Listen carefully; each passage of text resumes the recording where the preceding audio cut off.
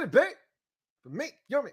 Louie Tee, welcome to day number 2 of the 2022 NFL Draft coverage here on the Louie Tee Network. Of course, I'm your set man, Louie Tee. Thank you for joining me.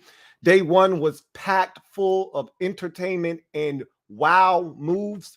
We've seen receivers get traded. We've seen teams trade all the way up from 32 to 12. We've seen teams trade back from 11 to 16. You had the teams like the Chiefs coming up from 29 to 21, and altogether teams moving out of the first round, like Tampa Bay, for instance. So many things transpired in day number 1. So many good football players left here in day number 2. I'm going to go ahead and pull up the draft so that we can have that in front of us and see what takes place today. But the Buccaneers are on the clock. All right, to get us started, remember they traded out of the first round and with the Jacksonville Jaguars. So we are officially into day number 2 as the Buccaneers are going to be on the clock. Today is going to be, they're going to start bringing out randos to make picks, and it's going to be a little bit extra. You're going to get, people doing the whole long diatribes and speeches. I don't really care for all of that extra stuff. Just give me the picks. But a lot of good football players still left to not hear their name called, last night. And so the only one quarterback in day number 1, which, that's fitting because we talked about how this wasn't the greatest draft class of quarterbacks. And somehow, we managed to get to the end of the process, and there were 4 quarterbacks going in the first round. I can't speak for you guys. I know in my mock draft, I had like 4 quarterbacks going in the first round because, teams tend to value quarterbacks, and even if they're not as good, you still reach to grab one. Teams, I thought, really showed a lot of patience and exhibited a lot of I think good drafting. Don't overreach for a player that doesn't warrant that selection, especially at the most important position. It'll set you back if you spend a first round pick on a quarterback that isn't worthy of a first round pick. I'm speaking from experience as a fan, watching my team select a quarterback that wasn't worthy of a first round pick and how it really impacted our organization. So you have to get these things right. And only Kenny Pickett, the guy that we went into the process saying was probably the lone first round pick, ended up being the lone first round pick. It's funny, we pushed him down and he was all of a sudden an afterthought, and he still only ends up being the only one picked at the quarterback position. So that means we talked about 6 quarterbacks that we thought had a chance to be an impact player potentially in this league, in this draft class. And I think only 1 or 2 of them may actually survive when it's all said and done. We still have 5 of those guys on the board. Matt Corral, Malik Willis, Desmond Ridder, Sam Howell, and Carson Strong. And I think you may have 3, maybe even upwards of 4 of those guys hear their names called in round 2. I think all 5 of those guys hear their names called in day number 2. I think Carson Strong is more of a 3rd round pick. I said that when the process first started. And I think the other guys are probably going to hear their names called here in round number 2. So a lot of intrigue surrounding that. You still have some receivers that are out there. George Pickens didn't go in the first round. Didn't think he should have gone in the first round. Same with Christian Watson. He's still available. Then you're going to get into those second-tier receivers, those, real second-tier receivers, the Khalil Shakors from Boise State, the Sky Moores from Western Michigan, guys like that are going to fill up the second round as well. We haven't really seen a ton of safeties go in the draft quite yet. Only 2 in Daxton Hill, who I think is really a bona fide corner, but Daxton Hill went, and so did, of course, Kyle Hamilton. But you're going to see some safeties come off the board. Jaquan Brisker, Louis Tee, actually 3 safeties, sorry. Louis Tee was the very last pick of the first round to the Minnesota Vikings. So I think you'll see some safeties come off the board. We haven't seen the running back position touched at all. Same can be said for the tight end position. I think you may see 1 or 2 tight ends potentially go in the first round or the second round, excuse me. But I think where the real value is in this day number 2 for the tight ends, it really is in the 3rd round. I think you're going to start seeing these tight ends come off the board like hotcakes in the 3rd and then into the 4th round of this draft. Also, the running back position, really intriguing. 2 guys that I thought had not first round talent. I wasn't overly impressed with either one of them in terms of the first round, but I felt like these were guys that were fringe first rounders they're going to hear their name called at some point in round number 2. What the hell are we doing here now? I mean, we got a guy that's, strapped up. I guess he's trying to escape, or what are we doing? I mean, whatever. I guess you got to entertain the people that are there. I guess that's what this is. Okay. So yeah, I mean, there's tons of, value guys left, tons of positions that really haven't been touched. A lot of corners that are out there that are going to be picked here in day number 2. A lot, linebacker is another position that we're going to see quite a few of come off the board. So a lot of good football players are still left to hear their name called. So with that said, what a first day it was. I'm looking forward to day number 2. If you're a Washington fan out there, we've got so much to talk about. I got some Liptons for y'all. Some nice cold Liptons. I don't know, maybe you're a tea drinker and you want it hot, but I'm a cold Lipton sipper. So I got some Liptons for y'all. I got some draft intel for you, if you will, straight from the Washington Commanders war room. Got a source in there from I got a third-hand source, so a source that knows the source that hit my line and gave me some awesome insight as to what the thought process was for Washington in the first round. And I'm going to give you guys that a little bit later on in the show. So stick around for that. But we're going to see how this board falls in round number, 2. And you see Santana Moss on the stage right now. Buccaneers are officially on the clock to get day number 2 kicked off. And we'll see what they decide to do. And that'll kick off this second day and the second round. And then we'll start to see how the board falls. You can start to, see teams start maneuvering. I think we're going to see some trades again today. I mean, especially in round number 2, where you start to see these talented football players fall down the board and you're like, man, I can get this guy. I had, a fringe first round grade on him. Here he is still sitting there, at 48, 49, 50. You're going to see some teams moving around the draft board. I really sincerely believe that. So, of course, I've got my wine. Y'all in trouble tonight because I've got red wine, and it's no white wine tonight. It's all red wine, and I got the strong stuff tonight. So, Lord have mercy, help us all tonight. It could get a little wacky and zany tonight. I'm gonna try to keep things under wraps tonight because I don't want to get outside of the parameters of what we're supposed to be doing here. So I'm gonna try to behave myself. You guys do the same.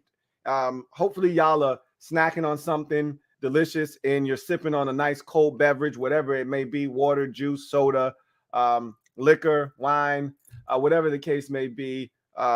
Or you just chilling. You already ate. You just cooling out, watching the draft and kicking it here. It's a party, y'all. I just want everybody to have a good time. So with that said, let's get the festivities kicked off. We'll get to some comments here and see what you guys are talking about as we enter into day number 2.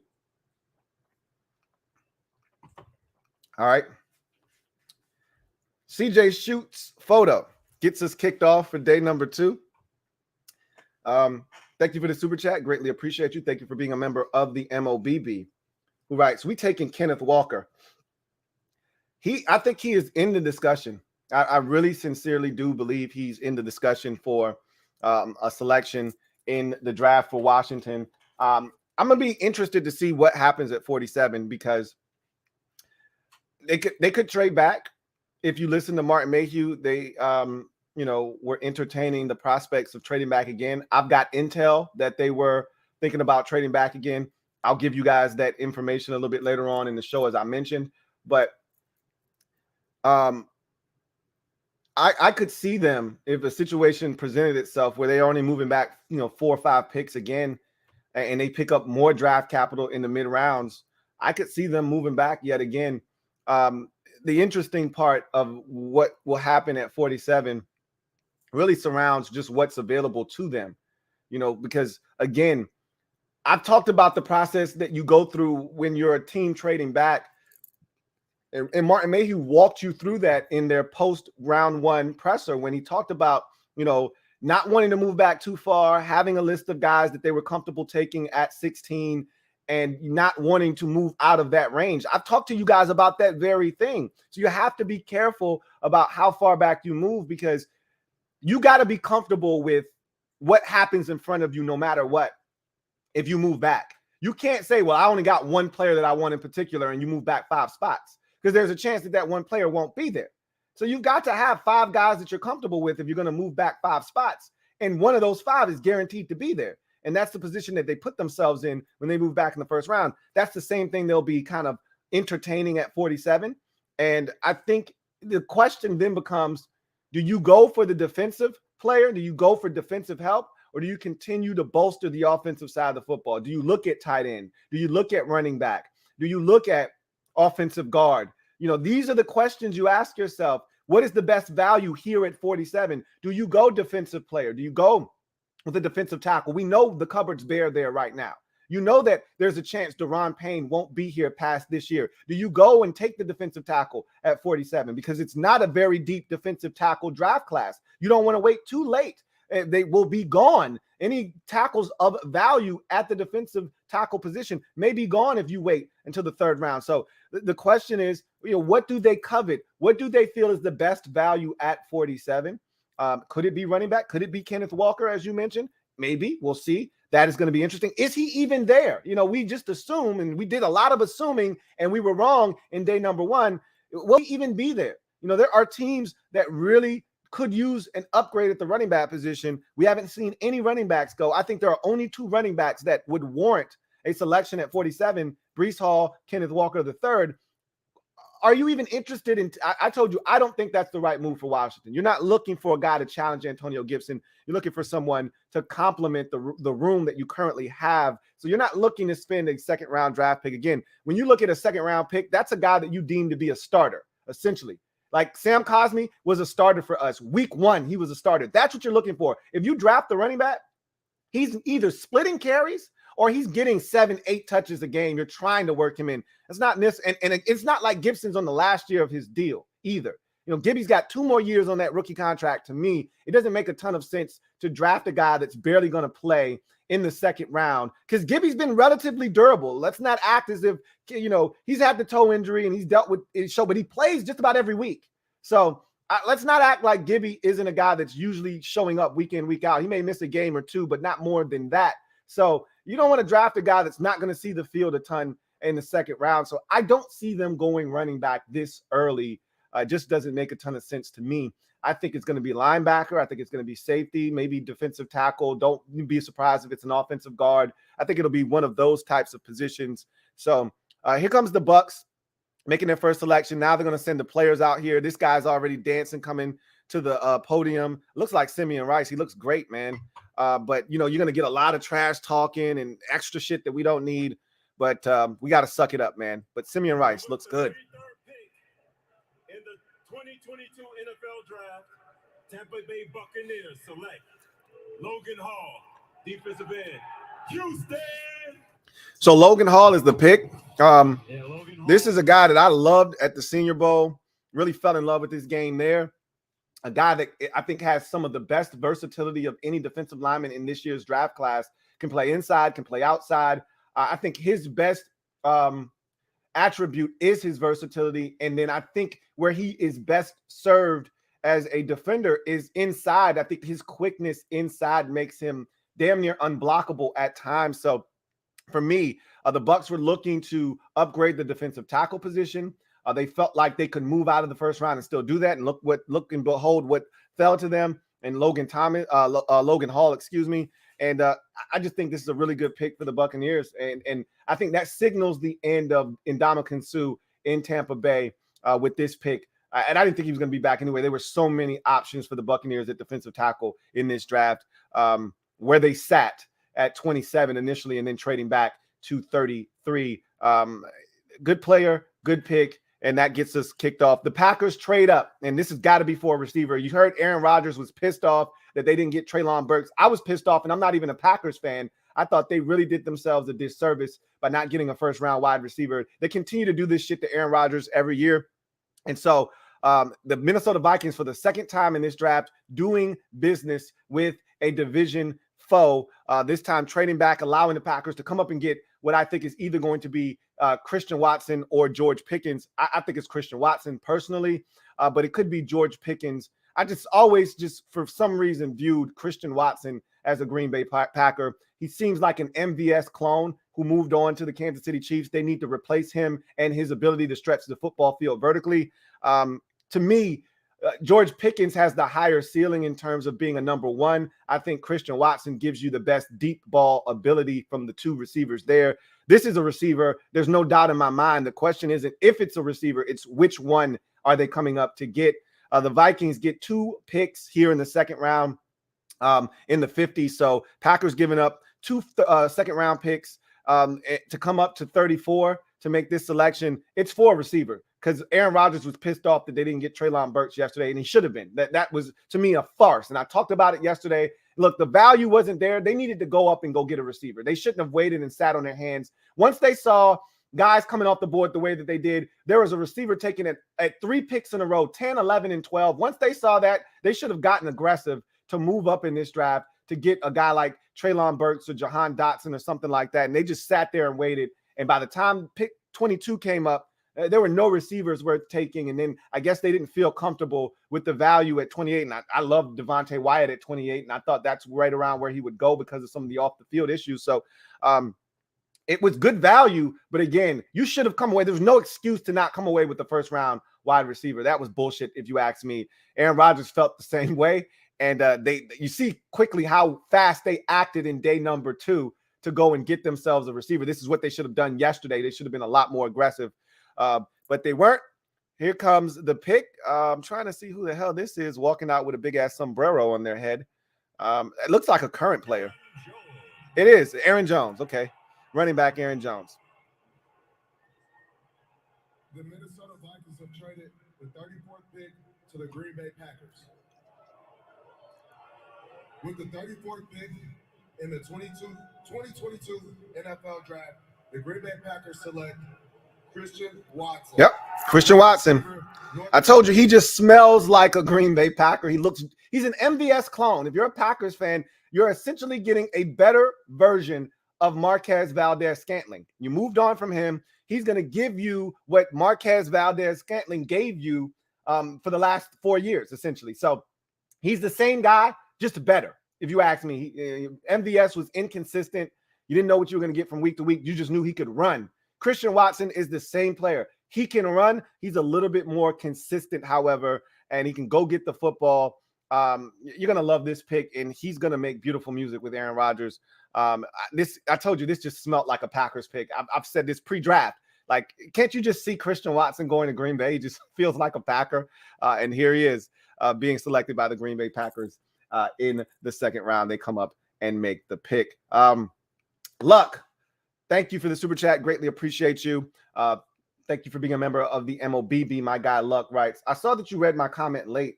I was saying J-Dot was a diehard Cowboys fan. Should I find his parking spot or give him a chance?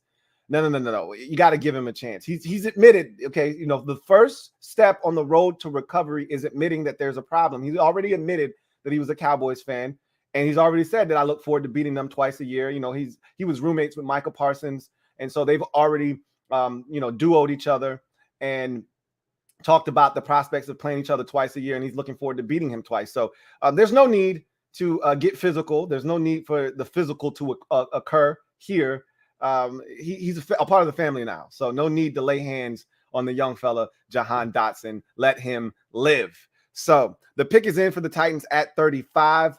I think this is a quarterback, man. I truly do think this is a pick that the Titans look to upgrade the quarterback position. And again, they got Ryan Tannehill. That's cool. They traded away A.J. Brown. I wouldn't be shocked if they doubled down on the receiver position. Their receiver position stinks, if you ask me.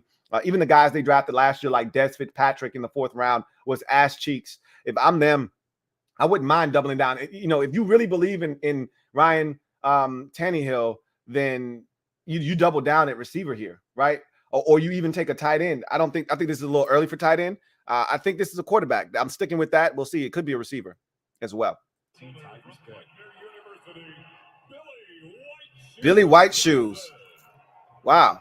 And he got on white shoes too. I think he did that on purpose. He doing the dance. There it is. He looked good, man. With the 35th pick in the 2022 NFL draft, the Tennessee Titans select Mcquarrie, defensive back, Auburn University. They took a cornerback, Roger Mcquarrie. I love this kid. You guys know my affinity for Roger Mcquarrie. I told you he's one of those dogs in this draft that you just see. He was probably told he wasn't big enough, wasn't fast enough, when he was in high school, got to college, people overlooked him, and he just plays with a chip on his shoulder that is the size of Mount Rushmore. He's in your face, deleting the airspace. He's running with these SEC receivers that are taller, faster, stronger than him, and he doesn't give a shit. He's right in the hip pocket, disrupting things. I love Roger Mcquarrie a ton, and I think he's going to be an excellent NFL corner. I don't know if he's going to kick inside or stay outside or not. Either way, I like his feistiness inside. I told you I liken him to a Mike Hilton type of corner that can do so many different things from the slot. Some of my favorite corners in the league are slot corners. I love Moore from the Indianapolis Colts. I love Mike Hilton from the Cincinnati Bengals. I wanted Mike Hilton, if you recall, in free agency last year for the Washington Commanders. So Roger Mcquarrie strikes me as one of those types of players. Love his game. Love what he'll bring to the table for the Tennessee Titans. And remember, they had issues at the cornerback position with the injuries that they had at the position and not getting anything really out of Caleb Farley in his rookie season. They need some help at cornerback. Roger Mcquarrie is going to deliver that right away for the Tennessee Titans. So the great Watubi, thank you for the super chat. Greatly appreciate you. Thank you for being a member of the MOBB. Right. So we got a trade. We have a trade. Jets are now trading this pick. It looks like 36. No, they traded up to 36.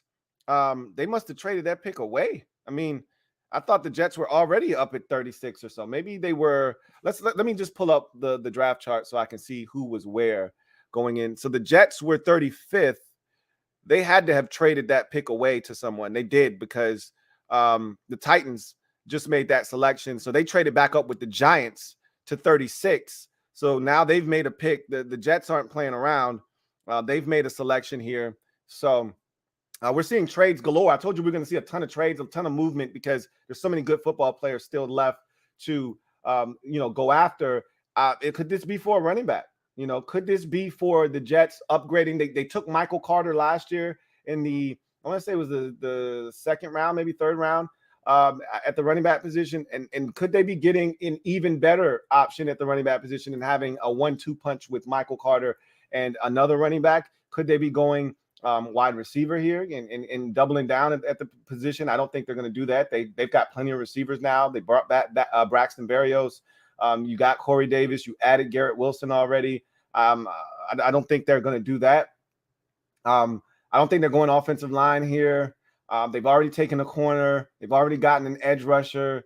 Could they be going linebacker? Nakobe Dean is still available, and I think that's a position that they could look to address as well. I mean, there's a lot of options. They go safety. They lost Marcus May. They did get a safety already in free agency from Tampa Bay, but what's better than one? As the Ravens showed us, what's better than one safety? Two safeties. So clearly the Jets identified a player here that they love.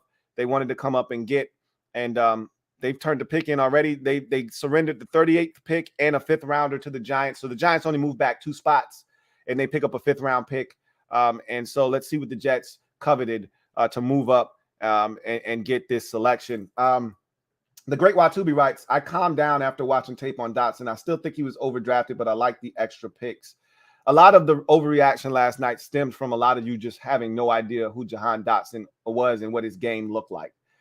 You can claim he's overdrafted. I think overdrafted is a media made up thing. You know how certain things in life are man-made. I think that's a man-made thing. We made up overdrafting and not getting value at a certain position. Who gives a shit about value when you get good football players? Where you take a guy, we don't talk about that 3 years after the draft. We only talk about that in the moment. So I think when you get into overdrafting is when you take a guy somewhere where you don't have to take him and you could have gotten him a little bit later on. You don't take Jahan Dotson at 16. You don't get him at 47. And that's essentially when I look at overdrafting, and when you reach for someone, you take a guy like, for instance, Mike Mayock's problem in Vegas was he overdrafted guys that he could have sat back instead of drafting Tanner Mays in the third round, or Tanner Muse, excuse me, in the third round. He could have waited and gotten Tanner Muse in the fifth round. And that's when I think you reached where you could still get a guy later. You weren't getting Jahan Dotson if you waited. The pick is in. Darrelle Revis is going to make the selection for the New York Jets at 36. There we go with the pointing again. The New York Giants have traded the 36th pick to the New York Jets. With the 36th pick in the 2022 NFL Draft, the New York Jets select Breece Hall. There it is. Running back. They came up to get Breece Hall, running back from Iowa State. I had a feeling that this was a running back because they have Zach Wilson and they're trying to surround him with as much talent, take some of that pressure off of him. Breece Hall is the best running back in this draft class, if you ask me. I don't expect him or Kenneth Walker to be there at 47. I just think they're too good of football players. I think a lot of people saw the impact of a Jonathan Taylor and what he did as a running back that was taken right in this same spot by the Indianapolis Colts. And they see Breece Hall as a potential guy that could do that. I think Kenneth Walker is another one of those guys that has that kind of ability. I love Breece Hall's patience. I love his vision. I love his speed and his acceleration. So, and he can catch the football out of the backfield. I mean, if he would have went in the first round, I wouldn't have had any problems with that. But I didn't think that teams valued the running back position enough this year. And so I didn't think he would go in the first round. But, right 4 picks into the second round, Jets trade up to get their hands on Breece Hall. So that's a really good pick for the New York Jets. I think the Jets are killing the draft right now. I think Joe Douglas and his group are absolutely killing the draft right now, if you ask me. Great Watubi, thank you for the super chat, and thank you for coming back and correcting a righting a wrong from last night, because a lot of you were definitely out of pocket last night. And a lot of it, like I said last night, it stemmed from ignorance, just not knowing. And I don't feel like he was overdrafted, and here's why. And I just explained to you what the definition of overdrafted is for me. When you reach, you go and you take a guy that you could have gotten if you would have just waited. Say the pick for the Texans is in. This looks like Jonathan Joseph. I'm going to make this pick. Like seeing these guys and what they look like as their careers are over. On the clock and they just made their pick. But here's Jonathan Joseph pick in the 2022 NFL Draft. The Houston Texans select Jalen Petrie, DB from Baylor. All right, Jalen Petrie, safety. I told you they lost their safety last in this offseason to the Kansas City Chiefs. And so Jalen Petrie is now gone. I didn't think he would be there very long. I thought there was a chance he could get there, but look, the talent is undeniable here. And yeah, beauty's in the eye of the beholder. Clearly the Texans covet what this guy brings to the table. I think he's going to be a fantastic NFL safety. He's physical. He has a nose for the football. Good athlete, just brings a lot of traits that win at the NFL level. They lost Justin Reed in the offseason to the Chiefs in free agency. This makes a ton of sense there. Jalen Petrie, not available. A lot of Washington fans thought he would be there at 47, and I thought there was a chance. And you never can be sure with these things, but I knew that he was so talented that there was a chance he wouldn't be there, and clearly he's gone 5 picks into the second round. So, I only feel like you overdraft, you reach when you take a guy maybe a round or 2 earlier than you should have. Washington wasn't going to be able to double back and get Jahan Dotson. Period. End of discussion. You either took him at 16 or you weren't going to get him or a player of his caliber in this draft. So I don't think they reached. I don't think they were too early. 5 receivers had already been taken or 4 receivers had already been taken. He was the 5th, if I'm not mistaken. The pick is in for the Atlanta Falcons. Drake London had already gone. Garrett Wilson had already gone. Olave had already gone. And Jamison Williams had already gone. You keep waiting, and you were going to mess around and not get a receiver of his caliber. So I had no problems with what they did and how they did it either. And I do think, like you said, the extra draft picks also icing on the cake for me. Some of y'all out here sipping and drinking and eating. 1-6 Devil Doc says pizza and Coke again tonight. Awesome. Sean Mack says pizza and Fago. So a lot of pizza tonight, man. Pac-Man D3 says, I got my cherry flavored water and Cheez-Its ready. Cherry flavored water. Ha ha ha ha ha. Very funny. And that sounds like a terrible combination, by the way. Nick Caps, thank you for the super chat. Greatly appreciate you. My guy, Nick Caps, thank you. Writes, we need the white tank and the Mad Dog 2020 grape tonight. Wash your face and hit the like button. Mad Dog 2020, man. A lot of y'all are some straight stone cold alcoholics bringing up Mad Dog 2020. Ugh. And you definitely not getting the white tank, okay? And grape at that. Yuck. Anyway, I digress. Let's get to the next comment. And look like we have a birthday. My man Sean Mack says, happy birthday at John Craig. So happy birthday, John Craig. You became a member of the MOBB, which means you got a family here. Happy born day. Everybody send some birthday love and born day love to John Craig. Happy born day, John. Hopefully you're having a fantastic day.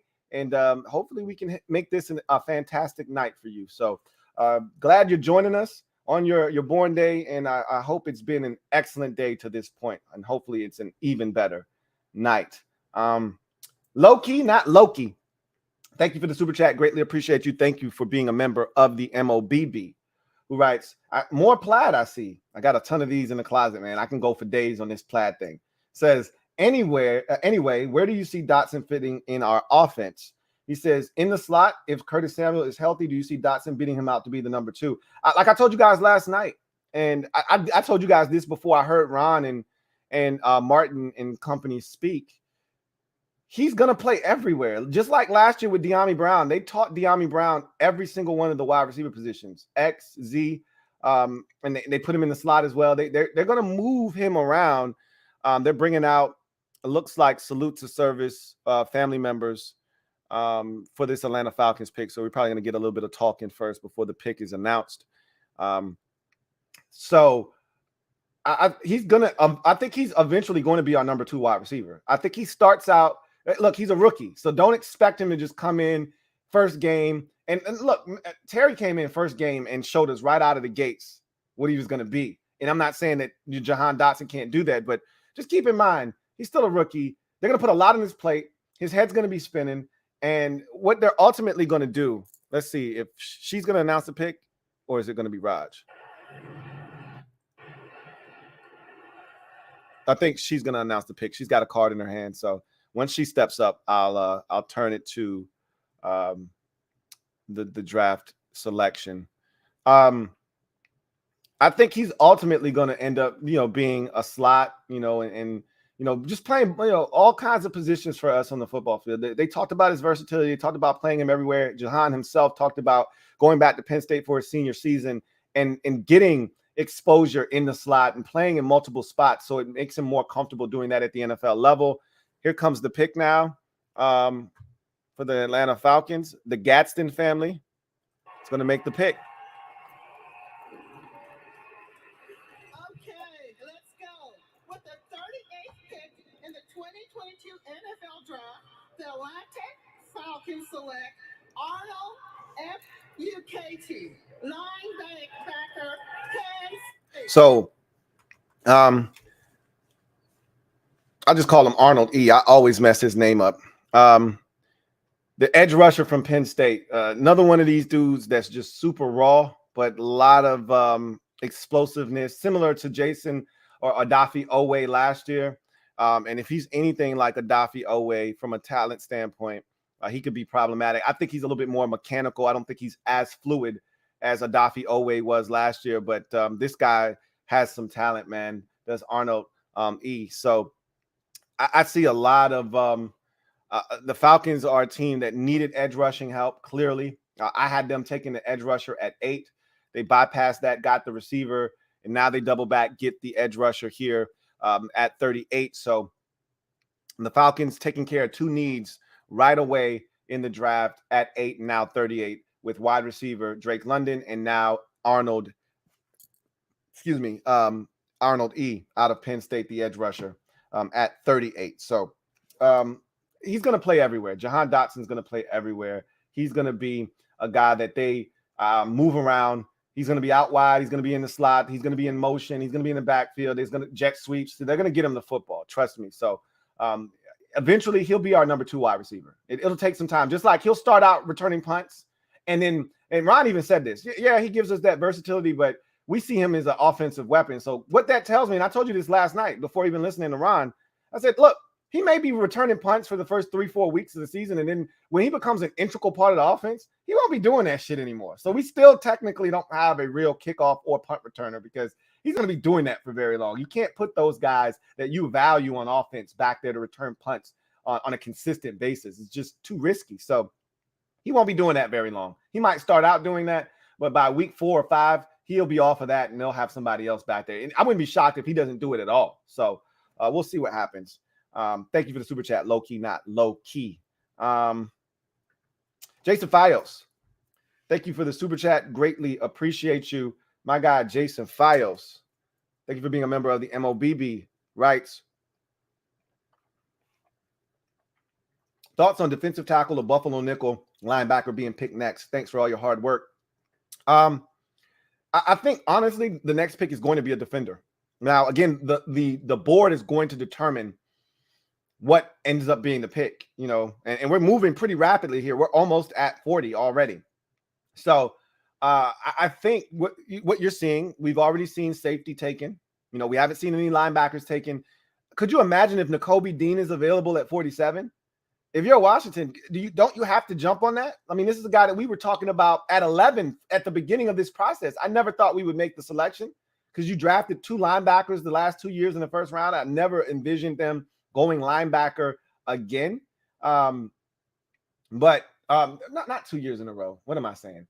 You drafted a linebacker last year. I couldn't see us going linebacker 2 years in a row is what I meant to say. But now you sit here at 47, and I don't think he's going to make it. Clearly there's still 8 picks before we're on the clock. I can't see a situation in which Nakobe Dean isn't taken. One of these teams here is going to make that selection, but I mean, it's amazing. I look at a guy like Christian Harris out of Alabama. There's a chance. You got 8 picks left, and Nakobe Dean is still available. Christian Harris is still available. These are talented linebackers. Folks, like, I could see linebacker being a selection. Defensive tackle, like I said, it's not a deep group. So they could go in that direction. I really think the pick here is linebacker or I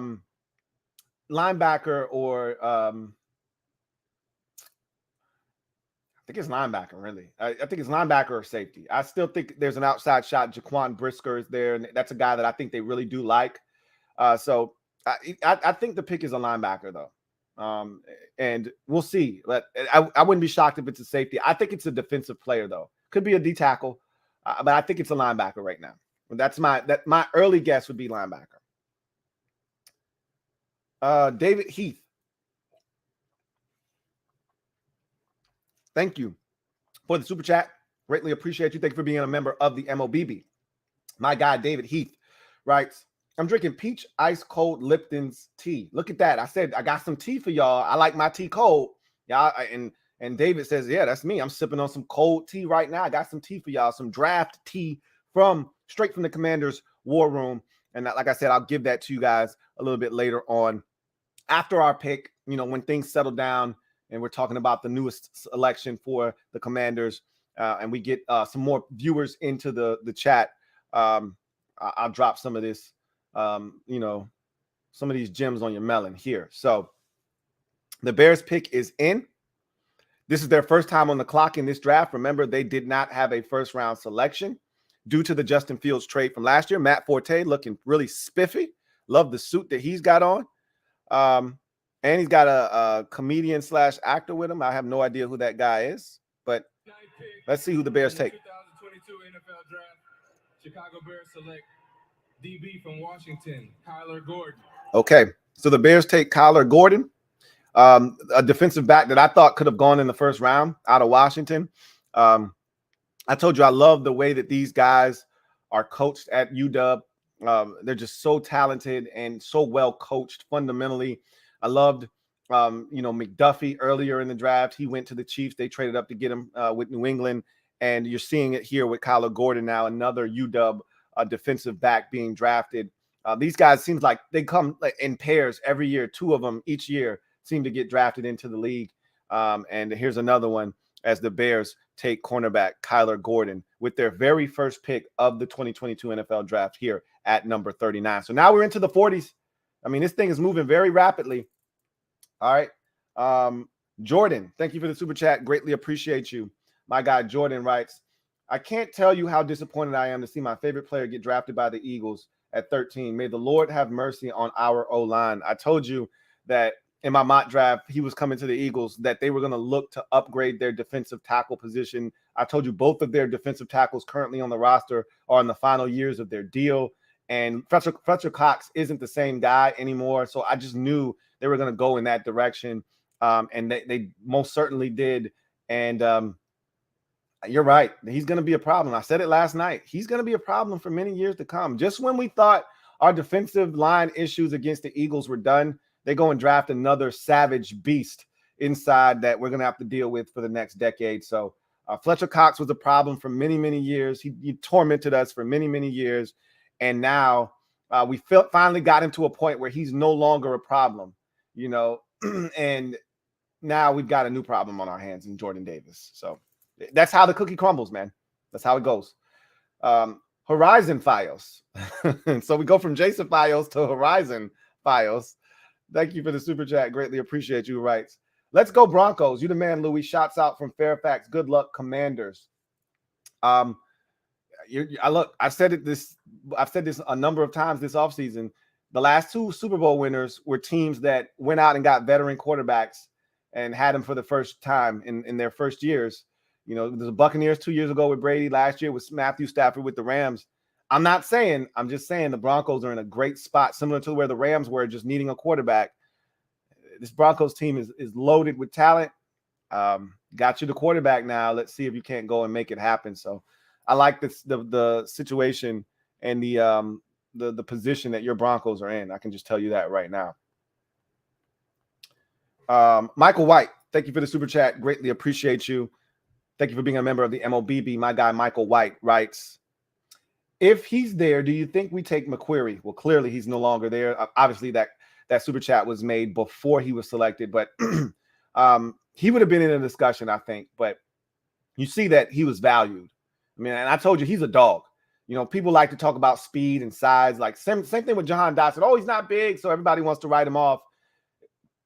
That doesn't mean a damn thing. In all of the sports, size matters less probably in baseball than any other sport. You can be 5'8" and be a dominant baseball player like Jose Altuve.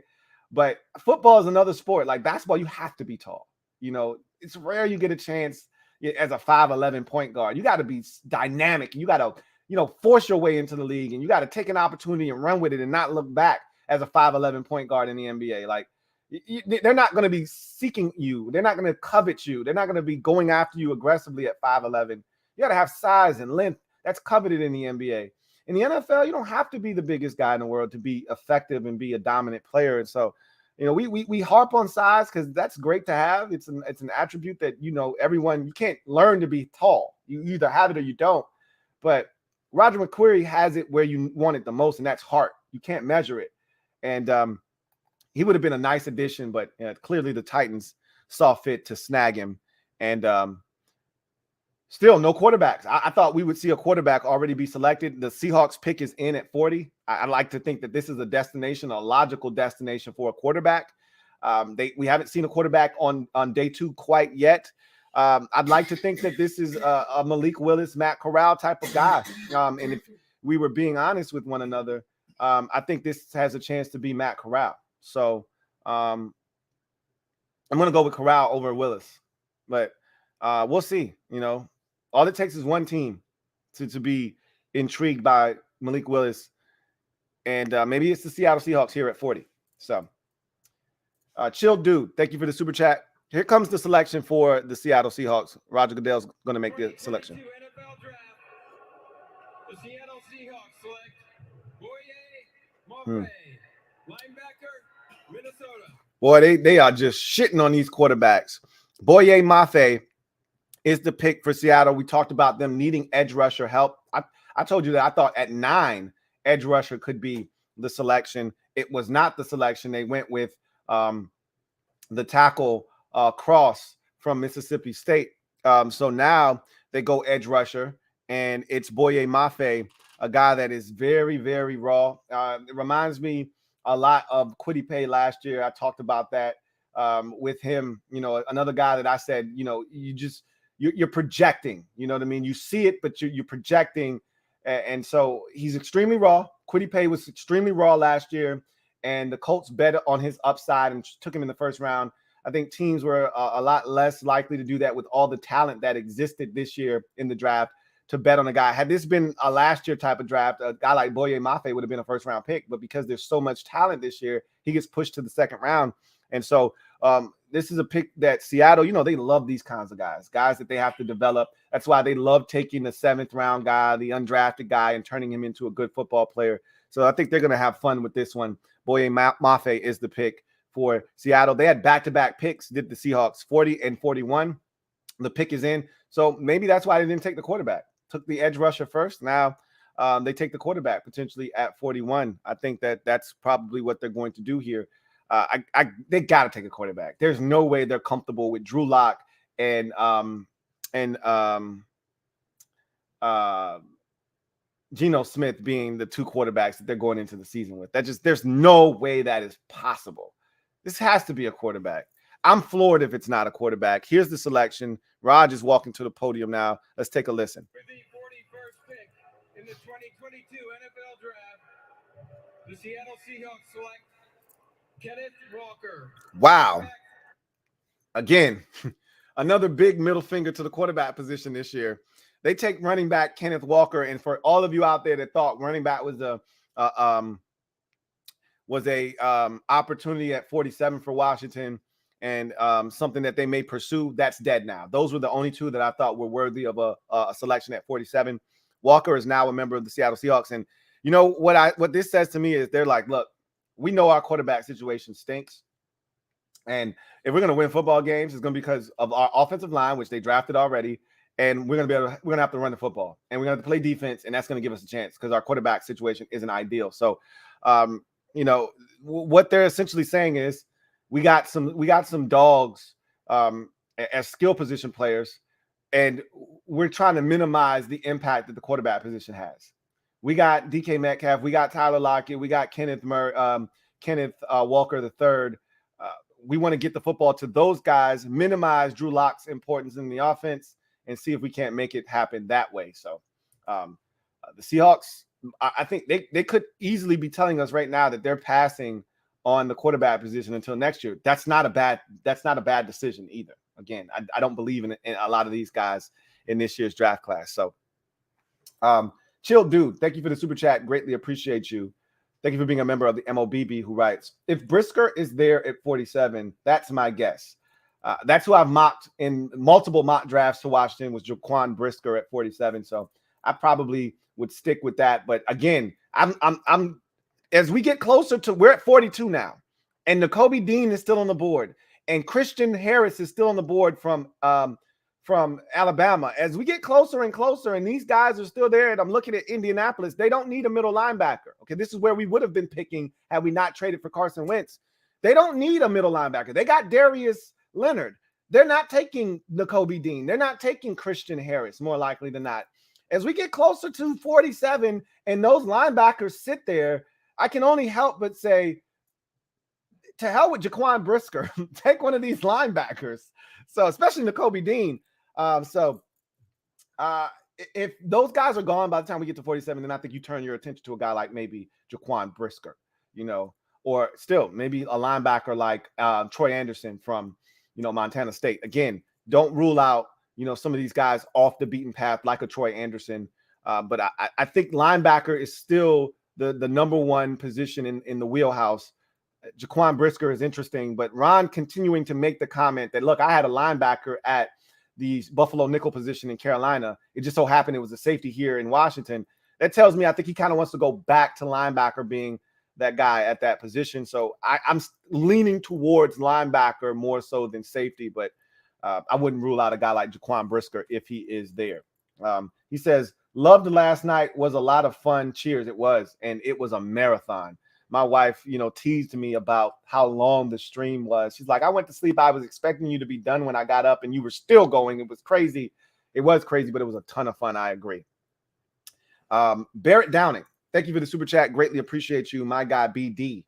Thank you for being a member of the MOBB. Right. Still working, but I'm hitting that like, Lou. I appreciate you, BD, man.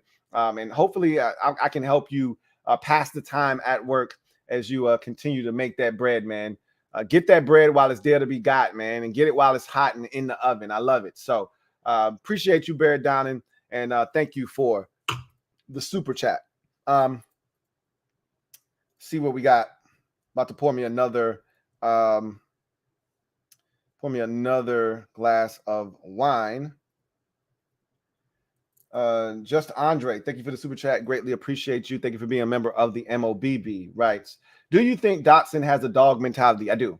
Vikings pick is in. So the Vikings traded up to 42 with the Indianapolis Colts. So the Colts moved back, pick up more draft capital. Remember, the Vikings have been moving back like crazy. They moved back from 12 to 32. Then they moved back from 30, I think it was 34 with the Packers, back to 40 something, 50 something. Now they're up to 42. I told you their GM, I think Cam is his initials. Their GM is a Moneyball guy. So he's gonna play around with the draft board. He's gonna, acquire a ton of picks, and then he's gonna make moves around the board as he sees fit.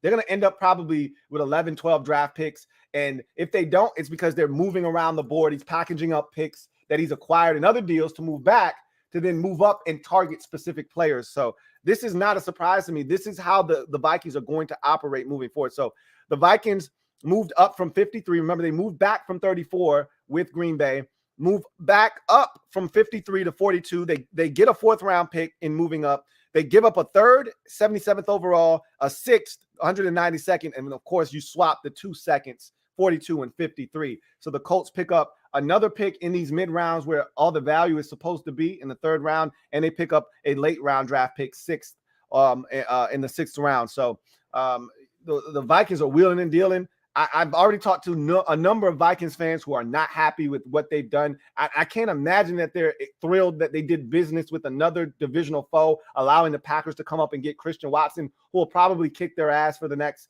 5 to 6 years. I can't imagine that they're thrilled by that. But what their GM is trying to do is just continue to stockpile picks and give them options to move around the draft board as they see fit. Clearly, they identified a player that they want here at 42. If I had to guess, they've already taken care of the safety position. Let's see what this could be. I think this is a linebacker, folks. You trade up here. Nakobe Dean is falling down the draft board. I keep talking about him. You're getting old. I talked about this yesterday with the Vikings at 32 when I thought Nakobe Dean could be an option. You're getting old at linebacker. I think this is Nakobe Dean, guys. Let's see what the pick is. The Vikings clearly wanted this player. They traded up from 53 to get him. Let's see who it is.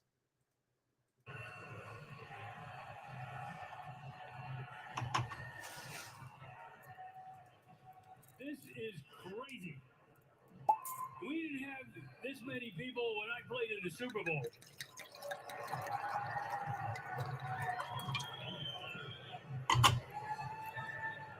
Hey, I gotta tell you, finding a Viking purple sport coat is not easy. We got an old timer here that wants to talk. Doesn't get out much. He's about to talk us to death. He ain't even looking at the card. He want to have a conversation. Oh hell! This is the danger of the second day of the draft right here. You get a dude that he ain't got shit to do, and he doesn't get asked to do this very often, so he's gonna take advantage of it. He got 15 minutes of fame, and he's gonna take advantage of it. I ain't mad at him, but I damn sure ain't glad at him. Can I please get the pick? Please get the selection. Called and told me, "Congratulations, son. You've been drafted by the Minnesota Vikings." Oh, but it's a new residency here in Vegas. They weren't on the. Oh my God. So we were moving at a rapid rate. All the time that we had gained from these picks happened quickly. He is slowly eating away at the time that we had gained, and it is evaporating right before our very eyes. There's the point. There's the point you get. You get the guy. You gotta get the point. It's mandatory that you get the point. Can we please get the pick, please? Super Bowls, and now 50 years later, here I am in front of all. Oh my God, Grandpa! Somebody come get your grandpa, please. Somebody come get Grandpa. Gramps is rambling again, incoherently. Somebody come get Gramps. Can we please get the pick, Grandpa? Please. I don't care about how many people were there in 1942 when you played in the Super Bowl. Can I please get the pick, Grandpa? So thank you. Thank you. They sent somebody to get his ass off the skate. Read the damn card. Jesus.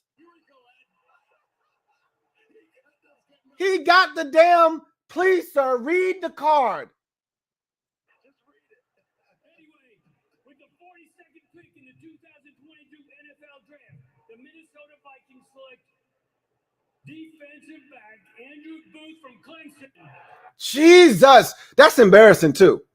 That they literally had to send one of their correspondents onto the stage and tell him, look, old man, read the damn card. Jesus, what is wrong with you? Unbelievable. Andrew Booth, corner from Clemson, is the pick. A guy that a lot of people thought had first-round talent. I talked about the injury concerns with him. That's what was going to push him out of the first round. That's exactly what happened. The Vikings seem like they draft corners almost every year in the first round. They're drafting another highly rated corner here in the second round in Andrew Booth. They need one of these guys to work out. They've been drafting corners for the last 3-4 years, and they just, for whatever reason, haven't worked out. This guy's dumb talented and would have been a first-round pick if not for some of the injury concerns that he's had throughout his career. So they're getting a highly athletically gifted corner with tremendous ball skills and length, and we'll see if he pans out for the Vikings. They need a guy to work. The Giants pick is in at 43. Let's see what the Giants do here. They've had a really successful draft to this point, taking a tackle and an edge rusher already. Oh boy, that's right. Here's Merritt. Love it, love Merritt. Hilarious. With the 43rd pick in the 2022 NFL Draft, the New York Football Giants select Wan'Dale Robinson, wide receiver from Kentucky. Wan'Dale Robinson, receiver from Kentucky. That to me spells the end of wide receiver Kadarius Toney in New York. That's what that says to me. They're going to trade his ass because they're the same player. Okay, this is the same exact player. You don't need duplicates here. You don't need carbon copies. Wan'Dale Robinson is, I think he's a little bit more physical than Kadarius Toney, but this is another one of those guys that's just a raw athlete. Get it to him and watch him work. That's how I felt about Kadarius Toney last year. Just get him the football. And let Kadarius Toney go to work. Same thing with Wan'Dale Robinson. Kadarius Toney is out here playing games, not showing up to these camps, and they can't get in contact with him, and they just sick of his shit. Honestly, this is a new regime, a new staff. They were anxious to work with him. He's not cooperating. That tells me they're about to ship his ass off. This Wan'Dale Robinson pick says, I don't have time for your shit, man. I'm going to just replace you and keep it pushing. So they get themselves a hell of a football player here. As a matter of fact, let me see where I had him ranked on my list of receivers. It had to be they making fun of Pops now with the lady that told him to read the card. I had Wan'Dale Robinson as my number 15th wide receiver on the board. But again, 15th because of his, skill set and how you would use him, but he could easily be one of the top receivers in this draft class because of his versatility. If you use him correctly, he's got an abundance of talent. But I digress. Just Andre asked, does he have a dog mentality? Yes, he does have a dog mentality. Dotson is the kind of guy you're looking for. Does everything the way you want him to do it. And we got a good football player. I told you that last night repeatedly when people kept talking about how disappointed they were in the pick. We got us a good football player. We got us a guy that's going to come in and help right away. That's why you take him in the first round. A lot of y'all want to trade back, get receiver. And no, because then you got to worry about, is this guy going to turn out to be De'Ami Brown? Is this guy going to turn out to be AGG or Josh Doxson? And again, I don't want to give up on De'Ami Brown, but I wasn't blown away by the pick last year of De'Ami Brown, because I told you I thought he was a one-trick pony. So this is a multifaceted, multi-layered wide receiver that can come in and do so many different things for us, and it's going to be a great compliment to Terry. The pick is in for the Houston Texans at 44. And they've already taken a corner and a guard, and they took a what did they take early in the second round? Jalen Petrie at the safety position. So I think that this pick for them is a wide receiver. I think they go wide receiver here. I think this is George Pickens. That's going to be my guess. I don't think they have the kind of linebacker play that they would prefer. So I could easily, and then you got Lovie Smith as your head coach. I could see this being a Nakobe Dean. I could see this being Christian Harris. Those are the three guys I'm going to go with. Nakobe Dean is first because you got a head coach in Lovie Smith that wants to turn this defense around, which is why you take Derek Stingley Jr. at number 3.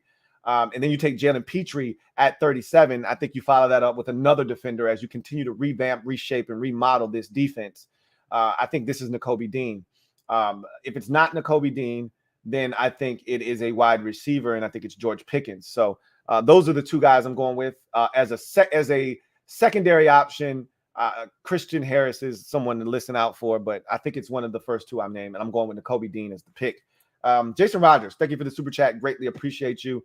My guy, Uncle Jay, writes, I heard the rant last night, Lou, and you have successfully talked me off the ledge, LOL. You mentioned strong wine, Capriccio, Sangria. If not, check it out. I will check it out. I will check that out. This wine right here that I'm sipping on now, this Carolina Red that I'm sipping on, is 12%. And once you get anywhere over 11, you're in the danger zone. You shouldn't be alone. That's the territory that you're in.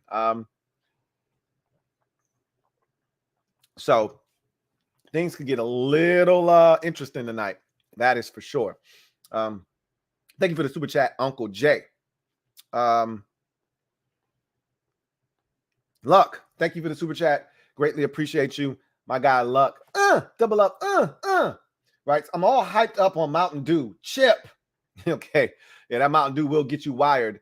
And just going back to my guy, Uncle Jay, I did rant. I'm going to chop that up, put it out there for the masses, because I did rant last night. It was a good one, too. It was needed. It was a needed rant because there was too many people, talking reckless last night. So I had to get on my soapbox last night, go off on a little tangent, go off on a little rant, and kind of reel some of y'all back in. So I'm glad I was able to affect some type of change. And if I only reach out to one of you, then it was a job well done.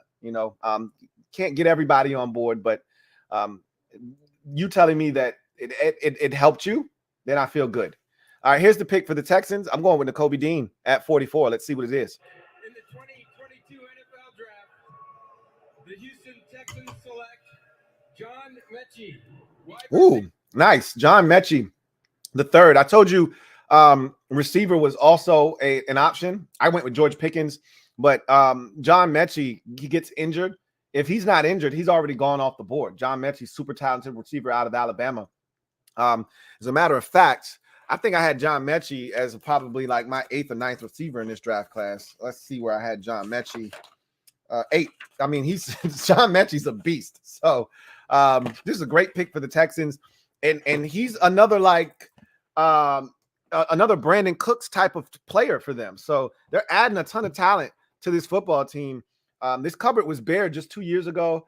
They've come in, added some talented football players in this draft, added some guys in free agency, and all of a sudden now you're looking at a team in the Texans that, give them a little bit of time and some opportunities to gel and mesh together. And if Davis Mills is the guy at the quarterback position, if they don't have to, go through the quarterback wilderness looking for a replacement for him in years to come, if he is the guy, look out for the Houston Texans to make a little bit of noise, man. The Texans traded up in front of the Ravens. That's why the Texans traded up to 44 to get John Mechie, because the Ravens, remember, they traded Hollywood Brown last night, and did not replace him. Remember, we talked about, they're going to replace him now. They traded, Hollywood Brown and traded with the Arizona Cardinals, and the Cardinals are out of the first round altogether. And we just assumed it was going to be a receiver, and it wasn't a wide receiver. So, I think they ended up taking a corner, if I'm not mistaken, last night. No, they took Tyler Linderbaum. That's who it was. It was Linderbaum. So I was shocked. Just like the Titans, when they traded A.J. Brown, I was like, okay, this got to be a receiver, and it was a receiver. They didn't take a receiver. So they probably were thinking, okay, we're going to get our hands on John Mechie. And the Texans was like, I don't know if you want John Mechie or not, but we're going to step in and grab him. So clearly the Ravens are in the mix for a receiver. If they're looking for a smaller receiver, then Sky Moore is available. If they're looking for a smaller receiver, you've got a guy like Khalil Shakir that's available. If you're looking for a bigger receiver, George Pickens is there still. So there are options for the Baltimore Ravens here at 45 if they want to go the route of wide receiver, which I think that's what they need to do. You don't want to keep pushing that ball down the road and end up, getting a guy that is subpar. So, we keep talking about depth, but, as these receivers come off the board, you're losing depth and you're losing quality of player too. So I expect this to be a wide receiver for the Baltimore Ravens. You got to give Lamar Jackson some more help. Luck on that Mountain Dew tip. Sean Mack, thank you for the super chat. Greatly appreciate you. My guy, Sean Mack, writes, New York Jets making the draft his bitch this year. I told you, man, Joe Douglas is killing the draft, man. I mean, they had a fantastic day one. They follow it up with a great trade up to get their hands on the best running back in the draft class in Breece Hall. They're absolutely 100% unequivocally killing and murdering this draft. I agree with you wholeheartedly, Sean Mack. So for me, the Jets right now are the winners of the 2022 NFL draft, but there's so much time left in this draft. We're only in day number 2, second round. So we'll see what happens. But right now, the early returns on some of the investments made, right now, the Jets are the winner for me. So we'll see what happens as the draft continues to move forward and what they continue to do in terms of adding more talent to their roster. Brian Cox. Stand up, Brian. You are officially now the newest member of the MOBB. Love the fact that you joined the squad. Looking forward to chopping it up with you. Here comes the pick for the Baltimore Ravens. I think this is not Nakobe Dean, excuse me. I think this is a wide receiver.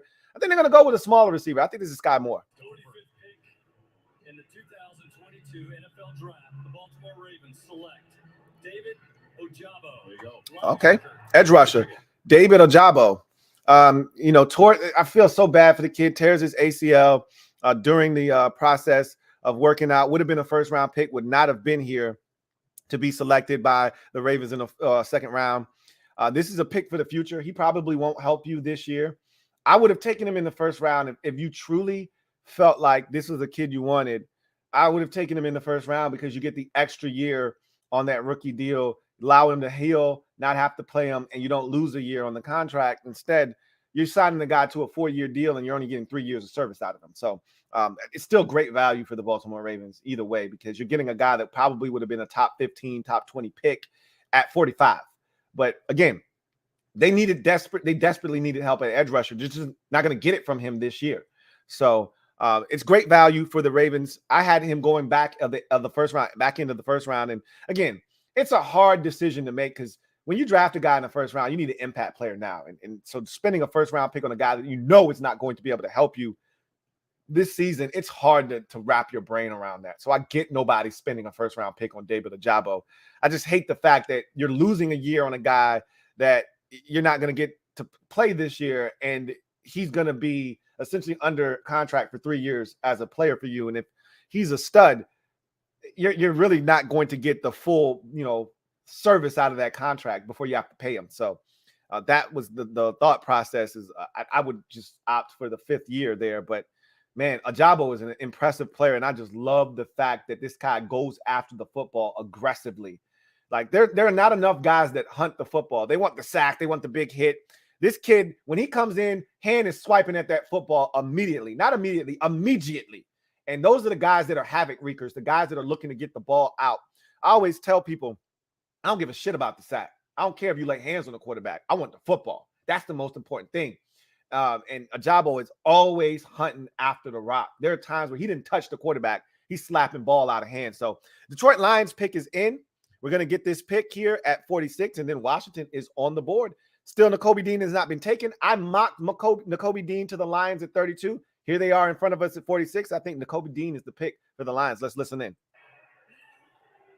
With the 46th pick in the 2022 NFL Draft, the Detroit Lions select Josh Pascal, defensive end. John Pascal, defensive end, Kentucky, is the pick for the Lions. How is this not Nakobe Dean if you're a Washington fan? And look, I don't want to keep pounding the table for Nakobe Dean. We don't take him, and then you get pissed off like you did last night. But for me, if I'm Washington, either you trade back and let somebody else come up and get Nakobe Dean if you don't value him here at 47, or you take him. Like, this is the perfect guy for the position that you've been trying to fill.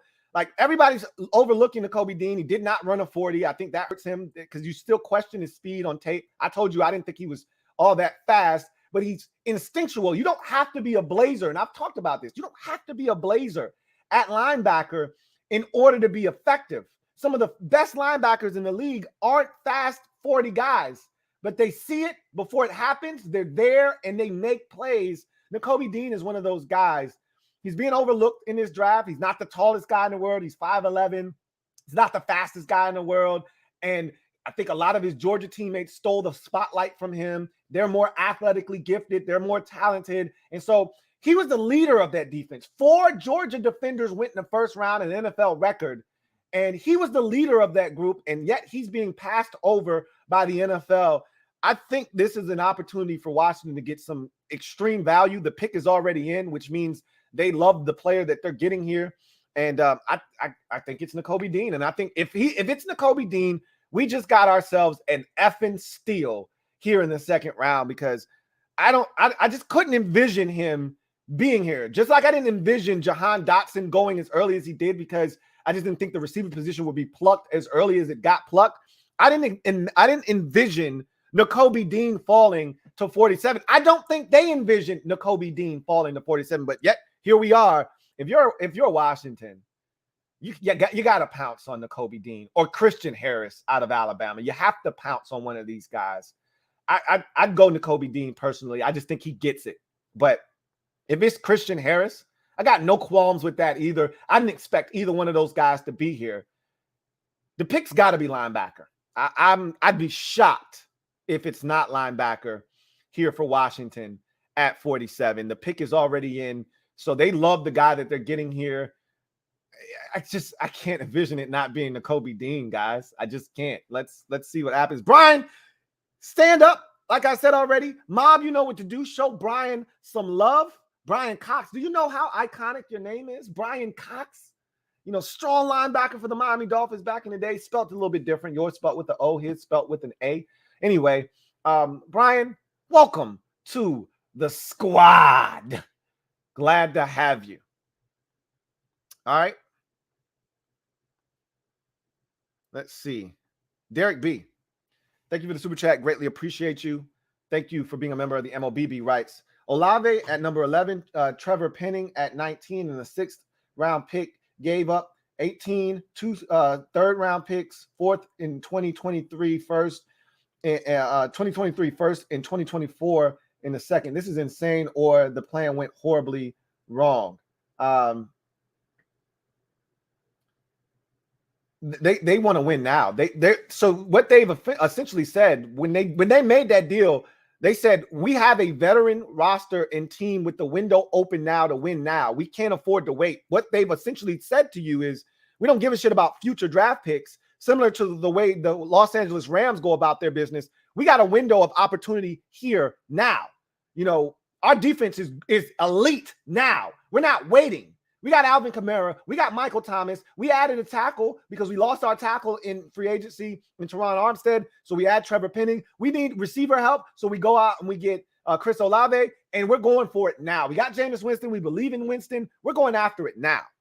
So to me, that's why the Saints have done what they've done. And effectively, we're high-fiving, we're shaking hands in the war room right now in Washington. So they're happy with the pick. And let's hear what it's going to be. Let's see who I think we're sending Santana Moss to the stage. I got to believe. I saw him in the Commanders Letterman jacket. So I'd like to believe that that's going to be the pick. Who's going to announce the pick? Plays for his college defensive coordinator, now with the Ravens. And Rich, I got to give you this one. You had a great line. You said Owe and Ajabo, the killer O's, but you missed an easy one. The Baltimore O's. It was right there for you. No, I know that. So we'll see what happens, Derek B. But what they're doing is they're mortgaging the future for now. And in this league, you never blame a team when they feel like the window's open for taking advantage of it. Here comes the Tana man to make the selection for the Commanders at 47. Let's take a listen. Commanders, I see y'all. Commanders, I see y'all. What's up, everybody? With the 47th pick of the 2022 draft, the Washington Commanders select Fadarian Mathis, tackle, Alabama. So they went defensive tackle. Alabama defensive lineman, are they going to have? They're going to lose a defensive tackle from Alabama, and more likely than not, in Deron Payne. I told you this is not a deep draft class at defensive tackle. It's not. So they felt the need to get their defensive tackle, and they got Fadarius Mathis. I would have gone linebacker here. I don't love this pick. I'm just going to be honest with you. Doesn't mean he's not going to be a good player for us. Another one of these dudes that stops the run, doesn't get to the quarterback at all. Just a do your job type of guy. This doesn't move the needle for me. But again, this is what happens when the position that you need. This was one of those, hey, we need a dude, and we can't afford to wait because in the third round there won't be any defensive tackles that we care about left. And we don't have the depth. I think this is one of those picks that happens because of the Carson Wentz trade.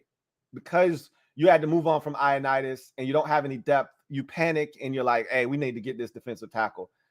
This this one is one of those Deron Payne type picks. Again, he's not a first round pick, so I'm not going to rant and rave about it. But I felt like we could use an upgrade at linebacker, right? You got linebackers sitting there. And in their mind, I'm going to tell you what they're thinking. Okay, I'm going to tell you what they're thinking. There's depth at the linebacker position. It's barely been touched, clearly. I'm talking about Nakobe Dean here at 48. Now that the Bears are on the board, he still hasn't been taken. Christian Harris, linebacker from Alabama, still hasn't been taken. There's still a plethora of options at linebacker, so they didn't feel the need to rush and get it. Whereas defensive tackle, as I mentioned already earlier on tonight's program, you don't get defensive tackle now, you're going to run out of options in the third round because there's just not a deep class of defensive tackles. And this still doesn't make me feel any better about the pick, though. We just got a guy, to me, inside. We got a replacement for Deron Payne. That's essentially, and so now I wouldn't be shocked if they did move Deron Payne because we have his replacement here in Fadarius. Oh shucks, I done forgot his damn name already. Fadarian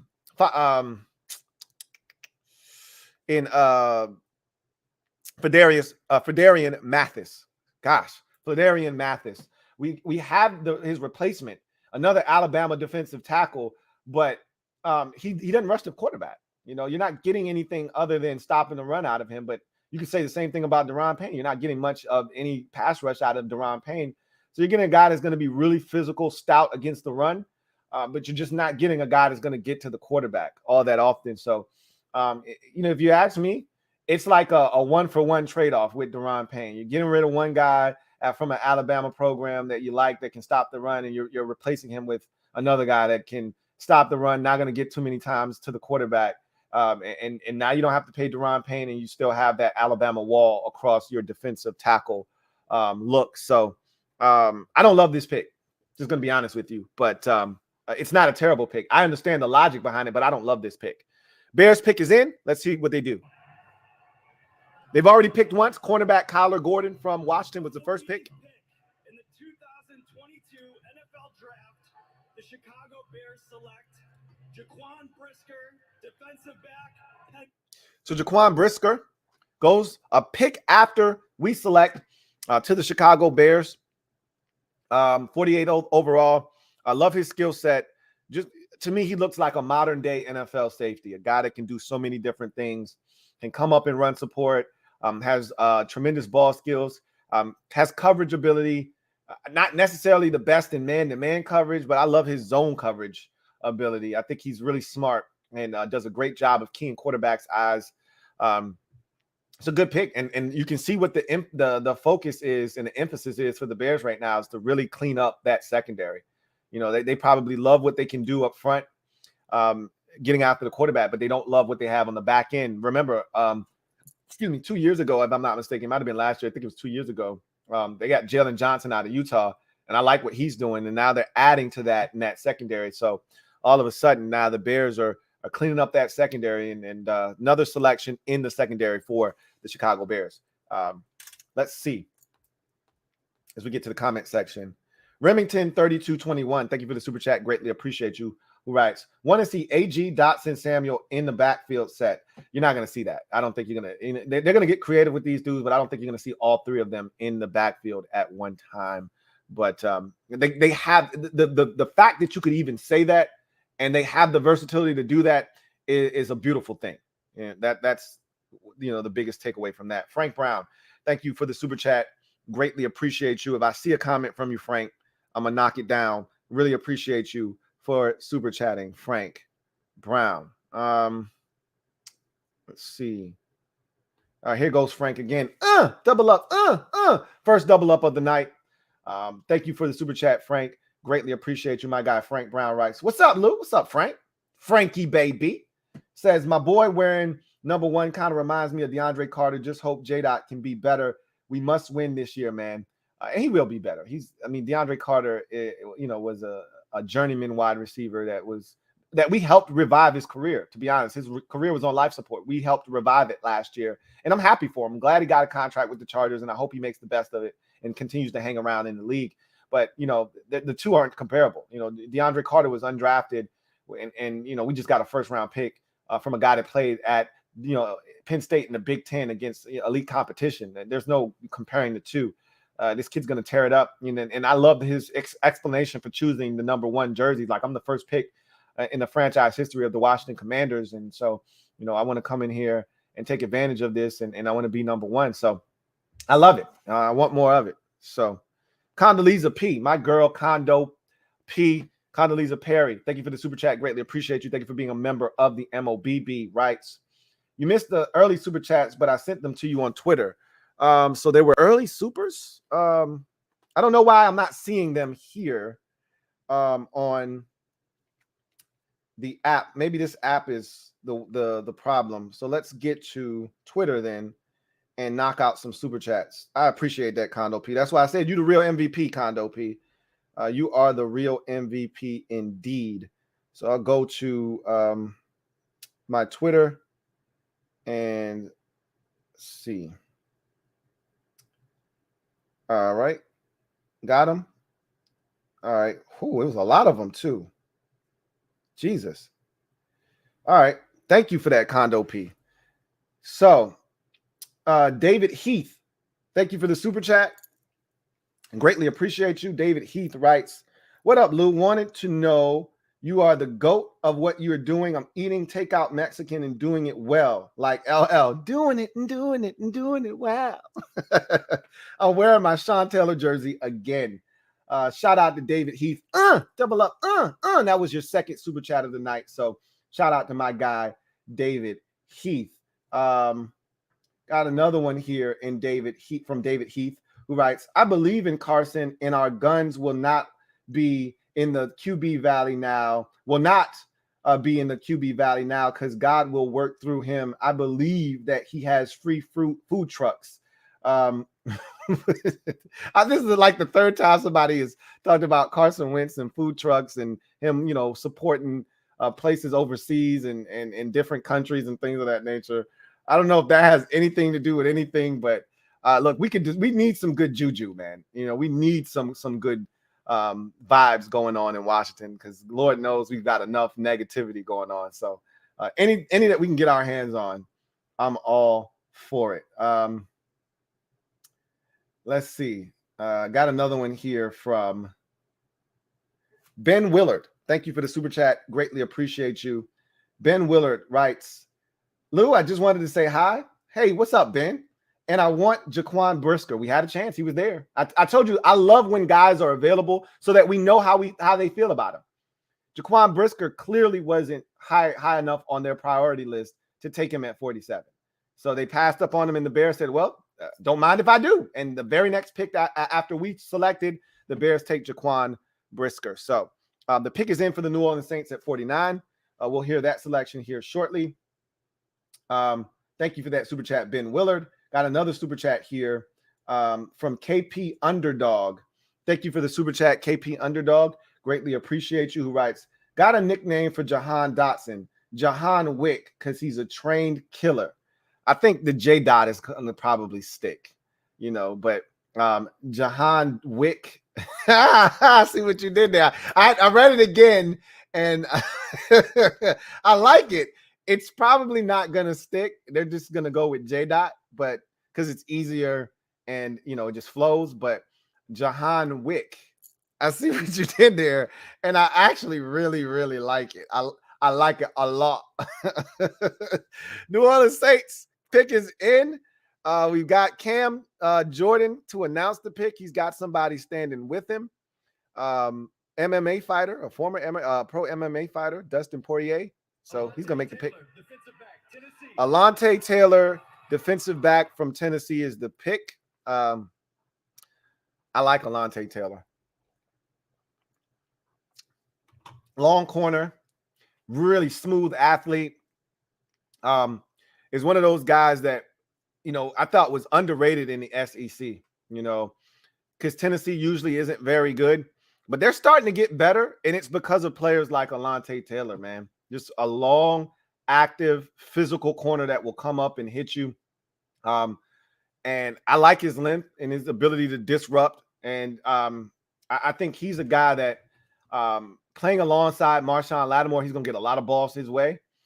He won't back down, though. He will stand up to that challenge. So I think this is a guy that the Saints, kind of identified as someone that could play across from Marshawn Lattimore, and we'll see if he can handle that responsibility, because he's gonna get a lot of balls playing across from a dog like Marshawn Lattimore. So, it's got some more super chats.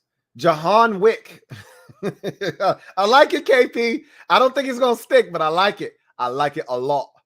Got another one here from Malachi Malik. Again, where are these super chats going? Why are they not showing up here? I don't understand. It's just crazy. So there may have been some validity to some of y'all talking about the super chats yesterday. For whatever reason, they're not showing up on my end. But you guys are super chatting. Some of them I did read, and you guys just, I don't know, for whatever reason, didn't hear me read it. But Malachi Malik, thank you for the super chat. Greatly appreciate you. Who writes, it's showtime, Lou. I want to pick a nice piece of fruit from the pea tree. See what I did there? I do see what you did there. He's long gone, but I do see what you did there. The Texans said, no, you will not eat from the pea tree. You will not pick a fruit from our pea tree. Got another one here from 16 Devil Doc. Say hi to the wife for me, 16 Devil Doc. Thank you for the super chat. Greatly appreciate you. Who writes, Lou, I'm from the LA, and I'll admit, I tapped out after 6 hours last night. I had to work early today and tomorrow. I'll try hanging the entire night. Look, man, don't ever apologize for going to sleep on a stream that lasts 8 hours because you have to go to work the next day. Look, this is my job, and I enjoy doing this. The Patriots just traded up with the Kansas City Chiefs, so it's like the two are kind of going back and forth. Yesterday, the Patriots allowed the Chiefs to come up from 29 to 21. Today, the Chiefs are returning the favor, moving back from 50 with the Patriots. Patriots come up. They identify a player that they like. I got to assume that this is Nakobe Dean, a linebacker, or Christian Harris, a linebacker.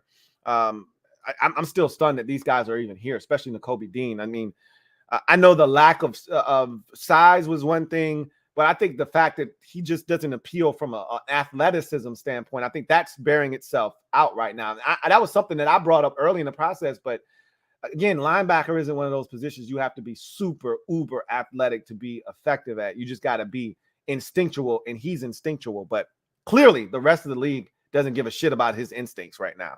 But the pick is in for the Patriots. They traded up to 50. We'll see what they do with the selection. 1-6 Devil Doc, don't apologize for going to sleep, man. Sleep is good. Sleep is great. Get it while you can.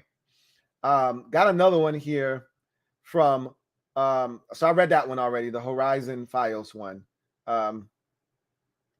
And you said, missed super chats from the live stream. You started with CJ Shoots photo. That was the first one that I saw. That was the first one that showed up on my screen. I'm going to go back just because I want to see if maybe I was tripping and I just missed it. No, that's the first one that showed up on my screen. So clearly missed those. I'm glad you were able to super chat those to me and allow me to read those. Thank you so much, Condo P. My God, I don't know what I would do without you, girl. So the Patriots move up to 50. The Chiefs move back 4 spots, pick up a 5th round pick in that trade. So not moving back too far and not picking up too much draft capital, but clearly the Patriots identified a player. And did you see the tweet from Micah Parsons just now that they put up on the screen? He said, it's crazy. I haven't heard Nakobe Dean's name called yet. I feel the same way. I'm shocked. I feel like this is Nakobe Dean here. The Patriots like, y'all don't want him. I'll take him. But it's just wild that this guy hasn't been selected yet. I thought Washington had an opportunity to take him. I'm not going to kill the pick of Fladarian Mathis, but I don't love the pick. I can tell you that much. All you did was replace Daron Payne with Daron Payne 2.0. And Payne's a much better athlete than Fladarian Mathis, by the way. So I don't love that pick at all. I'm pretty sure when I get down to your comments at that point, you guys will probably be killing that pick because you probably wanted Nakobe Dean like I did. And they passed up on that. Thank you once again for the super chat, Condo P, and screenshotting those, having the foresight to screenshot those super chats that I did not get to. Trevor Patch, thank you for the super chat. Greatly appreciate you, my guy, Trevor Patch. Thank you for being a member of the MOBB Rights. Lou, I finished all stages of my stages of grief. I'm pulling for Jelani Woods tonight. We need to get Brennan Armstrong safeties blanket for next year. You and this damn Brennan Armstrong, boy. When you've got a damn bone, you won't let it go. I'm glad you went through your stages of grief, not getting your hands on Jordan Davis. Prepare yourself maybe to not get Jelani Woods either. But here comes the pick for the Patriots. Let's listen in.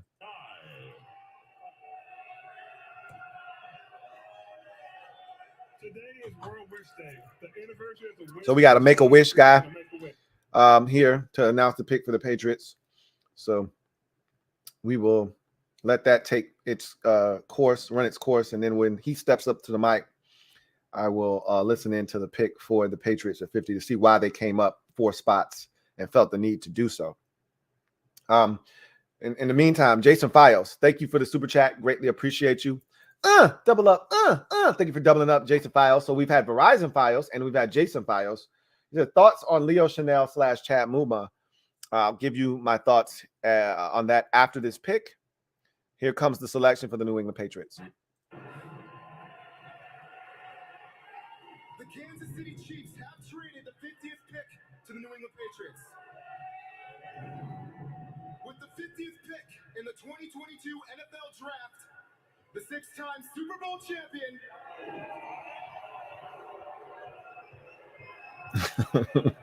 I like it.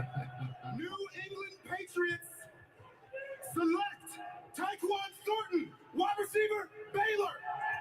Tyquan Thornton, wide receiver, Baylor. They are terrible at drafting receivers, so this makes a ton of sense.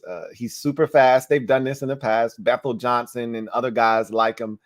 Dumb fast, not, the best receiver in terms of skill, but hey, he's fast, right? I always have issues with Baylor receivers. They play in one of these really cockamamie scheme offenses that spread out, and there's not a lot of route running involved in what they do. Just get them the football and move out of the way. That shit doesn't translate well to the NFL. And that's why we've seen so many of their receivers come into the league and just not perform at a high level. The Jets took the kid out of Baylor. What was it, last year or was it the year before last? And he's just been an absolute bust to this point. Hasn't even been a factor. Can't even really get on the field for them. And that's what Baylor does. That's that scheme, that system that they run, and the way they coach their receivers. It doesn't really translate well to the NFL. But Tyquan Thornton is fast. But I see a John Ross type of element to his game where I could see him. And the Patriots stink at drafting receivers. They just do. They're not good at it. They're not proficient at drafting receivers. And I don't love the pick for him, to be honest with you. But we'll see. Clearly, the impetus here was to add speed. They don't have enough of it. That we can all agree on. They got my guy that they took from the Raiders that was with Philadelphia early in his career that can run. That's it. Nelson Aguilar. That's the only guy that they have with any kind of speed at the receiver position. So they wanted to add speed clearly. And maybe they felt like they needed to get in front of Philadelphia to make this selection because the Eagles pick is in. But the Eagles have plenty of these dudes that have zero talent but plenty of speed at receiver. They don't need any more of those guys. So they weren't going to take Tyquan Thornton. But they couldn't be sure. I guess they needed to go up and get their guy. So they did that. Eagles pick is in. We'll see what they decide to do. Clearly, the Eagles felt good about what they got done in day one, getting Jordan Davis and then doubling back and trading for wide receiver A.J. Brown. I think this is probably a corner here. To me, it has to be a corner. They haven't addressed the secondary yet, and that was one of the biggest needs coming into the offseason. So for me, this has to be a cornerback for the Philadelphia Eagles, and I'm trying to rack my brain as to what corners haven't been taken. Alante Taylor was the last corner we saw taken for the Saints. So we're starting to get into that cornerback bag a bit because we had Andrew Booth go already in day 2. We had Roger McQuarrie go in day 2 already. We had Alante Taylor already come off the board. I think I'm missing one corner. Kyler Gordon came off the board already. So we've seen quite a bit of the corners starting to be picked off the board. So I think the Eagles probably need to reach in there and grab theirs now while it's there to be got.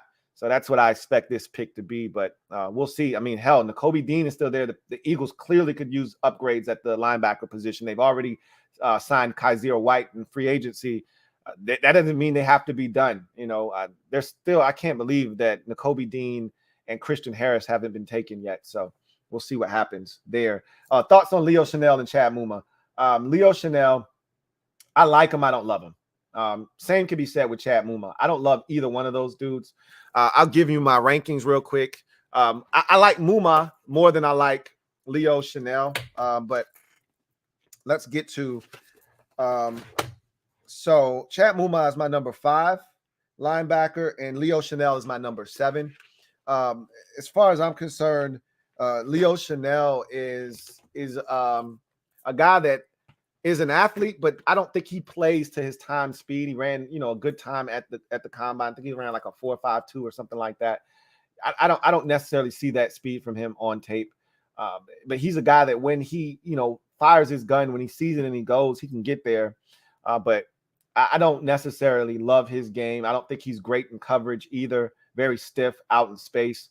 Whereas Chad Muma is a little bit more natural out in space. And he's another guy that I think is hesitant to trigger downhill. But when he does, when he's in that zone and he's triggering downhill, he's the dangerous football player as well. And I really like him a lot more than I do of Leo Chanel. But I think for the Eagles here, this is a selection that you got to go corner.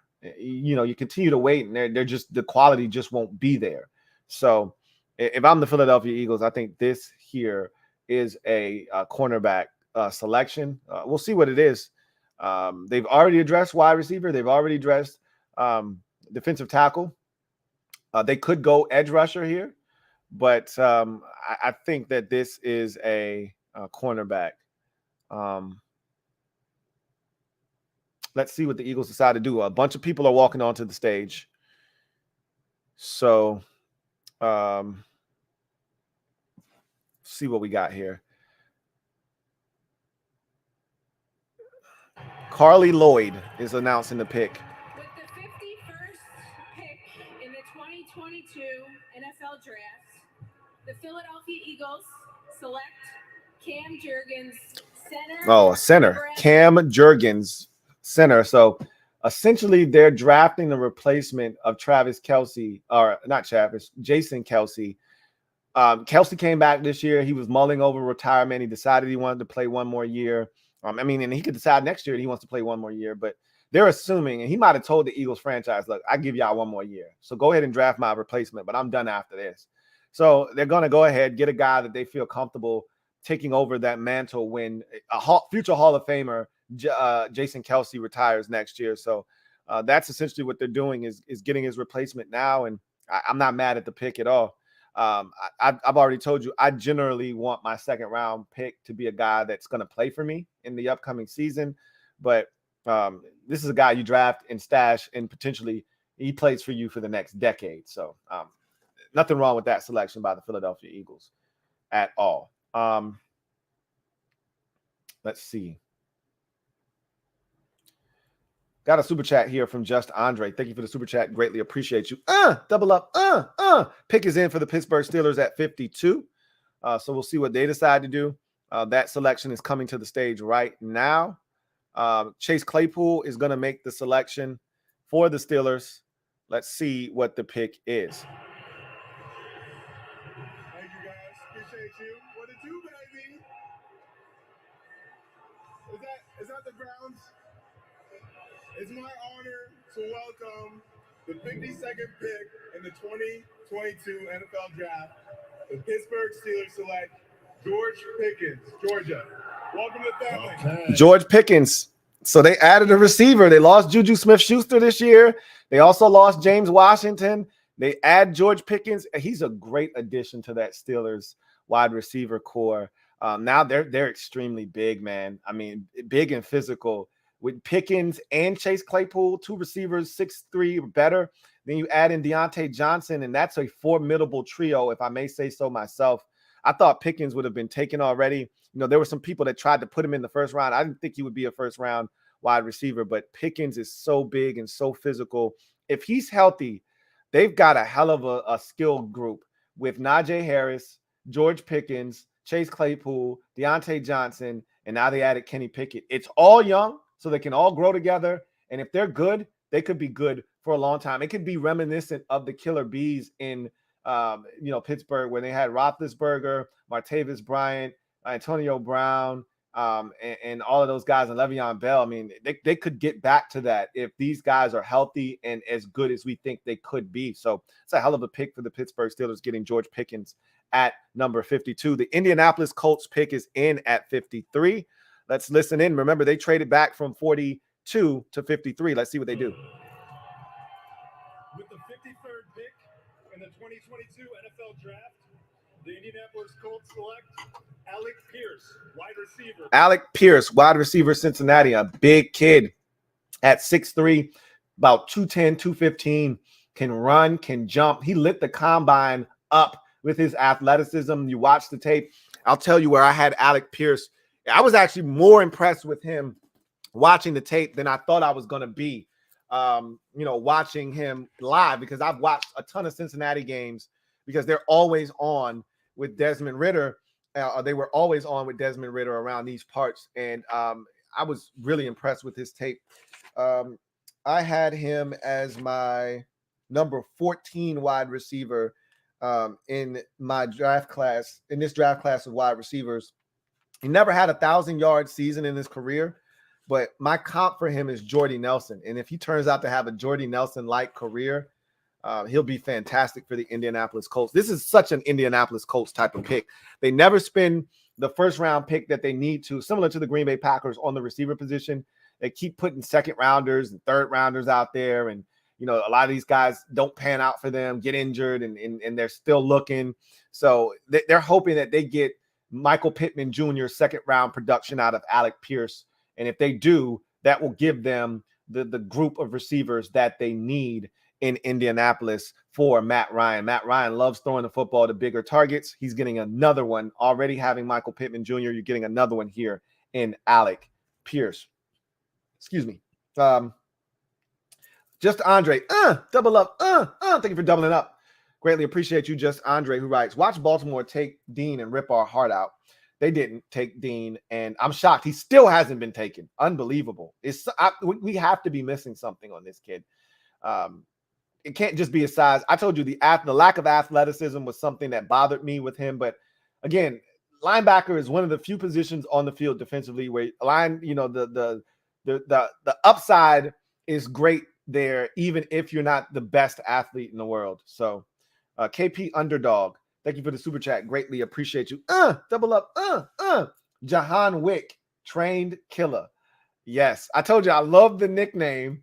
Shout out to Condo P for screenshotting your first super chat that you had that in. I love it. I love the nickname. I just J-Dot is going to be the one that sticks. No one's calling him Jahan Wick. But I love it though. I love it. KP Underdog. I do. I truly do. That was really creative. Mr.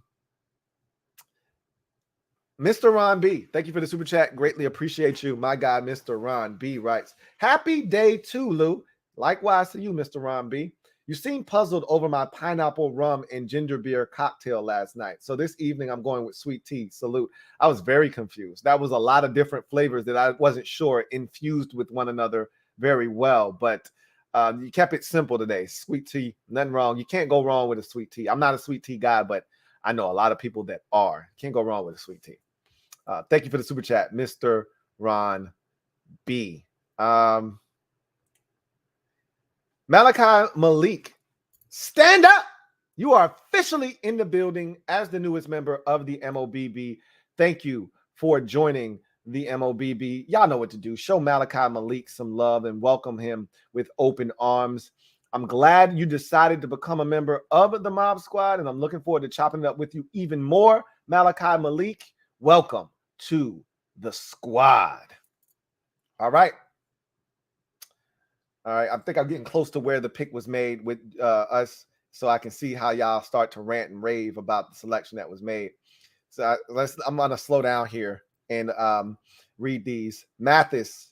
They picked Mathis. Let's see. Mathis, D-line, Alabama. LOL. Why they say we need a wide receiver, though? He's talking about ESPN. Let's see. Mathis, the longest commercial break of my life.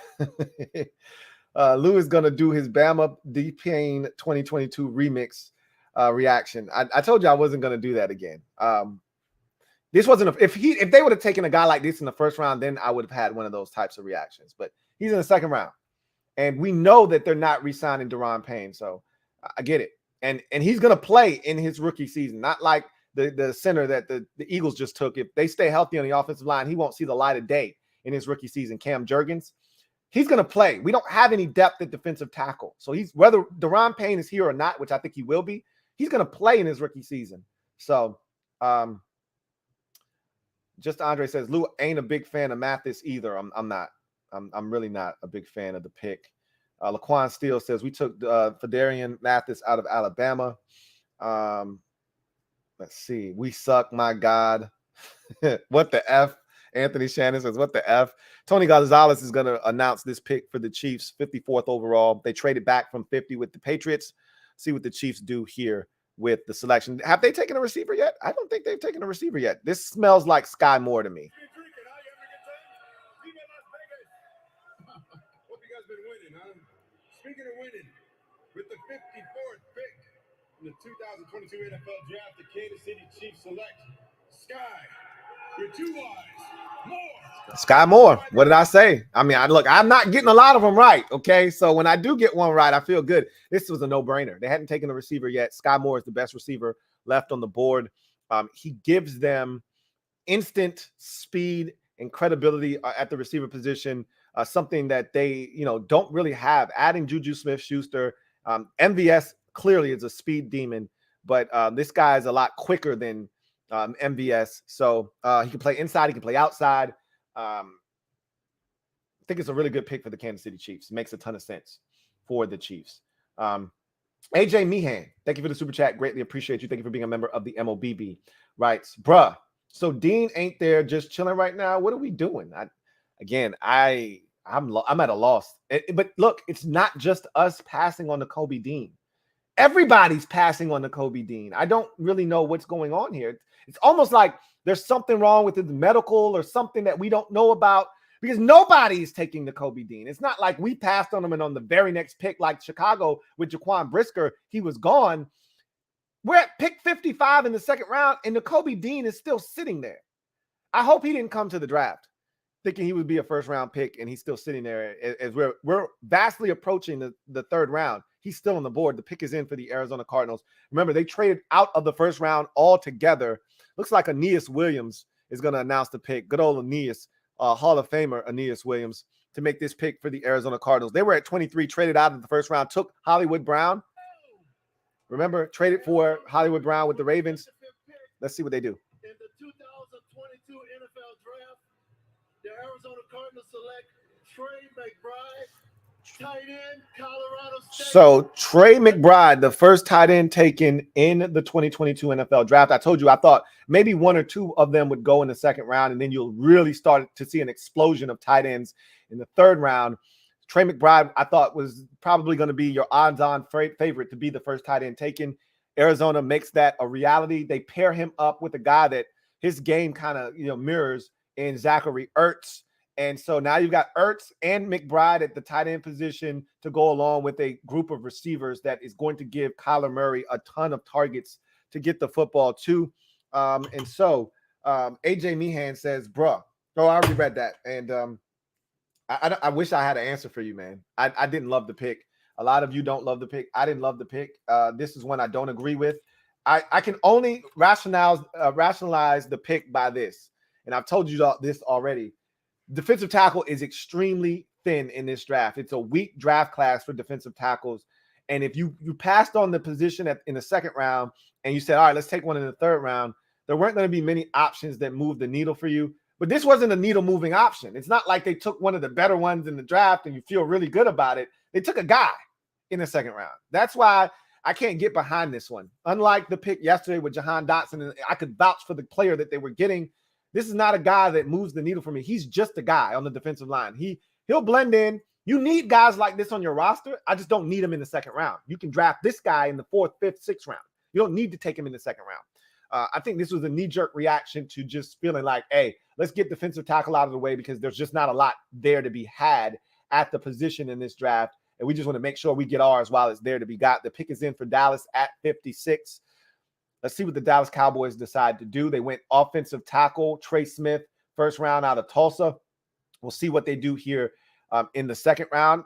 This could be a wide receiver. They lost some receivers in Amari Cooper and the kid from Boise State, Cedric Wilson, in free agency, and one via trade. This could be offensive line again. I don't think that's where they're going to go. This could be safety. There's still some safeties out there. This could be linebacker. They moved on from Jalen Smith last year. I think Landon Vander Esch is back on a 1-year deal. So I could see this being a number of different positions. I could see this being a Kobe Dean. I could see this being Christian Harris, linebacker from Alabama. Let's see what Dallas does.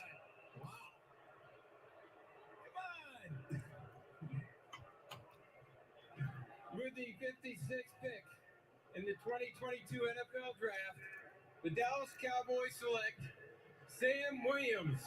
Sam Williams, edge rusher from Ole Miss. So, I mean, this is crazy. They lost their edge rusher to the Denver Broncos. He was coming back to Dallas, and then in the 23rd hour, he decided that there was some contract language that he didn't agree with. Dallas wasn't going to budge, and he ended up going to the Denver Broncos and Randy Gregory. So they decide to replace him here with Sam Williams, edge rusher out of Ole Miss. And Nakobe Dean still exists on the board. Again, I am floored at the fact that he's still here. Let's get to some more of your comments, though. I want to see what you guys have to say.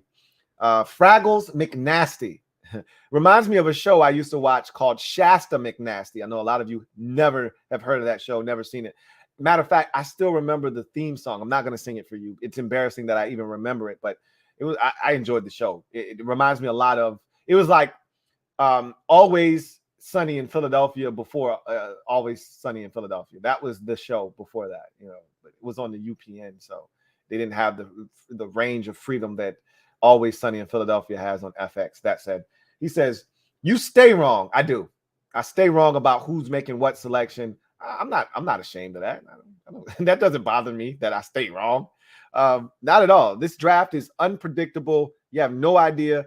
I can tell you this, I'm right more than I am wrong, but clearly you haven't been here long enough to know that. So what's up, Fraggles McNasty? I do like your name though.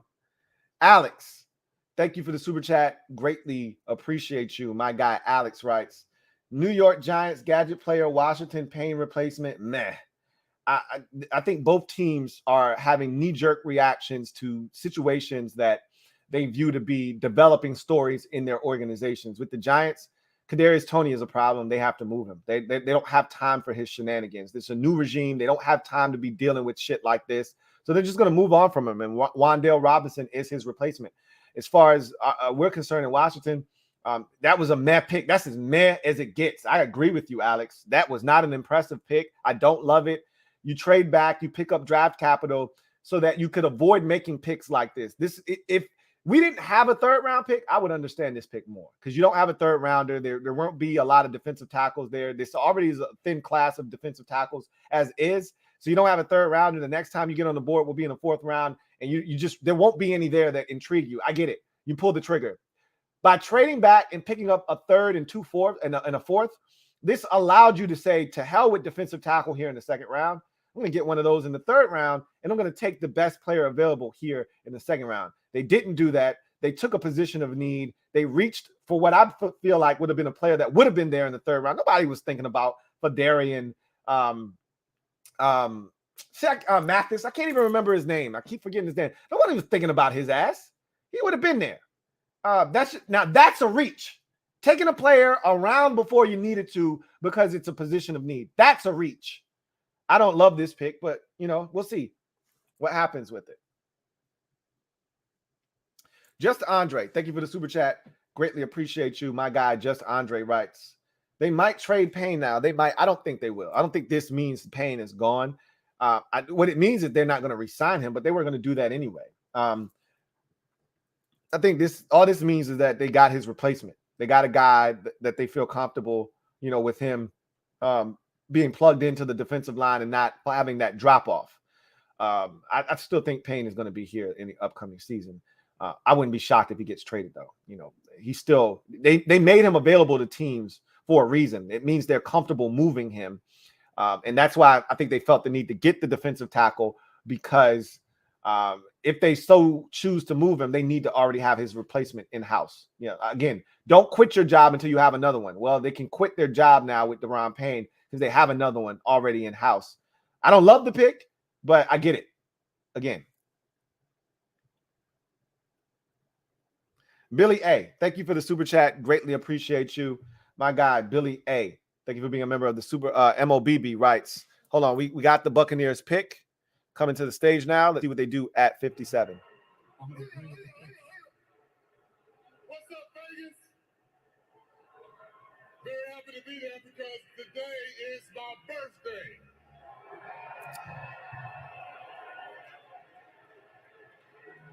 The Buffalo Bills have traded the 57th pick to the Tampa Bay Buccaneers. And with that 57th pick, in the 2022 NFL Draft, the Tampa Bay Buccaneers select tackle, Central Michigan, Luke Goedeke. Go Bucs! So, you heard him. But to the Tampa Bay Buccaneers because this is one of the nastier offensive. Luke Goedeke, tackle out of Central Michigan is the pick. I said this before. I'll say it again. Priority number one in Tampa Bay will be and forever remain protecting Tom Brady. This was an option for them at 27. They traded out of the first round altogether. I felt like that first pick would be on defensive tackle. They spent it on the defensive tackle early in the second round in Logan Hall. Their second pick is a tackle, Luke Goedeke. It makes a ton of sense. Gives you a versatility, probably can start as a guard right away. And then if in a pinch needs to go outside the tackle, can do that. So look, they're going to protect Tom Brady at all costs. That's the bottom line. So that doesn't surprise me that that's the pick for the Tampa Bay Buccaneers.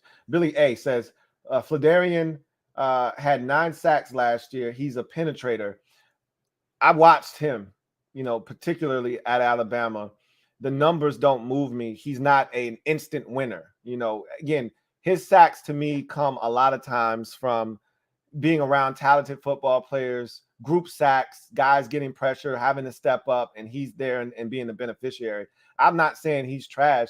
I'm just telling you he's not winning with pure quickness or with, a bevy of moves to get to the quarterback. I would be shocked if he has any career, any season in his career with more than 5.5 sacks in any given season. He's just not a natural pass rusher from the interior. He's a good football player. He's going to do his job. He's going to stop the run. He'll occasionally get to the quarterback.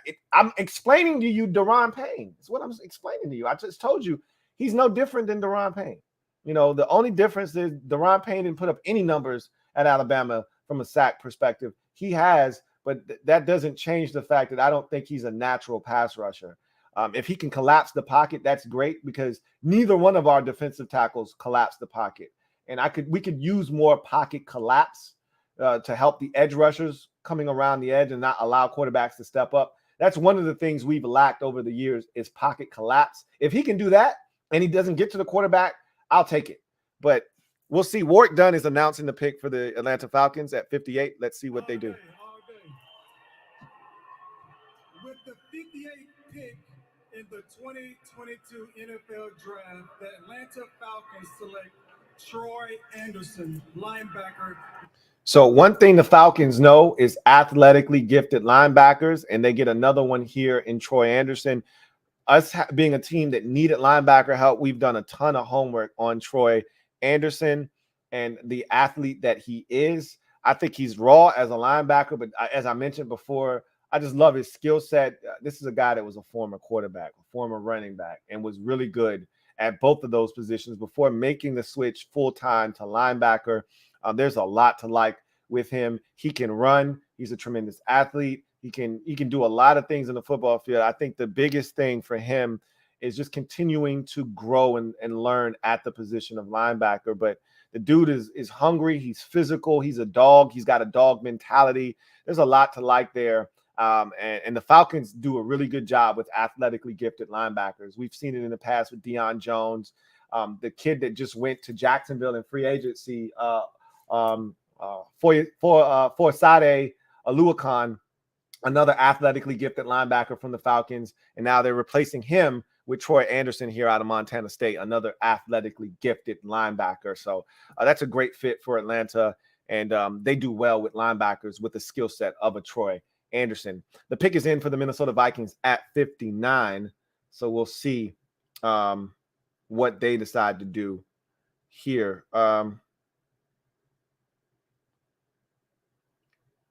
I see a lot of hate for the conglomerate of Ron Rivera, Martin Mayhew. Again, y'all calm down.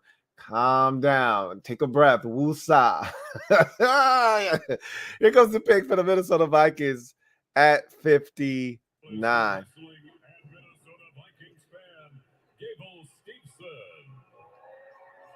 Minnesota, what's up? It's an honor to be here, to be honest. It feels like I'm living in a dream. With the 59th pick in the 2022 NFL Draft, the Minnesota Vikings select Ed Ingram, guard from LSU. And he should throw the card down and say, that's how it's done, Ed Meredith. Ed Ingram, again, you see these interior offensive linemen have really come off the board here. Really compact Ed Ingram. Does a nice job, plays with balance. He can sink and bend. Does a nice job playing with awareness as well. Just some issues adjusting at times. Peter? All right, so Ed Ingram, guard out of Minnesota, is the pick for the Vikings. Trying to fortify that offensive line up in front of Kirk Cousins and Dalvin Cook. So, Joanne Carter, thank you for the super chat. Greatly appreciate you. Joanne Carter writes, hey, Lou, Big Phil is going to be a stud. A little upset we didn't go linebacker, but still hoping Harris is available in the third. I hope you're right. I think he's going to be a really solid Daron Payne replacement, but I wasn't looking to replace Daron Payne in the second round. That's I think not what was on the board. Had you told me that some of these other players, and again, clearly the rest of the league is speaking. Christian Harris hasn't been taken. Nakobe Dean hasn't been taken. The rest of the league is speaking and saying, we don't value these guys the way that you guys out there, you fans, view these players. We're speaking in unison. These guys aren't as good as you think. Now, just because these teams pass on them, we see guys get passed on all the time and turn out to be studs in the league. The league, this draft thing is an inexact science. These teams get it wrong. They pass on players all the time that turn out to be outstanding football players. Sometimes I think these teams can be over analytical. He's not big enough. He's not long enough. He's not fast enough. He's not this. He's not that. They talk about all the things he's not, and don't talk about the things that he does do well. And I think that's the case for Nakobe Dean. I'm going to continue to bang the table unless there's a medical situation that I'm unaware of. Okay. Unless there's something there that I don't know about that every team in the league has, information on and has and is privy to that we aren't. The fact that Nakobe Dean, Daniel Jeremiah has him listed as his number 17 player in this draft class. He's still available. Okay. Christian Harris is his number 38 prospect. We're in the second round at number 60, and he's still on the board. To me, that is mind-boggling. That the 17th best prospect in this draft, according to Daniel Jeremiah, hasn't been taken yet. Nakobe Dean was my number 1 linebacker in this draft class. He's still on the board. I don't know if Big Phil is going to be a stud for us, as you say, John Carter, but I think Nakobe Dean would have been a stud for us. The Bengals have just traded up with the Bills to number 60, so the Bengals are now on the clock. Clearly, there's a guy here that they've identified as a football player that they want to come up and get. Let's see what it is. This is one of those complete teams in the league that don't have a lot of holes on their roster, so it'll be interesting to see what they decide to do here. The pick is in for the Bengals. I think this is a tight end. You lost CJ Uzomah in free agency. I think this is a tight end. We'll see. And to your point, Joanne Carter, there will be linebackers available in the third round. You're not wrong. And they know that. That's why they passed on linebacker in the second round. But this isn't, I remember one year we were here talking about wide receiver, and we do this from time to time as fans, especially this particular fan base. I can't speak for other fan bases. This particular fan base, we fixate on a guy. We did it this year with Chris Olave. We do this where we fixate on a guy. We hear his name 80 million times during the process. And so when you hear his name over and over again, you go do your little homework on him. You watch a little highlight film or whatever. You watch a couple games and you say, I love this guy. I want him. And we overrate him. We overvalue that guy. And I remember very vividly doing this with Kelvin Harmon. We were ready to take Kelvin Harmon in the second round. And then he was still there in the third. And we're like, oh my God, Kelvin Harmon's still here. Oh my God, Tim Settle's still here. We wanted to take Tim Settle in the third. We wanted to take Kelvin Harmon in the second. And then the rounds just kept going and going. And Harmon was still there. And Settle was still there. And we ended up getting Tim Settle in the fifth. And we got Kelvin Harmon in the sixth. And I was like, oh my God, what in the hell is going on? And the league spoke. Those guys, not necessarily Tim Settle, but Kelvin Harmon in particular, he just wasn't very good. And Harmon's no longer in the league right now. He just wasn't very good. And the league spoke. That's not the case here with Nakobe Dean. Okay, this is vastly different than that. This is unbelievable. I'm shocked, honestly. But we'll see. We'll see what happens. Spencer Creech. Thank you for the super chat. Greatly appreciate you, my guy, Spencer Creech. I went back and watched a little bit of the draft party last night, and one of your comments was really funny to me about how the Eagles and the Giants were doing this and that, and we were essentially I forgot the exact quote you had last night, but it was funny. I don't remember exactly what it was verbatim. Anyway. Spencer Creek says, Dean was right there in our hands. I hate this team, man. No, you don't. You don't hate this team. You hate what this team does. If you hated this team, you wouldn't be here right now. But the fact that you are here, I can say this, you feel some type of way. If you were indifferent, you wouldn't even be here right now. You wouldn't care. You'd be watching NBA playoffs basketball right now, or you'd be out having drinks at a bar with your friends. You know, you wouldn't be here complaining about this team pissing you off. So you care, okay? That said, yeah, this team, they can be frustrating at times. I don't love the pick. I'm going to be honest with you. This isn't one pick that I'm going to sit here and defend like I did last night. Again, I've already said this. I'll say it again. I understand the pick. I understand the logic. And that's the thing. I'm a logical guy. So if you can present me with logic, I will listen. I still doesn't change my mind. I don't love the pick, but I understand the logic behind the pick. Bengals pick is in. They traded up with Buffalo. Here's the pick here at number 60. All right. Well, the Buffalo Bills have traded the 60th pick to the Cincinnati Bengals. With the 60th pick in the 2022 NFL Draft, the Cincinnati Bengals select Cam Taylor Britt, defensive back, Nebraska. Cam Taylor Britt is the pick. I had Cincinnati taking a corner in round 1. They bypassed the cornerback position in round 1. And so they double back in the second round. And I told you these corners are flying off the board. So they say, hey, we better not wait. We better go get ours while it's there to be got. And so they come up, get their cornerback. Again, you don't want to be relying on Eli Apple at the cornerback position. So Cam Taylor Britt out of Nebraska is the pick for the Cincinnati Bengals. And they get their cornerback in the second round. Chilled Dude, thank you for the super chat. Greatly appreciate you. My guy, Chilled Dude, writes, Travis Jones, defensive tackle for Cincinnati, would have been better, in my opinion. He's another run stuffer. He's not a pass, he could collapse the pocket, but he's more of a run stuffer too. So, again, this is not the draft to get, those, talented pass rusher winning defensive tackles on the interior. It's more of a run stuffing type of, draft class of defensive tackles. The 49ers selection is in at 61.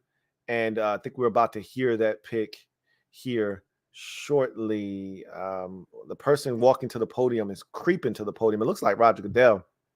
Honestly, maybe he's trying to wait. Maybe he's being told to wait for a second for a reason.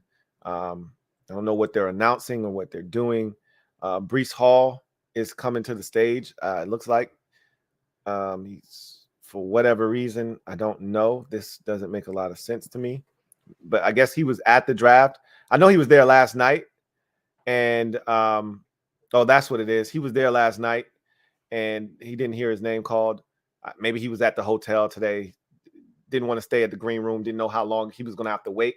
So maybe he made it to Vegas and back to the stage. He made it back to where they're having the draft, and they wanted to acknowledge him. He was there. He was invited. He was, so I think they wanted to acknowledge him, have him come on the stage, shake hands with Roger Goodell, that kind of thing. So Travis Jones is another one of those defensive tackles that, again, is a run stuffer, not necessarily a winner getting to the quarterback. And again, I don't want to nitpick.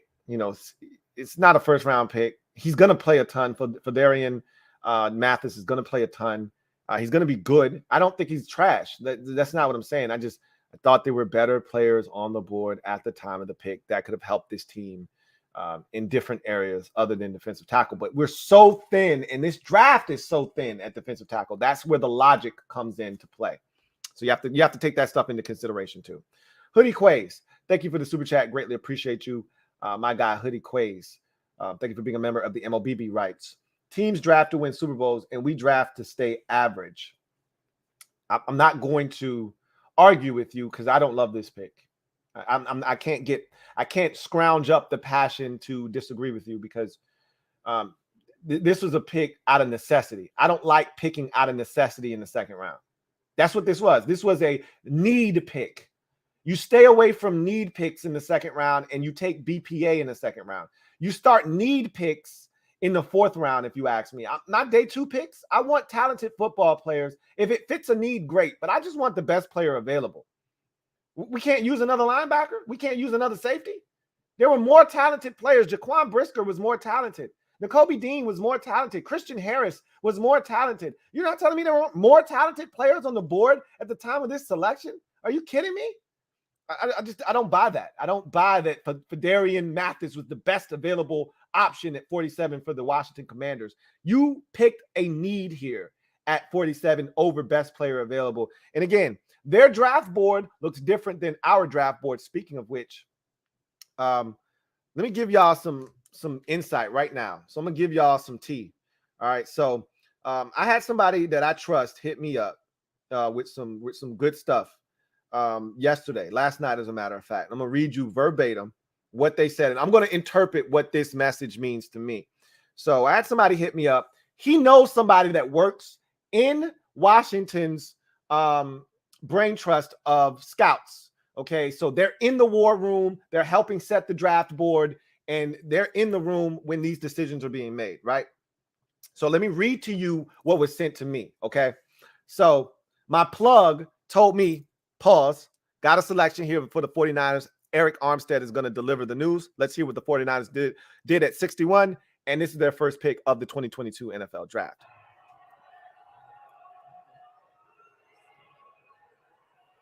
With the 61st pick in the 2022 NFL Draft, the San Francisco 49ers select Drake Jackson, linebacker, USC. Welcome to the squad, bro. Drake Jackson is the pick for the 49ers as they look to bolster their pass rush. They take the USC alum and keep him close to home. You know, goes from USC to the Bay Area, and we'll see what he's able to do. He was probably like the 7th best edge rusher in this draft class, and I like his athleticism. I just think he needs to be a little bit stronger at the point of attack.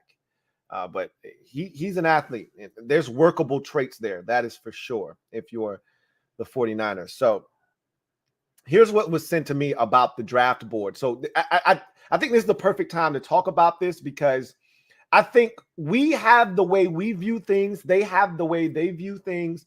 And it's not always the same. And I think Martin Mayhew even made light of that. He said, look, we were linked to a lot of players that we weren't necessarily interested in. But, you know, this is what happens when, you know, the media gets involved and people start running with things. Like, I think he was talking about Kyle Hamilton in particular. Like, we never said we were interested in Kyle Hamilton. Everybody else said we were interested in him, but we never were really interested in him. So Chiefs pick is in, 62nd overall. They moved back multiple times in this draft.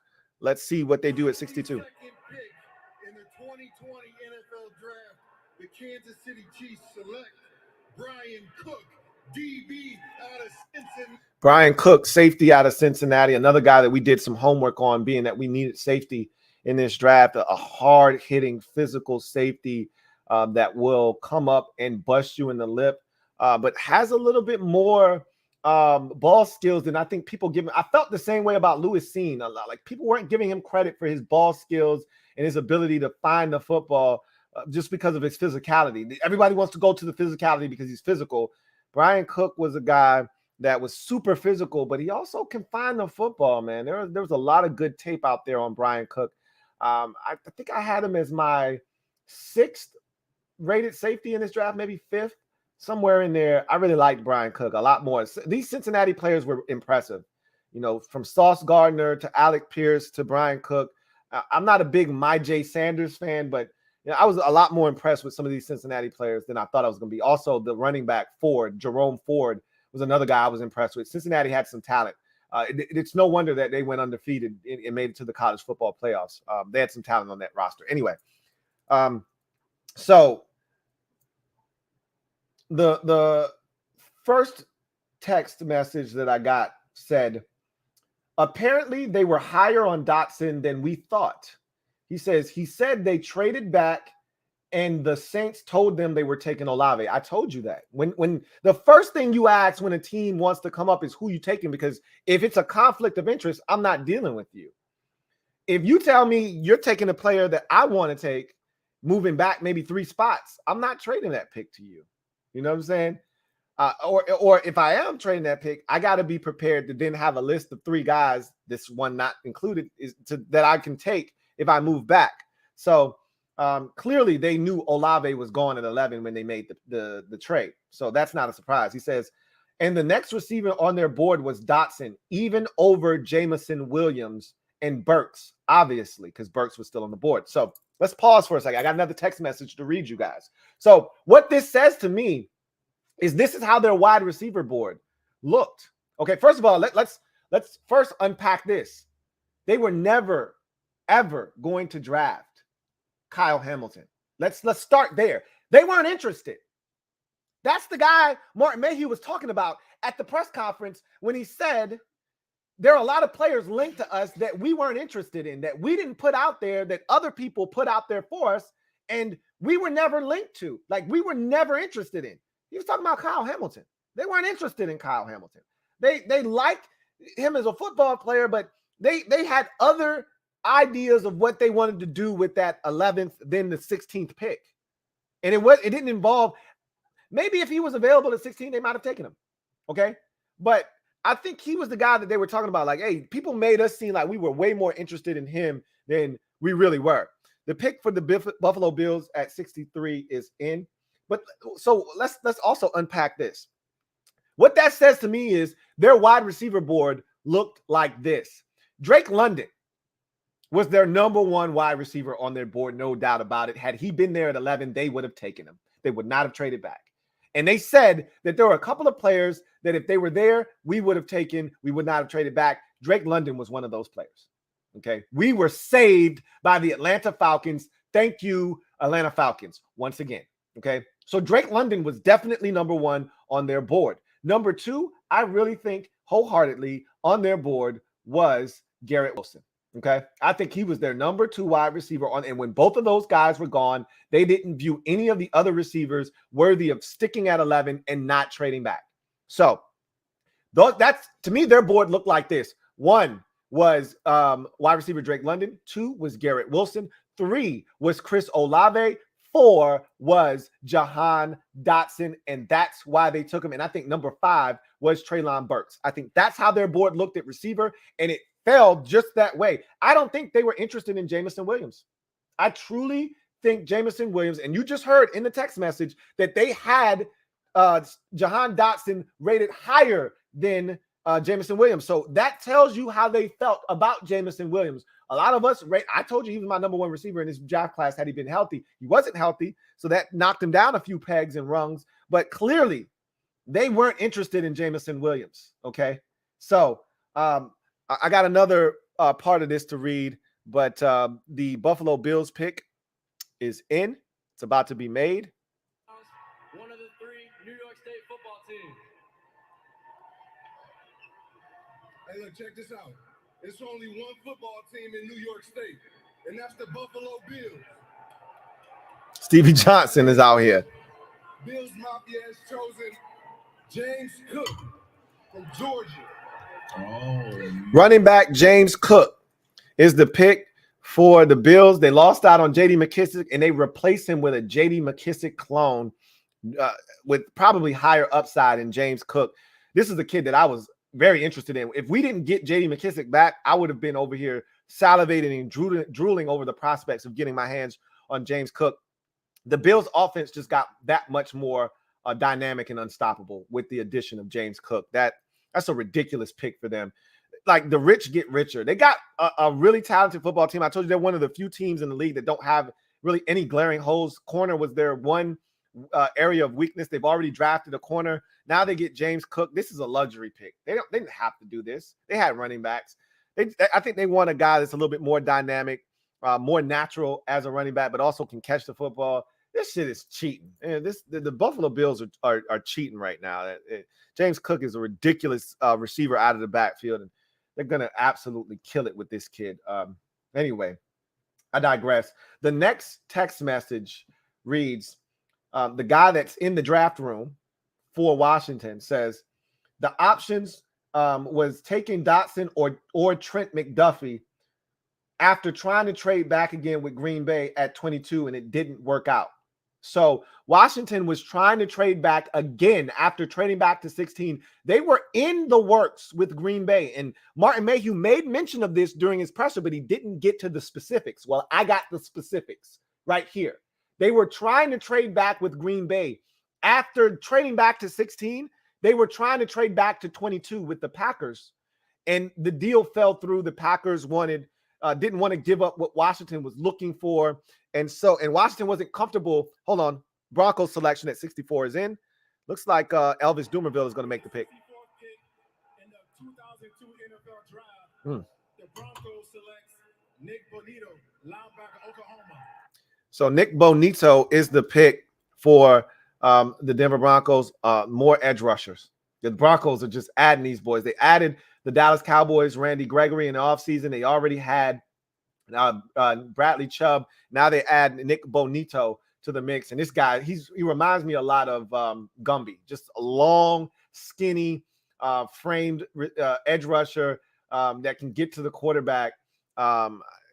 He's going to fit in well in Denver. So they had another pass rushing presence, in Denver. And they're building a bully out there. They're going to try to win this thing this year. And Nick Bonito, I love this pick for the Denver Broncos. GM Martin Mayhew talked about, potentially trading back again, and that there were opportunities for them to trade back again.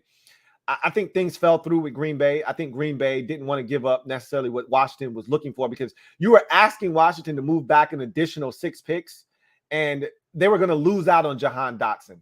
And maybe the Packers themselves wanted to come up to get Jahan Dotson. Maybe they wanted to come up because, remember, Aaron Rodgers was pissed off they didn't get Treylon Burks. If Washington trades them 16, they're probably coming up for Treylon Burks, right? And then somebody's going to take Jahan Dotson before Washington can get their hands on him. And then at that point, what do you do? Because if you trade back to 22, remember, the Kansas City Chiefs traded from 29 to 21 right in front of Green Bay, which would have been where Washington would have been, to select Trent McDuffie. So you would have lost out on McDuffie. You would have lost out on Dotson. You would have lost out on Treylon Burks, and you would have been sitting there twiddling your thumbs. So Washington said, you know what? That's probably a little too risky for us. We're going to stay at 16. We're not going to trade back a second time. We're going to take the receiver, because if we don't, he won't be there at 22. And we probably won't get Trent McDuffie, who was the other option at 22 for the Commanders. So you can get a little insight as to what they were thinking about. And they wanted to trade back again, but they couldn't risk losing Jahan Dotson. Remember, they were willing to trade back at 11 because they felt comfortable that they were going to land a guy. Even if that guy ended up being Treylon Burks, they were going to land a guy at receiver. They liked Treylon Burks. If you trade back to 22, you're not getting Treylon Burks. And the Packers told them who they were coming up to get, and it was probably Treylon Burks. But if you give up Treylon Burks, now you're down to 1 receiver and 1 corner. Those are the 2 guys they were interested in. The text tells you Jahan Dotson and McDuffie were the 2 options that they were interested in, and both could have been gone, probably would have been gone, as we saw the Chiefs trade up in front of the Packers at 22 to get the cornerback Trent McDuffie out of Washington. So that's part of the thought process in the first round. It's interesting when you get that kind of insight as to what was going on. I'm going to try to press my guy for more information as to what the thought process was for the second round and why they made the decision that they made with Nakobe Dean. Maybe, and I'd love to know, and maybe he'll be able to tell me, talking to his homeboy, about Nakobe Dean and where he is on the board, because clearly they didn't value Nakobe Dean at 47 the way that I thought they should have, the way you thought they should have. Nobody in the draft valued Nakobe Dean the way that we thought they should have. We're in the 3rd round now. The Jacksonville Jaguars are on the clock with the first pick of the 3rd round, 65th overall. And Nakobe Dean is still on the board. So again, Nakobe Dean is essentially being given a big middle finger by the entire NFL. Everyone's passed on him at least once, except for the Los Angeles Rams, who haven't made a pick in this draft. They will enter the fray here in the 3rd round. Everyone else has passed on Nakobe Dean at least once, most teams passing on him multiple times. So again, we rated Nakobe Dean highly. they haven't rated Nakobe Dean as highly, clearly. And so that is being shown with the fact that he's still on the board. Mr. Ron B, thank you for the super chat. Greatly appreciate you. Double up. Thank you for doubling up. Mr. Ron B, who writes, by drafting a defensive tackle, they have to trade Payne tonight. Don't mess around with this. I don't think they're going to trade Daron Payne. And if they do, I don't think it'll be tonight. I think it'll be tomorrow is when they'll trade Daron Payne. It'd be nice to get a third-round pick for him, but if they trade him, I don't know if they're going to get a third-round pick or not for him. So we'll see. The bottom line is I think Daron Payne is going to be in Washington. Here's the 65th pick, Tony Baselli making the announcement for the Jaguars. Jacksonville Jaguars select Luke Fortner, center. Another center goes. Luke Fortner. Gotta go ahead and protect your investment in Trevor Lawrence. They get Luke Fortner here, center from Kentucky. And you can never go wrong getting one of these centers, one of these pivot guys. To me, after the tackle positions, the center position is the most important position on your offensive line. You know, a lot of people like to talk about guards, and that's great, but the center, you could argue, is one of the most important positions. That's the guy a lot of times calling out the protections and setting the protections. That's the guy that's helping out, you know, and really, you know, being the anchor of that offensive line at the pivot. So the Jacksonville Jaguars get a guy here in Luke Fortner out of Kentucky. So it'll be interesting, Mr. Ron B, to see if they trade Daron Payne or not. Clearly, he's available. Clearly, he is available. Being that he's on the last year of his rookie deal, that might not be appealing to some out there. You usually want to trade for guys that have 2 years left on their contracts, not one, because then you have to either give them a new deal or you're essentially getting a rental because there's no guarantee that that guy will be back, a la Von Miller this year, who left in free agency. The Minnesota Vikings 66 pick is in. Let's hear what it is. NFL Draft. The Minnesota Vikings select Brian Asamoah, linebacker, Oklahoma. Brian Asamoah, linebacker out of Oklahoma. An interesting prospect. He was a guy that I think Washington also was interested in at the linebacker position. I didn't love Brian Asamoah. As a matter of fact, I did work on him. Clearly, I did work on all these linebackers. Let's see where I had Brian Asamoah rated in my linebacker group. Brian Asamoah was 8, 9, 10. He was 11th on my list of linebackers. So I didn't love Brian Asamoah on tape, but clearly the Vikings, I told you, they're getting a little long in the tooth at the linebacker position. Use the infusion of athleticism. They take Brian Asamoah. Let's see. The Giants pick is in. Ian Rappaport's talking. Not been taken. My understanding, this is injuries including a severe pec strain. He opted not to have surgery, which has been the There it is. concern for some time. There it is. That I told you it had to be injury related. There's no way a guy with the talents and the skill set of a Nakobe Dean would not be taken unless there's an injury that we don't know about. We'll expound upon that. Here's the Giants pick at 67. Amani Toomer. With the 67th pick of the NFL Draft, the New York Giants select Josiah Ezeudu, guard, North Carolina. All right, so Joshua Ezeudu, who I had Washington taking in their mock draft in the 4th round, if I'm not mistaken, maybe even the 6th round, went way higher than I thought he would go, is the pick for the Giants. Again, they got to fortify that offensive line. So this makes a ton of sense. He's a very versatile offensive lineman, can play tackle, can play guard. He's more of a guard for the NFL, but played some tackle at North Carolina. So he gives you that versatility that you're looking for, can play 4 out of the 5 offensive line positions. Really strong in the run game. His hands can be a little bit tardy and, not where they need to be. But all in all, a guy that you can work with and really get some quality production out of. Josh Ezeudu is the newest member of the New York Giants. So,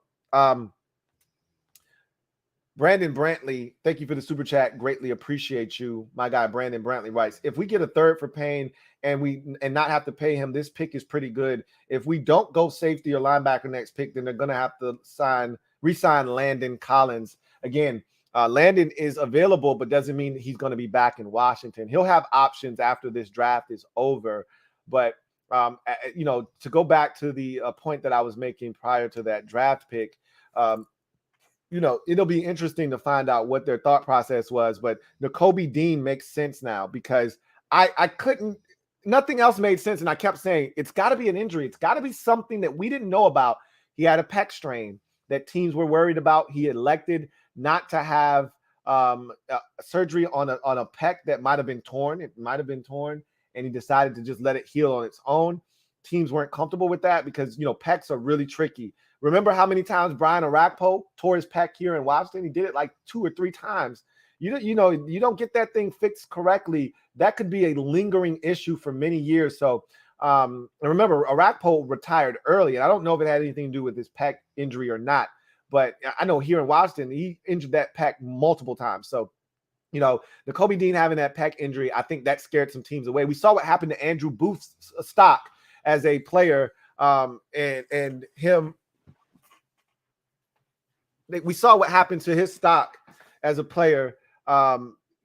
He was a first-round type talent, and he went in the second round because of injuries. So, if you ask me, Nakobe Dean is going to be picked in the third round, but now we have a reason. It makes sense, and now I can be a little bit more understanding of Washington not pulling the trigger, and furthermore, the rest of the league not pulling the trigger, because all it takes is one, and nobody pulled the trigger in the first 2 rounds, which just off of his height and lack of athleticism, that's not enough to not pick Nakobe Dean. I wasn't buying that. So we'll see. Landon definitely is an option. So now that we're in the third round, let's start talking about what that third round pick could be for Washington. So we've taken defensive tackle. That need has been addressed, and they could probably use another one. This is not the draft to go double on defensive tackle. If you want to do that, you go that way in that route in the 6th or 7th round when you start to get to the back end of your draft. You don't do that now because there's not enough value. So you've gotten defensive tackle out of the way. You've gotten wide receiver out of the way. I think it's time to start approaching the Buffalo nickel and tight end. These are the 2 positions I look to.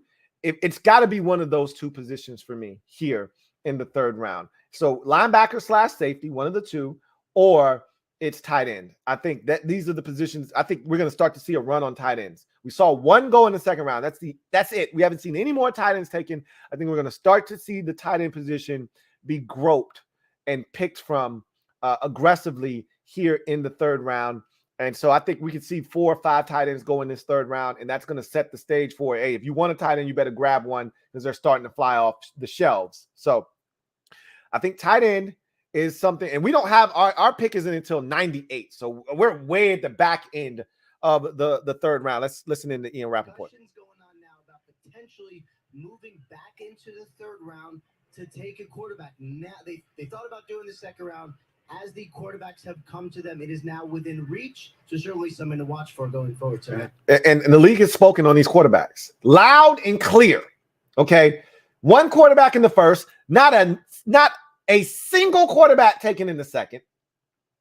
And now we're into the third round, and I think they're going to start, we're going to start seeing these quarterbacks fly off the board. So the league has spoken loud and clear. We're not reaching for these boys. This is not a talented draft class of quarterbacks that we believe in, and we're not going to mortgage our future with picks that are valuable, with players that can help us now for a quarterback that might not be able to help us for a year or 2 down the road, that we don't think, even when he is ready to help us, is going to be a needle mover necessarily. So this is interesting stuff with these quarterbacks that the league has pretty much spoken in unison.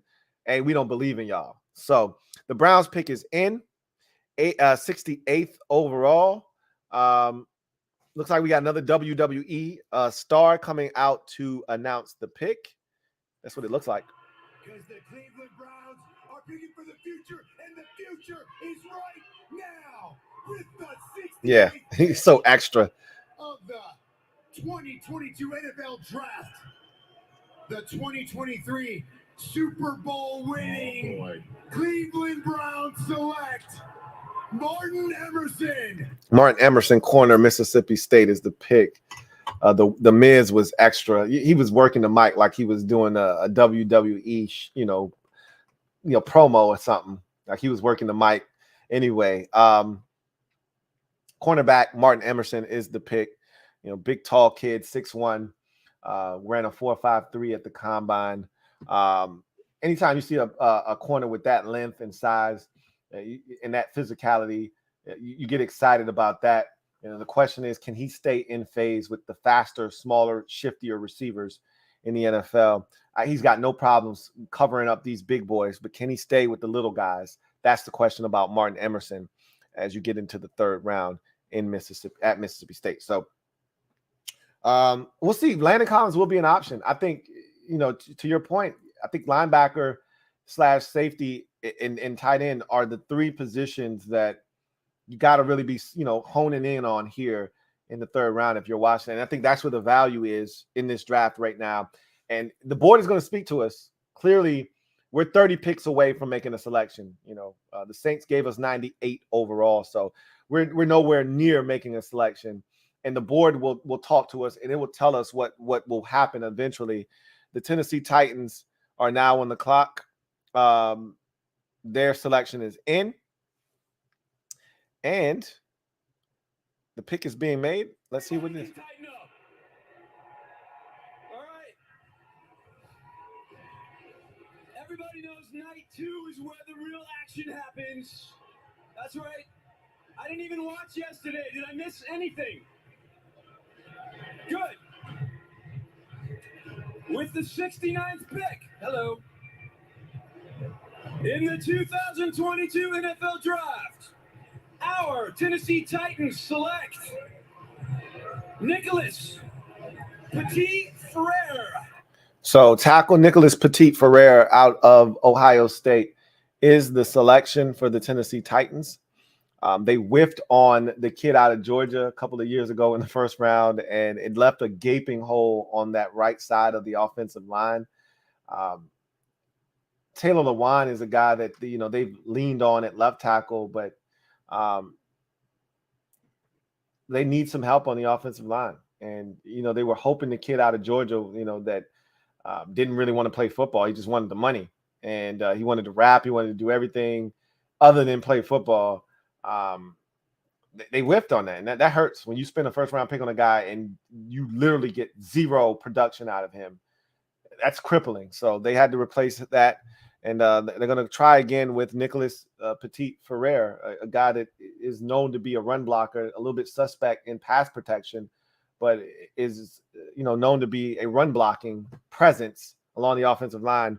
They're going to add him to the mix and see if he can't open up some gaping holes for King Henry in Tennessee. The pick for Jacksonville is in at number 70. All right. Rod Diff. Thank you for the super chat. Greatly appreciate you, Rod Diff. Writes, Phil had 9 sacks last year. He has great hands. And we'll come back to that comment. Jacksonville's pick is in at number 70. Let's listen to it. In the 2022 NFL Draft, the Jacksonville Jaguars select Chad Muma, linebacker, Wyoming. Wow, they've doubled up. You want 2 long, rangy linebackers. They got Devin. So Devin Lloyd went in the first round in Jacksonville. Remember, they traded back into the first round at 27 with Tampa Bay and took Devin Lloyd. Now they get Chad Muma, linebacker out of Wyoming. I know a lot of you wanted him at 47. He's now gone at 70 to the Jacksonville Jaguars. And I liked him. I didn't love him, but I liked him, man. And he was one of those guys that just always was around the football. And there's something to be said about that. So you get to know, I told you, he reminds me of Logan Wilson, who I absolutely love in the league. I think Logan Wilson was a little bit better than him. But if he turns out to be another Logan Wilson, then they got a steal here in the third round. I told you, what did I say about Jacksonville? I said, say what you want about Jacksonville, finding a head coach, finding a quarterback, this, that, and the third, and retaining their talent. But the one thing I can always say about Jack, they know how to draft. And you're seeing it again. The Jaguars getting Devin Lloyd, getting Trayvon Walker, and now Chad Muma. They're killing it, man. I think they're killing it. So Jacksonville improving their defense with a couple of big-time linebackers in this draft to go along with Trayvon Walker as an edge rusher. And they also took Fortner, the center, out of Kentucky. So Rod Diff, somebody else brought this up earlier. He had 9 sacks last year, and Rod Diff says he had 9 sacks. He uses his hands well. We'll see. Again, I watched him. I took a look at him in doing, homework on other Alabama players, primarily their linebacker, Christian Harris. And you run into other guys and you start taking a look at other guys while, doing evaluations. And he was one of the guys that I looked at while I was there. And I told you, he's a guy, he's a Jag. He's just a guy. He'll help on the defensive line, but I felt the same way about Daron Payne. Like, I love Daron Payne. He's a member of the family, but this is why I ranted in 2018, because I knew what we were getting out of Daron Payne. We were getting a run-stuffing defensive tackle that wasn't going to produce much in the way of pass rushing. I feel the same way about Phidarian Mathis. Look, the 9 sacks are cool, but again, I would challenge you to tell me how many of those sacks were immediate wins. How many of those sacks were, hey, slap the hands down of the guard, swim moved him, and he was in the backfield immediately? The quarterback never stood a chance. I guarantee you there are 1 or 2 of those. Most of his sacks probably come quarterbacks holding on to it too damn long. He's fighting, continuing to work, never giving up, and he falls into a couple of sacks. Or he's chasing a guy around, running backwards 15 yards. First guy misses, he cleans up the sack and gets it. I bet you there's 2 or 3 of those in there. Like, these aren't immediate wins. You're not going to get a bunch of sacks in the NFL where the first guy misses and you get to clean it up. Jonathan Allen has done that in his career quite a bit, but Jonathan Allen also wins immediately. Right off the snap, it gets in the backfield and you don't stand a chance. I don't see Phidarian Mathis doing that consistently. So, again, I hope I'm wrong. I want to be wrong. Make me wrong. Prove me wrong. I just don't think I'm wrong. I think we're getting another replacement for Daron Payne, and that's okay. Every dude on the defensive line isn't going to be a stud. You need cog players. Bears pick is in at 71. Let's listen. The Chicago Bears select Velus Jones, wide receiver, Tennessee. Boy, that's a good pick, man. Velus Jones Jr. out of Tennessee reminds me so much of Cordero Patterson. He can do so many things. He's a big physical kid that can run, return kid. I love him in the returns game as a punt returner, but he's just physical with the football in his hands. I just love Velus Jones Jr., man. I really like his game, and I think he's going to really help Justin Fields out. They need help for Justin Fields. This is a good pick. I really like this pick for the Chicago Bears. I just love the fact that he can provide something for you, not just as a receiver, but also in the returns game. He was so dynamic as a return man. I think that was a good pick for the Chicago Bears. Hoodie Quays, thank you for the super chat. Greatly appreciate you. Double up. Hoodie Quays writes, we should have gotten the defensive tackle from Oklahoma. I don't know if that would have made that big of a difference. I don't know if that would have made that big of a difference at all. Boy, Condo P, they be thirst trapping in this comment section for you, girl. Every other day with somebody asking, are you single? She's taken, guys. She's taken. I can answer it for her. She probably already answered it in the comment section, but she's taken. Okay. Hey, Condo P, dudes love them a female that love the game of football. So, hey, you're going to have a lot of dudes always just checking in just to make sure. All right. Oh, my God. Love me some Condo P. Ernest Campbell, thank you for the super chat. Greatly appreciate you. My guy, Ernest, writes, Ron, lose this year, then get Leftwich in here as head coach next year. Again, Ron isn't getting fired. Even if, again, first of all, we're not losing any more than 10 games. So we're 7-10 is at worst what we are. We were 7-9 the first year. We were 7-10 with a ridiculous schedule. The toughest schedule in the NFL last year belonged to the Washington football team, now Commanders. I can't see us with a weaker schedule, with a better quarterback and a better roster, losing more games. So worst case scenario, he's 7-10. He's not getting fired after his third straight 7-win season. He'll be on the hot seat, but he won't be fired. But that said, we'll see what happens, man. We'll see what happens. The pick is in for the Seattle Seahawks at 72. Beast Mode 2.0 says, I'm about to slam my phone right now. Don't do that. I told you, don't deface any property that you own due to something that this team does. I've heard people talking about, breaking TVs, punching holes in the wall. Don't do that. They're not going to pay for that for you. You're going to pay for that for yourself. Don't do that. Do it. CGM87. Thank you for the super chat. Greatly appreciate you. My guy, CGM87 writes, if they F it up every time in every way, I'm done with Ron and dude ran Kyle Smith out of town to bring in 2 dog shit losers. Mayhew is a clown. Fire all. So again, we talked about why he got rid of Kyle Smith. He acknowledged the other day that Kyle Smith was really good. He didn't trust him. Look, put yourself in Ron's shoes.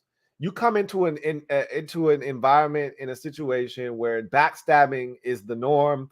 People are always trying to get the leg up and become the guy that has the juice and the guy that is in power within the organization.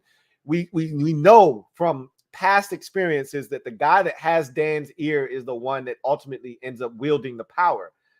Ron's on the sidelines coaching on Sundays. Meanwhile, Kyle Smith is in the box next to Dan, telling him that Ron's not doing a good enough job. Let me hire my own coach. I can get this done. And next thing you know, Ron's fired. Like, and he's being undercut. Like, you don't want that. You want to be able to have guys you can trust. You don't want to be coaching, looking over your shoulder, because the guy that you met here, that wasn't someone you hired, but he was here when you got here, is trying to undercut you, or you're not sure if he's trying to undercut you. I don't know Kyle Smith personally. I don't know if that's even in his DNA. I just know that when you come to an organization like the one that Ron met here in Washington, you trust no one, okay? Not even the owner, but you work for him, but you trust no one. You clean house, and you built this thing from top to bottom yourself, so that if I get fired, it's because of the guys that I brought here, not because of somebody else that was here before I got here. But we'll see. Look, I said this last night to a lot of you. Just let's see let's just see how this works. That look, you don't have to like. I don't like the second round pick. I don't like it. But I'm not going to continue to harp on it. I already told you when this draft started, and this offseason for that matter started, I wanted to see what they did and how it turned out. I'm going to give them a chance. Seattle Seahawks pick is in. Shaquem Griffin is going to make the selection. Let's listen up. With the 72nd pick in the 2022 NFL Draft, the Seattle Seahawks select Abraham Lucas, tackle, Washington State. Abraham Lucas, tackle, Washington State, is the pick. As you see, the Seahawks continue to put an emphasis on the offensive line, because whomever is at quarterback, doesn't matter, needs to be protected, and whomever is in the backfield, doesn't matter, needs holes to run through. And so they're making it a point of emphasis to repair, reshape, and rebuild this offensive line in Seattle. JP Lavecchio, thank you for the super chat. Greatly appreciate you. JP Lavecchio writes, 9 sacks his final year for Fedarian Mathis is 8 more than Daron Payne at Bama in his final year. I'm aware. I told you one of the reasons I ranted and raved about Daron Payne in 18 was the fact that he only had 1 sack. Again, 9 sacks is a great number. Again, I need to see those 9 sacks. I can't guarantee you, because I haven't watched it myself, the 9 sacks, right? But I can all but guarantee, okay, and I feel really confident in making this, because I watched this game, I watched his athleticism, I watched him play, I watched his movement skills. I can all but guarantee that 6 of those sacks, I won't go 7. 6 of those sacks are sacks that he got because of his environment. Okay, it's 2 people, one on the shoulders of someone else. I was like, wait a minute, what is going on here? Uh-oh, don't fall. Whoop!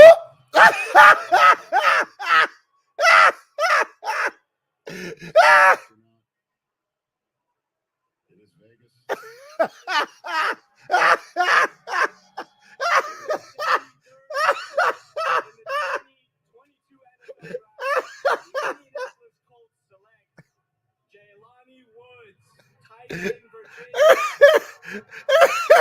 Jelani Woods, this is a traits position. Tight ends, you've seen this over the last few years.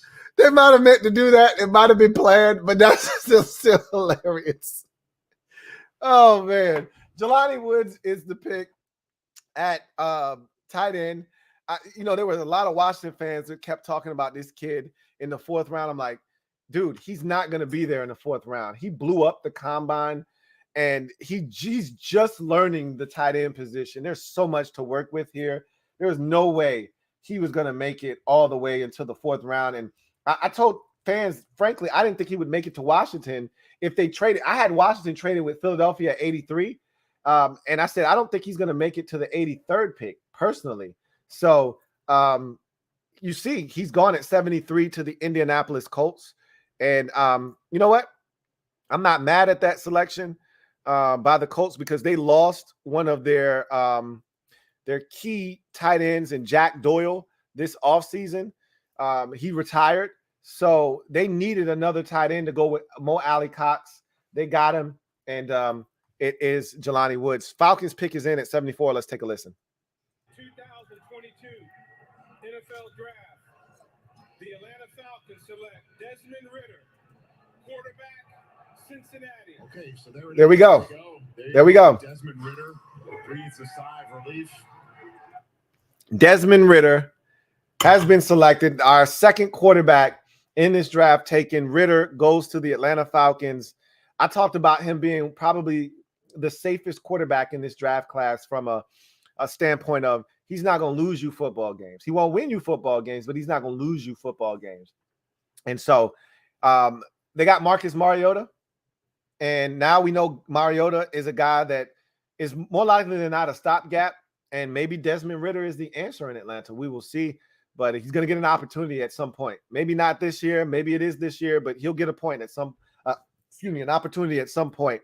Desmond Ridder is the pick for the Atlanta Falcons at 74 in the 3rd round, the second quarterback taken in the 2022 NFL Draft. So much for all of you Malik Willis stands out there. Guy still is on the board here in the 3rd round. I wasn't a Malik Willis guy. And he might turn out to be good, but clearly the league has spoken, okay? They don't believe in Malik Willis either.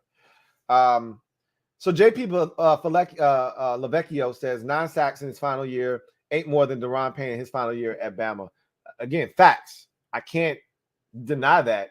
But he had 10 sacks in his entire career at Bama, if I'm not mistaken. So what happened the other couple of years you were there? And again, I'd love to see. I'd venture to say 6 of those sacks weren't immediate wins. Maybe 2 or 3 of them were, right? I think the other 6 were probably, just continuing to fight on the play, not giving up second, third effort plays where he falls into a sack because the first guy missed, the second guy didn't get him, and he cleaned it up. Might have had a half a sack or 2 just like that. I don't think it's a lot of him just winning and then just going and getting the quarterback. So we'll see. Again, I want to be wrong. Fraggles McNasty. Thank you for the super chat. Double up.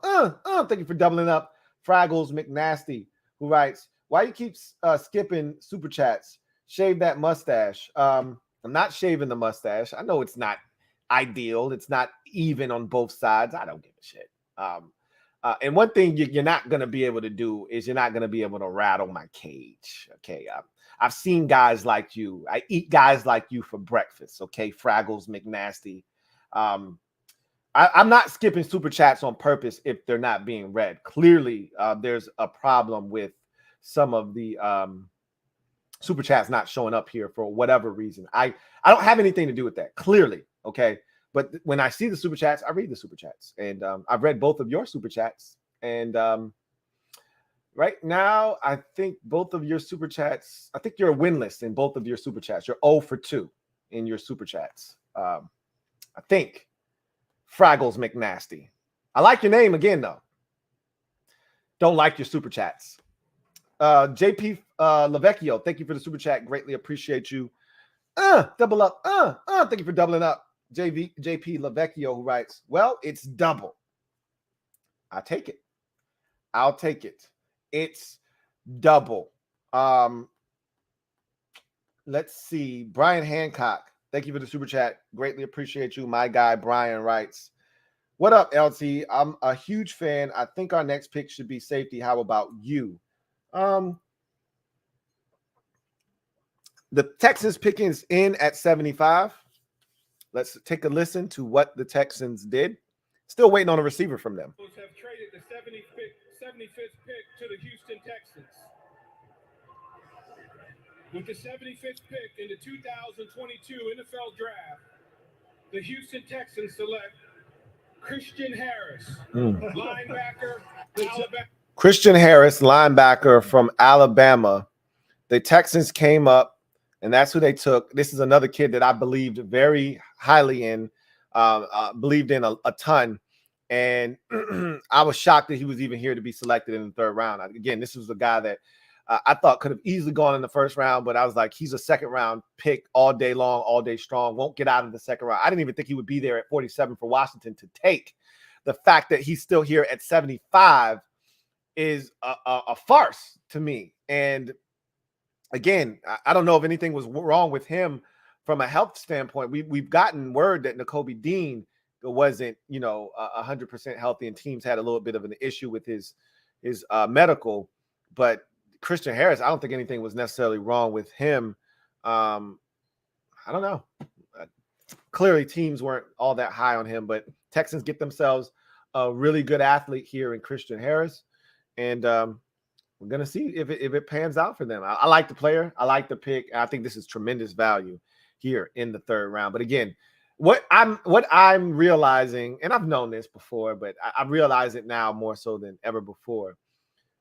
The term value is subjective and really doesn't carry much weight, because what we perceive to be value, what we perceive to be a good selection or a good place to take a guy, these teams have a totally different perspective on where a player should or shouldn't go. And we're not even close a lot of times. I mean, we're not even close. So our value doesn't mean jack shit diddly poo squat when it comes to this draft. It's just something that we tell ourselves to make ourselves feel better and feel important, like we know what the hell we're talking about. But at the end of the day, these teams are going to make the selections when they feel like these selections need to be made. They're going to trade up, take the players that they feel like they need to take when they feel the need to take them, whether we think it's the right move or not, i.e. the New England Patriots trading up and trading back and selecting Cole Strange in the first round. They don't give a shit that we looked at Cole Strange as potentially a third round guard, but no worse than a second round guard, and he went in the first. They don't give a shit about that. They valued Cole Strange at 29, and they took him. That's how the draft works. Get your guy when you feel the need to get your guy. I've said that already, and you're seeing that ring true more so than ever before tonight, and really with this draft in general. Brian Hancock asked me about the safety position being our next pick. Remember, so I've talked about this. I think safety, linebacker, and tight end are all in play for Washington. We are now 22 picks away from Washington's selection in the third round of 98 overall. I think the board is going to continue to speak. We've seen Jelani Woods come off the board at the tight end position. I think we're going to see, before Washington picks, at least 2 or 3 more tight ends be selected. And we've seen linebacker taken now with Christian Harris and Asamoah out of Oklahoma. So we've seen linebacker starting to go. I think linebacker, I think linebacker, safety, and tight end are the 3 positions. Don't rule out running back. Don't rule out running back, but I think the front runners are safety, linebacker, and tight end for the pick at 78 for Washington. Chad Muma, again, thank you. Somebody else just said Muma went as well. So we're seeing linebackers come off the board. Asamoah, Muma, now Christian Harris. We're seeing linebackers go, and we've seen a tight end in Jelani Woods go already to the Indianapolis Colts. So these positions are starting to be picked off. So you got to pay attention to that as well. Pac-Man D3, thank you for the super chat. Greatly appreciate you. My guy, MVP Pac-Man D3.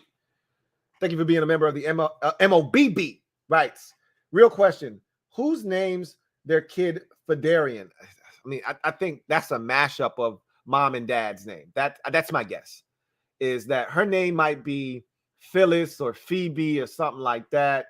His name is Darian, because, that's what people do. They mash up names. And, I love Black people. I love our community, but that's some shit that we do. So that's a really valid question. Who names their kid Fedarian? I don't like to chastise anybody's name because I was teased about my name. And I love my name. I was teased about my name in school, so I don't really like to pick on people for their name. But I think it's a mashup of two names, and you see it more and more now with the kids that are coming up today, where they think it's a great idea. How about I give him some of my name and give him your name? You know, I think that's what that is, to be honest with you. So that's where I think the name may have come from. That's a guess. I could be wrong. Zach LaRoche, thank you for the super chat. Greatly appreciate you. My guy, Zach LaRoche writes, I usually have 10 feet rule when it comes to staying away from ledges when hiking. After this pick is down to 5 feet. That's not funny because that's dangerous. But he says, basically, I'm going to be on ledge if they don't knock it out next round. I need you to I need you to stay away from the ledge, okay? Don't get closer.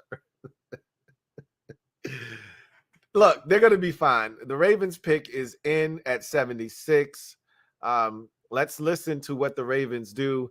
They still haven't addressed the receiver after trading Hollywood Brown. I got to assume this is a receiver, but I've said that how many times tonight? Like 14 and been wrong like 13 out of the 14 times. I'm going with a receiver here. The Baltimore Ravens select Travis Jones. Defensive tackle, UConn. Make it 14 out of 15 that I've been wrong tonight. So they take the defensive tackle. I thought he had a chance to be a fringe first rounder for Tampa Bay. This is probably where he should have gone, honestly. I think we pushed him up the board. He had an excellent Senior Bowl week, and I think people like myself overreacted. This is probably where he should have gone in the third round. Probably more of a third-round pick, and he's going to be a perfect Baltimore Raven. He fits their DNA and what they do well. So this is a good pick for the Ravens, man. Plays with good leverage, even though he's 6'4", plays with good low pad level. And he's an athlete, man. He's big, he's physical, he's strong at the point of attack. Don't think he's going to get to the quarterback, but I think he's going to be a load to deal with inside. And again, that fits what the Ravens like to do schematically, defensively, with their defensive tackles, who usually are two gappers. I think he's going to fit in there beautifully. So we'll see what happens with Travis Jones. Zach LaRoche, keep your 10 feet of space away from the ledge, man, when you're hiking, okay? Colts pick is in at 77. They've moved back multiple times. Let's take a listen. With the 77th pick in the 2022 NFL Draft, the Indianapolis Colts select Bernard Ryman, tackle. Bernard Ryman, tackle out of Central Michigan, was a guy that a lot of people were talking up at the Senior Bowl. I wasn't a huge fan of his. He's extremely raw. This guy just started playing football 4 or 5 years ago. So he's still learning the position, and you can tell. I don't love his hand placement. I don't love his technique, but he's an athlete. He's got the size you're looking for. He's raw, essentially, still, even though he's only played for a few years. He's raw. I think if you can coach, if you believe in your coaching staff, this is a guy you want to get your hands on. But I think he's still got a lot of work to do. Does Bernard Ryman, a lot of work to do. But that said, there's a lot to like, and there's a lot to work with.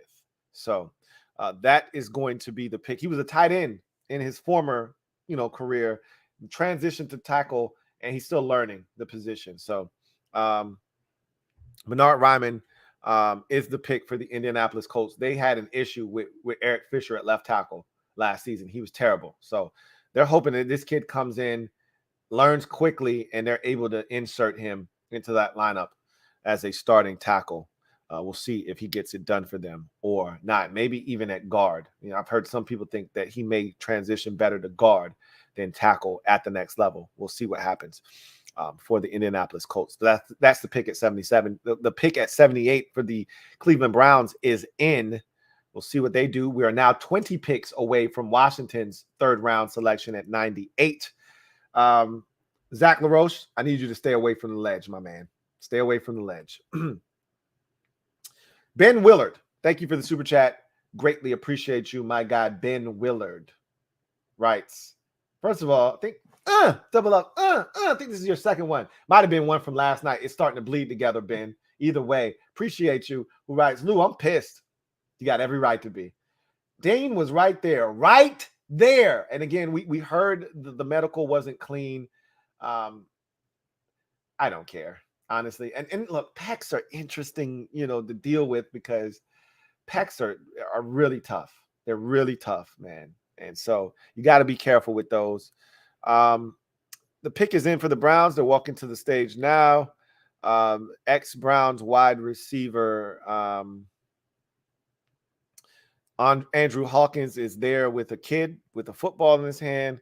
I don't think the kid's going to say anything because he doesn't have a card, but he's going to probably make an announcement about why that kid is there with him. So we got a little bit of time to shoot the shit.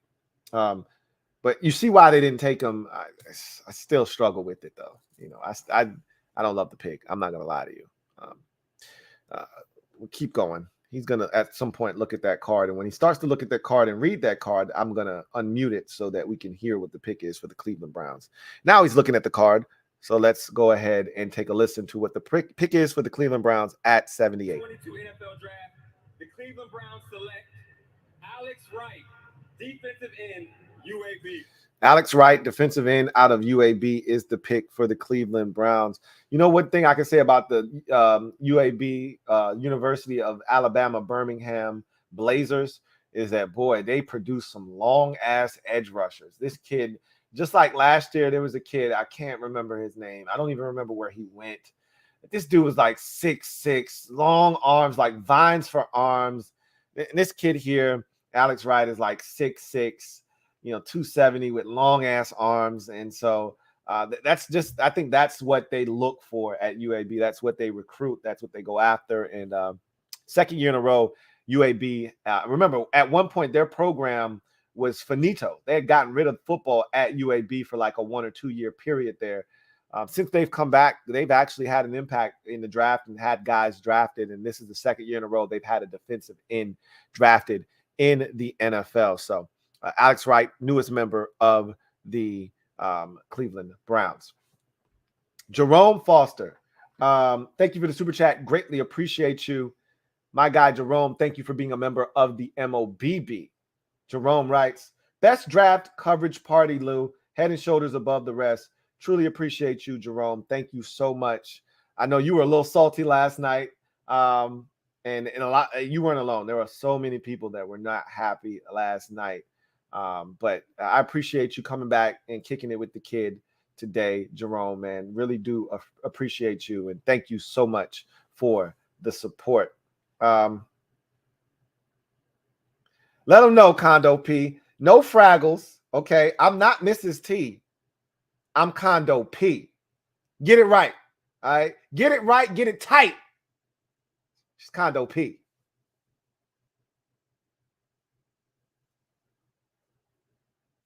All right.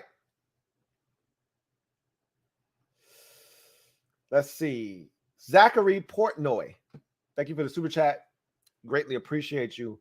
My guy, Zachary Portnoy, writes, Dean is falling because he doesn't defend run well and relied heavily on championship D-line to produce. It was kind of slow in combine is my guess. He didn't run at the combine. He had an injury, didn't run at the combine, and he didn't run at his pro day either. So I think teams look at that. I look at it as a clear sign that you're not fast, but I don't blame a guy that's slow for not running. I said that's the thing that killed safety Kyle Hamilton out of Notre Dame. Had he not run, just, said, hey, I got a hammy or I got a strained calf, I'm going to just chill.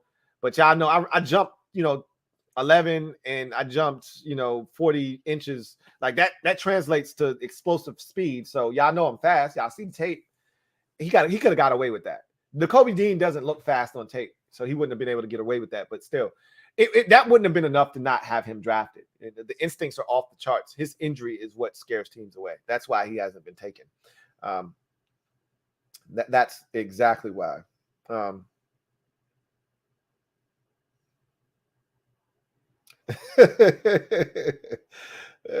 Irish, thank you for the super chat. Greatly appreciate you. Irish, thank you for being a member of the MOBB writes. I read Dean is falling due to medicals. Yep, you're spot on, Irish. He says, I get the DT pick losing Settle and Matty but I would have rather had Brisker. Squad up. Great work, Lou. I would have rather had Brisker. I would have rather had Nakobe Dean despite the injury. I would have rather had Christian Harris. But again, these are guys that they clearly did not value highly. And I think honestly, if I had to guess, and I can't say this for certain, I can't confirm nor deny this, I'd like to think that they overreacted to a need here. And again, this is the rationale of why they did it. To me, this defensive tackle draft class is not deep at all. So if you like a guy, you got to take him. You can't afford to wait. We're still 19 picks away from our selection. Had they not taken defensive tackle, they're sweating right now because they need a defensive tackle. They can't wait. That's the one position on the roster where you really can't wait because we got no depth, right? You got no depth whatsoever. And you're talking about trading one of our starters. And you know you're not going to re-sign him. So they had to do something. It wasn't optional. So Chargers pick is in at 79. Let's see what they decide to do. With the 79th pick in the 2022 NFL Draft, the Los Angeles Chargers select JT Woods, defensive back, Baylor. So JT Woods, safety out of Baylor, is the pick. The Chargers continuing to, upgrade that secondary, add more speed to their defense. Kaiser White was a linebacker, hybrid safety type of player for them. I don't look at him as that. I think he's more of a corner / safety, a guy that can run. He's lean. He's not a physical defender by any stretch of the imagination. So I think they're looking at a guy that has some range in that secondary that may be able to have some ball production. Because remember, they've already invested at the cornerback position. So now they want a safety that's going to be able to take advantage of two stud corners they believe that they have now in J.C. Jackson and Asante Samuel. But one thing about the Baylor program, and this hit JT Woods ran a 4.3 at the combine. One thing about their program, they produce athletes. They may not be tremendous football players at the NFL level, but they produce athletes, that is for sure. And JT Woods definitely checks off that box as a 4.3, 640 guy at the safety position. Irish, I agree with you. The Broncos pick is in at 80. Let's take a listen. With the 80th pick in the 2022 NFL Draft, the Denver Broncos select Greg Dulcich, another tight end, UCLA. Greg Dulcich, who I thought was the best tight end in this draft class, goes at 80 to the Denver Broncos. Remember, they traded Noah Fant in that trade to acquire Russell Wilson, so they're replacing him with Greg Dulcich, another athlete at the tight end position. And they already had Albert O, and it's an abundance of riches for Russell Wilson to work with. Dulcich, I thought, was one of the better athletes at the tight end position in this entire draft class, and I think it's a fantastic fit for them, replacing Noah Fant. And I told you we're going to see tight ends go in this round. We've already seen Jelani Woods go to the Indianapolis Colts. Now Greg Dulcich goes at 80 to the Denver Broncos, and I think you're going to see one or two more go before Washington's pick at 98. If you want a tight end, you have to consider. I don't say I'm not saying you have to take one now because there's depth at the position and there's still a ton of time in the fourth round, and we've got 2 selections in the fourth round. So you don't have to necessarily take one in the third round if you're Washington, but you should be considering, depending on how the board falls, you should be considering taking a tight end if you're Washington. The Giants pick at 81 is in. Let's take a listen. Pick in the 2022 NFL Draft, the New York Giants select Cordell Flott, defensive back, LSU. Slot in the slot. Here we go. A chance to be one of the better nickels in this draft class. He's a little bit light. He's overlight, but he has got outstanding quickness and awareness. All right, Cordell Flott is the pick for the New York Giants. They need cornerback help. We've talked about them trading away more likely than not, or flat out releasing their stud corner, James Bradbury. So they're going to add another guy inside here in Cordell Flott that played at LSU in the nickel inside a ton. can also play outside, but I think they view him as a slot corner. And the Giants draft Kayvon Thibodeau, Evan Neal, Wan'Dale Robinson, Josh Azudu, and now cornerback Cordell Flott out of LSU. They've done some good things, have the Giants in this draft. Built up the offensive line, drafted a replacement for Kadarius Toney, got Kayvon Thibodeau, which was a big get for them as an edge rusher, and now they get a corner. So Falcons pick is in at 82. Let's take a listen to what the Falcons do here. With the 82nd pick in the 2022 NFL Draft, the Atlanta Falcons select D'Angelo Malone, linebacker, Western Kentucky. So D'Angelo Malone is the pick. There are a lot of people that like D'Angelo Malone, man. I thought he had a really good showing at the combine, and he's a guy that a lot of people feel like could be a sleeper in this draft as an edge rusher that could really create havoc off the edge. And he's a tremendous athlete, man. Again, another one of these dudes, if he can just find a way to add technique to his athleticism, he could be dangerous off the edge as a rusher. Remember, the Falcons were the worst team in the league at getting to the quarterback a season ago. So they've added 2 edge rushers now, if I'm not mistaken. Trying to think about the Falcons selections earlier. Took the receiver. All right. Didn't they take Arnold E? I think they took Arnold E earlier, and now they're taking D'Angelo Malone. So they're really trying to put a lot of emphasis on getting guys that can get to the quarterback, and God knows they need it. So second edge rusher in this draft selected by the Atlanta Falcons, who was the worst team in the league at getting to the quarterback. So makes a ton of sense for the Atlanta Falcons to do what they've done to this point. And they've really tried to fortify a couple of positions that they've struggled at to this point. Metaphor, thank you for the super chat. Greatly appreciate you. My guy Metaphor writes, all right, a stretch. Dotson's from Newark, New Jersey. He takes DBs for a ride. Our public system is New Jersey Department of Transportation. New nickname, NJDOT. Yeah, that's a stretch. Okay, that's a bit of a stretch.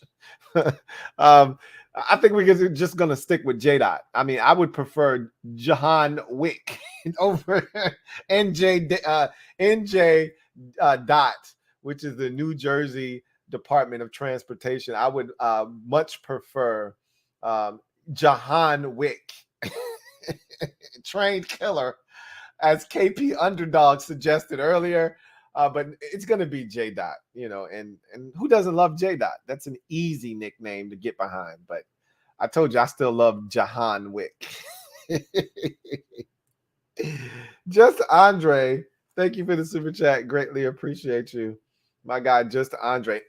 Double up. I think this is double up. Might have been triple up for you. The pick is in for the Eagles at 83. We'll hear what that is a little bit later on. I get the pick, but draft BPA. 3rd round. I'm adamant that the pick for Washington in the 3rd round will be one of 3 positions: tight end, a linebacker, or safety.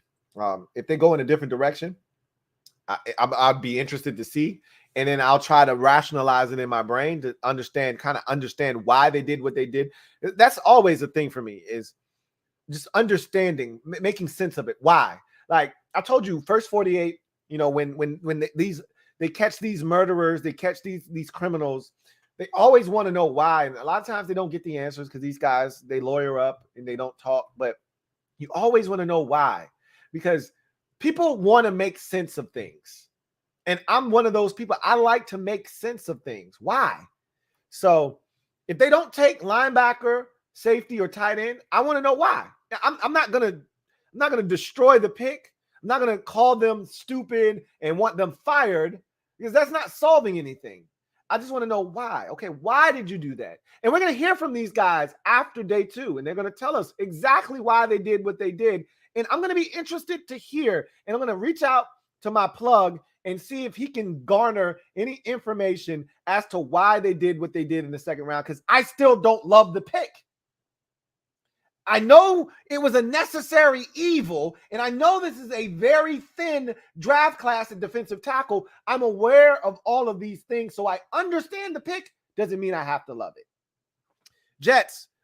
Eagles pick is in at 83. That's a sharp suit. It's a white suit. Let's hear it.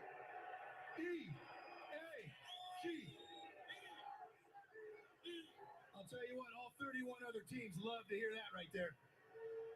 With the 83rd pick of the 2022 NFL Draft, the #1 team in sports with the greatest fans in the world, the Philadelphia Eagles, are happy, you know it, are happy to select a linebacker from Georgia, Nakobe Dean.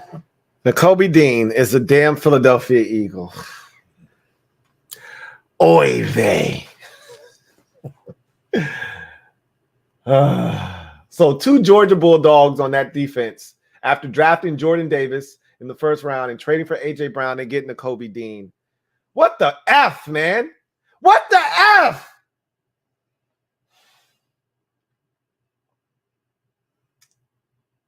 Any team in the league could have taken Nakobe Dean, and it's the goddamn Eagles. Could have been anybody. Not named the Giants, Cowboys, or Eagles. It could have been Denver. It could have been Atlanta. It could have been Houston. It could have been Jacksonville. And it had to be the Philadelphia effing Eagles.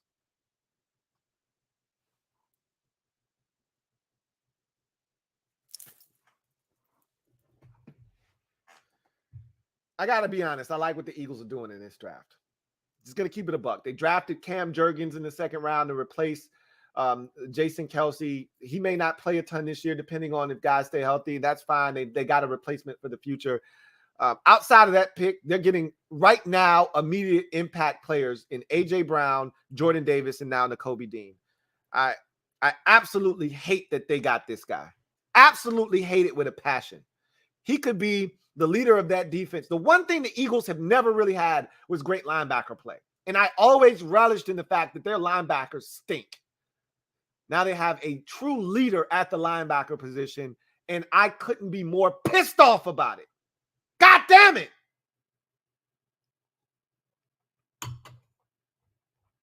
Shit.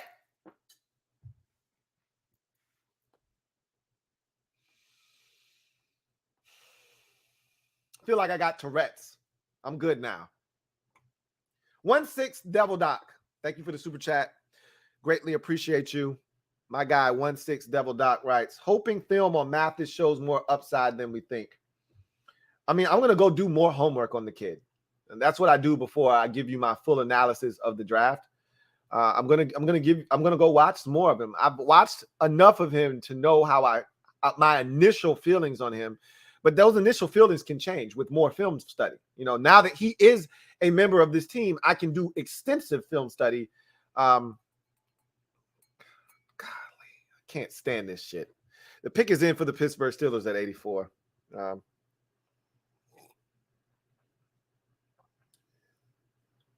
I'm with you. I hope the film shows a little bit more, but I don't think it will.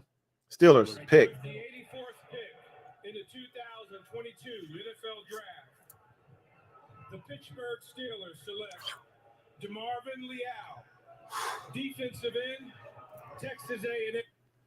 DeMarvin Leal, Texas A&M defensive tackle. I would have preferred him at goddamn 47. I would have preferred DeMarvin Leal at. Now, that's not our cup of tea. He's 280, 285 pounds. That's not our steez. We like the 300-pounders inside. I'd have much preferred DeMarvin Leal. But again, I already knew he wasn't the kind of guy that we tend to covet at defensive tackle. He's undersized. He's quick. He's a guy that can, potentially, turn into a pass rushing threat at the next level, a la Aaron Donald, that undersized defensive tackle, which is what Logan Hall is, that the Tampa Bay Buccaneers just took, which is what Devontae Wyatt is going to, potentially be for the Green Bay Packers. A guy that's a little bit undersized necessarily for the position, but can get to the quarterback. I don't think that's what we drafted. I don't think that's what we drafted at all. Just Andre, thank you for the super chat. Greatly appreciate you. Who writes, they they picked pretty fast. They might be high on him. They could be high on him all they want.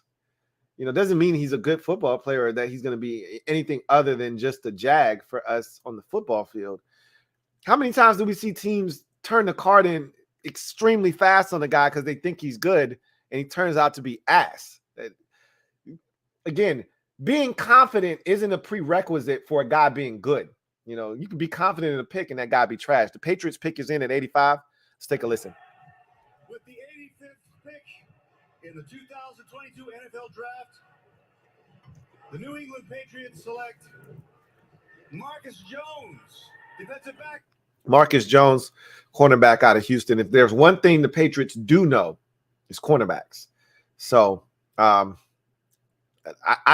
would guess that this kid would be much better for them than the kid they took in the second round, Tyquan Thornton out of Baylor. That's my guess, is that Thornton will end up stinking for them and they won't be able to get out of him being a Patriot fast enough.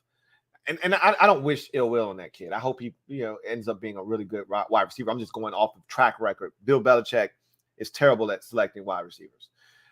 Corners, whether it's in the draft or via free agency, I mean, he found Ty Law, he found J.C. Jackson. Like, this is what Bill Belichick does. He finds corners. He found Asante Samuel. This is what he does, okay? He can find a cornerback. He can identify talented corners. So this kid, Marcus Jones, out of Houston, probably going to be problematic with this New England Patriots defense.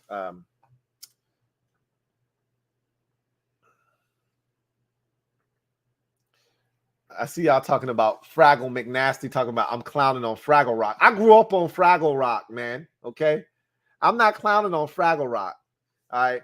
Fraggle Rock, look, I didn't land on Fraggle Rock. McNasty landed on me. Okay? Come for the cane. Bet not miss. That's all. Chad Wicca 11 in. I'm pretty sure I destroyed that. Hold on. Let me. Chad Wick Alien. Yeah, that's what it is. Chadwick Alien. Stand up. You are the newest member of the MOBB. Mob, you know what to do. Chadwick Alien, he's looking for some love. He needs some love. We need to embrace him, bring him in, and make him one of our own. Thank you for becoming a member of the MOBB, Chadwick Allen. Looking forward to chopping it up with you in the future. Welcome to the squad. I got Chad. All right.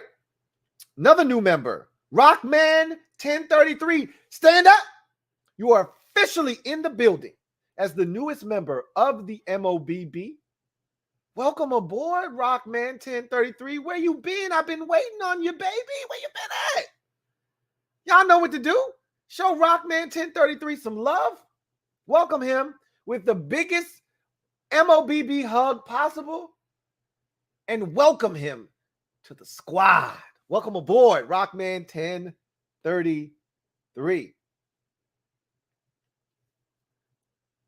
Hey, Metaphor says, Lou, you got a bucket of ice for the wine? How did you know? How did you know? I had a bucket over here. I'm pulling the wine out of the bucket, pour me a glass every so often. How did you know? Maybe you heard the ice rattling as I was pulling it out and pouring it up. I don't know. Poopin' for Noopin. Thank you for the super chat. Greatly appreciate you, my guy. Poopin' for Noopin. Writes, hearing Dean has a torn pec that he refused to get operated on and has a history of soft tissue injuries. You're hearing right, Poopin' for Noopin. That's spot on. That's exactly why he lasted. And still, I don't give a shit. I'm so pissed off the Eagles got their hands on him. But you're absolutely spot on. That's exactly why he was here for the taking. The Raiders traded out of 86. The Titans acquire the 86th pick. So they clearly have identified a guy that they want to come up and get. I think this is a tight end because the Titans really were hurting at the tight end position last season. They did not get the production that they were hoping to get out of Anthony Ferkser. And so I think they're going to look to address tight end. They already addressed the receiver position by trading for Robert Woods. They traded away A.J. Brown. They replaced him with Treylon Burks. I think they are going to they continue to bolster that offensive line. They took a tackle. I think they're going to take a tight end here. Let's take a listen to the Titans selection at 86, trading up with the Raiders to make this pick. Vegas Raiders have traded the 86th pick to the Tennessee Titans. With the 86th pick in the 2022 NFL Draft, the Tennessee Titans select Malik Willis. Oh, quarterback. Liberty, Liberty, Liberty, Liberty. Malik Willis gets the pick from the Titans, gets the call from the Tennessee Titans at 86. The Titans, I told you they're going to try to replace Ryan Tannehill. And so they wait to the third round, take Malik Willis. They're going to continue to develop, and this is a great spot for him. He couldn't have landed in a better place because he does not have to play right away. He might not have to play for the next 2 years, right? He doesn't have to play. He won't play this year unless Ryan Tannehill gets injured. And Ryan Tannehill has been one of the more durable quarterbacks in the NFL the last 3-4 years. So he won't have to play at all, not a single snap. He can just sit and learn and continue to develop, which is what he needs to do. And then next year, they could treat him like Patrick Mahomes in his rookie season, and then in year 2, roll him out and see what you have. There's a lot of talent here with Malik Willis. I've said this a million times. He's got the strongest arm in this draft class. He's the best athlete in this draft class. There's a lot of workable tools with Malik Willis, but he's raw as the day is long, and there's a lot of things that he's got to clean up from a mechanical standpoint. But one thing is for sure, that Malik Willis has every attribute that you're looking for to be a successful quarterback at the NFL level. He just has to put it all together. If he can do that, Malik Willis could be a big-time quarterback in this draft class. I told you, 1 or 2 of these dudes are going to succeed. Can he be one of the 2 guys is the question. Who are going to be those 1 or 2 guys? Maybe one of them is Malik Willis. I think Kenny Pickett has the highest, chance to be one of those guys that succeeds. Who's the other guy? We're going to see. Malik Willis, the third quarterback. Remember, the Atlanta Falcons took Desmond Ridder in the second round, in the third round. I think they took him earlier in the third round. No quarterbacks win the second round. Desmond Ridder was taken. Now Malik Willis is the third quarterback taken. There's still 3 quarterbacks worth taking in this draft out there. Carson Strong is the last of which I think will be taken. Seeing how long it's taking these quarterbacks to come off the board, I assume Carson Strong won't be a day 2 pick. He'll be a day 3 pick, and more likely than not a 5th round pick, something like that, 4th or 5th round. I think we're going to see Matt Corral go off the board next, and then I think we're going to see Sam Howell, the North Carolina quarterback, and then Carson Strong. Cardinals selection is in at 87. Roger Goodell has brought out a few guys with him. I'm assuming somebody else, they're making the pick. So until that guy gets under, behind the mic, the pick won't be made. So Poopin' for Noopin', you were spot on. That's exactly why Nakobe Dean lasted as long as he did. I don't give a shit. I didn't want him to land in Philadelphia, though. Dre Brown, thank you for the super chat. Greatly appreciate you. My guy, Dre Brown, writes, pretty sure Dean has a shoulder tear from workouts and opted not to get surgery. Still other good linebackers, Buffalo nickel fits like Asamoah, need a tight end too. Here's the pick for the Arizona Cardinals. San Diego State. Cameron Thomas, defensive end, San Diego State is the pick for the Arizona Cardinals. They moved on or had their edge rusher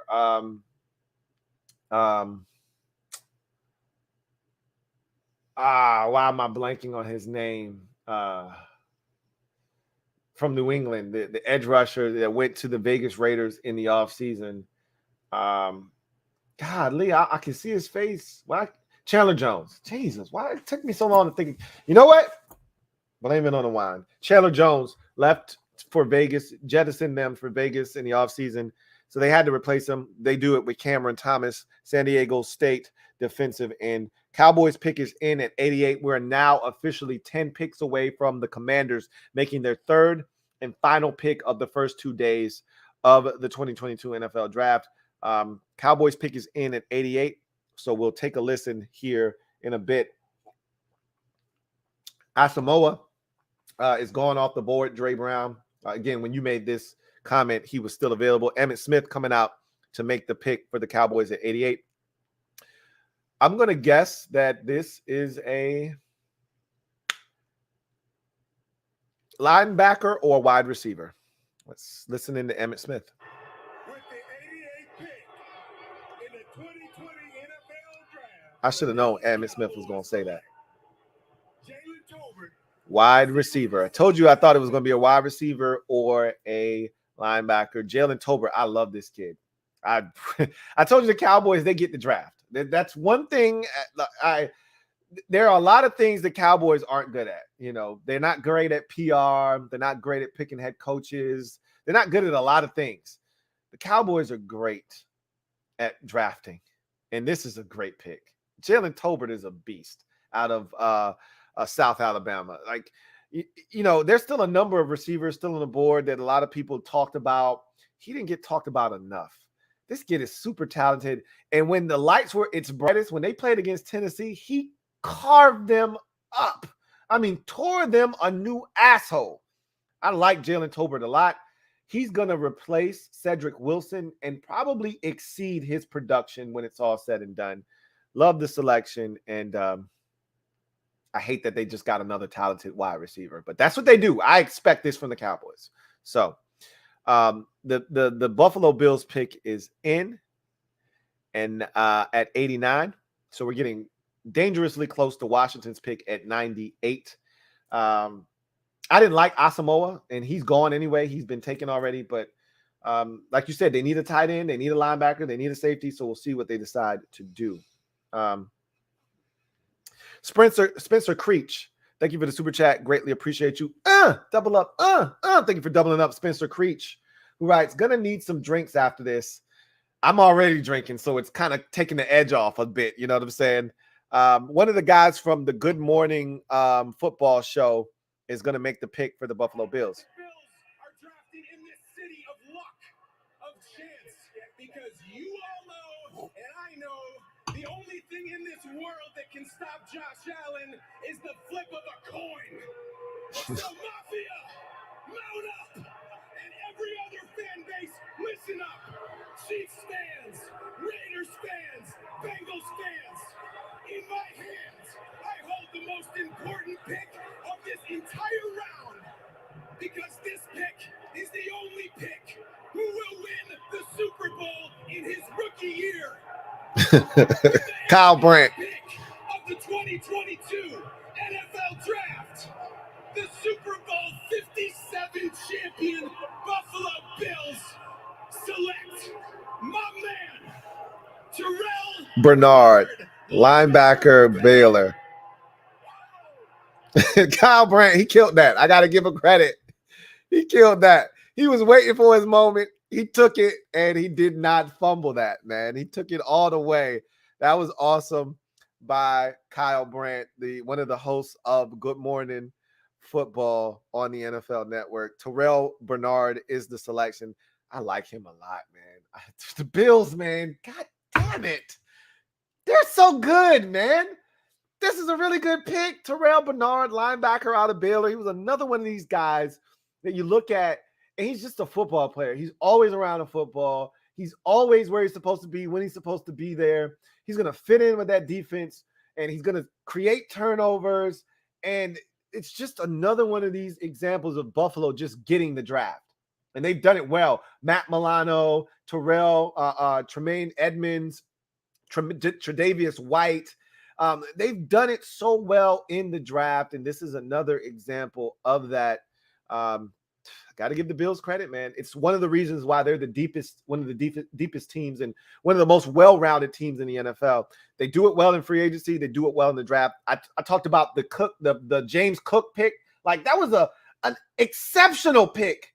Now they follow that up with Terrell Bernard, an athletic linebacker from Baylor that can do a little bit of everything. The Buffalo Bills, touche to Brandon Beane, who I absolutely love, is one of the best GMs in all of football. The Raiders are now on the clock for the very first time in the draft. Their fans have been waiting patiently for them to get on the board. They traded back. They had a selection earlier in the draft. They traded back. So now in the third round, 90th overall, they're finally going to make their first selection in this draft. The fans are probably going to go nuts. They're talking about Daryl LaMonica right now and having a tribute for him, the Raiders quarterback who passed away about a week or two ago. The Mad Bomber is what they called him, number 3 back in the day. So rest in paradise to Daryl LaMonica. The Raiders pick is in. We would usually get our old man Willie to come out here and remind us about Mother's Day and all of that good stuff. I wonder if Marcus Allen is going to take the time to do that now, or if they're going to do it tomorrow on day number 3. But last year, I thought they had their fullback come out and do a beautiful tribute to Willie Brown, who always reminds us of Mother's Day. And I'm hoping the Raiders continue that tradition with whomever they send out there. This is Marcus Allen. Let's take a listen. Willie Brown, I want to wish all the mothers across the land a happy Mother's Day. That's nice. There we go. There we go, Marcus. That's a tradition. I got to have it. The greatest in Las Vegas. I got to have it. Thank you, Marcus Allen. Oh, shit. Wayne Newton. Hello, Vegas. Shit, is there anybody that personifies Vegas more than Wayne Newton? Shit. With the 90th pick in the 2022 NFL Draft, the Las Vegas Raiders select. We'll do it together. Dylan Parham. Guard Dylan Parham from Memphis is the pick for the Raiders. Offensive line, can't go wrong there. You got all these weapons now. You got Darren Waller, you got Devontae Adams, you got Hunter Renfrow, you got all these guys to get the football to. Need to protect Derek Carr to make sure that he's got time to get the football to these guys. So it's a good pick. We'll see if it turns out to work in the favor of the Raiders, but that's their first pick of the draft. It will not be their last, but glad that Marcus Allen upheld the tradition of the Mother's Day Willie Brown comment. The Raiders, they get it, man. I'm glad they get it because and there's not much I look forward to in the draft from people other than Roger Goodell announcing the picks, but that's one of the things I look forward to when the Raiders come up in the second day of the draft. Whomever they send up there has to honor the Willie Brown tradition of wishing all the mothers out there a happy Mother's Day. That has to happen from here to the end of time for the Raiders. And clearly they get the message. Marcus Allen delivered that.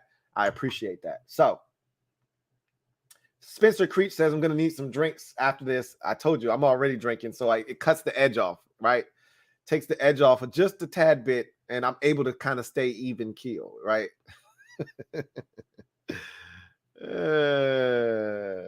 Right. All right. Let's see. We got a super chat here from Trevor Patch. Thank you for the super chat, Trevor Patch. Greatly appreciate you. Double up. Thank you for doubling up, Trev. I think that was 2 for you. Might be 1. Again, yesterday and today starting to bleed together. So you know what it is. And I told you, I'm drinking red today. Red wine. Says the draft is a crapshoot. It's all a guess, and y'all listen to the talking heads too much. If you need a negativity echo chamber, head to Redskins Review. Look, first of all, I'm not going to let you kill my guy, Redskins Review. Yeah, he can be negative at times, but that's his opinion. That's how he feels. I don't want somebody to fabricate how they feel or try to change how they feel to appeal to the masses. If that's how you feel, talk your shit. Talk your truth, okay? Be who you are. And if that's how he feels, if he doesn't agree with what's being done, say that. Don't acquiesce so that you can fit into what the narrative is supposed to be. That's part of the reason why you come here. I don't acquiesce. I don't give you what you want to hear. A lot of people want cheerleaders. I'm not a cheerleader. I'm a fan, okay? If you want a cheerleader, take your ass somewhere else. I'm pretty sure there's someone else that is cool with everything that's being done. That's not what you're getting here. You know, go to the draft day party if you want somebody to sell you a hope and a dream. What I'm giving you is the reals, at least the way as constituted by me, your man, Louie Tee. So at the end of the day, Redskins Review is giving you his opinion, how he feels about what's being done. You may view it as negativity. That's his truth. You gotta respect that. And if you don't want it, you don't want it. But at least respect that man having an opinion. But that said, I think it's apparent, and I mentioned this earlier, we know nothing about this process. We know nothing about draft boards and what they look like. And every team, there are 32 teams, and everybody's draft board looks vastly different from ours and what we've come up with. And we talk about value, and we talk about this guy should be taken in this round. And guys that even get paid to do this get this wrong. Daniel Jeremiah had Nakobe Dean as his 17th rated player. He had Christian Harris as his 38th rated player. He had Malik Willis as his 32nd rated player. Those guys didn't go to the third round, okay? Even the guys that get paid to do this get it wrong. Doesn't mean that they didn't evaluate the player correctly. That's his evaluation. We have evaluations. They have evaluations. We feel the way we feel. They feel the way they feel. They do what they feel like is in the best interest of the team. We can agree. We can disagree. At the end of the day, they're going to do whatever the hell they want to do anyway. It's almost like becoming an adult. I tell my wife this all the time because she's got nieces that she still looks at as little kids, and she tries to impart knowledge on them. I've got nephews and you know that I try to help out, and you know, I talk all the time about the youth of America and them wanting to make their own mistakes. Put a pin in that. Buccaneers pick at 91 is in. Let's take a listen. With the 91st pick in the 2022 NFL Draft, the Tampa Bay Buccaneers select Rachaad White, running back. Rachaad White, running back out of Arizona State. That's a name. I couldn't even tell you who he is. They went outside the box on that one. So, anyway, I tell the youth of America, hey, we made mistakes so you don't have to go through that. They don't care nothing about that. They want to make their own mistakes. And you're like, you dummy. I told you not to do that. But think about how you were at that age. Were you listening to the elders that were telling you, hey, don't do that? You probably weren't. You probably said, man, he don't know what he's talking about. I can do this. And then you make the mistake, and then they tell you, I told your dumb ass, and you go, yeah, you did tell me. But that's part of life. People make mistakes, and they have to learn from them. These teams, they don't give a shit about what we think or none of that. They're going to do what they feel like they think is in the best interest of the team. If it's a mistake, they're going to have to live with it. You know, sometimes you get fired because you make too many of them. But I'd much rather go down with me making my mistake with my shit than making a mistake listening to people out there telling me what I should do. So, Green Bay Packers pick is in at 92. We're 6 picks away from Washington making their selection. Let's listen in. 2022 NFL Draft. Sheck West. The Green Bay Packers select Sean Ryan, tackle from UCLA. Sheck West. Who knew he was a Green Bay Packers fan? That's the song Mo Bamba that you hear at every goddamn football game. What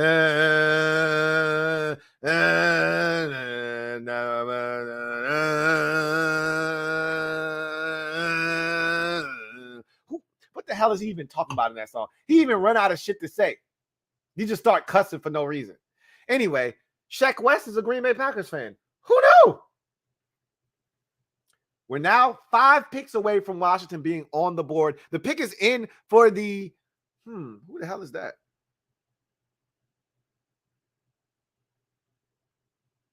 Who is that? Is that the Kansas City Chiefs?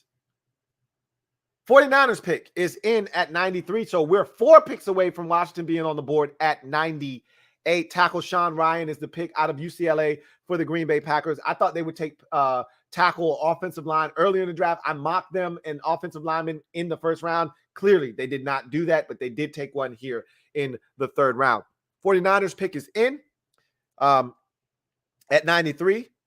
Let's take a listen to the selection.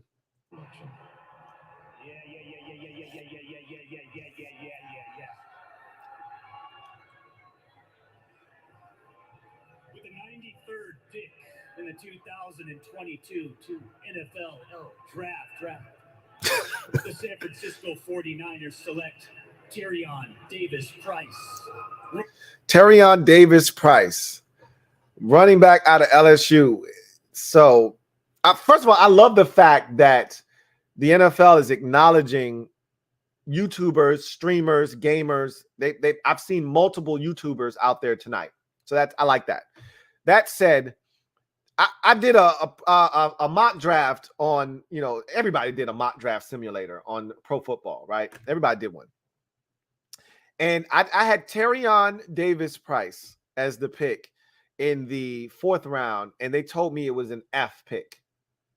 They told me it was an F pick based off of the PFF, which I think is bullshit. I can't stand PFF stats, right? They told me it was an F pick. The 49ers took him in the 3rd round.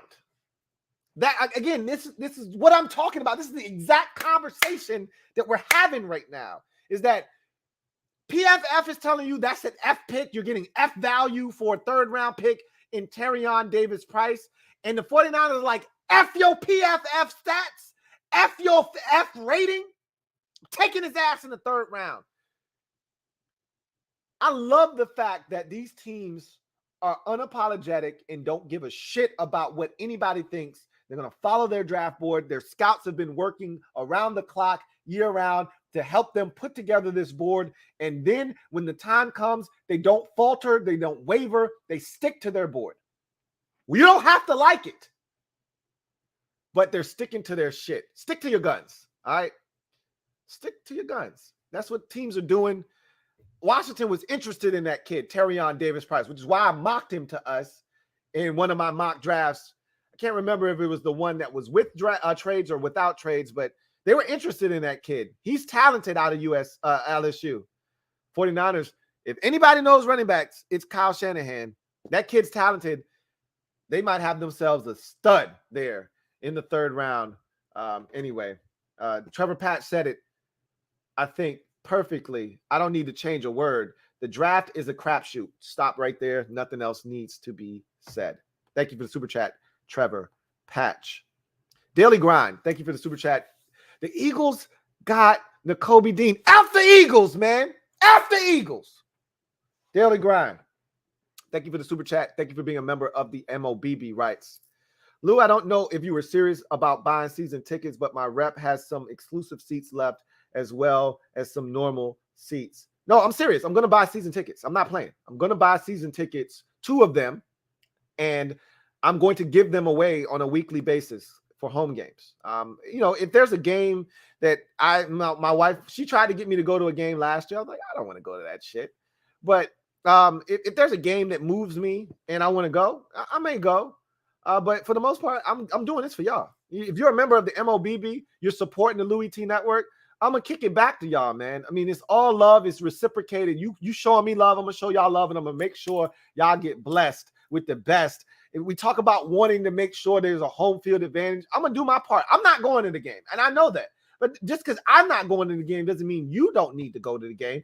I'm trying to put commander asses in seats, and so I'm going to do my part. I'm going to buy 2 tickets. I'm not selling them to the opposition. I'm giving them to known Washington Commander fans so they can go in, cheer for the burgundy and gold, and bring back the dub to the crib. So I'm serious about doing that for sure. Panthers pick is in at 94. We're getting dangerously close to the pick that we need.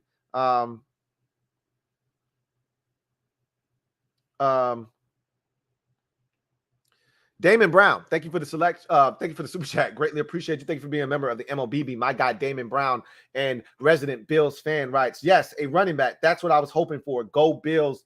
That was a great pick. James Cook was a phenomenal pick. You guys got a stud there with that pick in the 2nd round. The Bills are just ridiculously built.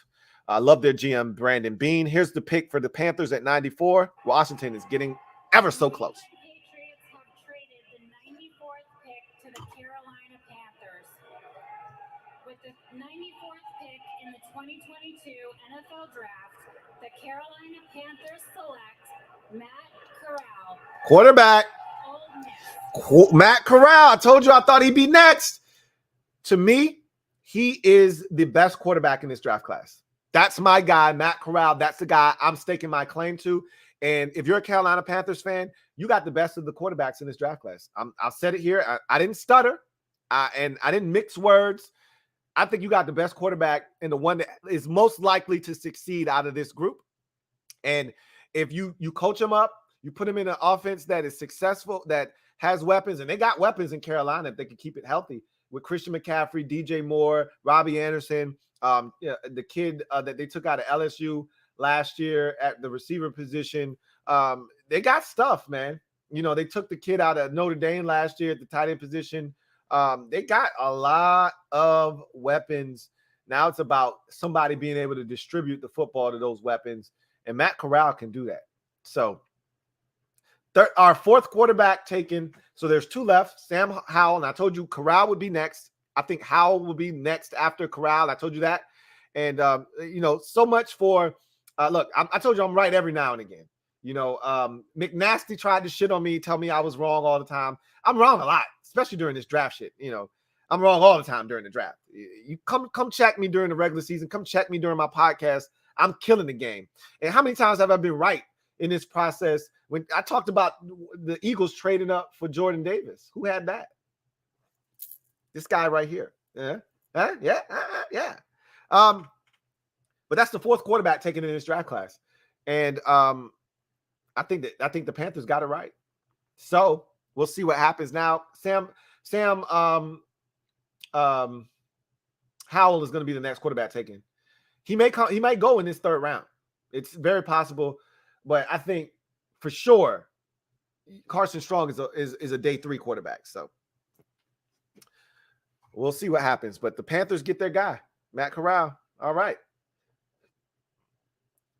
Journey Reed, excuse me. Thank you for the super chat. Greatly appreciate you. Thank you for being a member of the MOBB. Writes, what position do you think we go with in the third round? I've talked about this. I'm sticking steadfast to it. We've only seen 2 tight ends go in the third round. We saw Jelani Woods go. We saw the tight end Dulcich out of UCLA go. Tight end is still in play. I think you can wait because there haven't been more tight ends. I thought there would be 1 or 2 more tight ends that have gone already. This could be a tight end spot right here at 95 with Cincinnati. The pick is in. I talked about losing CJ Uzama. If you're Cincinnati, this is the spot where you would want to take a tight end.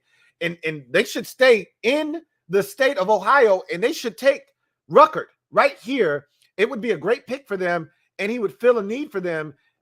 Here's the pick. Let's just take a listen in and see what they do. In the 2022 NFL Draft, the Cincinnati Bengals select Zachary Carter. Zachary Carter, defensive tackle, Florida, is the pick for the Bengals. So they go D-line. Remember, Larry Ogunjobi, who they signed in free agency last year, was a free agent this year, left. Didn't pass his physical, but he is no longer a member of the Bengals, so they do need some more interior defensive line help. So Zachary Carter is going to help with that. I think he's an athletic guy. I think he is someone that I think his best football is still ahead of him. And if he is able to really hone in on the finer points of his game, because he's an athlete, I think he could be a problem at the next level. I told you the Bengals are one of those teams that get the draft. I like that pick. The Indianapolis Colts have made a trade up to 96. Clearly, they have identified someone that they want to grab, and they felt like Detroit was a threat to grab that player. Maybe even Washington was a threat to grab that player. So they're now at 96 are the Indianapolis Colts. We'll see what the Colts have come up to get. I think they're coming up to get a quarterback. I mean, Detroit still hasn't drafted a quarterback. I think this is a quarterback. Indianapolis got Matt Ryan. That's a short-term answer. Let's take a listen. Maybe this is Sam Howell. The Denver Broncos have traded the 96th pick to the Indianapolis Colts.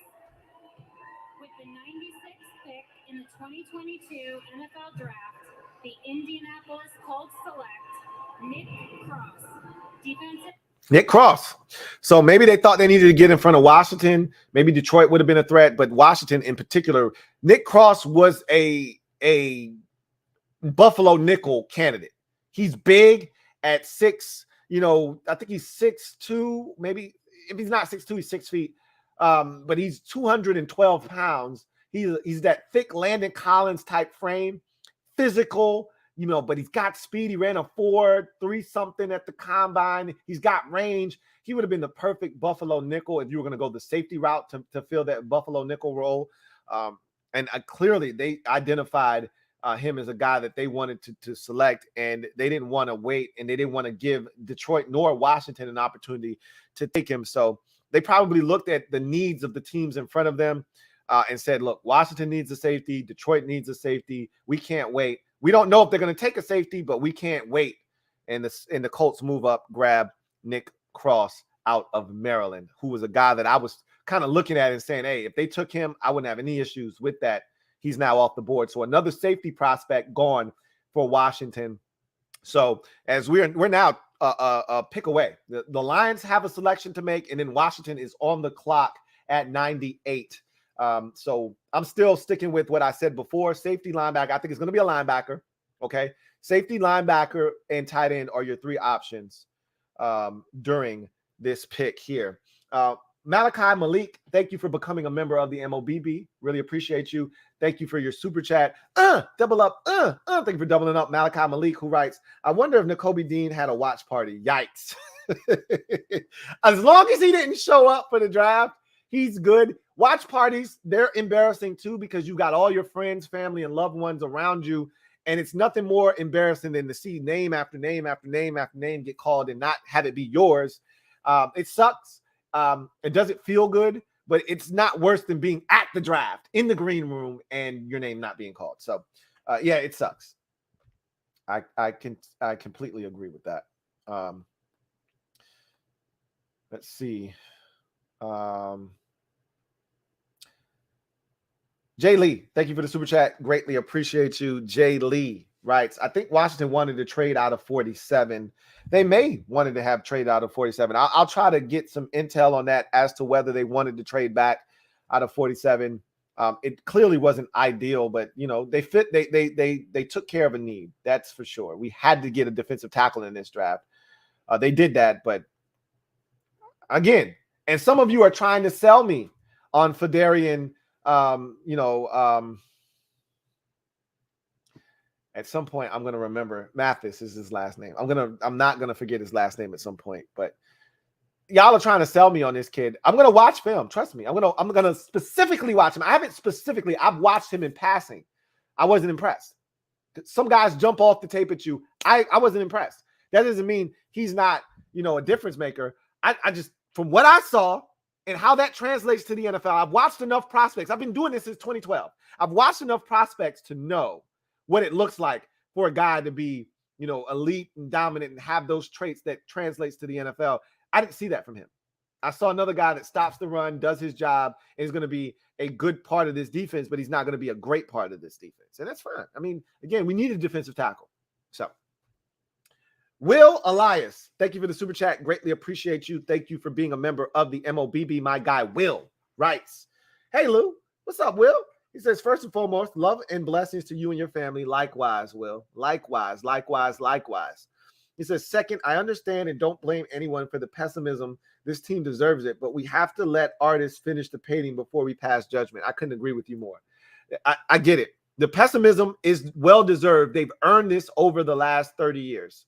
Okay. And I don't care if Ron and company weren't here for any of the bad things that have happened in the past, whether it's been Vinny Serrato or it's been Bruce Allen. It all matters to us as fans because we've lived through it. So you want us to give them a chance and to forget about the things that have happened. We can't forget that. We can't unsee the things that have happened that have been done to us as fans. We've been scorned. Barry Sanders, one of my favorite players in NFL history, is coming out to announce this pick. Let's listen up to the GOAT, Barry Sanders. You see they're cheering, right? Good evening, everyone. Thank you. Thank you for that warm welcome. And with the 97th pick in the 2022 NFL Draft, the Detroit Lions select Kirby Joseph, defensive back, Illinois. I like Kirby Joseph a lot from Illinois, safety out of Illinois. He's another guy that was a secondary guy off the beaten path that I looked at. super ball production, can go and get it, has a range as a safety. He's not a physical run defender, but I love his ball production and a guy that can go and get it. There were a lot of things that I liked about Kirby Joseph, and so the Lions take him here in the third round. Washington's now on the clock. And did you hear them chanting Barry? Barry. Everybody loves Barry Sanders. Everybody loves Barry Sanders, man. I'm not alone in that assessment that Barry Sanders is one of the best players to ever grace an NFL football field. My nostalgia for Barry Sanders runs deep. I talk about Barry Sanders every Thanksgiving because that was when I fell in love with the game of football, watching Barry Sanders as a little kid. The pick is in for Washington at 98, by the way. So Santana Moss might be coming back out to announce this next pick. We'll see. But I liked the game of football. You know, I fell in love with it because of Barry Sanders. Here comes Chase Young. Okay. Chase Young's making a pick. Commanders fans, where we at, Commanders? Where we at? Yeah. With the 98th pick in the 2022 NFL Draft, the Washington Commanders select Brian Robinson Jr., running back, Alabama. Brian Robinson Jr., running back, Alabama. So running back was one of those positions that I thought they could have waited until the fourth round to take, but I told you they were interested in upgrading. I love this kid, by the way, Brian Robinson. I love this kid, man. Now, he's had an injury plagued career at Alabama. He had to wait his turn. So there is a concern about the medicals. He didn't have a concern last year. I don't think he's more talented than Antonio Gibson, but he is a more natural running back than Antonio Gibson. So I don't think he's going to overtake him. But if Gibby's got a stub toe, if Gibby's dealing with a shoulder and he's got to miss a game, this kid can step in and play right away. And he's physical as the day is long. We missed that physical. Like Gibby has shown he's not that 3rd and 1 back. Like I love Gibby, and I think Gibby can be physical, and we've seen Gibby be physical. This kid, you can give it to him on 3rd and 1, and he's going to get that 1 yard. I love Brian Robinson out of the backfield. I thought he was really good for the Alabama Crimson Tide this past season. He waited his turn, got his opportunity, and to me, he's a physical back, something that we need in this offense. We missed that. We really did miss that when we moved on from Peyton Barber.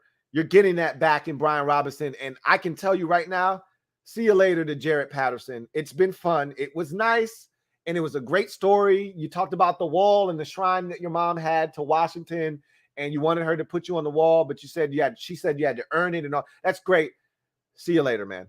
It's been fun, and it was a great story, and you grew up a Washington fan, but we got Brian Robinson Jr. now. So that's the pick for Washington. I thought they could go running back in the 3rd. I thought they could push it off into the 4th.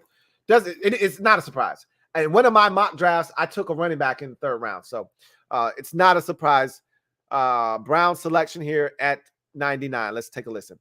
Pick in the 2022 NFL Draft, the Cleveland Browns select David Bell. David Bell, wide receiver out of Purdue, a guy that I thought was really good. He is not a separator. He cannot run. He's a 4.65 guy. That was what was going to knock him down. But this is a typical Browns draft pick. They've got a bunch of guys on their roster that look like David Bell in terms of his route running ability.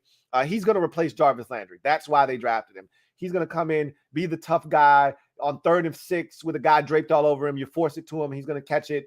That's what David Bell is. That's what Jarvis Landry was. That's what he's going to be. And he's going to replace Jarvis Landry in that offense. And he's a damn good receiver in terms of going and getting the football, but he cannot run.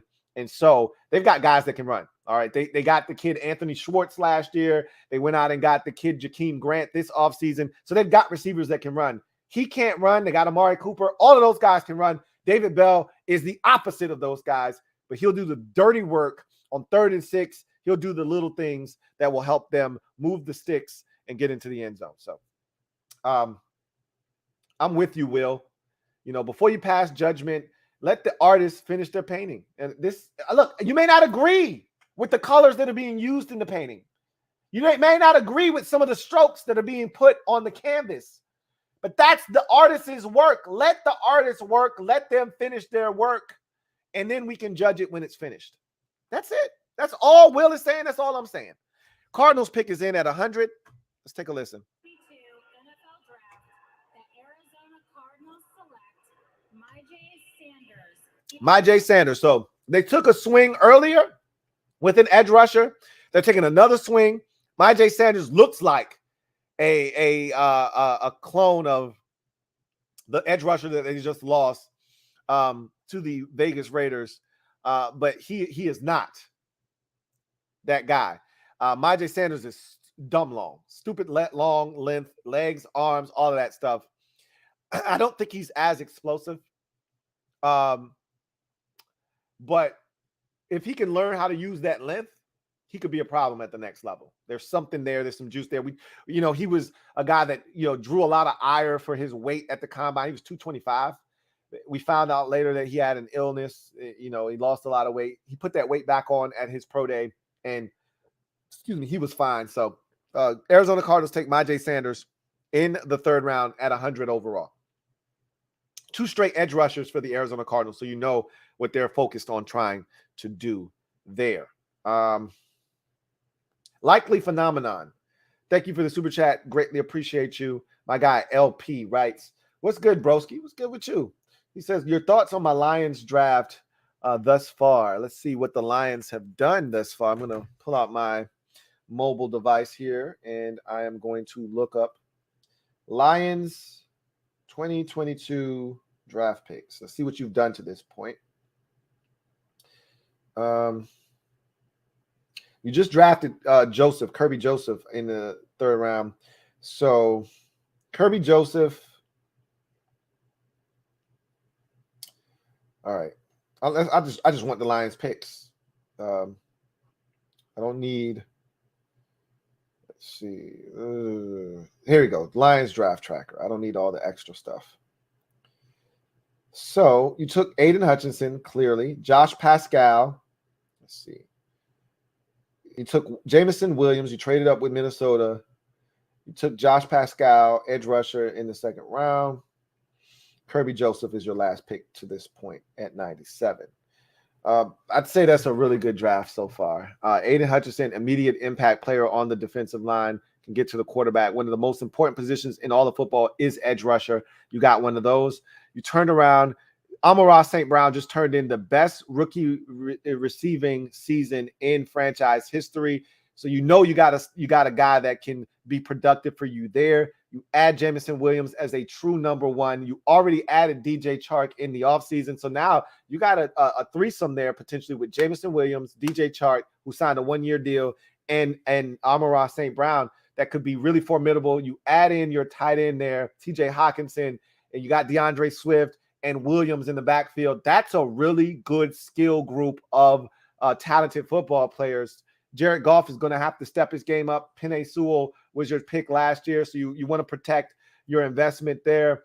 I think you've done a really good job to this point of putting talented players around Jared Goff. I said earlier, I think I said this yesterday, the Lions are all in on Jared Goff. That's what this draft says to me, because they didn't even flinch. They didn't budge. They didn't try to attempt to go get a quarterback. They traded up 20 picks to go get a wide receiver, okay? You don't trade up 20 picks to get a wide receiver if you think, oh, we're still a few years away.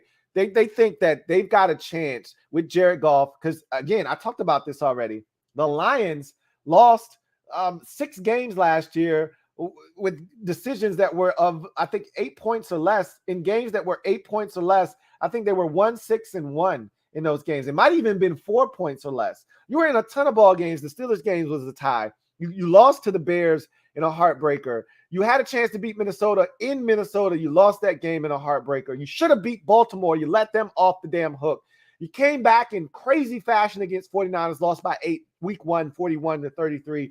And there are a multitude of other games that you were right there, had a chance to win, and you just didn't know how to close the show. So you were in games, and you probably are thinking, Add a player here, add a piece there, and we got a chance. And you've done that in this draft. You added 2 edge rushers, Pascal and Hutchinson. You add a receiver in Jamison Williams. You add Kirby Joseph at the safety position. I think you've done really well for yourself. So this is so far. You still got more to go, but so far I think it's been a really good draft for the Lions.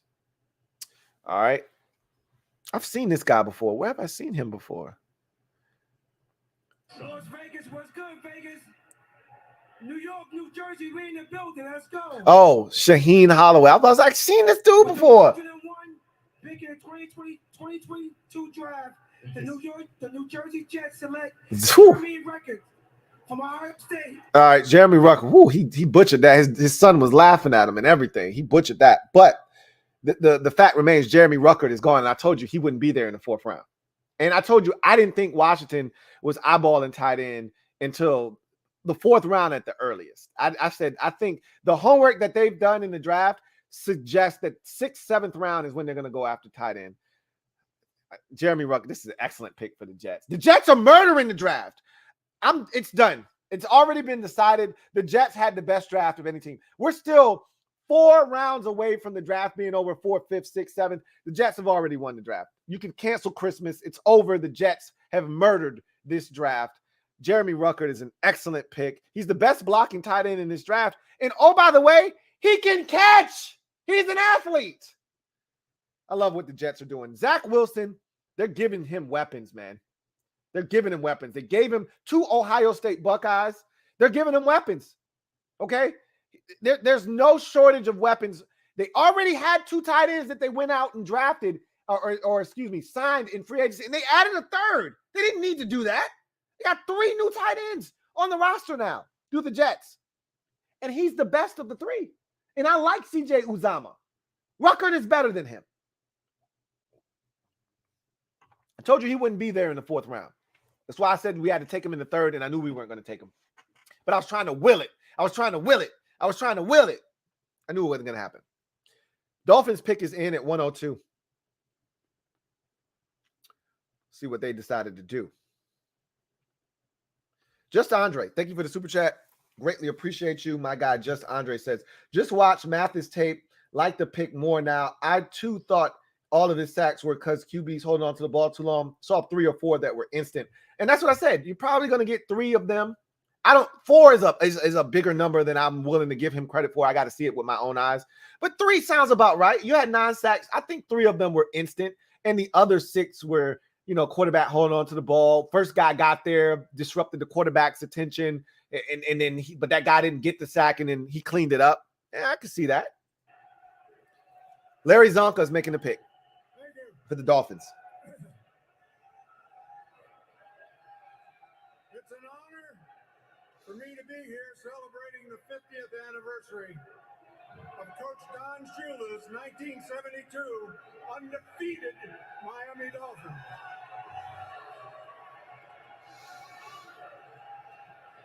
With the 102nd pick in the 2022 NFL Draft, the Miami Dolphins select Channing Tindall.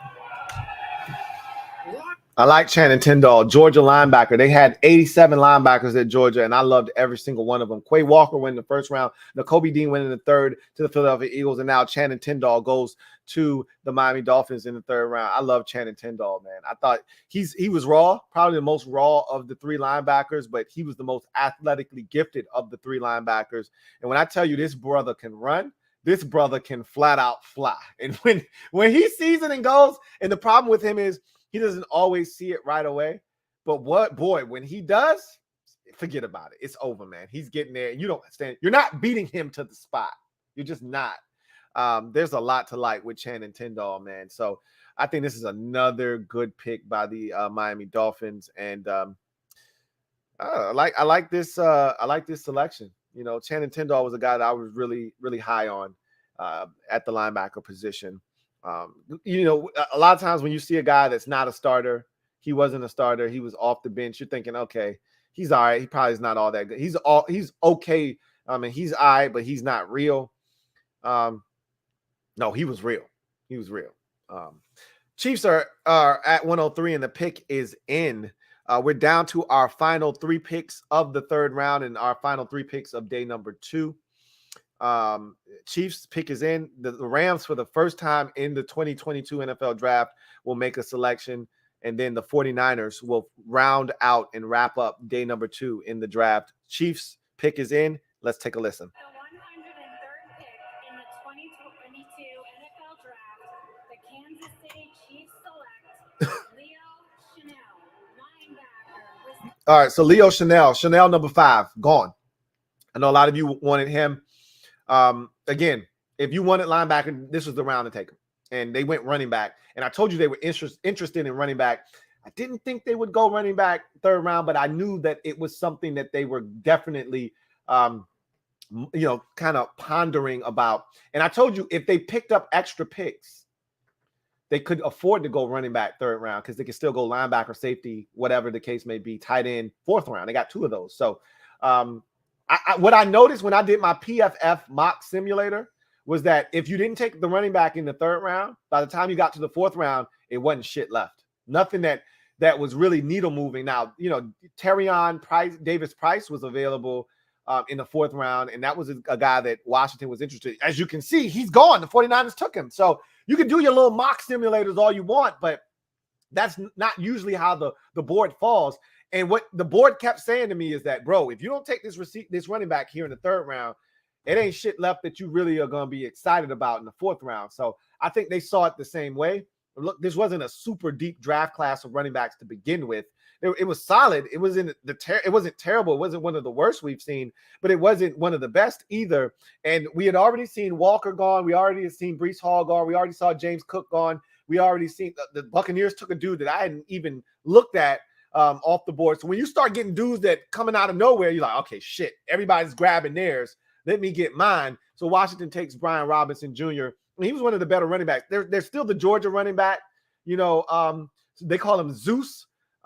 He's still available. There's still 1 or 2 other guys that are in this draft class at the running back position that could have offered you. Zamir White is his name, out of Georgia. There's still a couple of those guys that are available that probably would have been available in the fourth round, but they settled in on Brian Robinson Jr., and I'm not mad at it. I like him as a football player. So the Saints pick is in, the Rams pick, their first of this draft at 104. Let's take a listen. An honor to be here to help pick the first pick from the reigning world champion Rams.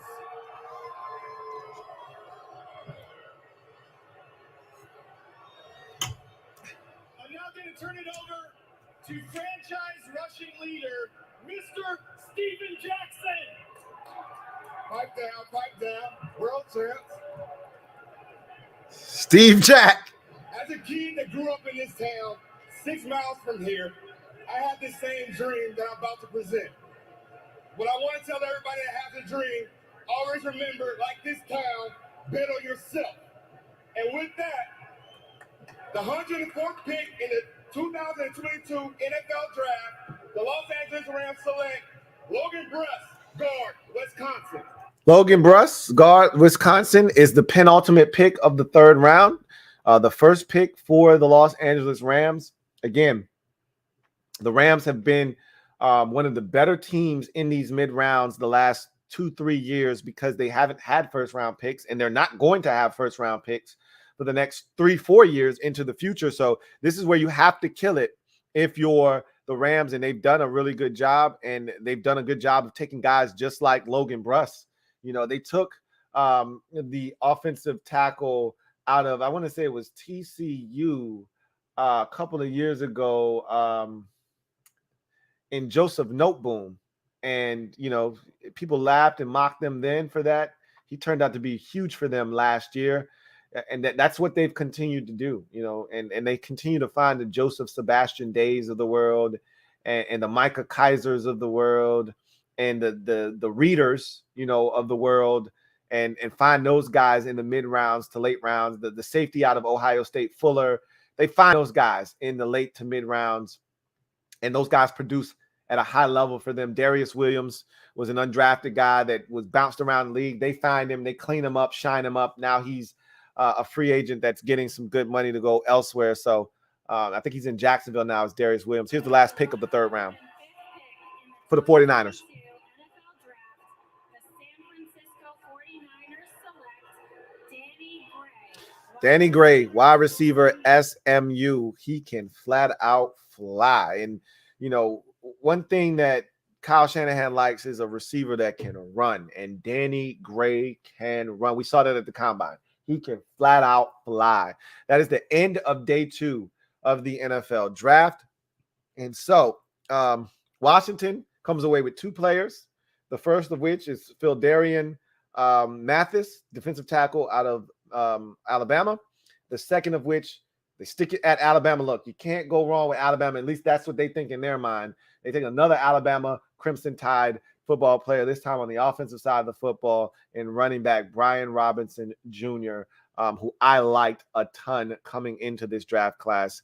Still some value at running back. They may have been able to wait, but that was the guy that they really liked. Clearly pegged him as a 3rd-round selection, made the move, and I'm not mad at that one. I don't love the Phildarian Mathis pick, but I do like the Brian Robinson Jr. pick. I still think that Gibby is better than him as a running back in terms of athleticism. He's a more natural running back, but Gibby is the superior talent. So it's not a threat there that he's going to take Gibby's spot. So I think that's a good move.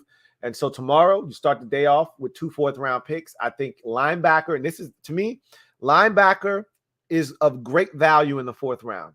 Because a guy, you know who I like, JoJo Domann, who I think is the perfect Buffalo nickel, is sitting there in the 4th round. I mocked him to Washington in the 4th round. I think he's going to be there at our pick at 113. I think that's the kind of player you should be looking for in the 4th round if you're Washington. And then you can still get a tight end at 120, you know. And again, they don't have to draft tight end. I think they're looking at 6th, 7th round for a tight end. I've said that already. So I wouldn't be shocked if they decide to go corner, you know, safety in the 4th round to go along with, they're going linebacker with one of those 2 picks. Don't ask me which one, whether it's 113 or 120. They're going linebacker with one of those picks. The question then becomes whether they decide to go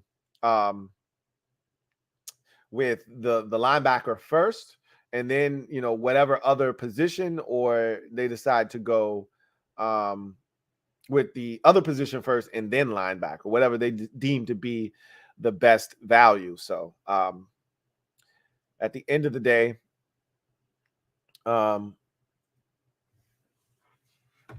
Washington takes a defensive lineman, a D lineman, an interior defensive lineman, a D tackle, and they take a running back. So running back wasn't necessarily a position of need, but it was a position of interest. Clearly they were interested. We talked about that. How many running backs they had interviewed during this process let me know that they were taking a running back. And I told you guys that clear as day. They're taking a running back. And I said, they're taking a running back as early as round 2. And it would have had to have been, and I told you, the only 2 running backs they were interested in at 47 would have been Breece Hall and Kenneth Walker. They were both gone by then. So I said, they're not taking a running back unless one of those 2 guys are there. They weren't, so they had to then go to another position, one that was very thin to begin with, in defensive tackle. They took the guy that they felt like gave them the best value at that position in Phildarian Mathis, and then they moved on to the 3rd round, took the running back Brian Robinson Jr. So tomorrow I think it's linebacker and it's corner or it's guard. Don't forget about guard. Don't forget about, as a matter of fact, I'm going to go out on a limb and say the 2 4th-round picks are going to be linebacker and guard. In whatever order you so choose, knock yourself out. But linebacker and guard are going to be the 2 picks. And I think 6th round is when they start really entertaining tight end. I think they are circling Jalen Wademeyer as the tight end, even though he's got a history of drops. And I don't like guys that don't catch the football. They talked to him. They talked to Cole Turner, who is probably more of a 7th-round pick out of Nevada. Those are the 2 guys that I think they're really interested in at the tight end position, and they don't have to take them anytime soon. So we'll see what they decide to do. I think linebacker and guard are going to be your 2 4th-round picks, and then I think you go to the 6th round, and you're going to start to see them entertaining the tight end position along with any other position that they deem necessary at that point. Thank you for the super chat, Just Andre. Got a super chat here from Michael White. Thank you for the super chat, Michael White. Greatly appreciate you. Hold on. I'm not going to lie to you. I'm trying to keep tabs on my Memphis Grizzlies. They were down 3 with 6 minutes. It's a 1-point game with 3 minutes and 18 seconds left. So, my heart is kind of it's beating out of my chest. I'm going to keep checking on that periodically to see what they're doing. I want to end this series, and I want to end it tonight. I do not want to go to Game 7 with these boys because anything can happen in the Game 7. I'd like to end this thing. The Warriors are already waiting on us. I don't need to play 7 games. Let's get this thing over with. Anyway, Michael White, thank you for the super chat. Greatly appreciate you. Double up. Thank you for doubling up. Who writes, Lou, Washington is my favorite sports team. I am so sick of losing. You and me both. I love my Grizzlies. I love my Braves. I love my Duke Blue Devils. I love my Notre Dame Fighting Irish. None of them trump the Washington Commanders for me. So I'm right there with you. I love all these different various sports. None of them can even hold a candle to my love for the Washington Commanders. Clearly, I don't have a channel for the Memphis Grizzlies or the Atlanta Braves or the Duke Blue Devils. I talk about them on this channel, but I don't do streams for them because I'm not as plugged in. I'm not as concerned with their success. I am with my professional teams, at least, especially the Grizzlies and the Braves. I do care about what they do, but not as much as Washington. I trade the Braves won the World Series last year. I trade that in a heartbeat for a Washington Commanders NFC Championship game. You don't even have to guarantee me that I'm winning the Super Bowl or making it to the Super Bowl, that we're going to win that NFC Championship game. I'd trade the Braves World Series for a trip to the NFC Championship game. And I don't know if we're going to win the game. Just the trip to the NFC Championship game, just being in that environment with a chance to go to the Super Bowl. I trade the World Series the Braves just won last year for that. I know that sounds crazy because a championship is a championship. I trade in a heartbeat. That's how much I care more about Washington than I do the Braves. So I wouldn't trade a Grizzlies championship because it's much harder to win a championship in the NBA than it is in Major League Baseball. You get hot at the right time in baseball, you can win a World Series. Anyway, he says, I want to win. We all do, Michael. You're not alone, buddy. You're not alone. We're right there with you, man. We all want to win. That's why we're here. We all want to win. He says, and from what I've seen from Ron and the gang, is their roster filling style is vanilla. That style does not put trophies in the case. I think from what I've gathered with those guys to this point is they're trying to change a culture. And it's only one way to do that, and it's to get the right type of player when you're trying to change the culture. Yes, they want talented football players, and yes, they're trying to acquire those guys. Trust me, they're not looking for just any Joe Schmo, but they also want the right football players. They want the right guys. The last thing Washington, with all the shit that's going on off the field with Daniel Snyder, the last thing they can afford is another fiasco like they had with Dwayne Haskins a couple of seasons ago. In season, he's doing shit. Like, that feeds the stigma that this team currently has. We got enough of it with Daniel Snyder in the past and improprieties that have surfaced that may be true, may not be true. We all know that shit's true, but they're going to deny it because there's no proof. Just he said, she said. And at the end of the day, while you're fighting those allegations, you don't want to be having new ones crop up or new problems crop up. So they're trying to get the best football players they can with also fitting the profile of the cleanest players. Like if you listen to Ron and Martin talk yesterday, one of the things that they were adamant about was that, look, with our 30 visits, because they said, look, they didn't visit with Jahan Dotson, which is why a lot of people didn't draw the connection. It's like, look, we don't visit with the dudes that we're sure of. We talked to this kid at the combine. He was squeaky clean. We got a great vibe from him. There was nothing more that we needed to discuss. The tape was all we needed to be able to go over, and we had seen enough to know that this kid was legit.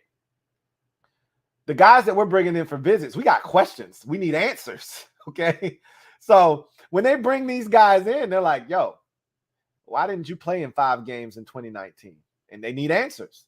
Yo, look, why were you only averaging 8.9 yards a catch in 2020? Like, I need answers. What were you thinking on this particular snap right here when you decided to go inside on this release? What were you thinking right here when you decided to wait when you saw the running back going out into the flats? What were you thinking? That was your responsibility on this play. What were you thinking? Like, they had questions they need answers for, right? They didn't need any answers with Jahan Dotson. So, you know, I look at, and some of it is character stuff. Like, you had some issues in college, you know, maybe nothing major, you know, maybe it was weed, maybe it was, you know, you got a traffic stop, but they need answers. I need clarification on what the hell happened. So what you're seeing is that they're trying to avoid those types of players. Like my guy, Trevor Patch, I think it was Trevor Patch. I could be wrong. It could have been somebody else. I think it was Trevor Patch. Might have been Metaphor. It was one of those two that brought up Darian Kendrick, you know, the corner out of Clemson that had to transfer. Got into some trouble, had to end up transferring to Georgia. And he's really talented at the cornerback position, but he got into some off-field issues. And, you know, there's a red flag there. They're not taking that dude. Even though he's talented enough to be taken in the 6th round if he's available. And he shouldn't be. He probably goes tomorrow in the 4th round, maybe at worst the 5th. We don't have a 5th round pick, but we got 2 4s. They could take him if they want him. They're not going to take him. He's an off-field issue guy. And they don't even want, like, they don't want a Darius Geis on their roster. They can't afford a Darius Geis. We can't afford the negativity and the publicity that comes from a Darius Geis type situation.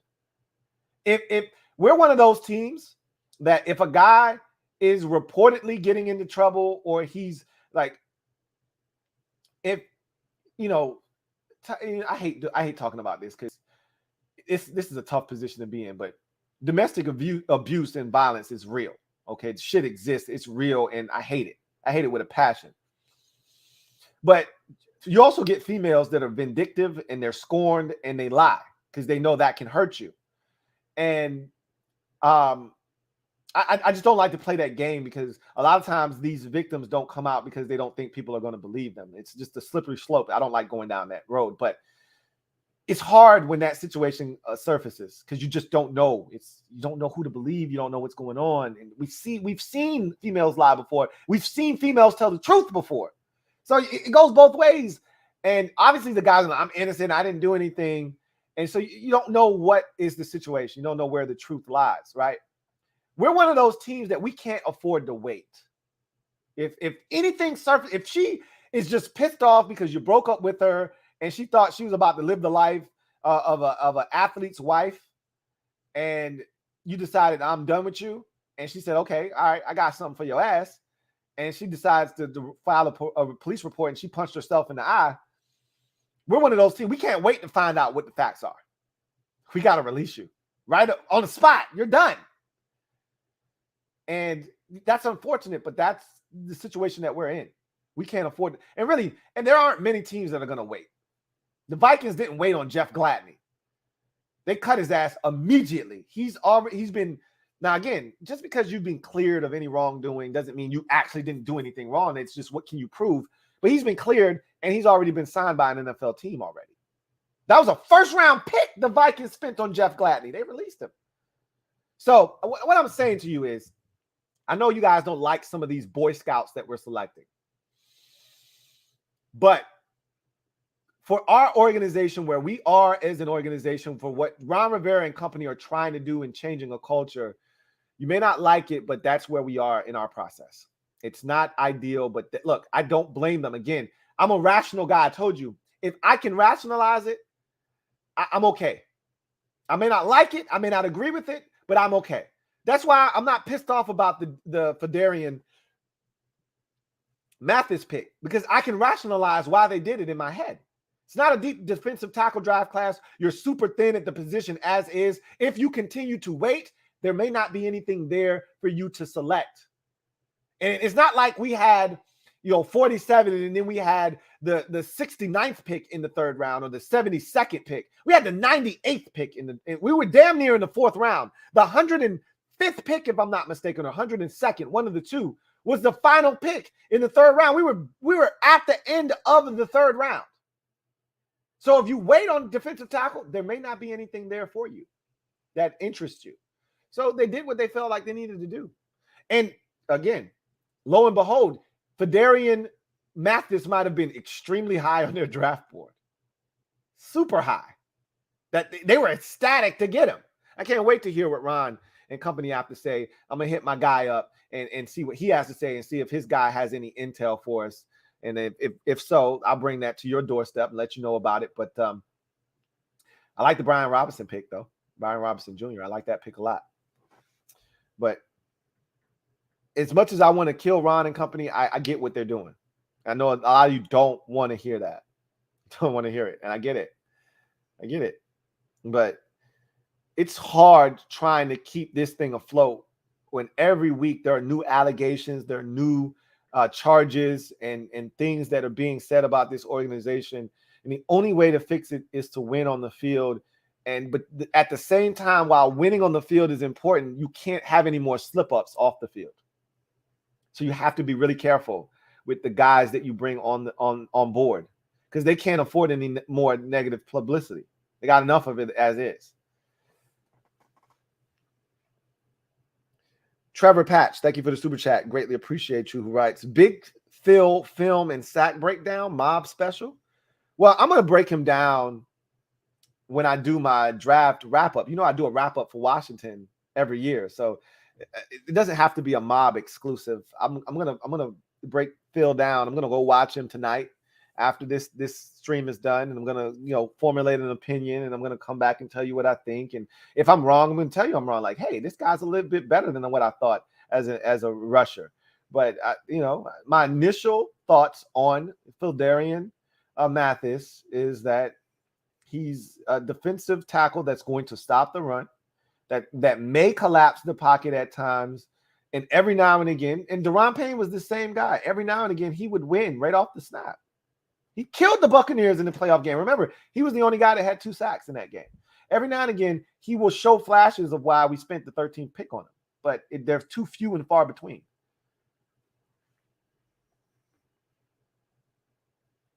Jaden Doffelmeyer, and I love reading. It sucks sometimes that I'm always so, because I talk so much with every super chat, but I'm usually behind on the super chat, so I'm not current with what you guys are saying when it's happening in real time. But I always love reading your comments to see how you felt in the moment, after the fact, looking back.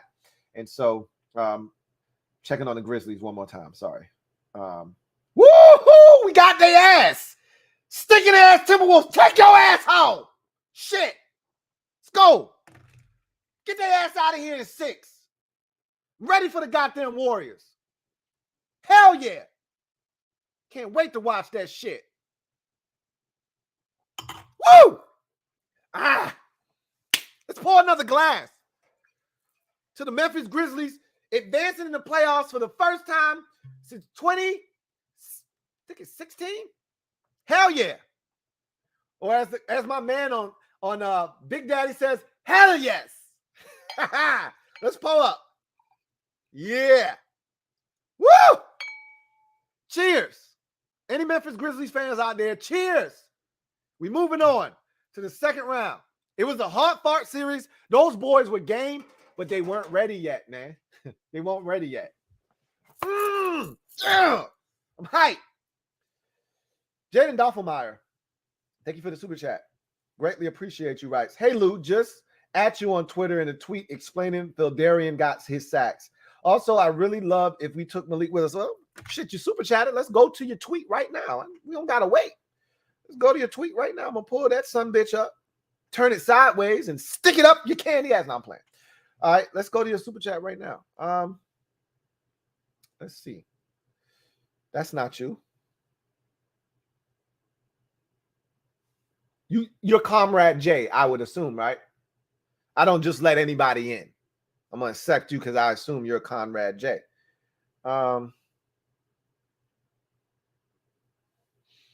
Says, check this out, Lou. Well, Mike, the medical piece of this is big for Nakobe Dean, who is ruled as a moderate risk, at least on many draft boards across the league for a variety of reasons. A lot of it is soft tissue stuff that's popped up through his training through the years. Also had a torn labrum in his shoulder back in 2020, actually played through that got surgery the following spring and missed spring ball. Then as he was weightlifting while training for this draft, he ended up suffering a significant pec injury. It's one, Ian, the teams have been evaluating, but it's part of the bigger picture here. It's not a single injury with Nakobe Dean. We do expect him to go tonight, but he's definitely going lower than he otherwise would have. Yeah, I mean, you look at this all-time Georgia defense. They had so many players, and maybe the guy who was maybe the best on the field in college didn't end up going. He's not a big guy. Obviously, that plays into it. We've seen more often than not teams take tools and ceiling rather than just ability and rather just production in college. I think maybe that hurts Nakobe Dean, but the medical part obviously huge as well, getting what is essentially a tear while weightlifting, while training, and then electing not to have surgery but to go with rehab instead. Certainly that's something that played into him still being on the board as we head into tonight. All right, I talked about that Bucks pick, the first pick of the second round. Usually get a lot of calls from teams who wants to start jockeying for a position. Ian, the Bucks, are they receiving those phone calls? Are they picking them up?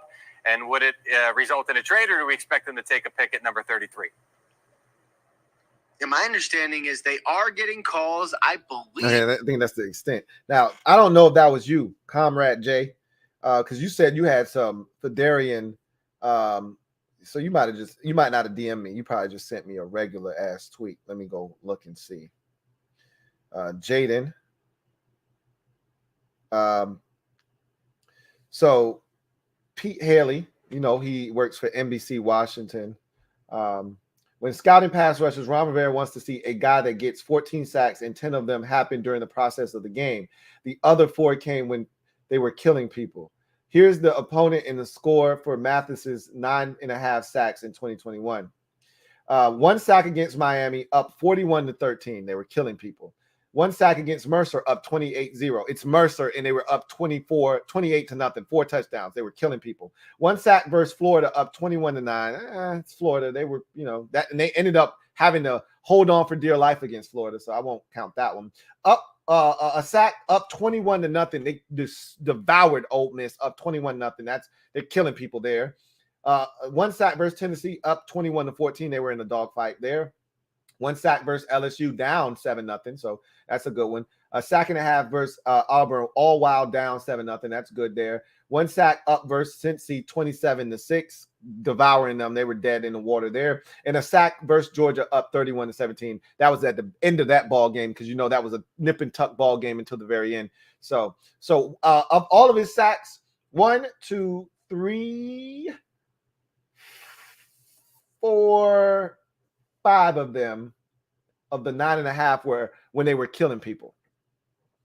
So, again, and that's cool. I still want to see what those sacks look like. I don't care how it came, when they came.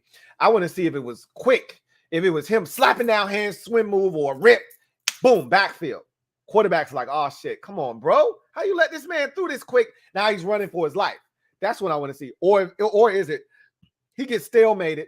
He's not getting any pressure, but then the edge rusher comes off. The quarterback's got to dip his shoulder, step up. Now his eyes drop down. Now he's trying to look for somewhere to survey to get out of town and get out of Dodge. He runs outside. Another guy's there. He ducks underneath, and there's Fedarian Mathis there to clean it up. How many of those did he get? And you heard I played the and this is what people were talking about, pooping for Nupin and others, soft tissue injury, also the pec injury. He did get surgery on that, but he played through a pec injury at Georgia for Nakobe Dean. I told you, and I said this multiple times when he was falling, this got to be some medical shit that we don't know about, because there's no way a guy with his talent, and I told you also, lack of athleticism, lack of size. Quay Walker went in the first round. Okay, he was not more productive than Nakobe Dean, but he's 6'3", 200 and whatever, 30 whatever pounds, 20 whatever pounds, super fast, athletic, 4.52, rangy, and they take the upside of a Quay Walker over the production of a 5'11" Nakobe Dean that's not the best athlete. So again, you see how that goes. He says, also, I'd really love if we took Malik Willis. He's going to be a stud. We didn't take Malik Willis, and I don't know if he's going to be a stud or not, but I'm good on the quarterback position as a whole. So anyway, I digress. You know what's funny? Desmond Ridder is the pick in Atlanta.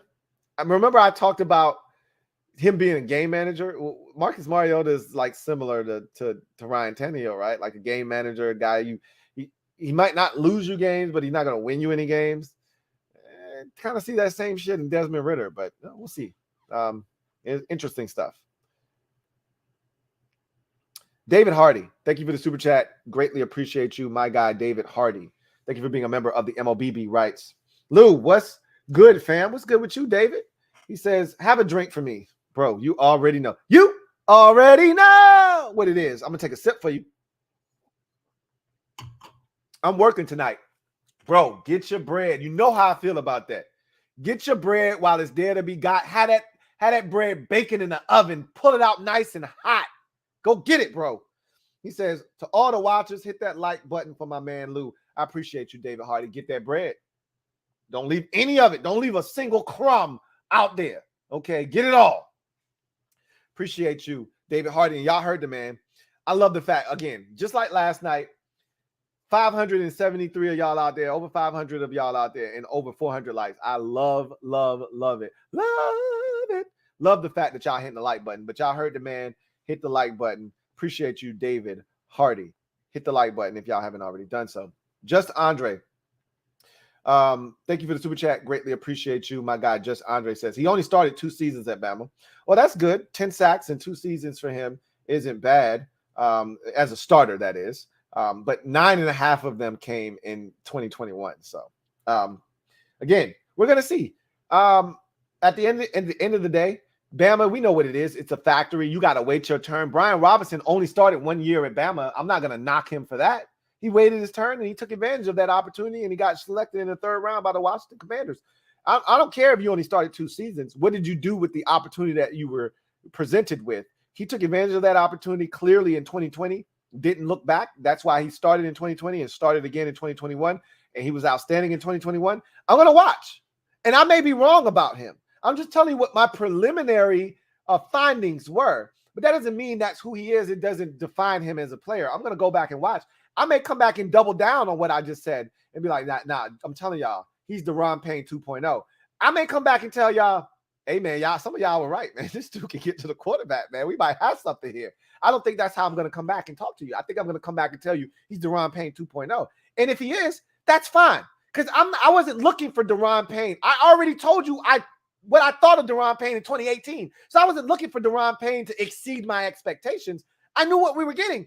I'm more concerned with Chase Young coming back and being Chase effing Young. And I'm more concerned with Montez Sweat doing work off the edge, all the while getting Jonathan Allen to play like he did last year. If we can get those 3 guys playing at a high level, I don't give a shit who the other defensive tackle is. All right. If we get those 3 dudes kicking ass, we should be dominant up front defensively. That's what I don't care about Fedarian Mathis and what production if he stopped the run and he do the job he's supposed to do, I'm cool with him. I need Chase Young, who we spent the number 2 overall pick in the 2020 NFL draft, to step up. I need Montez Sweat, who we traded back into the 1st round in the 2019 NFL draft, to select at like 24. I need those dudes to step up. I need Jonathan Allen to continue to play like the $72 million man that we made him last offseason. He was outstanding this year. I need him to continue to be that guy, and that's what I'm looking for. I ain't counting on Fedarian Mathis to be the stud on the defensive line. He's an afterthought, even if he can get to the quarterback. I'm more worried and concerned about the other dudes that we drafted to be studs to take care of business. Those are 1st-round picks. I need them to produce like 1st-round picks. So that's how I feel. I'm going to tell you how I really feel. I just told you how I really feel.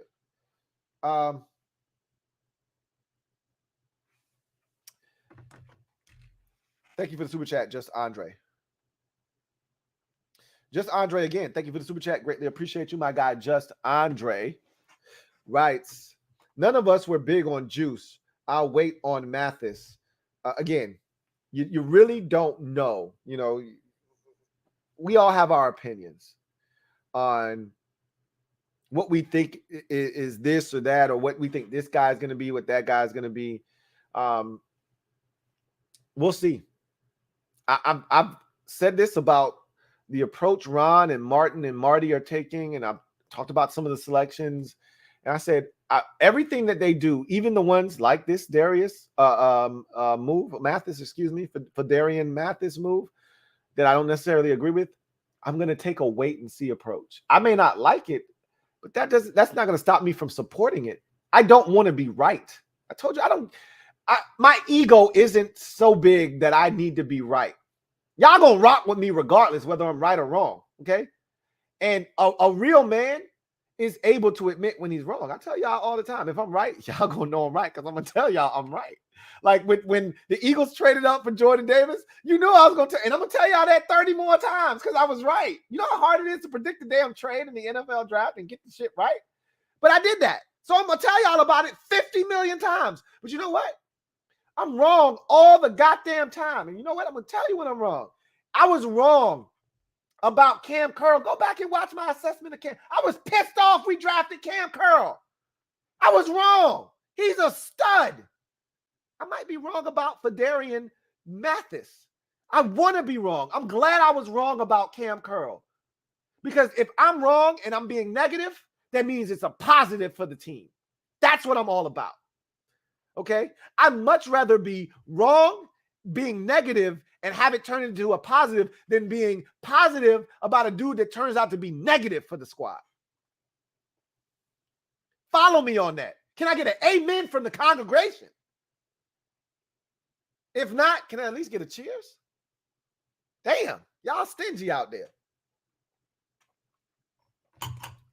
Thank you, Just Andre. Chill Dude, thank you for the super chat. Greatly appreciate you. My guy, Chill Dude, writes, Mathis is a reach, but DT very thin in round retrust. Look, that's my rationale. Defensive tackle was thin to begin with. We knew that. It wasn't a lot there. The cupboard was relatively bare. I mean, it was Travis Jones. It was Hall, Logan Hall. It was Devontae Wyatt. It was Jordan Davis. And then it was a bunch of other dudes. And I don't want to leave out Leo. DeMarvin Leal from Texas A&M. I didn't want to leave him out. I thought he was one of that first wave, and he went after we took Darian Mathis. But again, he's not the body type. He's not a fit for what we do. We don't generally take the 283-pound defensive tackle, even though Jonathan Allen is probably 290, 292. He ain't 280, which is what the DeMarvin Leal is. He's 280. Jonathan Allen ain't 280, but he ain't 300 either. You know, on his best day, he might be 301, but Jonathan Allen is a 195-pound defensive tackle, something like that. It doesn't matter. That 280 is in our steez, okay? So I didn't think we would take a guy like DeMarvin Leal, but we need a defensive tackle, period. So that's my rationale. It was a thin group. They felt like they needed to pounce early, and they got their guy, and they moved on. I've dealt with it. It's good. I'm not even tripping. Brant Jenkins, thank you for the super chat. Greatly appreciate you. My guy BJ writes, we can admit CDRS board is different from any fan creator board. They can't coming out left field. It works. He said, hope it works. Diehard fan to a fault. Appreciate you, Lou. Sometimes our fandom, gets in the way of rationale. It gets in the way of rationale. We got our, rose colored, or in this case, burgundy and gold colored glasses on. We can't see past what the team is doing. And I try to steer clear of that because I want to give y'all the reals. I ain't trying to give y'all some burgundy. That's why I said, if the team approached me with a job, because people have asked me, would you work for the team if they asked you? And I'm like, depending on how they would approach me and depending on what they would ask me to do. If they want me to be a cheerleader, I wouldn't work for them because I can't compromise my product, the way I feel, the way I think, to acquiesce to what you want me to be. I'm not gonna be a cheerleader for y'all when y'all doing F-boy shit. I'm not gonna do that. If I think y'all effing up, I'm gonna speak my truth. So, look. All of these boards, there's so many different boards out there, and there's so many things that we think we know that we have no idea. I'm guilty as charged as well. You know, everybody's an evaluator now. Every Joe Schmo with a mobile device, a desktop, a laptop, they think they're an evaluator. We all think we know what the hell we're talking about. Beauty's in the eye of the beholder. Even the guys that get paid to do this, they're not right, but 30% of the time, 30, 40% of the time. So even they don't really know what the hell's going on. The bottom line is you like what you like. There's a preference. You might like raspberry-filled donuts. This guy might like lemon-filled donuts. And somebody else may be like, don't put nothing in my goddamn donut. I'm good. Give me a Kriller. I'm straight. I'll take the blueberry iced. Right. I'm good. I don't need nothing else. But somebody else like, look, man, infuse my shit with raspberry. Don't pay attention to what the hell he's talking about. I need some raspberry in my shit. I don't know anybody that would prefer lemon over raspberry. I don't know a single soul that wants lemon inside. And I like lemon. Give me the raspberry first, though. Give me the strawberry inside. It's a preference, all about preference. Martin Mayhew looks at one guy. Trent Baalke looks at the same guy. He feels a different way. You know, Brandon Beane looks at that same player. He feels a different way. That's what makes this thing unique. These GMs, they all look at these same players and they think differently about the same guy. You see a guy, I see a guy, Kondo P sees a guy, Metaphor sees a guy, Trevor Pat sees a guy. We all see that same player and we see something different. And that's why this shit is unique, unlike anything else. In most sports, there's a groupthink methodology. Like in the NBA, you see a dude, he's got length, athleticism. You're like, hey, look, you got to take this dude in the top 3 of the NBA draft because these dudes don't grow on trees. It's like a groupthink mentality. In the NFL draft, because in the NBA, it's only 15 dudes on the roster. There's only 2 rounds in the draft. Okay. So it's different. In the NFL, beauty's in the eye, and that goes for any sport. Beauty's in the eye of the beholder when you look at a player and a prospect. But what I'm realizing, and I knew this already, but I think it's coming into focus now, even greater focus and clearer for focus, is that these teams, you know, they don't give a shit. And they shouldn't. What we think, what the pundits think, what they're being told they should think. I think Martin Mayhew said it best. Like there were guys that were being linked to us that we weren't even interested in. Like, okay, well, shit. And that's part of the reason why I'm big on, all right, who are they visiting with? Who are they talking to? Who are they interested in? Because and you say that, and guess what? We didn't connect the dots to Jahan Dotson. They didn't meet with them. So you can't even go off of that. Some of the guys that they did go after, that they did meet with, they're not even available. Like Terrion Davis-Price, he's gone. But what it did do, and this is what I took from it, I didn't say, okay, they got to take this guy because they met with him. I just said, bro, they met with Walker, they went with Breece Hall, they met with Terrion Davis-Price. They want a running back. What did they take in the 3rd round? What did I tell you they were going to? I said, I guarantee you this. I don't know when they're going to do it. I said, I guarantee you we're taking a running back in this draft class. They're not talking to all these running backs. They could have talked to 1 or 2 and you'd be like, okay, it's okay. They're just doing some homework. You know, maybe if somehow, some way in a crazy, you know, alternate universe, this guy falls to them at 47, because Breece Hall wasn't falling to us at 47. Maybe Kenneth Walker, and he didn't fall either.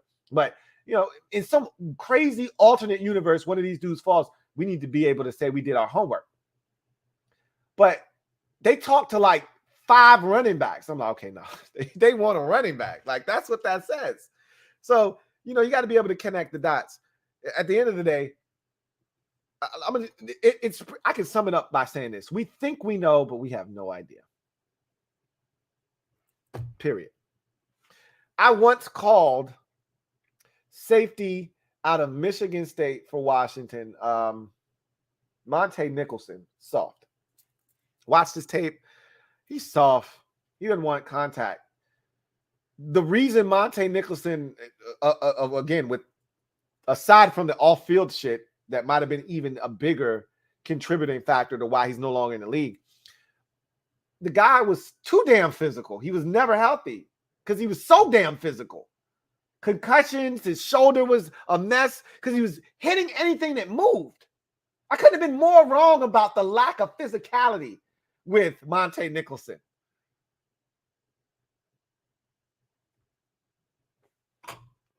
We have no idea. I can't speak for you. I don't have any idea. I just know I like what I like. I like raspberry filled donuts. I like the blueberry donuts. I like the Krillers. I know what I like. So when I see what I like, I'm going to tell you, I like this guy. I think he fits well. I look at what we do. I look at what this guy does and what he brings to the table. I think he fits. I like the pick. That's why I like JoJo Domann. He fits what we do. He fits the Buffalo nickel role. They may not agree with me. JoJo Domann may not even be on their radar. Like, who the hell? JoJo Domann, get out of my face, man. What are you talking about? I could be way off base. I mean, that's how this thing goes.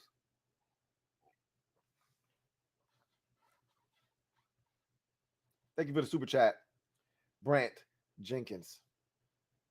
Appreciate you, man. William Rogers Jr. William Rogers Jr. Thank you for the super chat. Greatly appreciate you. Thank you for being a member of the MOBB Rights. Dean or Chanel or Tyndall at 98. All three are gone now, but to your point, Chanel and Tyndall were both there. Dean was gone already at 98, but Chanel and Tyndall weren't available. Were available, and they were taken afterwards. If I had to pick, though, hypothetically speaking, if they were all available at 98, I would have taken Dean. Now, the highest upside of the three is Tyndall. Shannon Tyndall, man. That son of a bitch there has a high-ass ceiling, but his floor is low as hell, too. So, of the three, Chanel is the one that doesn't move the needle for me. I'm not a Leo Chanel guy. Chanel number 5, that's for somebody else, not for me. But Dean or Tyndall, I would take either one of the Georgia linebackers. But clearly, they weren't interested.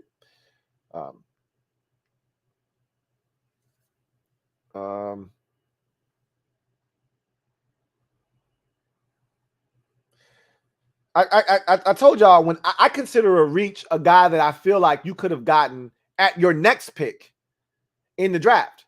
I don't consider a reach picking a guy early in the draft in a round where you realize if I don't get him now, I won't get him the next time I come around on the board. The reason I feel like Mathis was a reach is because I felt like in the third round at 98, Mathis would have been there. How many defensive tackles went off the board? And again, I can't say that with 100% certainty. Understand that. I understand how this works. All it would take is for one team to decide that Fedarian Mathis was worthy of a pick before 98, and he would have been gone. But in my mind, he would have been there at 98. That's what I tell myself, and that's how I'm going to sleep well at night. Tonight, I'm going to sleep like a baby. Why? Because I'm going to tell myself Fedarian Mathis would have been there in the third round. We didn't have to take him in the second. This is why you traded back, so that you didn't. To me, picking him in the second round would have made more sense if we didn't trade back in the first round, because you would have had to convince yourself, hey, bro, if you don't take him here, he's not going to be there in the fourth round. He's not going to be there at 113. But you had 98, though. So that was the reason that you traded back for those picks, so that you didn't have to force the issue at number 47. You could say to yourself, you could convince yourself, I don't got to take his ass right here. I can take the best player available and then start fishing for needs in the third round and take Fedarian Mathis at 98. That's what the trade afforded you the ability to be able to do. Clearly, they didn't feel that way. Sean Matt, thank you for the super chat. Greatly appreciate you. Double up. My guy, Sean Matt. Thank you for the super chat. Love you, bro. Love you. Baltimore having a hell of a draft. Hashtag damn it, LOL. That's what they do. I told you, the Ravens are one of those teams that understand who they are. See, a lot of these teams in the league have identity crisis. They don't really know who they are. They don't know what player fits their scheme. They don't know what, like, if you ask any Washington fan, what kind of player exemplifies a commander? We couldn't tell you. We so damn confused. We don't know if left is right or right is left, if up is down or down is up. We don't know what the hell a commander looks like. We couldn't tell you.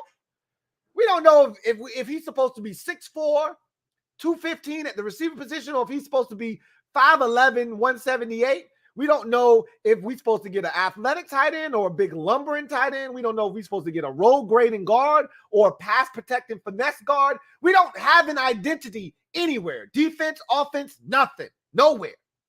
So we can't tell you what a commander looks like. You know what the Ravens do a really good job of? You know what the Steelers do a really good job of? Identifying players that are Steelers. Identifying players that are Ravens.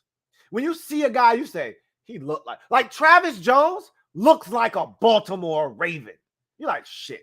He looked like a space-eating road grader at defensive tackle. He looked like a Raven. He looked like, even though he's much bigger, taller than Brandon Williams, he looked like he can fill a Brandon Williams type role in that Ravens defense.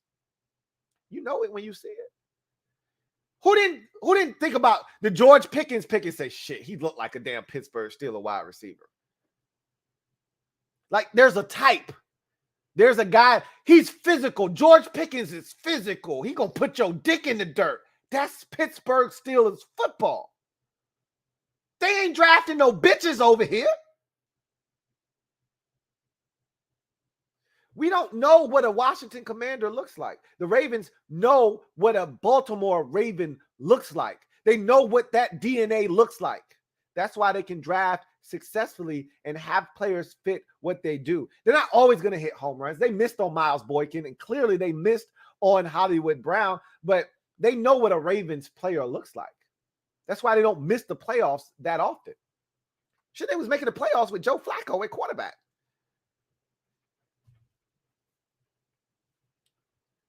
Thank you for the super chat. Sean, Mac. I'm still tripping off of Jahan Wick. KP Underdog, you a legend for that, man. Jahan Wick. I wish that one would stick. Jahan Wick. I don't think it's going to stick, though. I think he's going to be J-Dot. And I'm cool with J-Dot. J-Dot's a cool nickname. Like, that's what you call your homeboy from around the way that you've known since the 7th grade, and now y'all in 12th grade. You call him J-Dot. Hey, y'all seen J-Dot? Nah, I ain't seen him today. That's a cool nickname for a dude around the way. I can get down with J-Dot. Jahan Wick is a nickname you come up with when you've been thinking about it for way too long. And you try to make it cool, but everybody's like, bro, you spent way too much time trying to come up with that shit. It's still a cool-ass nickname, though. I ain't going to kill you for that. But J-Dot is so much easier and accessible. That's what they're going to go with. J-Dot. It's easy. It's a no-brainer.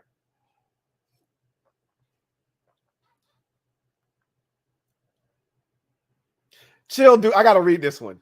Chill Dude says, haha, Dean to the Eagles hurts me. Ooh, I like what you did there. Trevor Patch. Thank you for the super chat. Greatly appreciate you. Big ups to my man, Chill Dude. That was a good one. Could have disrupted the Eagles with BPA at 11 with Davis. You could have, but look, I'm not interested in disrupting somebody else's rhythm and flow. You know it's hard out here for a pimp. Look, I'm not out here looking to upset anybody else's rhythm and flow.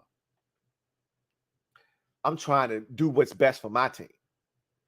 Once upon a time, Joe Gibbs looked to disrupt the Philadelphia Eagles' rhythm and flow by trading a second-round pick for T.J. Duckett because he found out the Eagles were interested in T.J. Duckett. How'd that work out for us?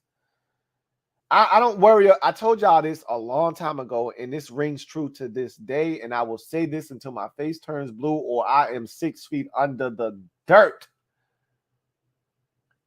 I don't worry about the other teams in this division. I keep them close. I keep tabs on them, but if we just worry, if we feel like we're better than them, and if we don't, then that's a different story. But if we feel like we're better than them, just worry about yourself. If you take care of your own business and you feel like you're better, then you will turn out to be on top when it's all said and done. When the dust settles, smoke clears, you on top. If you're better,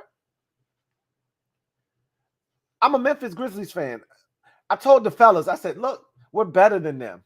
If we just do the things that we're capable of doing, we'll win the series.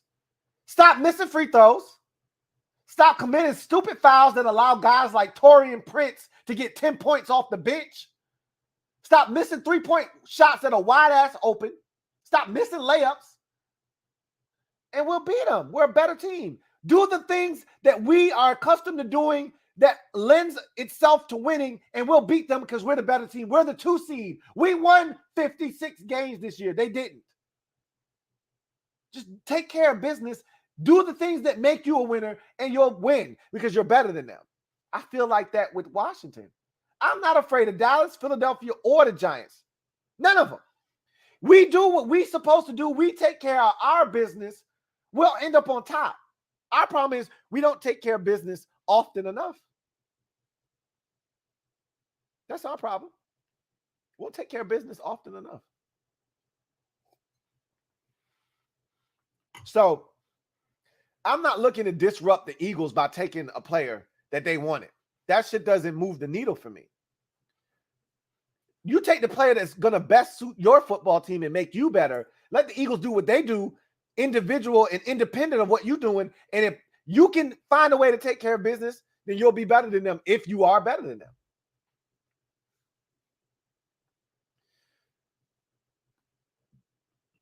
Excuse me. All right. Get to the next super chat. Big Al, stand up. You are officially in the building as the newest member of the MOBB. My guy, Big Al. You sell tires by any chance? That's a 757 thing. Anyway, Big Al, my guy. MOBB, you know what to do. Show Big Al some love. And big dudes need love too, man. Big Al's probably a big-ass teddy bear, so give him a big-ass hug. Big Al, welcome to the squad. I really appreciate you. Likely Phenomenon. Thank you for the super chat. Greatly appreciate you, my guy, LB. LP. Double up. Thank you for doubling up. LP, who writes, Josh Doctson was mocked to us at 32. And your thoughts on our draft? I gave you my thoughts on your draft to this point already. Doctson was mocked to you at 32. You mean Doctson? Whew. If one more person calls Jahan Doctson, I'm going to lose it. I'm going to lose my shit. My top is going to come off.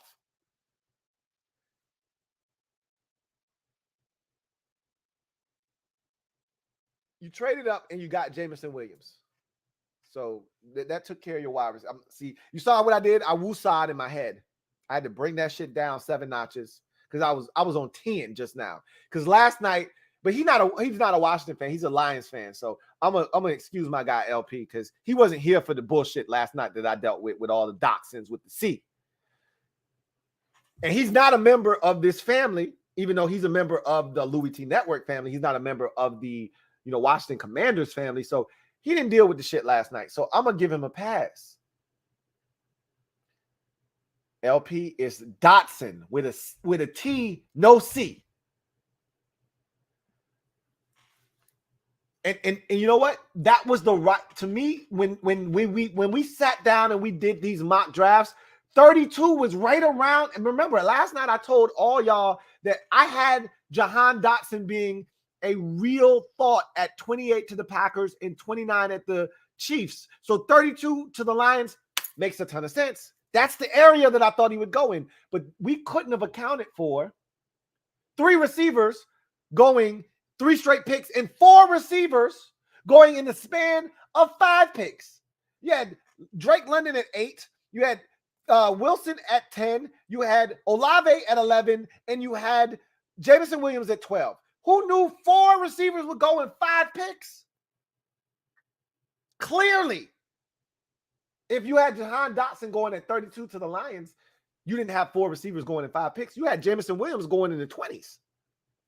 You had Chris Olave going in the mid-teens.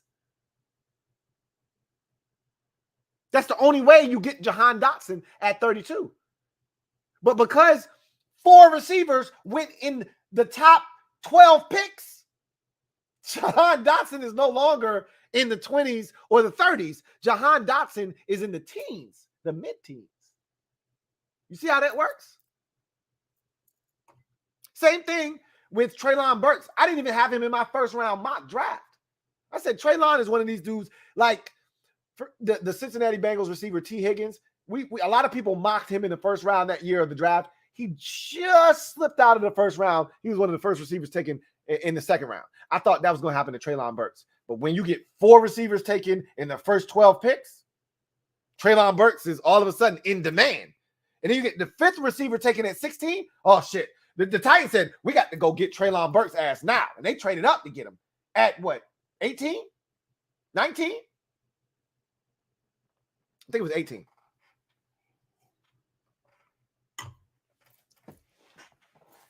Thank you for the super chat, LP. Barry Curtis. Is this Barry Curtis Jr.? Is this remix? No Junior? You just Barry Curtis now, or is this a different dude? I don't know. Barry Curtis, thank you for the super chat. Greatly appreciate you, my guy. Barry Curtis writes, I understand the Dotson pick. I shouldn't have to say this, but I'm going to say it anyway. Thank you for spelling his name correctly. Thank you, Barry. But some picks are just bad. I can't get behind this Mathis pick in the second. I feel like a Raiders fan right now. Again, I'm not going to kill them for the pick because I can rationalize the pick. If I can't rationalize it, then I have a problem with it. I don't have a problem with it because I can rationalize it. That doesn't mean I have to love it, but I'm not going to kill them for it. I know why they did what they did and why they did it when they did it, because of the landscape of the defensive tackle position. The landscape of the defensive tackle position on our football team right now is bare. The cupboard is absolutely bare outside of the 2 starters that we currently have. And you're talking about trading one of those 2 starters. So they had to do something. I get it. I still think it's early for him. I still think he would have been there at 98. You didn't have to spend 47 on him. That's my thought process. I could be wrong. Somebody could have taken him before we got to 98. But that said, they did it. It's done. Are you going to keep complaining about it, or are you going to realize that, hey, he's a member of the family now? Let's support him, and let's hope that he outperforms any aspirations that we had for him and any goals that we may have set for him. Let's hope that he outperforms them. But if he doesn't, I told you, I'm less worried about what Fedarian Mathis is doing. I'm more concerned about what our number 2 overall pick in the 2020 draft is doing, the 24th pick in the 2019 draft is doing, or the 17th pick in the 2017 draft is doing. I'm more concerned about what those boys are doing than what the 47th pick in the 2022 NFL draft is doing. I'm much more concerned with what they're doing than what he's doing. So he's not going to be the difference between us, being a 3 seed in the playoffs or missing the playoffs. Chase Young, Montez Sweat, and Jonathan Allen are more likely to be the difference between us making the playoffs and missing it than Fedarian Mathis. So again, this is why I don't want to overblow this thing. Like Jahan Dotson was a big effing deal because it's a receiver. We've missed on those. And when you miss on receiver, that shit hurts. You miss on the defensive tackle. Poor C. I mean, you'll be fine. You can find an undrafted defensive tackle. We tried the undrafted wide receiver route. How'd that go for us? Okay. You can find an undrafted defensive tackle. We got Mike Ioannidis in the 5th round. You can find a guy. Okay. We'll be fine. Don't overdo it. That's my advice to anybody out there. Don't overdo it.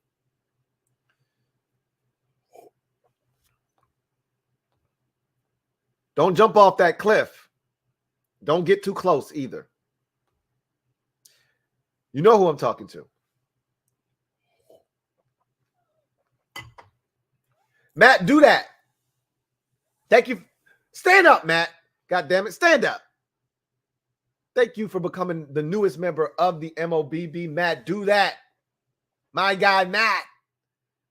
Matty D. Mob, you know what to do. Show Matty D some love. Matt, do that. Welcome aboard to the squad. Glad to have you.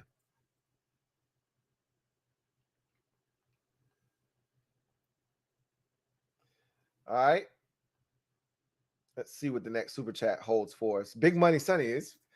What's going on, Big Money Sonny, man? It kind of felt a little empty without you. Good to have you. Big Money Sonny. My guy. Thank you for the super chat. Greatly appreciate you. Thank you for being a member of MOBB. My guy, Big Money Sonny, writes, Lou, my brother, last night was litty. Facts. Truly appreciate the work you put in, homie. The truth was finally selected. Y'all sleep, cuz. We'll see. I can tell you this. Last night was crazy. I didn't even realize how long we had been going. I told you, time flies when you're having fun. That's what a wise man told me. And last night was fun. I enjoyed last night. I enjoyed tonight. Last night was a lot of fun, though. You know, Dejon Bell, if you out there, I'm still dropping gems on your melon, bro. I might have lost Dejon last night. He might have fell asleep. He might have been like, F Louie Tee. I ain't rocking with him no more. I don't know. I don't know if Dejon deserted me after last night, but I was trying to help the young fella along. All right. And if he was 36, he would have super chatted me and been like, bro, I'm 36. What the hell are you talking about? He's not. I told you, I'm a psychology major. I can read right through you. Okay. I can talk to you for 5 minutes and I can read you like a book. That's one of my gifts that I've been given by the heavenly man upstairs. Okay. It doesn't take much. I can read you just like that. So you give me 2 super chats and I'm like, okay, I know what you about. I don't need to go any further. I know you, you know, I don't know your family. I don't know your history, but I know your personality. I know how you operate. I know how old you are just by talking to you. You know, I can tell the OGs and the guys, because the OGs are calm, you know, the OGs, they ain't up here fussing and cussing and running around here talking about crazy stuff. They like, yo, I remember the Smurfs. Like, they just go back to the times when shit was calm and they were winning football games. Like, they don't get bent out of shape. That's when you can tell you're talking to an OG Washington fan, because they don't get mad. They're disappointed. There's a difference. I told y'all the difference on my podcast between being mad and upset and disappointed. OGs don't get mad and upset. They get disappointed. And as you get older, you figure that out. Like, mad, that raises your blood pressure. I ain't got time for that. I'm disappointed. And I told you, as a kid, it's nothing worse than hearing a parent tell you, I'm disappointed in you. Disappointed is a different level. I'd rather you be mad at me, because mad, that subsides in 2 hours. You ain't mad no more. You calm down. When you disappointed, that shit can last for days upon weeks. So months, years even. That's different level stuff, man. So OGs don't get mad. They disappointed. You know why? Because they seen the glory years. So at this point, they don't get mad. They got mad back in 1994. They got mad in 95 because, like, what the hell is this shit? We used to win in Super Bowls. You fast forward to 2020, they're disappointed. They're like, okay, here we go again with this shit again. They don't get mad and upset. That's for the young boys. That's for the young kid. That's for Jahan Bell. He gets mad and upset. He wants to fire everybody. JP, my guy John, he wants to fire everybody. The OGs are like, nah, that shit ain't gonna change nothing. You can fire whoever the hell you want.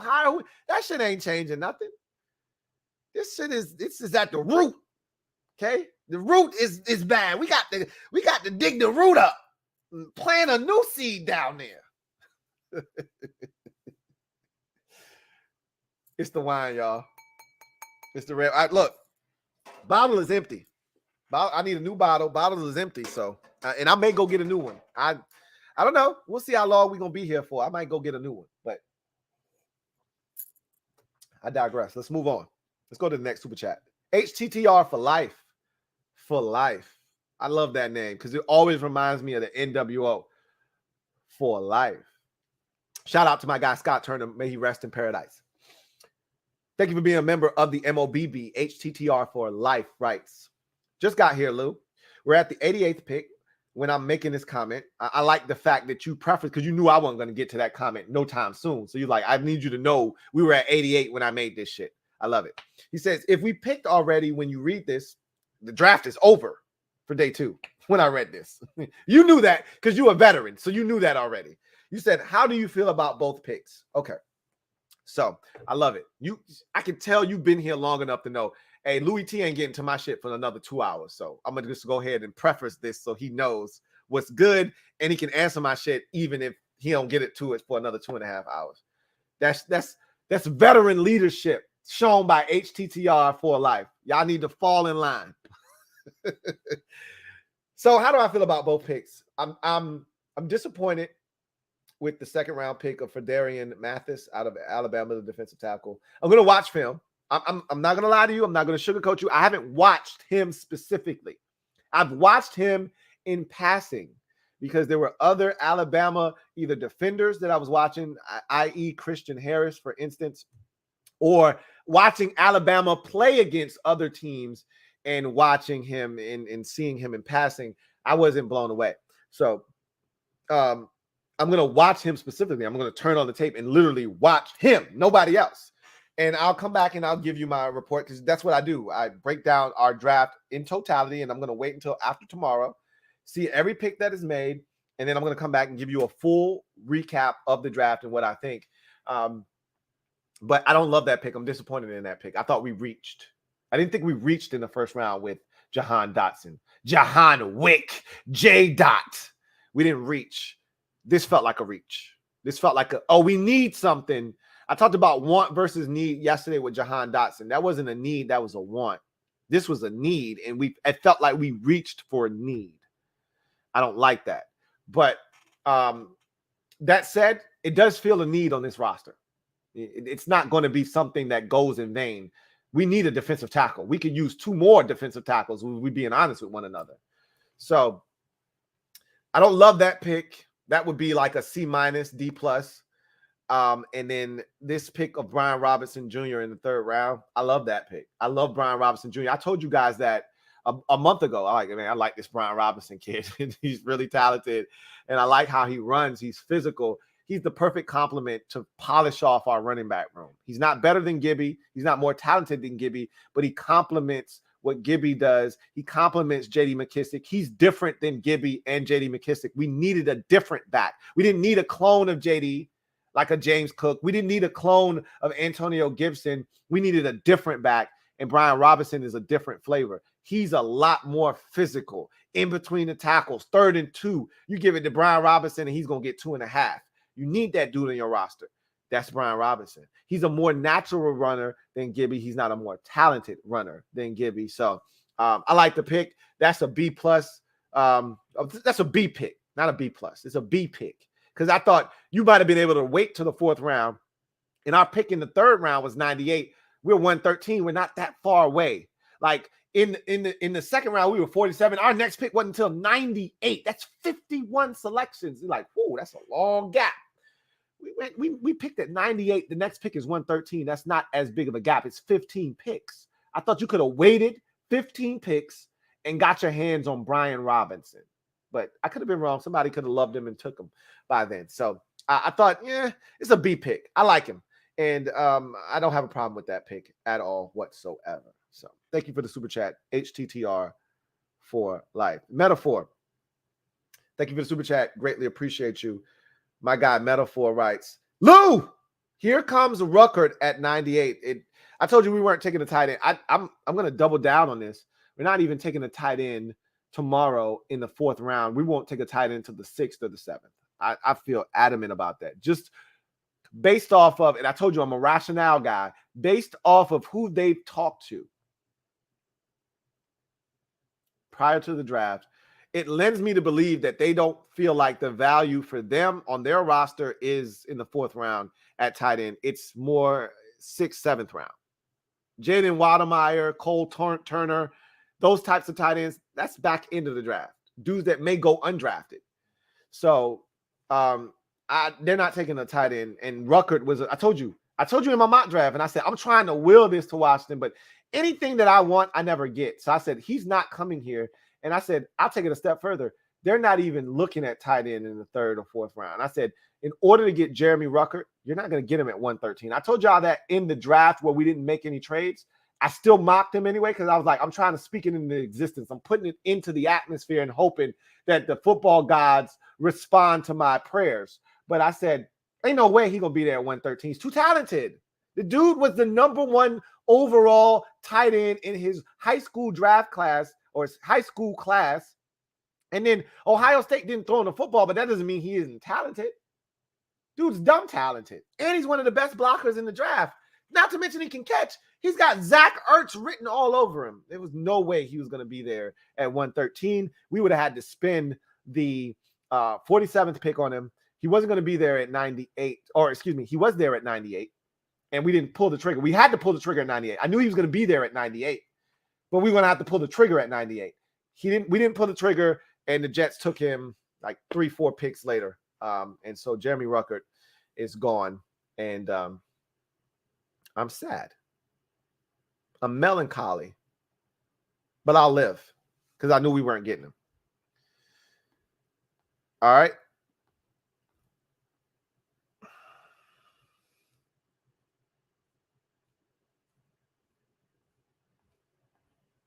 Super chat here from Storm. My guy Storm, my resident Vegas Raiders fan. Thank you for the super chat. Greatly appreciate you. Storm writes, really like the pick for my Raiders. A lot of upside in the athletic dude. Your thoughts on Parham. Also, happy Mother's Day to all. Glad remind everyone. I like the pick of the guard from Memphis. I told you, if you go back and you watch my combine video, I told you Parham was one of my biggest winners of the combine. He was super athletic, and I said, there's something to this Parham kid. He was a tremendous athlete at the combine. So you telling me he's a tremendous athlete, all it does is reinforce what I said when I saw him at the combine. Like, this kid, there's something there to him, and I like him, and somebody's going to get themselves an uber athlete at guard. And the question is, can you turn this athlete into a proficient NFL pro? Because you got workable traits. Can you get the technical side down and make him one of the better guards in football? I think they got a really athletic football player, a guy that can be a really good guard. Memphis is known for their athletes, no matter where they are. Offensive line, running back, wide receiver. They produce athletes. Parham is no different, and I think you got that. Now the question is, can you morph him into one of the better offensive guards in football? I like the pick, though. And I'm glad that Marcus Allen reminded everybody of Mother's Day. I told you that's my one draft tradition that I want to live on forever, is that the Raiders, whomever they have read their pick on that second day, they do what Willie Brown used to do every year for the last decade plus, where he would come on and tell all the mothers out there, because mothers are the matriarchs of these families. They are the backbone of our families. They are the producers. And again, we don't exist without moms. None of us do. All right. You might not love your mom. Your mom might not have been the best mom, but you're not here without your mom. Okay. My mom was outstanding. My mom is outstanding. Not past tense. My mom is still here. My mom is outstanding. And I love my mom, and I love my wife because she is a mom and she's an outstanding mom. And I think moms everywhere should be celebrated. So I'm glad that the Raiders upheld that tradition with Marcus Allen tonight, upholding the Willie Brown tradition. I'm calling it the Willie Brown tradition. And that needs to be something that is done every year. And if it doesn't get done, I'm going to be pissed off. So thank you for that, Storm. Robert Mitchell, thank you for the super chat. Greatly appreciate you. Thank you for being a member of the MOBB, my guy, Robert Mitchell. Right, so Lou, haven't been live with you for a while. Hey, times get tough. You're working. The schedule doesn't align. I get it. It's cool. As long as you support, as long as you watch when you get a chance, that's all I care about. But I'm glad you're here with me live now. So he says, but watch all your content. That's all I care about, is that you support. He says, bro, you're a boss, OG content creator. Love what you do. Keep it up. I really appreciate you, Robert. Question. You might not have the answer to this because this precedes you. I don't know how old you are, but I assume that this precedes you. The fact that you use OG means you're a younger guy. So this precedes you. Why the hell do we call Robert? Not we. Why do people of olden days call guys named Robert Bob? Why? Anybody know? If you're of the age of 55 or older, please comment. Why did we call Roberts Bob? Why is a guy named William named Bill? I need answers. I've always wondered this. How the hell do you get Bill out of William? Why Why are we calling that guy Bill if his name is William? How did we get to that conclusion? Why is Robert Bob? Help me, please. I'm begging you. Why is a guy named Richard named Dick? I need answers. Please help me. These are things that I go to sleep at night wondering and stay up an extra 10 minutes because this shit doesn't make sense to me. I'm a logical guy. I've told you this already. Why is Richard Dick? Why is Robert Bob? Why is William Bill? Please, if you are of the age that this shit makes sense to you, please explain it to me. That had nothing to do with you, Robert Mitchell. Thank you for the super chat.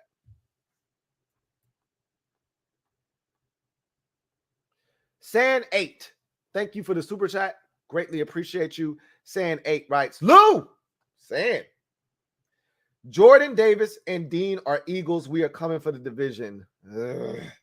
San, I got to tell you, y'all did work, man. Howie Roseman, I keep saying this shit. I know everybody's not a Howie Roseman fan, and he's not for everyone. I've said this. Howie's out here playing chess, though. I said the shit when you traded back for a first rounder next year.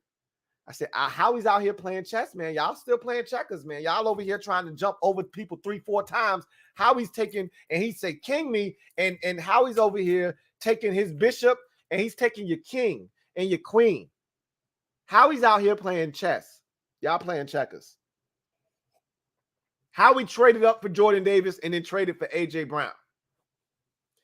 Howie went and got a center that's not going to play this year and said he'll be ready next year. We're going to put him in the mic. We're going to put him in the incubator. He's a baby. He was prematurely born. We're going to put him in the incubator. He'll be ready next year. And then Howie went and said, oh, y'all don't want Nakobe Dean? I'll take him. Bring him over here. I hate the Eagles with a passion, but y'all doing work, man. I got to admit, y'all doing work. We'll see how it turns out for you. But right now, y'all doing work. Call a spade a spade. Thank you for the super chat, San 8. Big Money Sonny. Thank you for the super chat. Greatly appreciate you. My guy, Big Money Sonny. Double up. Thank you for doubling up. Right. Lou, had to bring out the cherry Ciroc for day 2. Ooh, cherry Ciroc. You know what's a really good Ciroc? Wild berry. Have you had wild berry Ciroc? I was late to the party on wild berry Ciroc. Oh my God, it's so delicious. Cherry though. It's a head scratcher, man. It could go either way. Cherry Ciroc could be delicious or it could taste like medicine. You could taste like you're drinking roach spray. You might be drinking Raid. Good luck. Cheers. You might need it.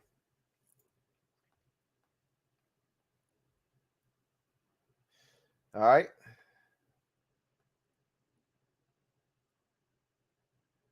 I can't wait to meet some of y'all. I really can't. Like, when we do this next year and we do this at a remote location and y'all can all come out, I hope y'all come out and support. And I can't wait to meet some of y'all. You know, I know all of y'all don't live close enough to attend, and that's cool. But some of y'all that live in the 757, y'all can make the drive up. If you live in the DMV area, you're going to be right around it because I'm going to probably do it somewhere in this area. I can't wait till I can meet some of y'all. Like my girl Condo P, I can't wait to meet her. I can't wait. I would love to meet Metaphor and Trevor Patch and some of y'all.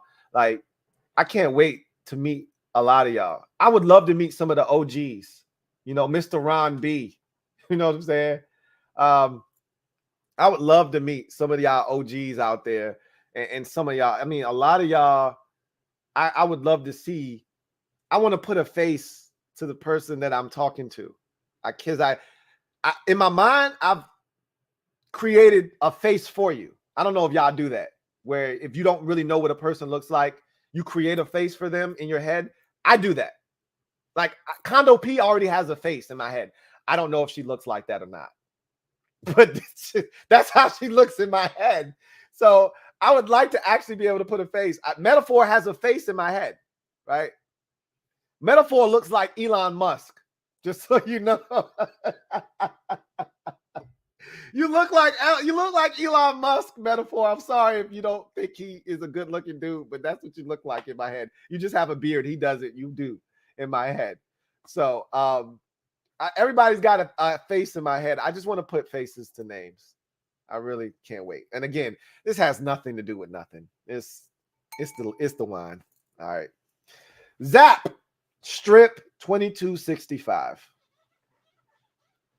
Thank you for the super chat. Greatly appreciate you. Thank you for being a member of the MOBB. My guy Zap Strip 2265 writes, "Hey Lou, how expensive is Landon Collins going to be to re-sign?" I don't think it's going to be a lot, because if you're Washington, this is the frame of mind that you have, and this is the angle that you're coming at. Bro, we released you because we wanted you to take another pay cut. So this is what we wanted to pay you. You're out here looking for work. You haven't found work. We starting the discussion at the number that we wanted you to take that second pay cut at. We might be able to elevate it, and to me, I think the deal starts at the number that we wanted to cut you at the second time, right? But incentives could push it to where we were going to cut, where we wanted you to take the first pay cut, and you were willing to do it. So in essence, what I'm saying is, I don't think it's going to be super expensive to bring him back. And honestly, he's going to try to find somewhere else. Washington is his last resort. I don't think he wants to come back here for the amount of money that we tried to get him to take that second pay cut at.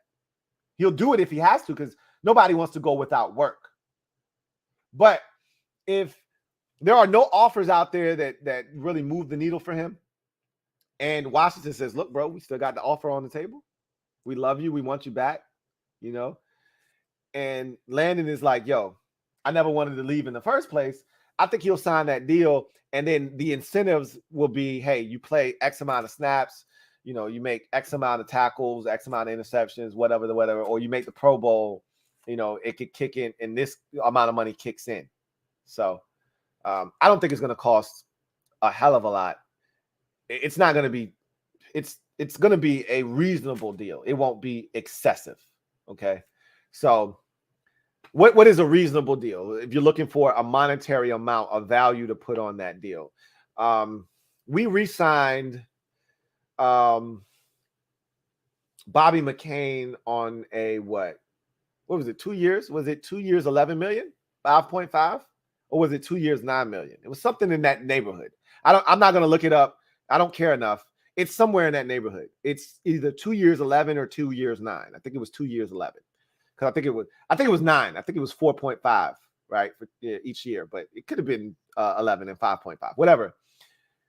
It's going to be somewhere in that neighborhood, I think, of where Bobby McCain was, maybe a little bit more. So Landon might be 2 years, $12 million, 6 per type of deal, with incentives that could kick it up to 15, something like that. Thank you for the super chat. Zab Strip 2265. 1/6 Devil Doc. Thank you for the super chat. Greatly appreciate you. Double up. Thank you for doubling up.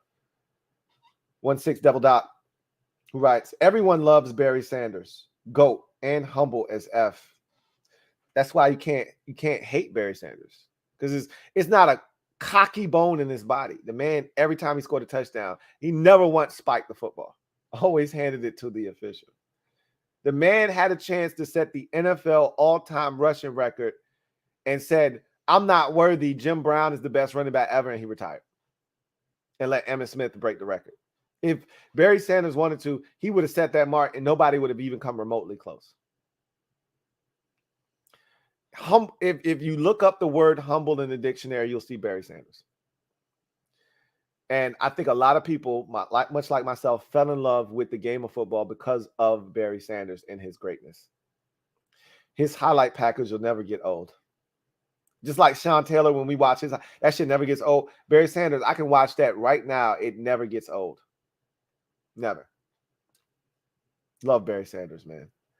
And there's a greater appreciation for him because he never came back. he was one of the few guys that could quit the game, not let the game quit him. It's rare because most guys want to do it until the wheels fall off. One, because I want to keep earning this money, but two, I love it so much. I need it. I yearn for the roar of the crowd, and it gives me a sense of belongingness. And what am I going to do when I'm done? He was like, I don't care nothing about none of that shit. I'm good. I'm done. I'm fulfilled. There's something about a guy that can do that you just have to respect. Not to mention, he retired at the peak of his career still. I mean, I think the year before he retired, he rushed for over 2,000 yards. So, and I think the year he retired, I think he was an 1,800-yard rusher. I think. I could have it backwards. It could be flip-flopped.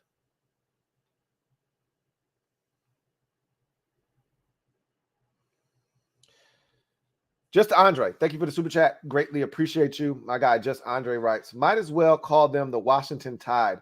They love them some Alabama players, man. I mean, I know when Bruce Allen used to do it, I used to say, oh, because he just picks Alabama players because he don't know no better. It's safe. He assumes they're well coached and you can't go wrong. Everybody will agree with you if you pick an Alabama player. Nobody will disagree with you and say you made a bad selection. It's an Alabama player. They were coached by Nick Saban.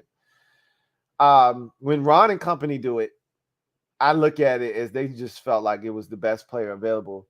And Brian Robinson is a good football player. You know, the Fedarian Mathis pick isn't necessarily the best player available at that selection, but I mean, he fits what we're looking for him to do. You know, so I had no problems with the selection. I don't love it. I told you that. I get it. I can rationalize it, but we got a lot of Alabama players. A lot of Alabama players on our roster. Same thing with Ohio State. Ron told you, though, and this is what you have to, again, when Ron speaks, you guys got to listen. Y'all hear what y'all want to hear. Ron told us, I like these big school dudes because I like to see them do it, you know, against elite competition. So, I mean, look at what we've done already. You know, first round, Penn State, second round, Alabama, third round, Alabama. You know, we got a bunch of Ohio State guys on our roster. We got a bunch of Alabama dudes on our roster. It's not a coincidence. Ron is telling you, I like these big school dudes. So the South Alabama, the Southern Miss guy, I'm not saying Ron's not going to draft him, but if all things are equal, he's taking the, you know, Auburn backup defensive tackle over the starter at Southern Miss. That's Ron's philosophy. The backup played 40% of the snaps, and when he was in there, he was dominant in the SEC against Alabama, against Ole Miss, against LSU. I can see that. I can see he's playing against NFL caliber talent. I'm gonna take that dude instead. That's Ron's philosophy. I mean, and I told you we all have philosophies. Every single one of us. When we watch film, when we look at players, we have a philosophy. So. Big Money Sonny, thank you for the super chat. Greatly appreciate you, my guy. Big Money Sonny writes, Lou, we got a big dog running back. About time. Let's effing go. I like Brian Robinson, man. I liked him early in the process, and I said, I like this kid. I wouldn't mind him being here in Washington. And lo and behold, here he is. So I had no problems with Brian Robinson Jr. being the pick for Washington in the third round at 98 overall. All right. Feels good. And I think he rounds out the room very well. Michael Mason II, thank you for the super chat. Greatly appreciate you. My guy Michael writes, we passed on two studs, Kyle and Jaquan. Our safety play hasn't been steady in years. Why we keep neglecting it? Dotson is okay, but a dime a dozen. Kyle 6'4". So we had this discussion last night. Jahan Dotson does not come a dime a dozen. There aren't 30 receivers in the league that look like Jahan Dotson. Every team doesn't have a Jahan Dotson. That's what dime a dozen means. You can find it anywhere. You know, you can't find a Jahan Dotson anywhere. If that were the case, every team would have a player that looks and plays and has the skill set of a Jahan Dotson. You don't take dime a dozen guys in the first round. Even if we didn't take him, somebody else would have. He's not dime a dozen, okay? That said, safety hasn't been great for us. I acknowledge that, and you're right. And there were safeties there, but guess what that means? That means Washington's brain trust, their scouts, and maybe there was one or two people, beating the table for, Jaquan Brisker or beating the table for Kyle Hamilton. But clearly the consensus was this guy doesn't move the needle enough, or this guy doesn't fit what we do here in Washington defensively well enough for us to pass up the opportunity to get more draft capital, which is why they didn't take Kyle Hamilton. And again, who's to say that if Kyle wasn't available at 16 that they wouldn't have taken him? I don't think they would have. I think that's who Martin Mayhew was talking about when he said people were linking us to players that we really weren't even considering. I think he was talking about Kyle. He wasn't talking about Chris Olave. We saw Ron talking to Chris Olave at the Ohio State Pro Day. He wasn't talking about Drake London. Ron would have took Drake London at 11. Okay, he wasn't talking about those two. Nobody was linking them to Jameson Williams. And I think Garrett was a guy that everybody said, hey, they were at the Ohio State Pro Day. They might take one of the OSU boys, but I think everybody assumed that, Garrett Wilson would be gone before Washington was on the clock at 11. But if he wasn't, that he would be in consideration. I don't think they were talking about any of those receivers. I think that he was talking about Kyle Hamilton. Like we didn't love Kyle. We didn't tell y'all we love Kyle Hamilton. We didn't have our behavior didn't suggest that we loved Kyle Hamilton. I think that's who he was talking about. I could be wrong, but they weren't interested in Hamilton at 11. They never got the chance at 16, so I can't say for sure if they were or not. But if they loved him, they wouldn't have passed up an opportunity to take him. They wouldn't have traded back. So clearly that they didn't love him. Brisker, he was there at 47. He went at 48, the very next pick to Chicago after us. They had a chance. They didn't want him. So clearly they didn't feel like he fit. And again, if they're drafting a safety, I think they're drafting a safety that can also fill the Buffalo nickel role. So Brisker, I don't think can do that.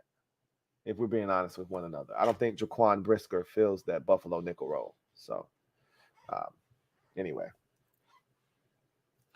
I digress. I disagree. Jahan Dotson isn't a dime a dozen wide receiver. I don't think that's true.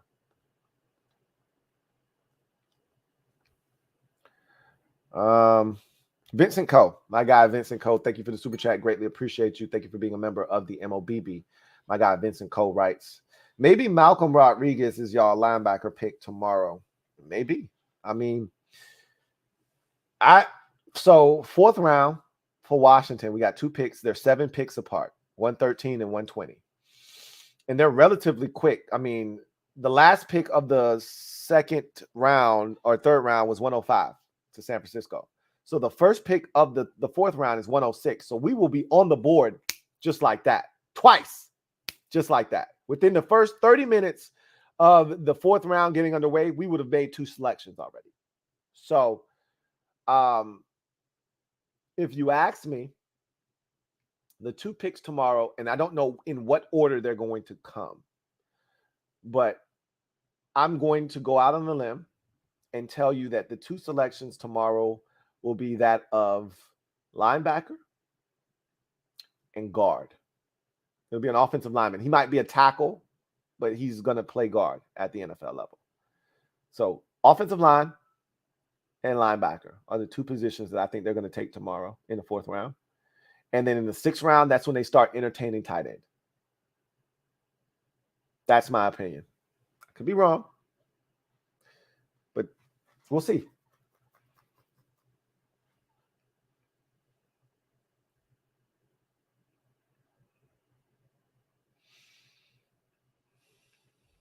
Big Money Sonny, thank you for the super chat. Greatly appreciate you. My guy, Big Money Sonny writes, Condo P needs a raise, homie. You're right. Condo P needs to be acknowledged, exalted. She needs to be put on a pedestal. Condo P is the real MVP. I got to get Condo P a Christmas gift. I really do need to make sure that I bless her with something because she is definitely the real MVP. So you're not wrong, Big Money Sonny. You're not wrong at all. Sports Talker 69 says, does he have the Grizz game on too? I don't. I started to turn it on, but it would have drawn my attention away from you guys, and I don't want to cheat y'all. So I just followed the game on ESPN every 20 minutes or so. I would look at the score. I didn't want to be consumed by looking every 5 minutes, because then I would have really became a fiend, and every 2 seconds I would have been checking. And I didn't want to do that to myself, and I didn't want to do that to y'all. So that's why, because I got YouTube TV. Clearly, I'm way behind on the draft picks. You guys know the draft picks probably a good 10 to 15 seconds before I do. So I'm streaming it on YouTube TV, and I could have put the game up on my computer monitor and just muted it and been kind of peeking over as I'm talking. I didn't want to do that, though. I didn't want to do that. Old head wisdom. You dropped the gem on a melon last night. Old head wisdom. Do you have more wisdom for us, old head? Do you? Let's see. Thank you for the super chat. Old head wisdom. Greatly appreciate you. Right. So to circle back to last night, you were dealing with all the chicken littles crying that the sky was falling. You can have Chris Olave or Jahan Dotson, Brian Robinson, and whoever they take tomorrow. I mean, again, the difference between the two, to me, was negligible. They both have their strengths. First of all, they're both fast. Olave may be a little bit faster. He ran a 4.3.9, if I'm not mistaken. Jahan Dotson ran a 4.43. Okay, it's negligible, the difference there. Elite route runner Chris Olave, slightly better than that of Jahan Dotson. Olave gets the nod there, but it's not like egregious. Hands. Olave has good hands. They're not better than Jahan Dotson's. The difference may be negligible, but the nod goes to Dotson. The only difference, the real difference, is in the height, not size, because Jahan Dotson's 178, Chris Olave's 188. 10-pound difference. They're both slight of frame. Height, Olave's a 6'1" receiver. He's 6 foot and some change. Let's get rounded up to probably 6'1". And Dotson's a 5'11" dude. That's it. I mean, the difference, and I think Olave is less of an athlete, even though he's faster. Dotson's got more lateral quickness. Dotson's got more make you miss. Dotson's got more hops, can elevate and go get the football. That's the part. That was the thing that yesterday that was intriguing about 2 days ago. Now that it's Saturday now. That was the thing that was intriguing about so many people being upset. It was like, y'all haven't watched. Clearly, y'all haven't watched. But the difference, y'all would have been cool with Olave. But since we took Jahan Dotson, now we're going to stink. And this organization is terrible and we need to fire everybody. Why? What's the difference? Is it that great? You acting like we passed on Jamar Chase to take Jalen Reagor. We didn't do that. So I know what you're saying, old head. Ishmael Benitez, thank you for the super chat. Greatly appreciate you. My guy IB writes, first of all, thank you for being a member of the MOBB. IB writes, JP Finley put up a post on Robinson stating 5 years in the SEC, 0 fumbles, 545 carries. You made this draft interesting. I usually only watch the first round. Well, I'm glad you were able to stick around, and I really appreciate you, IB, for that. That's a big stat for me. When I talk about running backs, I usually go check their fumbles. If you've watched my breakdowns of running backs, whether they've been in Washington or just running backs that are in the draft, I always look at their fumble count, because I need a guy that's going to secure the rock. If you like Jonathan Taylor, what's amazing for Jonathan Taylor is that he was one of the most loosey-goosey running backs with the football in college football history. He had an inordinate amount of fumbles, and he gets to the NFL, and I don't know if he's fumbled more than twice in his entire career, and we're going into year 3. I'd be shocked if he's got 2 fumbles to this point. I think he had 1 in his rookie season, maybe 2. I don't recall him fumbling at all last year, not a single time. So his ball security has been exceptional, and he was a fumbler at Wisconsin. It's amazing. Generally, you don't get a guy that fumbled. Like Jonathan Taylor, I think he fumbled like 18 times in his career at Wisconsin, which is an astronomical number. You're averaging 6 fumbles a year. He was there for 3 years. You're averaging 6 fumbles a year. That's ridiculous. I don't care if you lose them or not. You can't put it on the carpet 18 times in 3 years. And he hasn't really fumbled. So, but that number that Brian Robinson, that number that speaks to me, because generally guys that don't fumble in college, they don't come to the NFL and fumble. It was a back. I can't remember who it was. But I know he didn't fumble I know who it was. It's Kareem Hunt, coming out of Toledo, drafted by the Chiefs. He hadn't fumbled his entire collegiate career. And he didn't fumble until like his 3rd year in the league. And it was his first time fumbling. And it might have been his 2nd year. But still, to go your whole entire rookie year and not fumble, go half of your 2nd year and not fumble, and then finally fumble your first time, everybody was shocked. He didn't fumble in college. He hadn't fumbled in the NFL in his first year and a half. It was crazy. So generally, that's a good indication that a guy has great ball security. So him not fumbling in 545 touches in the NFL for him, that's probably 2.5 years worth of work. That's if you don't fumble but one time in 2.5 years, that's saying something. Gibby fumbled probably like 7 times last year. So to compare it, you know what I mean? So that's a really good stat. That's one that I generally like to pay attention to with running backs. Dejon Bell.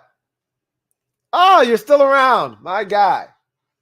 Thank you for the super chat. Greatly appreciate you. Dejon Bell writes, so Bobby M is our starter at safety then. Yeah. I mean, Ron told you that last year when he said, I really like Bobby McCain and I want him back. That was Ron's way of telling you.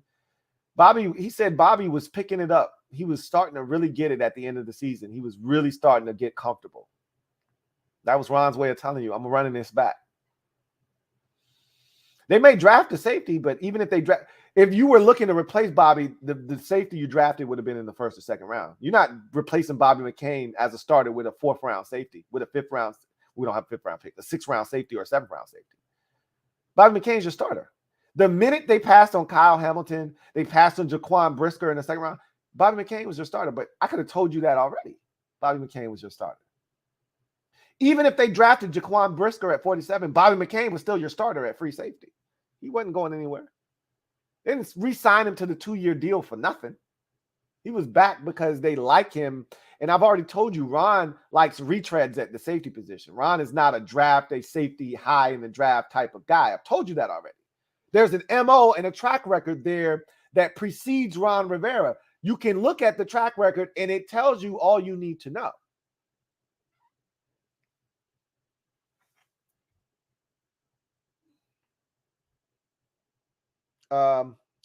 Just Andre.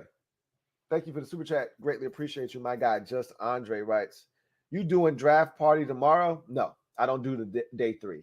It's too long. I know none of the prospects from day number 3 for the most part. I mean, I knew a few of them. I probably can hang with you in the 4th round. I can't touch you in the 5th, 6th, and 7th. So there's no reason for me to be here. A lot of times, too, my voice is gone by day 3 of the draft. Like today, I always put myself on voice restriction because day 1 is usually a ton of talking. So day 2, I don't talk. Like my wife already knew. She would call me, and I'm over here doing like sign language to her, like.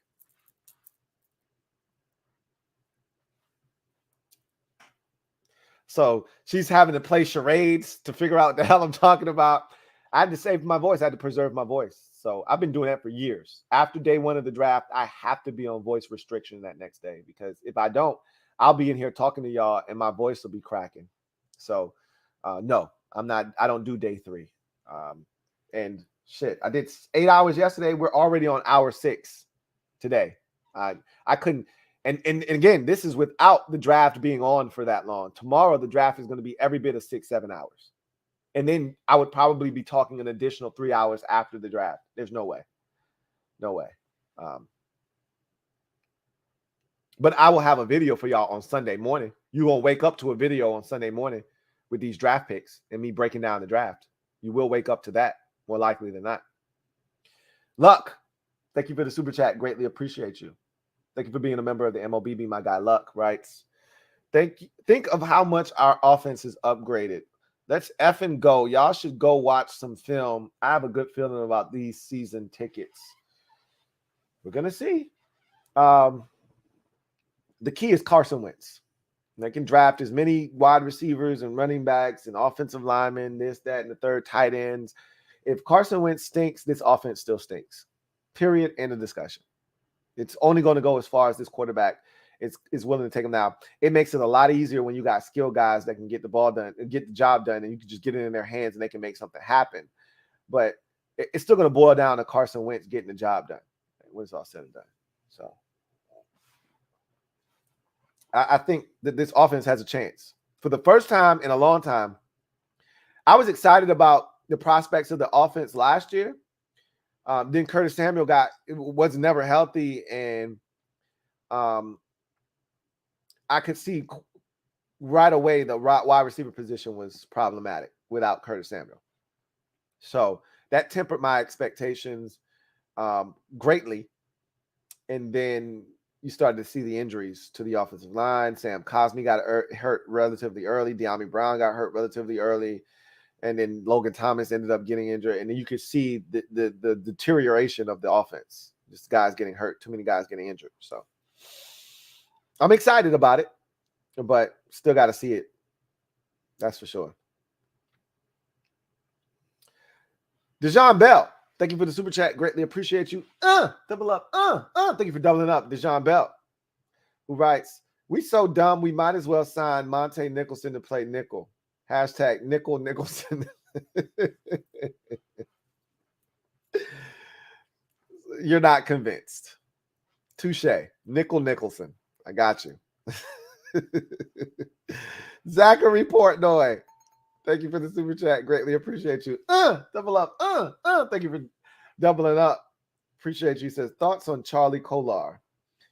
I think Charlie Kolar is solid. I'm like, he's not a needle mover for me.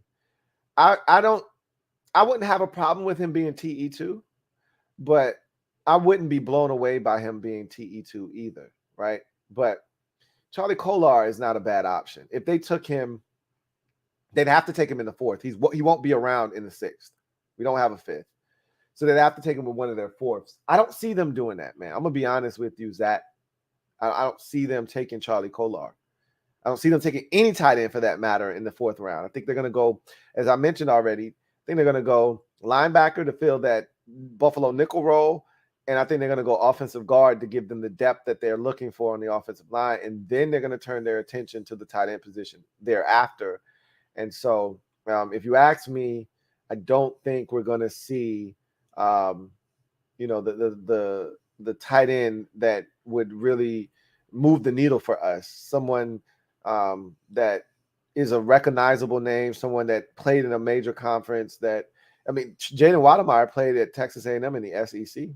So I think that's kind of the guy that they're looking at, even though he had a ton of drops. They may be thinking, hey, it's just a concentration thing. We can get our hands on him. He'll be fine. If that's what you want to tell yourself, it makes you sleep better at night, knock yourself out. Dude had drops, period. End of discussion. I can't do that. That's why I wasn't a big Drake London fan. I can't do the drops. I can do a lot of things. I can find a way to convince myself and talk myself into a lot. Drops is not one of them. If you're a receiver or a pass catcher of any sort and you don't catch the football, that's why I love Jahan Dotson. And I listened to him. He's like, yo, my cousin had me catching the football at 3. If I dropped the ball, I had to do 10 push-ups. Every time I think about dropping the ball, I think about doing push-ups when I was 3 years old. I ain't trying to do push-ups. So that's why I catch the football the way I do. I love it. Because at the end of the day, being a receiver, being a tight end, if you're not blocking as a tight end, but you're getting the ball thrown, it's all about catching the damn football. What you do afterwards is on you, and it's great, but you got to catch it first. On 3rd and 5, I ain't worried about getting 25 yards and run after catch. I'm worried about, did you catch the football on that 6-yard completion to move the sticks? Anything you give me after that is extra added benefit and value, and I'm grateful for it, but I wasn't looking for it. I just want the first down so I get a fresh set of downs, and Scott Turner gets to call 3 more plays. That's what I'm looking for. Can you catch the football? And Wademeyer is one of them dudes that you throw it to him wide ass open on 3rd and 6, he might drop that bitch, and I can't deal with that. You want to talk about somebody losing their shit? Throw it to a dude wide open on 3rd and 6 and have him drop the football. Like, Giants fans, bless their heart dealing with Evan Ingram. I can't deal with that shit, man. Don't give me a dude that's dropping the football. They lost a game last year to the Eagles on a Thursday night because Evan Ingram couldn't catch the goddamn football on the 3rd down at the end of that football game that would have sealed it for him. I would lose my shit. I can't deal with that kind of incompetence.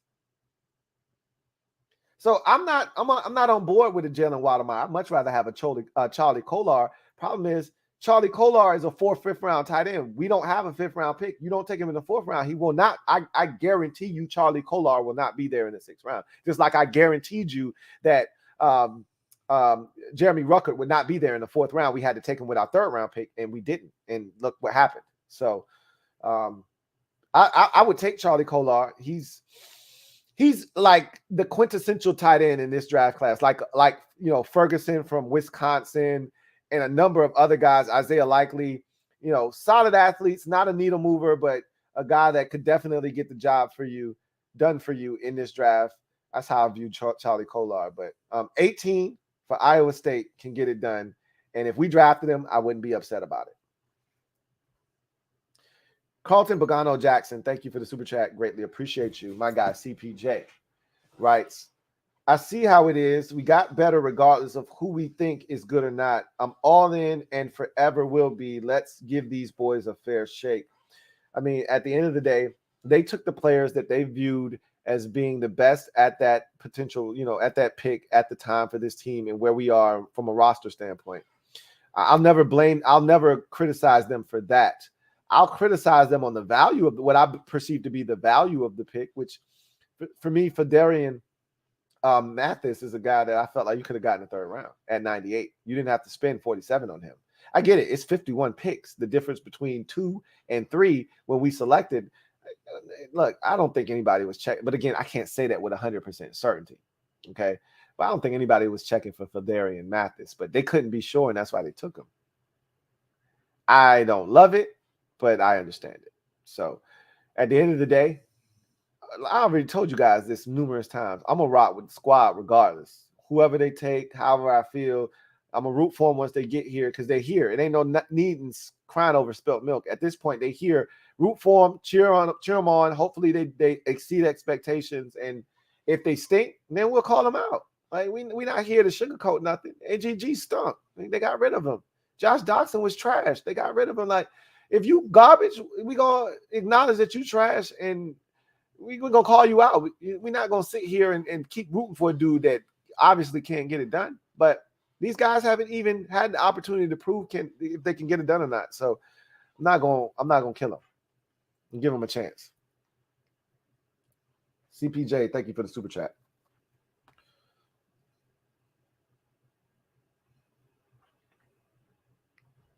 Michael White, thank you for the super chat. Greatly appreciate you. My guy, Michael White writes, GM Lou, would you have picked Dotson or McDuffie? I probably would have taken Dotson. McDuffie would have been interesting, but the question is, can McDuffie play inside and play it consistently? I told you, a guy that plays outside is not the same as a guy that plays inside. It's a different mentality. It's a different way of playing the cornerback position. Deion Sanders said, look, I couldn't go inside. It's a different animal in there. It's a whole different world inside. Like, I'm an outside corner. McDuffie played outside at UW. Now, there were snaps where he played inside, but he was really an outside boundary corner. It's different inside because we got outside dudes already. We got William Jackson III. We got Benjamin St. Juste. We got Kendall Fuller. Like, we got outside dudes. We need a slot corner. That's what I've been harping on. That's what I've been talking about. Could McDuffie go inside, play the slot, and play it well?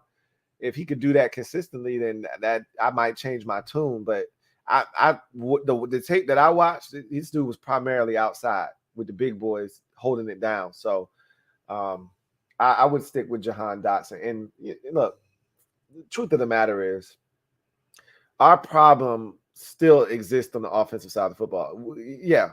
You would like the defense to be better, more consistent, more dominant, more, create more turnovers, short fields for the offense, this, that, and the third. But it doesn't matter what the defense is doing if the offense is only scoring 17 points or only scoring 20 or 21 points. You ain't going to bust a grape doing that shit. You ain't beating hardly nobody doing that. So you got to be able to score 27, 30, 33, 37. And in order to do that, you needed to add a Jahan Dotson to the mix. So McDuffie would have been intriguing had he been able to play slot consistently. You can't guarantee me that, but if I felt like he could transition inside, that would have been an intriguing pick. But I think Dotson is the guy that helps you the most. And Dotson fills multiple roles for you because he can also play. Worst case scenario, if Jahan Dotson comes in here and he's not ready to contribute as a wide receiver right out of the gate, which he will be. There's no reason for him not to be. But if he can't, he can always be a punt returner for you. Worst case scenario, you got a punt returner. So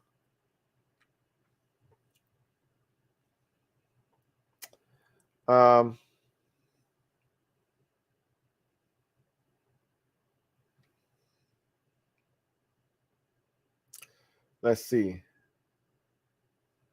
Dejon Bell, thank you for the super chat. Greatly appreciate you. Thank you for the super chat. Dejon Bell, who writes, let's spend the 4th round pick on Condo P. F it. I'm going to take a sip to that.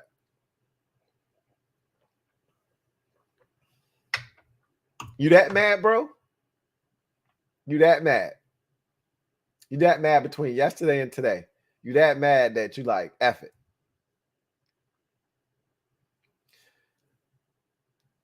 I don't know if you was here for the second half of the show last night, but I was specifically speaking to you a lot last night, man. If you didn't watch it, that's fine. Do yourself a favor, go back and watch it.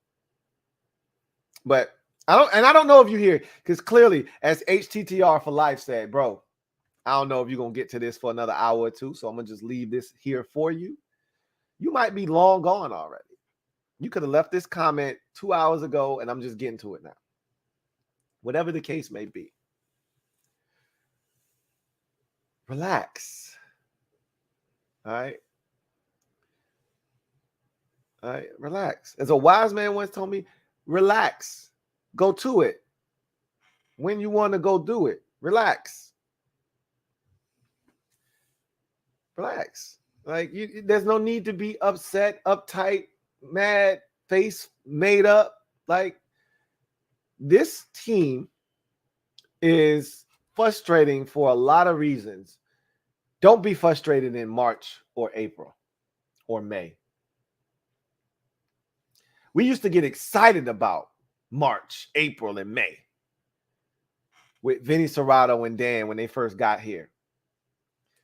Firing up Redskins 1 and going and picking up Envy and any free agent and bringing them here. We used to get excited for what? To be disappointed in September, October, November, and December? There's no reason to be disappointed in April, May, in March, and June. Just wait until September and October and see what the hell's going on. And then if you want to get pissed off, by all means. JP, like, I love JP, my guy John Perez. After every game, JP's emotions, them shits, they fly with the wind, right? Like, we win a game, JP's like, yeah, that was a big win. I think we can do this. We lose the next week. JP's like, F everybody, fire everybody. This is that bullshit. We need a quarterback. Fuck this team. That's JP. Tired of this shit. We need a quarterback. Like, JP, we lost by 3 points, man. Why are you tripping for? You know, it hurts. You don't want to lose to Detroit on a last second throw that you shouldn't have been that far back on. Stafford completes it. They kick a 57-yard field goal and you lose. Yeah, that shit sucks. But we lost by 3. Why you want to fire everybody for? But that's JP. That's his move. But JP's a young boy, man. These young boys, they fly off the handle. That's why you got to be like more like these OGs and just chill, man. Like, be even keel. Ooh, like a flatline. Don't flatline. Okay? Be like a flatline and just be even keel. You know? Dejon, calm down, bro. It's okay. They frustrate all of us. None of us are excited about what this team has been over the last 30 years, okay? So, and you haven't been here for 30 years. You've been here for probably 15 to 12 years of this shit, and it's been misery for you too. I get it. But every year we do this song and dance and we say, hey, let's see what the new iteration of this team looks like. Ron has said, look, year 3's got to be a winner for me. Ron's all in this year. And you see it. You see by the moves they've made in the offseason, by the way they've gone about their business. You may not agree with all of the moves. You may not agree with the trade for Carson Wentz. You may not agree with the releasing Landon Collins and Matt Ioannidis and Eric Flowers. You may not agree with the first-round pick of Jahan Dotson. You may not agree with the second-round pick of Fedarian Mathis. You may not agree with the third-round pick of Brian Robinson, but at the end of the day, they've done all of these moves in the name and the sake of trying to win. Give it a chance. That's it. It may work. It may not work. Guess what? If it doesn't work, you file it away in the cabinet with all the other failures that we've watched over the last 30 years for you, the last 10, 12 years. Okay? Okay. Another disappointment. Put it in the cabinet, file it away, and let's move on. All right. But what if it works? What if they're right? What if this is the antidote for all of the poison that we've been fed for the last 30? What if this is the antidote? You don't know if it's the antidote or not. So just give it a chance. Just give it a chance. Anyway, I digress. See where we are. HTTR for life. Thank you for the super chat. Greatly appreciate you. Double up. Thank you for doubling up. HTTR for life writes, take a sip, Lou. Also run up those likes, guys. Y'all heard the man. I'm going to take a sip. He asked me to take a sip. He requested that I take a sip. I'm going to take a sip. Y'all heard what the man said. Run them likes up. I like the fact that there are more likes than there are viewers. I'm not going to complain. Okay? Because in my mind, worst case scenario, every single person that's still here already liked the video. That's what I'm telling myself. I could be wrong about that, but that's what I'm telling myself. That makes me sleep better at night. All right. Alex, my guy, Alex. Thank you for the super chat. Greatly appreciate you. I don't know what he's about to say, but I think he's about to brag, and he has every right to. My guy, Alex, thank you for the super chat. Writes, what up, Lou? What's up, Alex? I could cry. I'm so happy. I told you he was about to brag. What did I tell you? He said, I DM'd you a message on Twitter about your draft. It's kind of long, so you can read it here or read later. Look, you super chatted me. I'm going to read it right now. Unless you would have said, hey, don't read it now, read it later, then I would have read it later. But you super chatted me, so I'm going to read it right now. So, Alex, yeah, it is long. Sheesh. Hold on. Okay. I went to your picture because I was trying to see if you had a picture of yourself. You got a picture of Jordan Mailata. So it ain't a picture of you. Anyway. Let me go see. Let me see where you started at yesterday. All right, so this is gonna be long, guys. So bear with me. It says, first off, Lou, love you, man. Likewise, Alex, really appreciate you. You're the greatest, a pioneer of this shit. I appreciate that, man. Thank you so much. He says, with that said, I'm kind of disappointed in your guys' draft, and not for my sake, but for Washington fans. I get it. He says, I think they reached a bid on Dotson. I have Sky Moore ahead of him as a prospect, and Kansas City got him at 54. I disagree there. Sky Moore, so I'm going to tell you where I had Sky Moore. And I wasn't all that impressed with Sky Moore's film. I'm just going to be honest with you. Sky Moore, to me, didn't play at the game speed that he ran at the combine. But we can agree to disagree there. That's no problem. You watched the film, and I know you did, so we can have that discussion. I told you Jahan Dotson was 4 for me, so I don't need to go there. Sky Moore was 7. I can tell you right now, I got quickness, speed, route running ability, acceleration, ball tracking skills, run after the catch, formational flex, catch of traffic, toughness, short hands, willing to block, his size, and I said play speed were the two things that I was like, yeah, not really sure. A lot of the same things you could say about Jahan Dotson, but one played at Western Michigan, the other played at Penn State, and I think that's where the biggest difference is. We can agree to disagree on that, but you got your preference. I got mine. He says, I still like Jahan a lot, and I thought he was a late first to early second round type of guy. I just felt it was kind of early for him. And I explained why he got pushed up. I felt the same way that you did, Alex.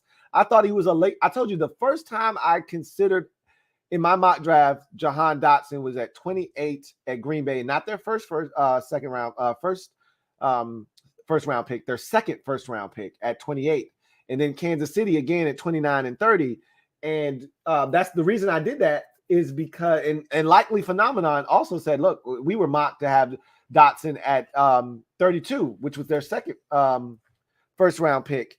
And remember, they traded up and they selected Jameson Williams. But the reason and I can't speak for you, but the reason I think you probably were doing the same thing, but is we assumed that Chris Olave would be a little bit further back. Jameson Williams coming off of an injury, teams wouldn't be so gung-ho on him. He'd be a little bit further back, and that would push a guy like Jahan Dotson back, okay? If you knew during the process that you were putting together, these receiver rankings and your mock draft and things of that nature, if you were putting that together and you knew that 4 receivers are going to go in the top 12 picks, Jahan Dotson would have been a lot earlier for you, okay? You wouldn't have had him as a back end of the first round, second round dude. You would have had him as the middle of the first round, mid to late first round guy instead of a late to first to early second round guy. So I think that's the thing we had to come to grips with, and a lot of people didn't. But that's what I talked about yesterday. He says, anyway, I just felt like it was kind of early for him, even with the trade back, which didn't net a lot of value. You got to understand we didn't have a third round pick or a fifth round pick. Now the second, fourth acts as a de facto fifth, and not having a third was murderous. It was treacherous.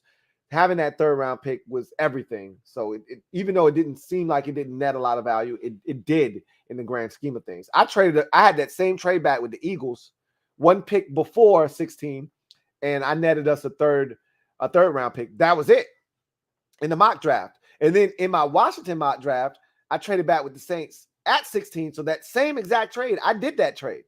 I got that shit right. Mr. McNasty told me I don't get anything right. I'm always wrong, he pretty much told me. But I got that shit right. And I had a third and a fifth. We got a third and a fourth. So that exceeded my expectations. Anyway, I carry on. He says, then they turned around and took Fedarian Mathis. Not a bad player, but why take a run stuffer in the second round? I guess it's planning for moving on from Daron Payne soon in a trade or free agency, but there was better talent on the board for sure. I agree with you. I don't disagree with anything you just said. He says, if they took Mathis in the third, I'd like it a good bit more. Me too. Their last pick of day 2 in the third was Brian Robinson. I like him as a battering ram, but a Cowboy streamer I was watching on YouTube when he was picked just laughed and said he was picked and laughed when he was picked and said Brian Robinson in the third. Okay, small. Nakobe Dean sure tackled his big ass a ton. He says, and just proceeded to laugh, LOL. Again, if they would have picked Robinson more in the fourth or fifth, I would have liked that pick more. There were better talents on the board to be had there than a power back. I don't get it. He says, I would say you made a great point just now on the stream about how fast the wide receivers went, that you basically just had to reach on them if you wanted one. With that said, that's what separates teams like the Ravens and the Commanders. Baltimore traded Marquise Brown in the first round, who is their best wide receiver. Did they reach at 14? Nope. They went BPA, took Hamilton. Did they do it at 23, first round pick? They got from the trade from the Cardinals. He said, nope. Traded back 2 more spots, got more draft capital, took Tyler Lindenbaum. Then they took David Ajabo and Travis Jones.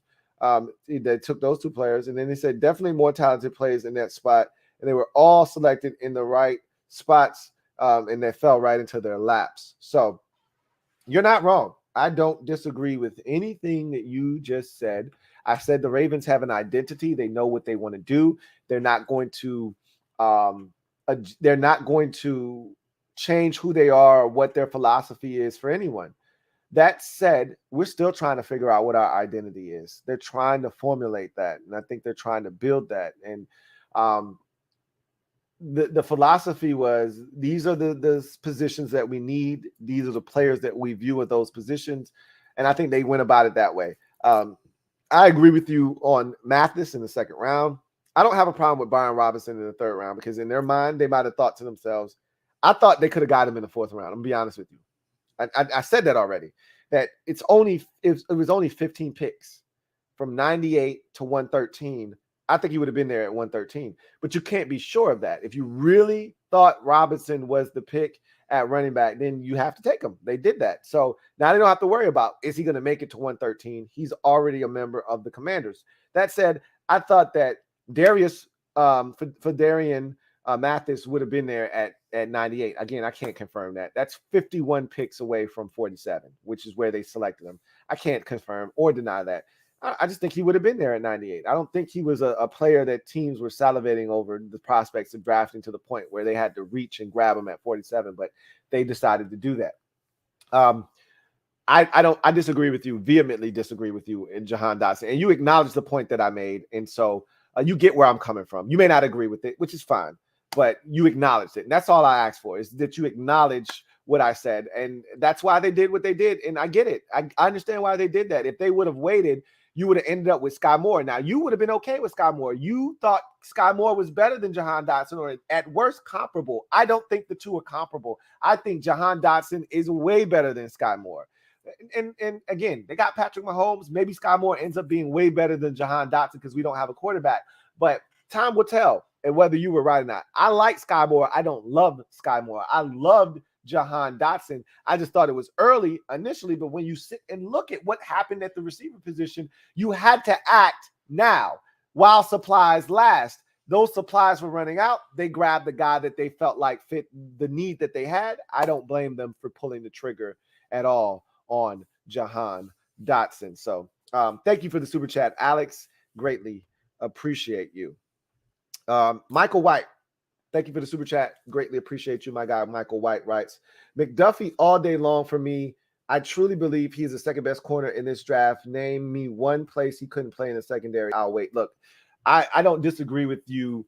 I'm not telling you he couldn't play in this anywhere in the secondary. I didn't see it. That's the thing. Like, I can't assume you can do something. I need to see it. Like Jahan Dotson talked about, I played out wide my entire career at Penn State, and then I went back for my senior year, and they put me inside in the slot. So guess what? We saw he could do it. He could play inside, so that offers up versatility. I don't want to assume you can play in a slot. You've never done it. I can't say that you can do that. I can look at your skill set and project that you can do it, but I can't say with 100% certainty that you can. Now I can go watch the tape and see you in the slot, see you breaking dudes off inside and getting open, and know that you can do it. Duffy, for me, McDuffie didn't, play every position in the secondary. Again, he was more of a boundary corner. And there were times where he was inside, but it was more of him being outside than anything else. And you can't just assume that I've already laid this out. The slot, and I've talked to multiple people in the know about this, so I know I'm not wrong here. And this is my philosophy anyway, so you wouldn't be able to change my mind. But I've talked to people who know, and those who know say that, look, the slot isn't for everybody. I don't give a shit how good you are outside. Not everybody can go inside and cover a dude that can run out, in, up, down, back, all around town. And that shit is just not – you got the out-of-bounds line as another defender when you're out of the boundary. So there's some liberties that you can take, some things you can do to, prevent certain things from being given up, and you got another defender. Ain't no out of bounds when you're in the slot. That dude can break out. That dude can break in over the middle. And if you don't have any help to the inside and he breaks inside, oops. Uh-oh. Oops, there goes another rubber tree plant. Like, your ass is screwed. So it's rough inside. It's not for everybody. I can't say that Trent McDuffie could play everywhere, but he probably could. But I can't say that for certain. I can't confirm nor deny that. McDuffie's a good football player, and I think he's exceptional. Like, I would have taken Jahan Dotson, but if we would have made Trent McDuffie the pick, I wouldn't have been pissed off about that. Not at all. Coach Kev, thank you for the super chat. Greatly appreciate you. My guy, Coach Kev, writes, So you telling me we spent 3 picks to replace Carter, Settler, and Barber? Shaking my head. Ron trying to get fired? Question mark. Oh my God. When you put it like that, it sounds so bad. Stop, Coach Ron. Coach Kev. Stop, Coach Kev. Stop. Stop. First of all, Jahan Dotson is not replacing DeAndre Carter. Stop. Don't do that. That you're minimizing what Jahan Dotson is. Don't minimize his impact. Stop. Don't do that. Settle. Okay, fine. You want to talk about he's replacing Settle. Okay. I'll grant you that. Yeah. That kind of feels like what this move is, especially if Deron Payne's back for this upcoming season, which I think he will be. And then Barber, yeah, that's what Brian Robinson's going to do. But there's so much more because, like, can we acknowledge the role that Barber played and how big it was? Can we all acknowledge how big that was? Can we acknowledge that the first game of the season we don't win it without Peyton Barber's contribution? Can we acknowledge that without the 4th down that we went for that he got on 4th and 2? Can we acknowledge how big he was in 2020? Can we acknowledge that there's a role and a niche carved out on this roster that needs to be filled that we don't currently have, that we have now because Brian Robinson is here? Can we acknowledge that, please? How many 4th down and ones, how many 3rd and ones that we failed on because we didn't have the back to do it? I just think about the Seattle game by itself. No other game. How many times did we fail on 3rd and 1 running the football? How many times did we fail on 3rd and 4th and 1 in that game? The only reason Seattle didn't get their asses blown out in that game is because we couldn't convert 3rd and short. So while you make jokes, I hear your jokes. Okay? While you make jokes about who these guys are here to replace, that role, that Barber role, I was big on that Barber role. That's a big role on this team because short yardage is big in the NFL. You can try to minimize it all you want. It's big. 3rd and 1 is huge. 4th and 1 is huge. You don't convert that, you're going to lose football games. Jahan Dotson is not comparable to DeAndre Carter. Stop. The only one that is apples to apples is Settle and Mathis. Coach Kev, you funny though for that. All right. Condo P, my girl, Condoleezza Perry. Double up. Thank you for doubling up, Condo P. Greatly appreciate you, girl. All right. Saw more than a few people go off about the Dotson pick last night till Mina Khan said she liked him opposite Terry. Now it's a good pick. Laughing emojis. I told you a lot of people were ignorant. And when you're ignorant, when you don't know, you revert back to your initial reaction. And the initial reaction was one of outrage. Oh, I can't believe we did that. We passed up on this guy. We passed up on that guy. We had a chance to take this guy, and this is what we traded back for. And then you go watch, or you listen to somebody that you trust, or you listen to somebody that, is more knowledgeable than yourself, and you go, maybe they're right. Or maybe this pick isn't that bad. Or you go watch it for yourself and you're like, yeah, Louie Tee was right. This guy isn't that bad. It's why I try to be open-minded when things are done that I don't necessarily agree with, because there's a reason why they did it. And again, I might find out the reason and not agree with that either. But I at least want to hear it. I at least want to know where they're coming from. I want to at least understand why they did what they did so I can try to rationalize it in my head, okay? So thank you, Condo P. Greatly appreciate you. Mina Combs had to get some people right, apparently. All right. Got a super chat here from Adam. Thank you for the super chat, Adam. Greatly appreciate you, my guy, Adam. Thank you for being a member of the MOBB. Right. What's good, Lou? What's good with you, Adam? Says, appreciate the draft coverage. Brian Robinson Jr.'s size and running style reminds me of Matt Jones. Who? Matt Jones! Hopefully he doesn't stay hurt. And that was one of the knocks on him at Alabama. He had to wait his turn, but he took advantage last year. He didn't get hurt last year, so I'm going to give him the benefit of the doubt. So Yeah, he's a bigger back. He's physical. I like Brian Robinson a lot. So, like what they got there.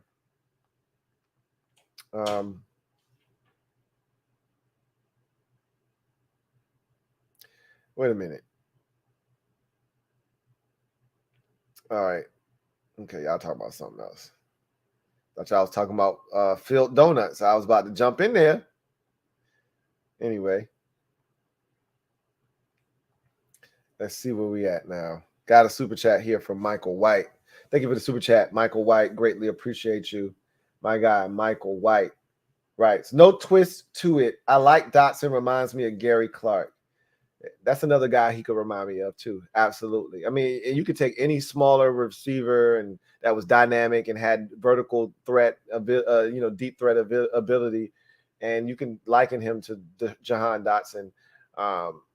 Dotson just brings a different element. His mentality is different. He goes and attacks the football in the air. You don't see a lot of smaller receivers do that. There's a lot to like here. A lot of small receivers want to run under the ball and let it come to him and catch it. Jahan Dotson is attacking the football in the air while it's in flight. That is a rarity for smaller wide receivers. So you heard Ron at least 5 times talk about catch radius when they were talking about the pick and trying to justify it. And it's a legitimate part of his game and one of the reasons why I loved him. I talked about the catch radius. I said, and a lot of you went and looked up his vertical because I said, I think his vertical has got to be every bit of 38, 39, 40 inches. And a lot of y'all was like, it's 36. It's 36 for a dude that's 5'11". That's pretty damn good for a guy that's 5'11". I mean, it's pretty damn good. So Jahan Dotson is a lot. There's a lot there. I love it. Big Money Sonny, thank you for the super chat. Greatly appreciate you. My guy, Big Money Sonny writes, Lou, you crazy dog. You back on that cherry Mad Dog 2020. What you talking about? What you talking about, man? Why you doing me like that? I'm definitely not on no Mad Dog 2020. Seriously. Anyway. Keen. Whew.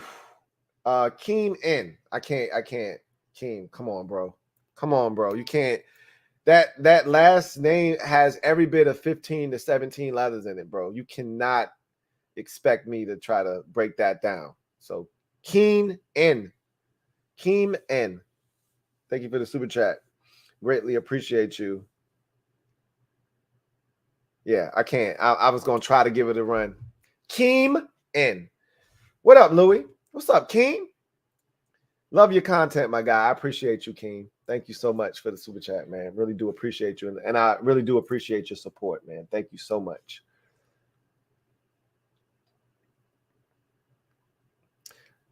BHHD Ty. Thank you for the super chat. Greatly appreciate you. My guy, BHHD Ty writes, when Carson was at his best, he had a 3-headed monster at running back. Blunt, Clement, and Ajayi. We trying to recreate that? I don't think we're trying to recreate that. I just think they want to surround him with as much talent as possible. Ron has been very adamant. I told you, Ron, he's pissed me off at times with this shit. He keeps talking about this 4-game win streak that we were on last year. And I'm like, Ron, let that shit go, bro. The first 2 games were legit. The last 2 games were ass, okay? But he don't care. Nothing about that. He keeps talking about that 4-game win streak.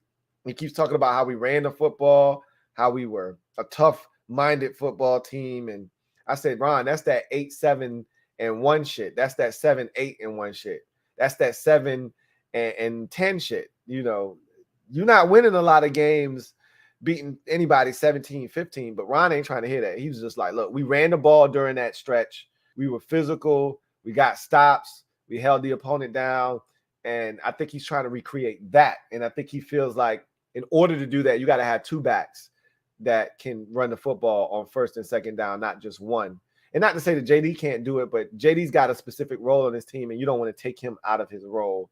And so I think they look at Brian Robinson not only as a guy that could come in and be a first and second down back, but also short yardage back. I think Gibby was disappointing in short yardage, and not that he can't do it. I just don't think Gibby is necessarily cut out for that short yardage role. You know, I think that they realize that they probably need, and that's not all Brian Robinson is going to do. He's not just going to be in the game on 3rd and 1. They're going to put him in the game on certain possessions. He's going to be the guy that's in there to start the possession off, and he's going to get some carries, and he's going to get the ball out of the backfield. And so, he's not just here for the Peyton Barber role. He's going to do a lot of things, and I think eventually they may view him as the future at the running back position. Who's to say what they decide to do with Gibby if they want to re-sign him when his contract is up in 2 years? They could say, "No, we just going to let Brian Robinson rock for 2 years, and then we're going to draft his replacement and let that next dude rock for, let Brian Robinson rock for 2 years, and then let the next dude come in." So we'll see what happens. I don't think they're trying to recreate what the Eagles had behind Carson. I think there were more important things for them, like, fortifying the offensive line, getting him weapons to throw the football to. And I think making sure the running back position was set was also something that they wanted to do for sure.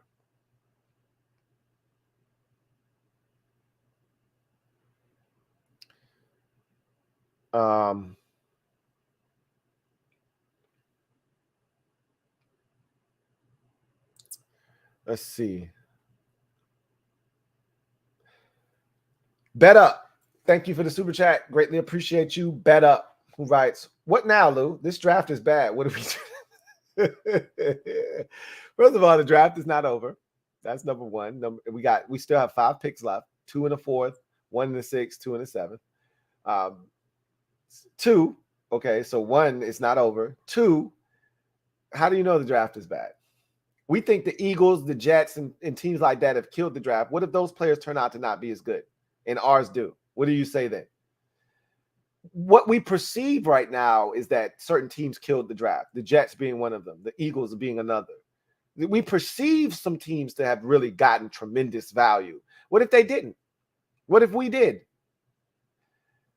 You don't know. I remember I remember this very vividly. The off season when Ron got here in 2020, when Kyle Smith was still here, and we went out and we signed J.D. McKissick, and we signed Wes Schweitzer, and we signed back John Bostic, and we went out and signed Kendall Fuller, and we went out and signed Cornelius Lucas, and we went out and we brought in who else? There were so many players that we brought in, right? Logan Thomas, that's who I was thinking of. We did all of those things, and it probably 2 or 3 more dudes, because it was a really extensive list of guys that we signed that offseason. Peyton Barber was another one, but we did all of those things, and a lot of you, all you could do was bitch and complain about, oh my God, these guys are, you listen to me all the time. You start calling guys clearance rack items, and they're bargain bin items, and these guys don't move the needle. These guys are this, they're not that. And that turned out to be the best free agency period we've had in quite some time. I said that to say this. You don't know what this draft is. You have no idea. You have no clue. We're 3 rounds in. We've made 3 selections, and you're already declaring this draft bad. Can't do that, man. You can't do that. Bet Up. And so now what? Now what is you look to see what they do in day 3. When they attack offensive line, because they're going to get an offensive lineman at some point, whether it's the 4th, the 6th, or the 7th. I think it's going to be in the 4th. You look to see when they attack linebacker, because they're going to do it at some point, whether it's the 4th, the 6th, or the 7th. You look to see when they attack tight end. They're going to do it at some point. It's going to be in the 4th, 6th, or 7th. So you look to see all these things. And then even if they attack each of those positions, you still have 5 picks. That's only 3 positions. What do they do with the other picks? Do they draft another defensive end? Do they draft a cornerback? Do they draft the safety? I don't know. Only one way to find out. We'll see.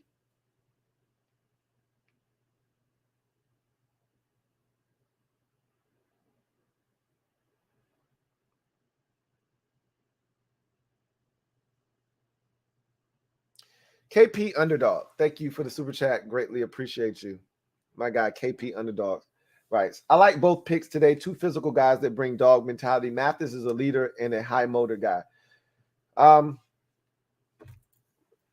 Fine. I mean, and again, I got to do the work. I may come back and tell you that Mathis is a dog, a complete, absolute maniac, and I love him. I don't think I will, but that's a possibility. I'm open to that. My mind is not closed to that possibility that I come back here and say, yo, Fedarian Mathis? Shit. They got it right. That's a realistic possibility tomorrow that I come back and tell you this. The likelihood is I come back and tell you I feel the exact same way I felt when the pick was made initially. This dude is a starter in this league, but he's a low-level starter, and he's not going to be anything more than Deron Payne was for us. Solid, nothing needle-moving, stop the run, occasional sack here or there, occasional pressure, but, you know, he's not going to be a guy that stands out. That's what I think I'm going to ultimately come back and tell you, but only one way to find out, and that's to go do the homework, and that's what I plan to do. But Brian Robinson is one that I definitely like. Got any grapes? Thank you for the super chat. Greatly appreciate you. My guy, got any grapes? Thank you for the super chat. Thank you for being a member of the MOBB. Writes, Lou, you might have to sing the murder song for what the Jets did to this draft. Jahan Wick is legendary, Scary Terry, and Baba Yaga. Man, Jahan Wick is legendary indeed. I love it. KP Underdog, you a legend for that, bro. KP Underdog is a legend for Jahan Wick. I'm never gonna let that go. It's not gonna stick, but I'm on board and I'm voting for Jahan Wick. It's not gonna stick, but I'm on board for Jahan Wick. But it's gonna be J-Dot. I told you that's the name around the way. J-Dot is the easiest name that you can get, and that's what he's gonna be. And it incorporates both of his names, whereas Jahan Wick doesn't. J-Dot incorporates his first and last name.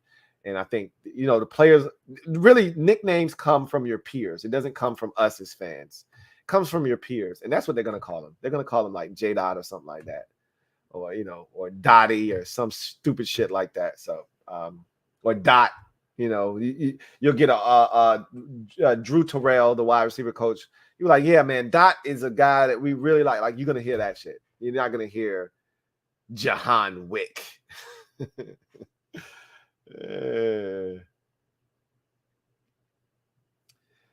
Derek B, thank you for the super chat. Greatly appreciate you, my guy, Derek B. Thank you for being a member of the MOBB. Writes, love the pick, 35 receptions. I told you we needed a 3-down back. You said that. You've been adamant that you're like, look, man, this league is not built for the 2-down back with having 2 dudes or 3 dudes do multiple things and having running back by committee. You like, yo, you need the 3-down back. You've been adamant about that. Brian Robinson is that kind of running back. And I said that, and I agree with you. I said when they draft another back, because I told you they were going to draft a back, I said it's going to be a 3-down dude because the guy that they draft isn't a replacement or a side-by-side with J.D. McKissick. It's a replacement and a fill-in for Gibby. So it needed to be a 3-down back. So you're right. Spot on.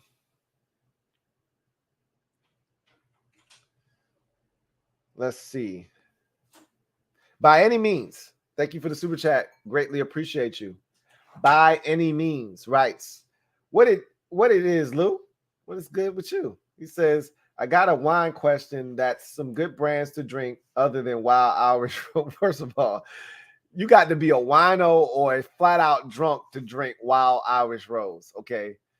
Anything you can find at 7-Eleven, you should not be drinking in copious amounts, okay? Anything that goes in a brown paper bag, you should not be drinking in copious amounts. Wild Irish Rose is what Ned DeWino used to drink on Good Times. You can't drink that shit, okay? That ain't the shit you should be drinking. That's the shit that kills your kidneys and your organs and your liver. And no. So Wild Irish Rose is definitely out of the discussion. He says Cisco and Ripple MD 2020 laughing at all of that shit you just named. Them shits kill your ass. Cisco and Mad Dog 2020 and Wild Irish Rose. All of them shits. Those shits are detrimental to your health. Okay. So if anybody out there listening, Don't drink that shit. Somebody offers you any of the 3 listed, Wild Irish Rose, Cisco. I don't even know if they sell Cisco anymore. And Mad Dog 2020. Do not drink that shit. Okay. That's like drinking gasoline. All right. Do not drink it. Okay. Oh man. Some good brands. I'm not giving anybody any free pub on my channel anymore. I've done that for too long. I need people to pay me for sponsorships. I've given out wine advice and told people this is great wine, and they've gone and bought it and they've agreed. And I'm like, yo, I'm not gonna keep giving them, free advertisement and pushing people towards their product. So I remember when Martin Mayhew first got here, they asked him about, because he was here as a player. You guys know Martin Mayhew was here in 91 when we won the Super Bowl. He was the corner opposite of Darryl Green in 91. And they asked him, what are some good places you like to eat? He's like, I ain't giving out no free pub. If they're gonna pay me, I'll tell you where to go to eat. I'm not giving nobody no free pub. They can pay me, I'll tell you where to eat then. Kind of how I am now. Like, F that. But I'll just tell you, wine is good. Gotta have the right kind, but wine is good. Johnny Boy 26. Thank you for the super chat. Greatly appreciate you. Johnny Boy 26 writes, Verone McKinley III at 113. Thoughts?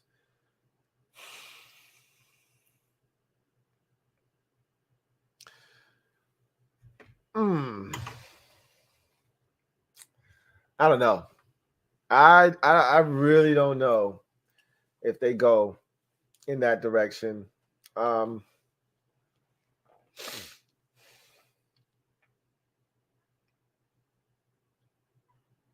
He's interesting.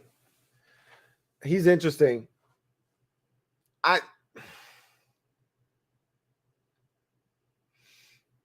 don't know. I think in the grand scheme of things, there are so many options for Washington, clearly, that because we talked about all of the holes on the roster. And they could go with a number of different options. We haven't talked about corner at all. Pretty much at all. But Verone McKinley III is an option that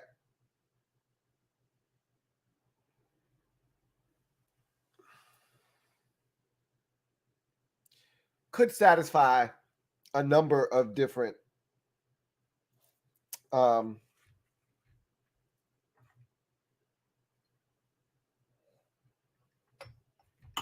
roles for us.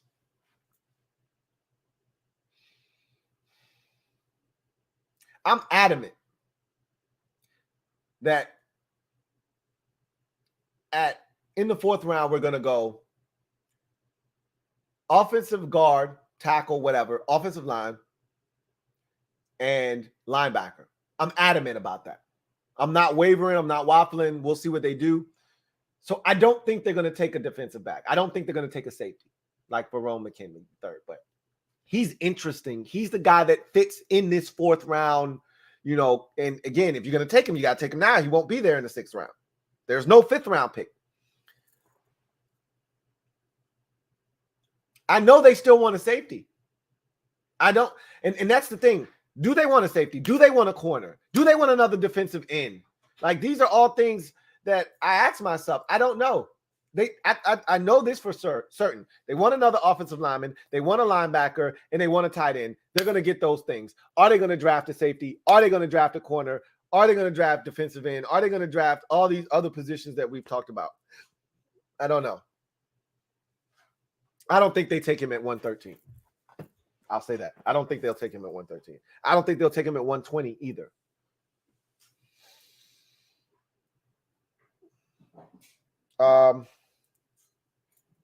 Chauncey Davis, thank you for the super chat. Greatly appreciate you. See, this is another OG, Chauncey Davis. At least I know what he looks like because he's got his thumbnail. And that's another thing that OGs and older people do. They ain't putting some random ass picture as their thumbnail. They ain't putting some random ass caption up there. They putting a picture of themselves. That's what you're going to get from an older person. They putting a picture. They like, look, at this point, I need people to know what the hell I look like. I ain't got time to be looking for some random picture that suits me, that speaks to my identity. Nah, I'm going to give you what I look like. So I know what OG looks like, Chauncey Davis. But I told you, OGs handle everything different. I told you, Chauncey always tell you, he's the first person to tell y'all, hey, y'all need to relax. Relax. That's Chauncey. Relax.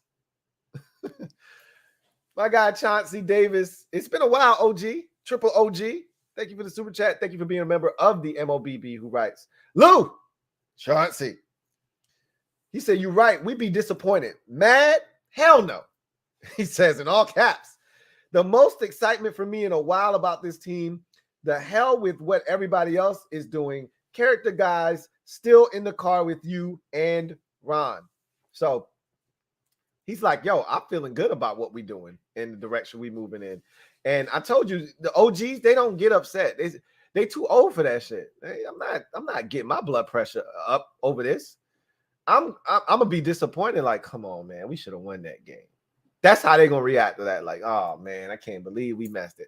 Doggone it. We missed another opportunity to win. That's what the OGs do. They ain't up here cussing, fussing, and, over here blood pressure is 160 over 110. They ain't doing that. They keeping that shit at 120 over 80, man. They ain't got time. They about to go see the grandkids. The game over. Grandkids is there. They done wiped the game from the memory bank. They playing with the 2-year-old right now, man. Ain't nobody got time for that. So, I love the OGs, man, because y'all should take a page out of their book and just relax. This draft is three picks in, and y'all talking about the season. So I had Captain Flobnard yesterday say, well, here comes Bryce Young. And I'm like, so off of one pick, Jahan Dotson, we going to stink to draft Bryce Young now because of one pick. Like, really? That's what we doing after one pick? Seriously? That's how y'all feel? So tonight, I got people talking about, oh yeah, this draft is terrible. So what do we do next? Really? This draft is terrible after 3 picks. So where do we go from here? Hey, get him OG, triple OG, get him Chauncey, man. Get him Chauncey Davis. Let him know. Thank you for the super chat. Greatly appreciate you. Got a super chat here from Big Money Sonny. Thank you for the super chat. Greatly appreciate you. My guy, Big Money Sonny writes, yo, I had a much older coworker named Richard that loved being called Dick. I refused to do it, man. My folks taught me better. I don't understand that shit. And that's why I asked if any OGs are out there that can relate and understand why and where the origins of this shit came from. Why is Richard Dick? Why is Robert Bob? And why is William Bill? I need answers, please. If you have them, enlighten me. This shit has been eating at me for over a decade. If you know the answers, it's almost like America's Most Wanted. If you know the whereabouts of XYZ individual, please call 1-800, and then they got, America's Most Wanted or whatever, I'm begging y'all, if you out there and you know the answer to this, please, or you have any opinion on this that may be helpful, please hit the kid up. You don't even got to super chat me. Hit me and DM me on IG or Twitter, something. Give me something. I need something. Help me. Help me. Thank you for the super chat, Big Money Sonny.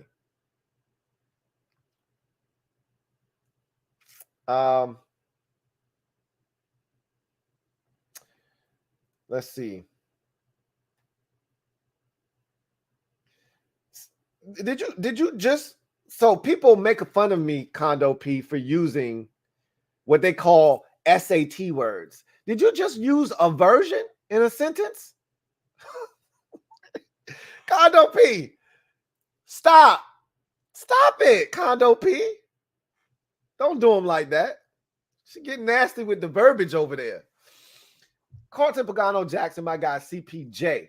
Thank you for the super chat. Greatly appreciate you. Who writes, set it up and I'm flying out, Lou. Mob, let's go. You know what it is, man.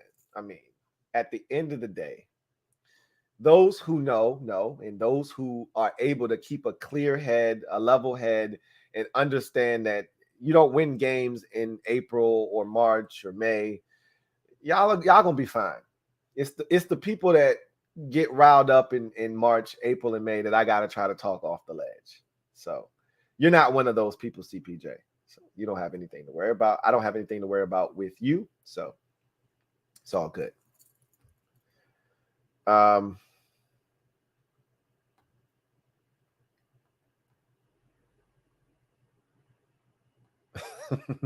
Robert Mitchell, thank you for the super chat. Greatly appreciate you. Double up. Thank you for doubling up. Robert Mitchell, greatly appreciate you. Thank you for the super chat. Writes, hey Lou, I'm 58, born in 1964. Okay.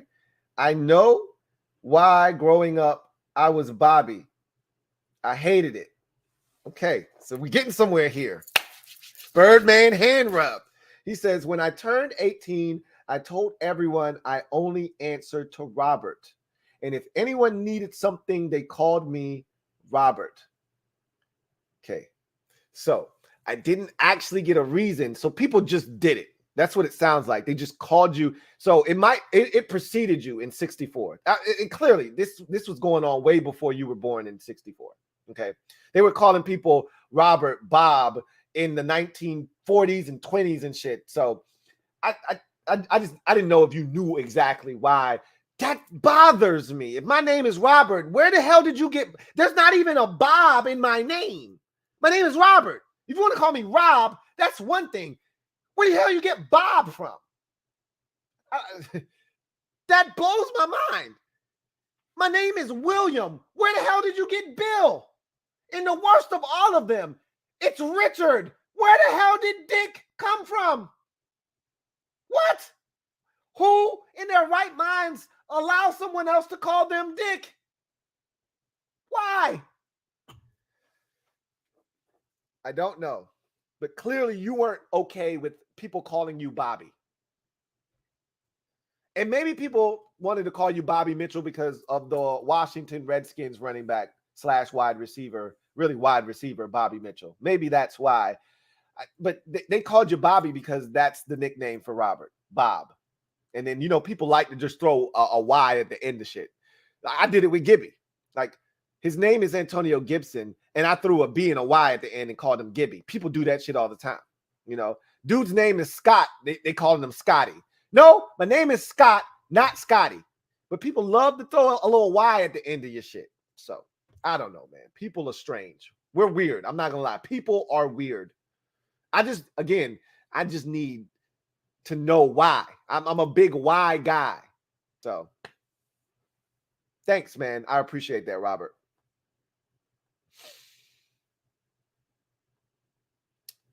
HTTR for life.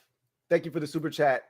Greatly appreciate you. My guy, HTTR for life, writes, what does my face look like in your mind? So I haven't had enough conversations via the chat with you to formulate, and you super chatted quite a bit, but it hasn't been enough. There hasn't been enough revealed in things that you've said. Like, Metaphor has a personality. It comes out in his comments. Metaphor is always trying to be funny. So in doing it, Elon Musk is a guy that tries to be funny. So again, my brain works that way. I mean, I just saw a tweet from Elon Musk the other day where he was talking about, I'm going to buy Coca-Cola and put the cocaine back in Coca-Cola. Like, he's trying to be funny. Some people found that funny. Some people didn't. But Metaphor is always trying to be funny. So in my mind, I'm like, yeah, he probably looks like Elon Musk. Like, that makes zero sense, but I rationalized it in my brain. He's trying to be funny. Elon Musk is trying to be funny all the time. He looks like Elon Musk. That's what he looks like, but he's got a goatee. Now, where did the goatee come from? I don't know. I'm still trying to gather information from you because you're usually straight to the point with your comments. You ask a question, you got a comment, you make a comment. You know, you're not trying to make a joke or you're not trying to, you know, make light of a situation. You're asking a direct question and looking for an answer. So it's harder to read people that do it that way than the people that add something extra. Like, for instance, in my mind, you guys know, oh, shucks. What is the guy? Why am I blanking on his name? I know his name. Why am I blanking on his name? There's a Washington fan that always super chats, and he talks about what people are wearing. I don't know why I can't remember his name. And at the end, he always says tragic, right? He looks like Rudy Ray Moore in my head, a younger version of Rudy Ray Moore. Again, don't ask me why he looks that way, but that's what he looks like to me in my head, right? When he makes the jokes when Ron Rivera is wearing fishnet stockings with polka dot tights, I'm just thinking of he looks like Rudy Ray Moore in my head. Okay, again, I don't know why, but that's why.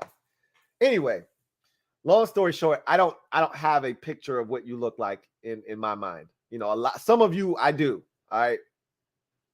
For an instance, for me, Condo P looks like Little Mo.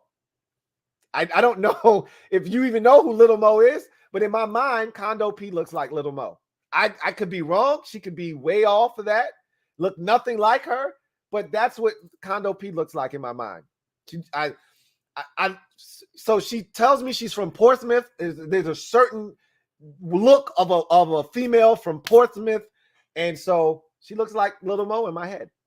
I could be way off base. Okay, Condo P could look nothing like Little Mo, and she's not my superwoman, but that's what she looks like to me. So again, shoot me. I'm guilty as charged. John Livingston, thank you for the super chat. Greatly appreciate you, my guy JL Smooth. Thank you for the 50 spot. You are the man. Greatly appreciate my guy JL Smooth for being a member of the MOBB. Thank you for the support.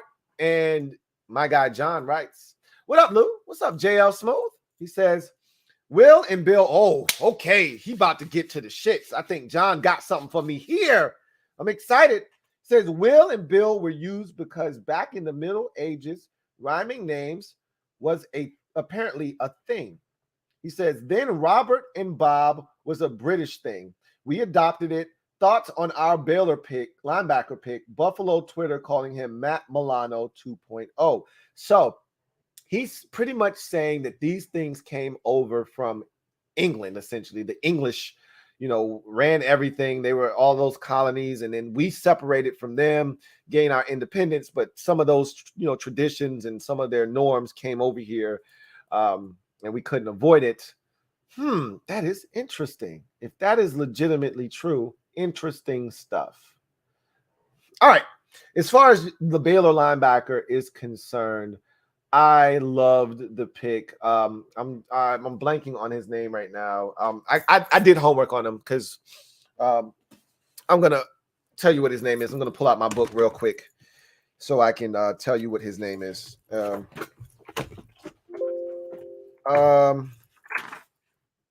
Terrell Bernard is the name of your linebacker that you took from Baylor.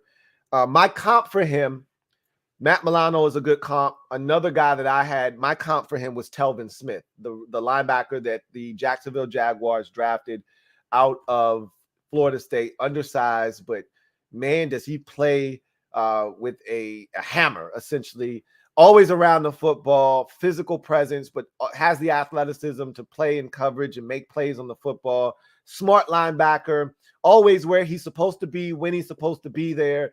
I loved Terrell Bernard. He was a guy that I kind of was circling in the mid rounds for Washington as a potential option, and clearly you guys pegged him as a guy. And I know you weren't watching when you made the comment.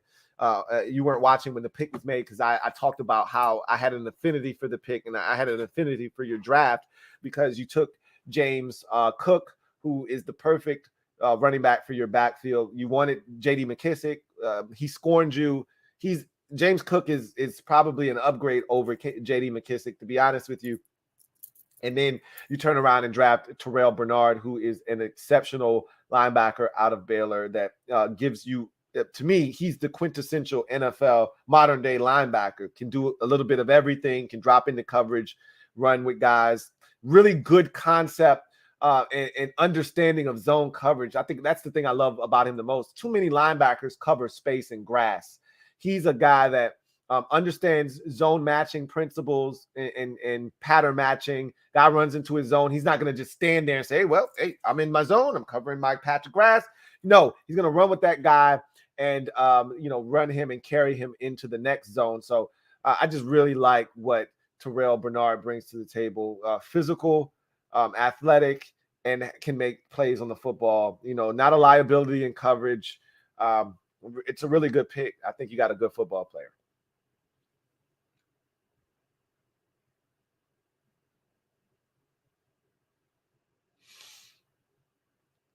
I seen somebody just make the comment that when they were a teenager, they would drink Mad Dog 2020. It was like $2 and some change. And he said he got the worst hangover of his life. That's because that shit is like drinking death. It's like drinking poison. Okay. It's like that is the worst shit you could drink. That, and again, all the shit he named, Cisco, all of them, Wild Irish Rose, all of those shits are like drinking death. Don't do it. Okay.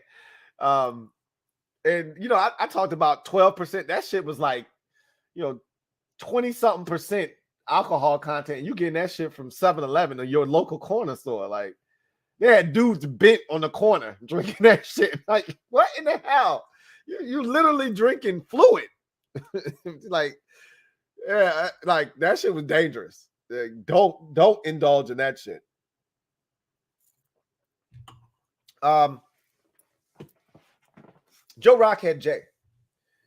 Thank you for the super chat. Greatly appreciate you. Thank you for being a member of the MOBB. My guy Joe Rockhead J writes, Lou, bruh, what the hell is going on out there? Our guy Vince most eloquently said that. He says, why are we passing on blue chippers and drafting backups? So this is when the discussion gets real. Who determines what a blue chipper is and who determines what a backup is? Let me say that again. That's some powerful, deep shit, man. Who determines what a blue chipper is and who determines what a backup is? You know what usually determines that? Time. What we do, what prognosticators do, what scouts do, what draft beatniks do, is we try to put players in categories. These are the guys that are worthy of first round picks. These are the guys you get in day 2, second, third round. These are the guys you take them in day 3. We separate guys into categories. Ask any player. They'll tell you, I'm supposed to be a first round pick. They don't feel like they're a third round pick or a 5th round pick or a 7th round pick. I should be in the first round. I'm good. I'm just as good as this guy. I just didn't go to his school. I didn't play in his conference. But I'm just as good as he is. Blue chip, like some dudes you just look at, you go, okay, I know he good. Like, I ain't even got to wait. Like Jamar Chase, I was like, nah, I know he good. Same thing. I feel the same way about Derek Stingley Jr. Like, I know he good, but we're going to see. But then there's some guys where you're not sure. You don't know. Jahan Dotson could be a blue chipper. He's definitely not a backup. Again, I'm not the biggest Fedarian Mathis fan. I don't like where they took him, but who knows? He might be a really good player for us. Brian Robinson is a backup for now. Who knows what his future role is on this team, but you need a good backup running back. Look how many times Dalvin Cook gets hurt in Minnesota and how many times their backup running back from Boise State has to come in there and play well for them to help them win a game. You need a backup running back. It's one of the most physically demanding positions on the field. You need to have another guy that can step in and give you quality snaps. I didn't feel that way about, and this is wrong. What I'm about to say is wrong. I shouldn't say it, but I'm going to say it anyway. Jaret Patterson, I felt like I was rooting for an 8-year-old last year when he would get in the game. Like, look at little Jared go. Look at Jared running there. Yeah, good job, buddy. Get out of bounds. Don't let him hit you. Felt like I was cheering for a little kid playing against adults. That's not fair, and I don't like that I felt that way, but that's how I felt. Look at little Jared. Man, he out there playing his heart out. No, I needed a dog. We put him in the game in 3rd and 1, and dudes was snuffing his ass out 2 yards behind the line of scrimmage. I need a dog in there, man. You say what you want about Brian Robinson. He's a backup. He's this, he's that. I know Brian Robinson has dog in him. And they told him 3-4 different times, you ain't good enough. You had too many injuries. You got to wait behind this guy, that guy, that guy. And this dude refused to quit and refused to give up. He waited his turn, and look what he turned it into. I like Brian Robinson. I like his mentality, and I think he's going to be a good fit for this team. So we'll see. All right.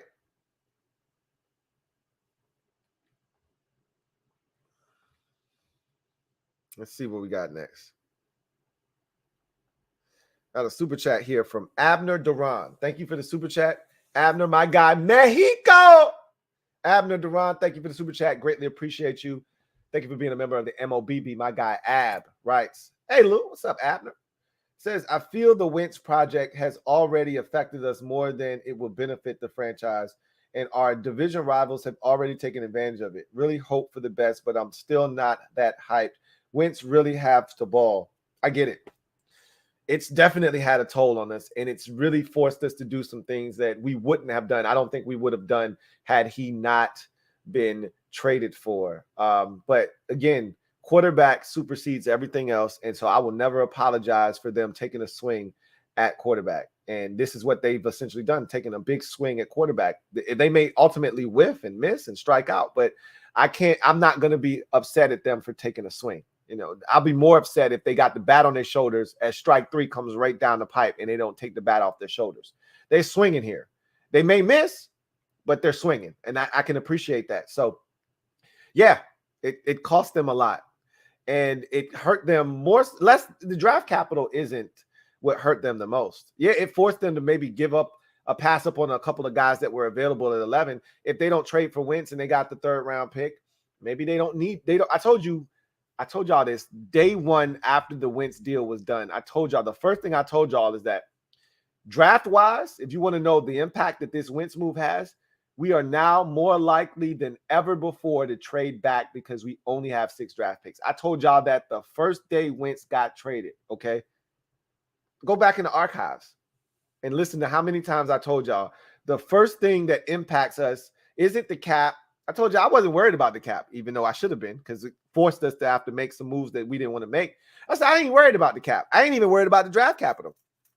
I'm worried about what Wentz's deal does to the way they view the draft and how they maneuver the draft now, because instead of having 7 picks, you got 6. You already had come in with no 5th rounder because you gave it up to the Eagles last year.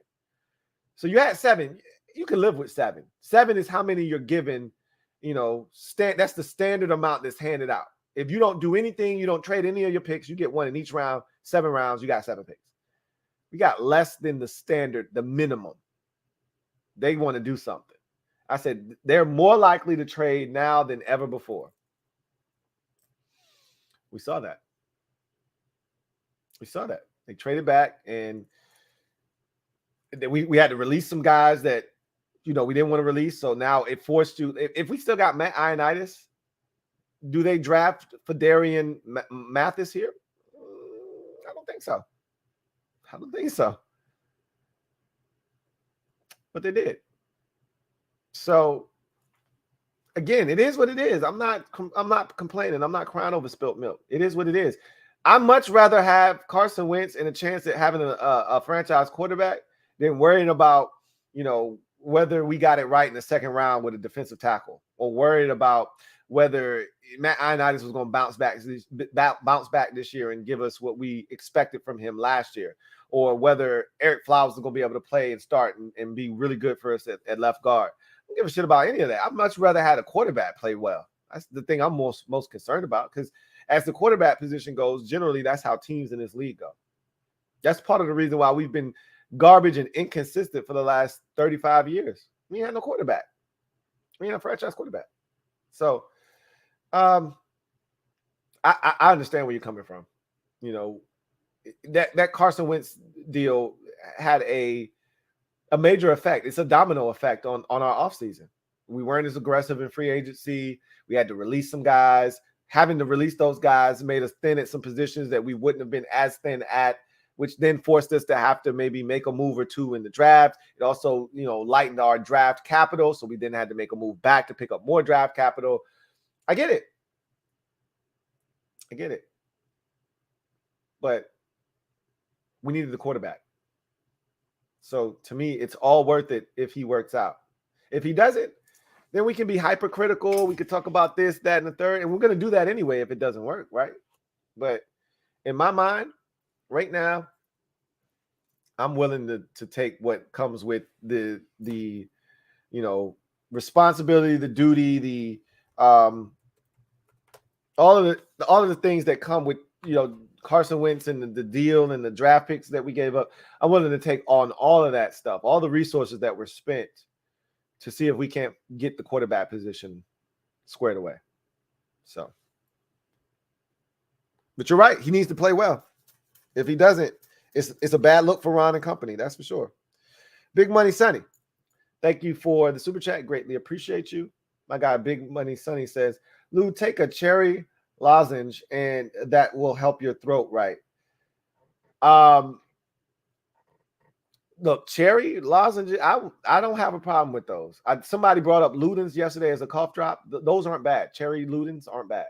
So I wouldn't have a problem taking essentially what is a cough drop, a lozenge. I wouldn't have a problem with that. So, and even if it's cherry, I'd give it a run. But I'm more of an elderberry guy myself. I don't know if that does anything for your voice or your throat if it's sore, but I know it helps, vitamin C wise and all the things that you need. I'm an elderberry guy. So anyway, I digress. All right. Derek Caldwell, thank you for the super chat. Greatly appreciate you, my guy. Derek Caldwell writes, we need JoJo in the third, maybe nickel. Robinson will overtake Gibby. Think ST will create lots of open receivers. We fast. Maybe corner RR Smart LT. So you mean JoJo in the fourth? Because clearly the third round pick had already been made when you left that comment. So you meant in the fourth. He says Robinson will overtake Gibby. I wouldn't be shocked if that happened at some point, especially if Gibby has one of those games like he had against Carolina where he just couldn't hold on to the football. And then Robinson comes in and in the final, quarter and a half, he runs for 85 yards. And they're like, shit, he was really good. I wouldn't be shocked if that became a thing. He says, I think ST will create lots of open receivers. ST. What's ST? I'm trying to think. What's ST? Help me. Scott Turner. Okay, I got it. I had to think for a while. He says, I think Scott Turner will create lots of open receivers. We fast. We are fast. We are so much faster on offense than we were 2-3 years ago. With Terry, Curtis, Jahan Dotson, and De'Ami Brown, we can run with anybody. He says, maybe corner. Ron Rivera is smart He'll take a left tackle. I think he's going to take an offensive lineman. I think that lineman would have played tackle in college at some point, but he's probably more suited to play guard. We'll see what happens. Interesting take that Robinson will overtake Gibby at some point. Chauncey Davis, my guy, CD, OG, triple OG, double up, thank you for doubling up. Chauncey Davis writes, Dejon Bell, breathe, relax, and enjoy. That's advice from the OG, not from me, from the OG, triple OG. Breathe, relax, and enjoy. We in April, baby. Relax. Thank you for that, Chauncey Davis. Big Money Sonny, thank you for the super chat. Greatly appreciate you. My guy, Big Money Sonny writes, Lou, you still ain't take a leak yet since yesterday, homie. That damn camel bladder of yours. Again, salutes, brother. Appreciate all you do. I took a pee before I got on. Right before I got on, so I knew I had to empty the bladder so I wouldn't have to use it for the next 7-8 hours. Drank a whole bottle and a half of wine, which is what I've done already since I've been live. And I gotta go, but I don't have to go right now. Like, gotta go right now. I don't have to go. Like, even after this stream was done, I probably won't make a beeline for the bathroom. I might bullshit for 2-3 hours and then go to the bathroom. I don't have to go that urgently right now. So appreciate you, Big Money Sonny.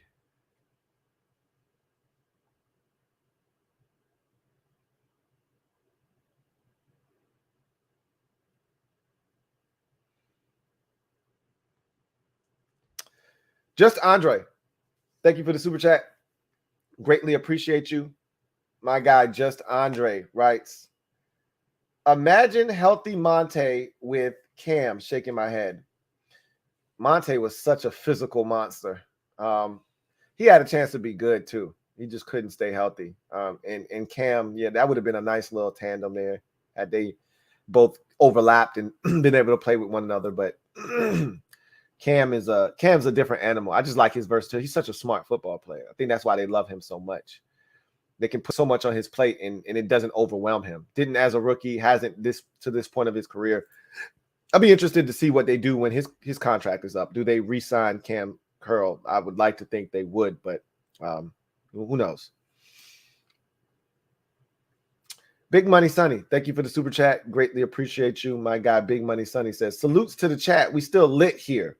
Cherry. Funny with these cherries, boy. I tell you. Appreciate y'all for still hanging with the kid. Jules, thank you for the super chat. Greatly appreciate you.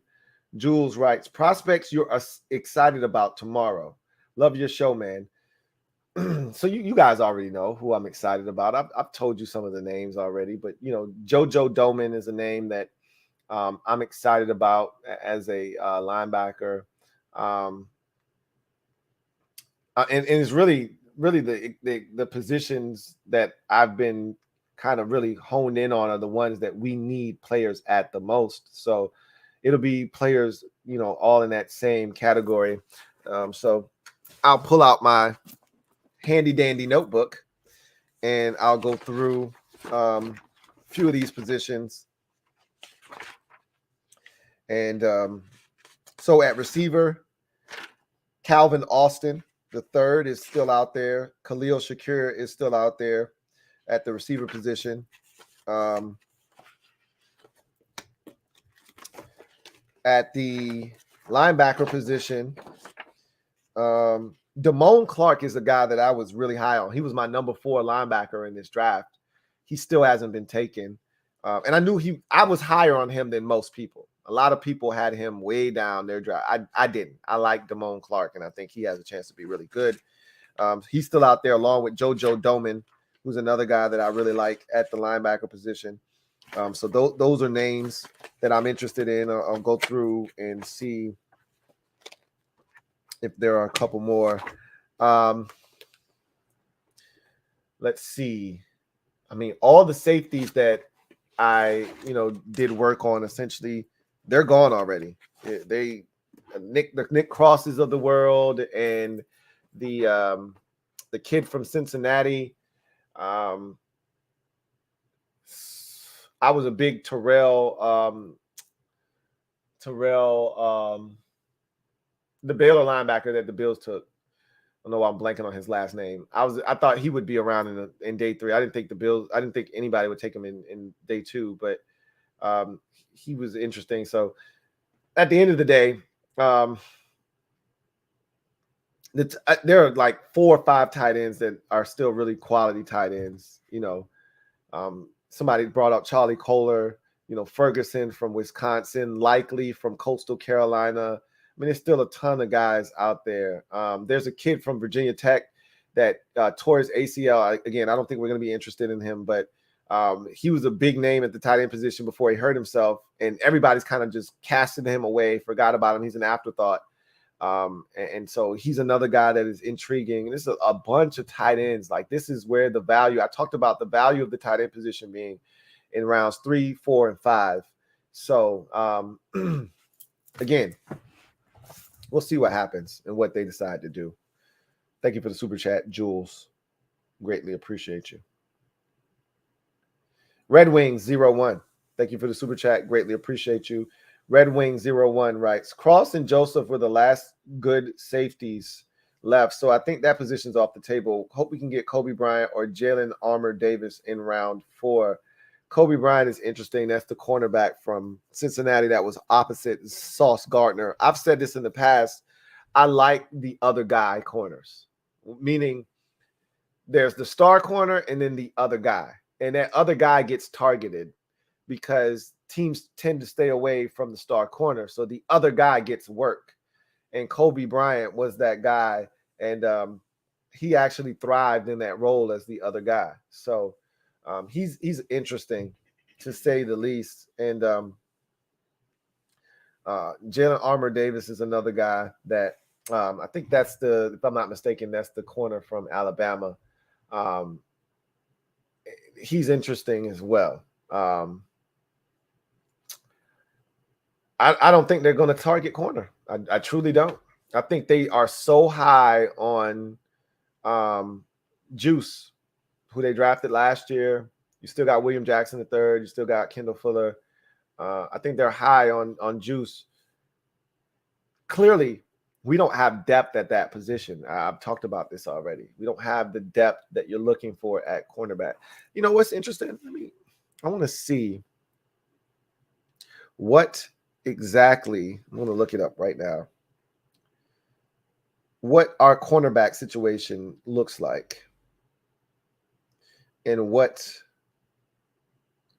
we have on the roster right now. Because I don't actually know who's on the roster outside of the 3 corners I keep talking about over and over and over again. So let's take a look at the cornerbacks.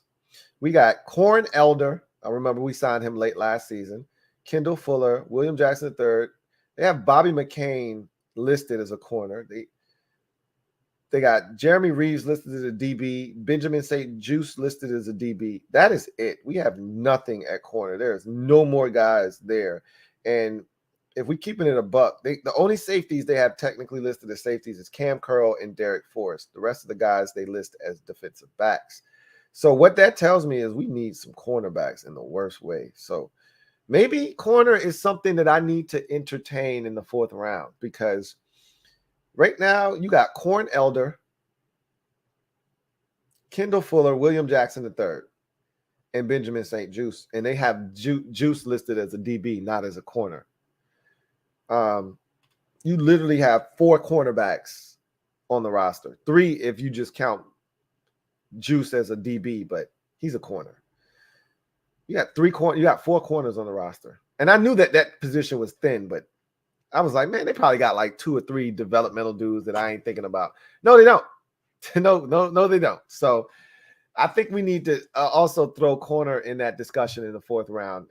So they got 2 picks in the 4th round. I'm going to put 3 positions in the mix. It was just 2, guard And linebacker, I'm going to go ahead and insert cornerback into that discussion as well.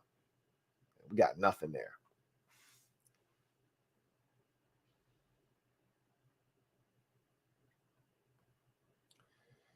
Some rando, thank you for the super chat.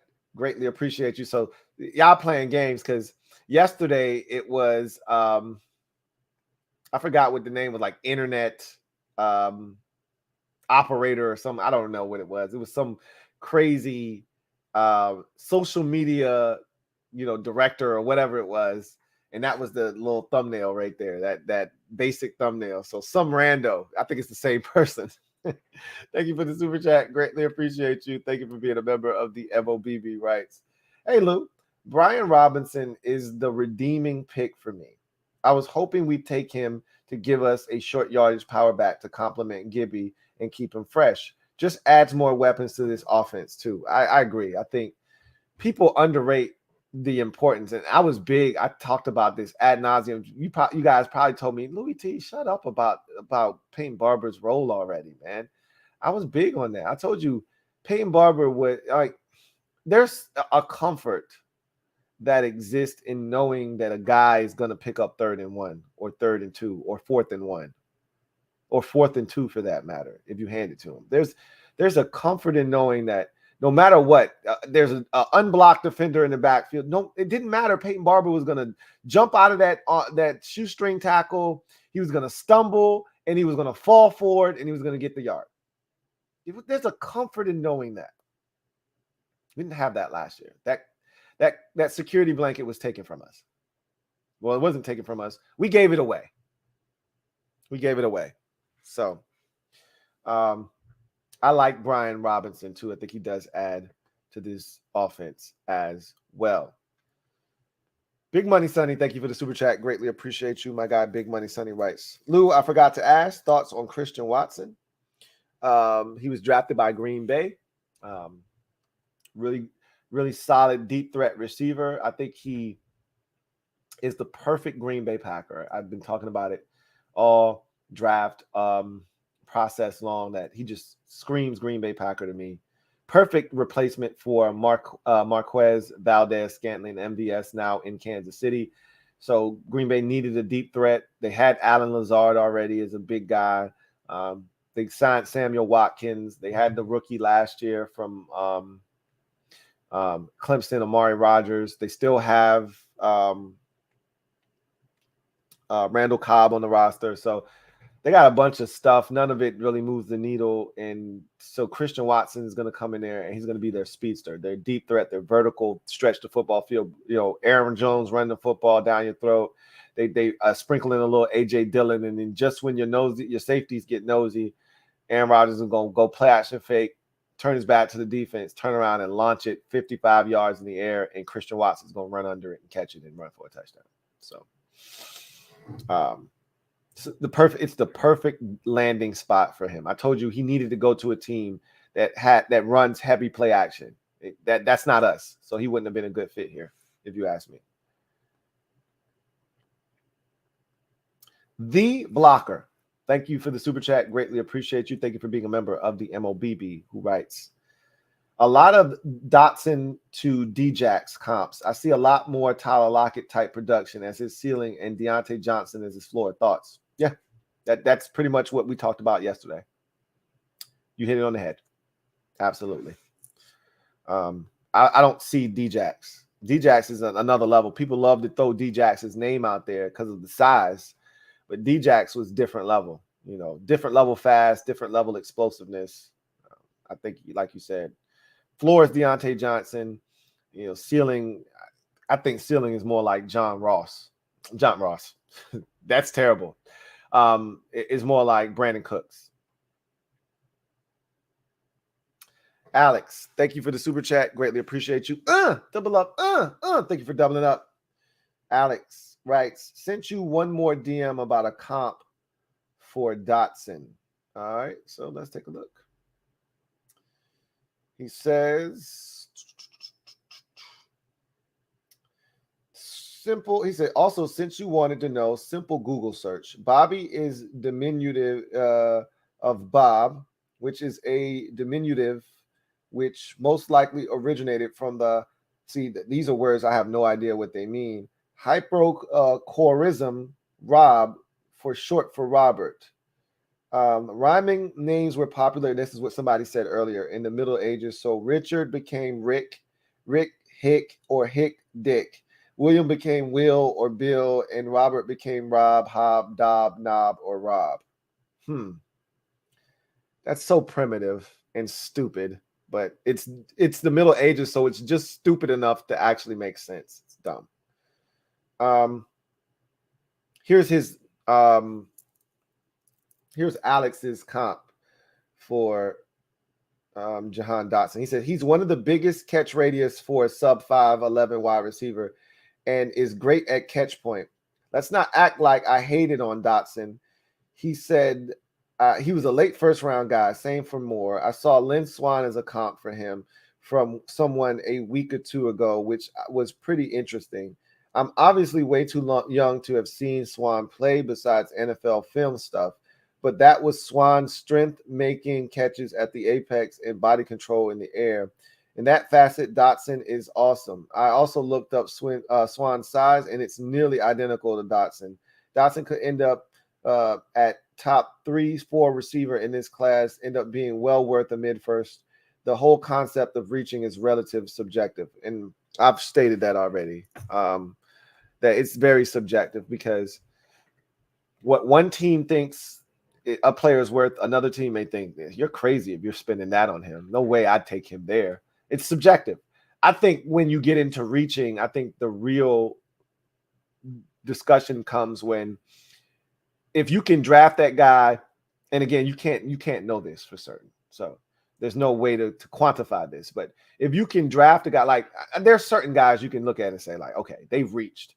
Like, and the example I brought up earlier was Mike Mayock. The thing that got him fired in Vegas was that he reached too often in the draft. He had, Mike Mayock used to always talk about, pounding the table for this guy and that guy. He's a football player, this, that, and the third. And he would use that to justify making selections. And he's a tough guy. He's this, that, and the third. And he took Tanner Muse out of Clemson in the third round, who was terrible. And Tanner Muse was no earlier than a fifth. No one was, I guarantee you, I'd bet every cent that I have, no one was going to take Tanner Muse any earlier than the 5th round in that draft. He took him in the 3rd round. That's a reach. You didn't have to spend a 3rd round pick. Probably didn't have to spend a 4th round pick. You could have gotten him in the 5th round. Like my whole thing for a reach is if your next pick can come around and you have the same opportunity to draft that guy, then you reached. If that guy isn't going to be around the next time your pick comes available, then you need to take him now. That's not a reach. And that's why I talk to people about Jahan. It wasn't a reach. He wasn't going to be available at 47. You had to take him, or you're going to have to package up picks, which negates trading back from 11 to get him. You weren't going to package up picks to come back up to get him. When you have a chance to take him, just take him the first time around. So you're right. It is relative. Thank you for the super chat, Alex. 1-6 Devil Doc. Thank you for the super chat. Greatly appreciate you. My guy, 1-6 Devil Dot writes, Lou, is Robinson capable in the passing game? He can catch the football. Yes, he can. He caught the football at Alabama. I don't know if he's the, James Cook wheel route up the sideline, throw it to him 30 yards down the field type of running back, but the flare out of the backfield, the little option route, the little arrow route, the Texas route, as they like to call it, over the middle of the field, he can do all of those things, right? I don't know if he's the, down the field, threat like a James Cook is. I don't know if he's that. But he can catch the football. That's all you really care about. Can you just catch the football when I throw it to you? The defense is often soft. I throw it to you in the flats. It's a gain of 7 on 1st and 10. Can you do that? He can do that. Stephen Combs, thank you for the super chat. Greatly appreciate you. Thank you for being a member of the MOBB. Stephen Combs writes, Sup, Lou? Sup, Stephen? Said, you joining me for breakfast in Europe? Dotson is my Santana Moss 2.0. Love the B-Rob pick. Need a beefcake at running back. Let's go! Take command. Man, I'd love to join you for breakfast in Europe. I don't know if they got anything for me to eat, but I'd find something. I'd make something up that I'd be able to consume at breakfast. I love a good pancake. Most pancakes are made with milk, though, so I'd have to make my own pancakes. And I do make my own pancakes from scratch, but that's nor here nor there.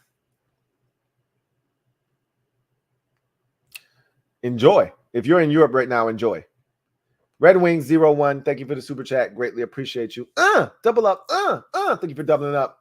Red Wings 01, who writes, Robinson gives Kerryon Johnson vibes, good and bad. Yeah, I think that's a fair assessment. You know, from an injury standpoint, from the way he runs, I think there are a lot of similarities between the two backs. I think you're not too far off there, Red Wings 01. I tend to agree with you there. Yeah, without question. Got another super chat here from Hoodie Jube. Thank you for the super chat, Hoodie Jube. Greatly appreciate you. Who writes, thanks for trading with us. For us, we can get Olave, but y'all didn't have to take my bro Brian Robinson Jr. with the 98th pick. We traded in that package. Yes, we did. I mean, we didn't technically. I think he would have been there at 113, but they felt the need to do that. But hey, anytime we can do business, man, we needed to move back. We needed it bad. You needed a receiver. It worked for both of us. So we both got what we wanted in that deal, and we got one more of your picks to spend at 120. So we're looking forward to that as well. See. Yo, thank you for the super chat. Greatly appreciate you. Yo writes, Kevin Sheehan is a big Dotson fan. You agree? Follow his show too? I do follow his show. I haven't listened in almost a year. But Kevin's one of those shows that if I decided to listen tomorrow, it'd be like riding a bike. I jump right back in, and it's like I never left. But I love Kevin Sheehan to death. I just haven't listened. I've been too busy, haven't had a chance. But he loves Jahan Dotson because his kid went to Penn State, and he saw a lot of Jahan Dotson probably up close and personal. He's went to at least, if I can recall, like at least 3 or 4 Penn State games over the last 2 or 3 seasons. So he's seen a lot of Jahan Dotson, and I think that's why he loves him so much, because he's been there and he's seen him play. But anybody that watched Jahan Dotson knows how much of a stud he is. That's why I told you guys yesterday, you have no idea what you're talking about. I told you he was the 4th best receiver in this draft class. I mean, that's saying a lot. There were some good receivers in this draft class. I felt really good about Jahan Dotson. So, Big Money Sonny, thank you for the super chat. Greatly appreciate you. Big Money Sonny writes, LOL, I'm sorry, Lou. My girl just walked in asking, Lou still at it? He hasn't gone to the bathroom since last night. You got people thinking I don't never use the bathroom. I got on Depends and I just be peeing on myself or some shit. No, man, I use the bathroom and just haven't had to go. Like, it's not, I'm a young man. My bladder still works properly. As you get older, it doesn't work as well. I'm able to take advantage of not having to go every 2 seconds. So I'm going to use it, because eventually I won't be able to do this shit. I'm going to have to go. Like, my dad didn't used to have to go to the bathroom every 2 seconds. Now, every 2 seconds, my dad has to go to the bathroom. I know eventually that's going to be me, God spare life. So I'm taking advantage of the fact that I can hold my pee for 10 hours at a time. Okay. Because I won't be able to do that eventually at some point.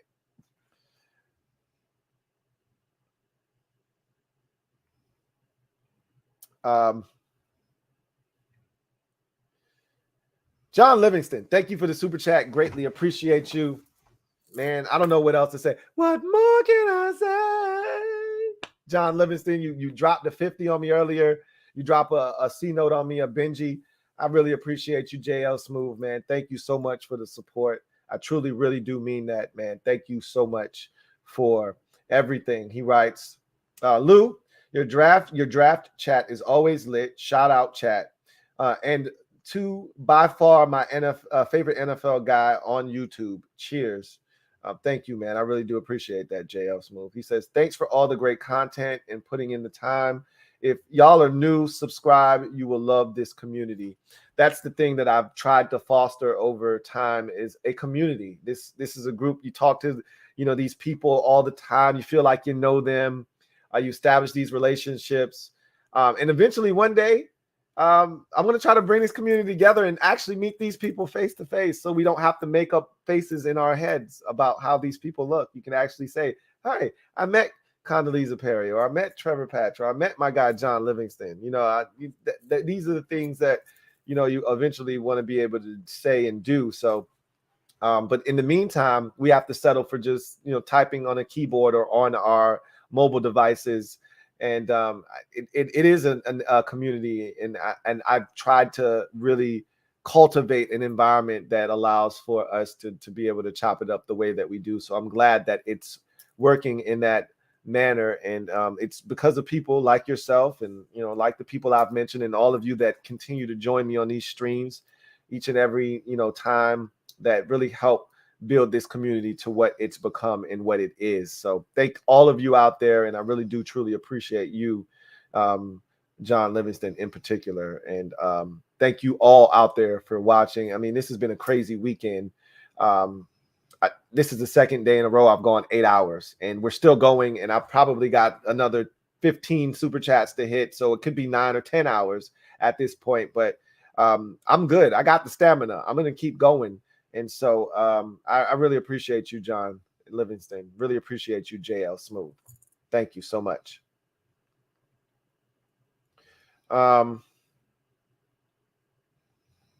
Let's see. Got a super chat here from Adam. Thank you for the super chat, Adam _ double up. Thank you for doubling up, Adam.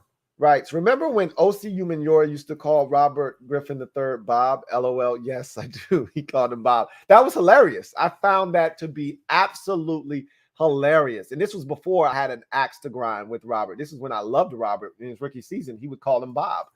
And it was hilarious. Because, again, Robert is Bob. So I found it to be hilarious.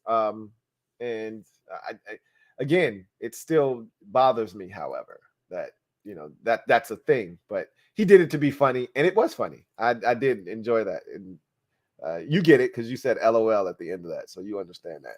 Just Andre, thank you for the super chat. Greatly appreciate you. My guy, Just Andre writes, I was begging for the team to get more dogs, and I think we got it with Dotson and BRJ. I love the Dotson pick. Man, on Mathis, I like the BRJ pick.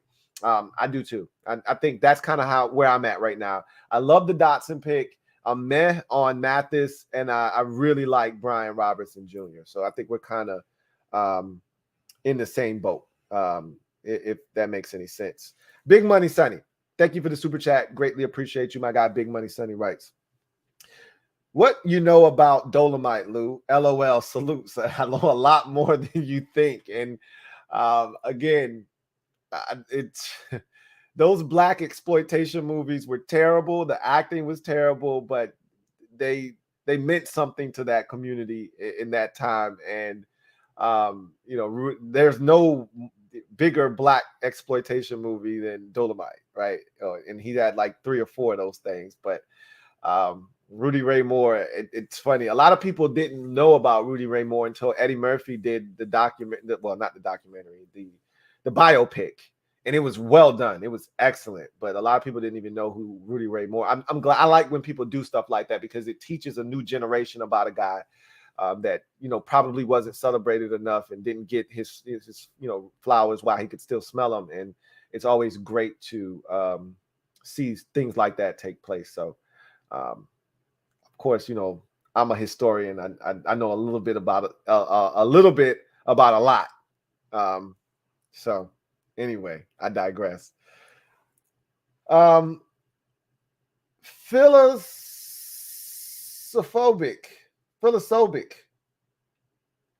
Thank you for the super chat. Philosophic.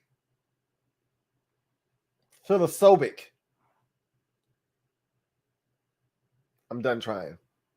How about them Eagles? I got to give it to you, man. Your Eagles have, the first 2 days of the draft, your Eagles have done a fantastic job.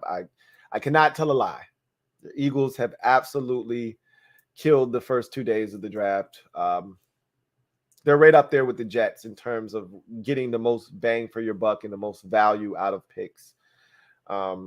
even the Cam Jergens pick, he's not going to play next year. Again, you hope he doesn't see the field. You hope that the 5 guys that are starters for you stay healthy and he never sees the field at all in any capacity. But should Jason Kelce finally decide to hang it up next year, he'll be ready to step in and it'll be a seamless transition and you won't have to worry about that. So even that pick has value and meaning and reasoning to it. So got to give it Gear Cell. Thank you. Goods. Thank you. Condo P. Gear Cell is the name that I was trying to think of the person that always makes those comments. I don't know why I was blanking. It's Gear Cell.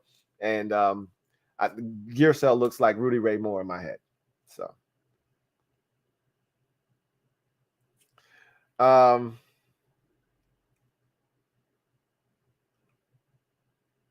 anyway, oh yeah, I got to the part where Condo P, everybody heard me say Condo P looks like Little Mo in my head. So I'm reading the comments and I'm laughing as I scroll up. That's funny. Anyway, I got a super chat here from Stephen Combs. Thank you for the super chat, Stephen. Greatly appreciate you. Double up. Thank you for doubling up, Stephen.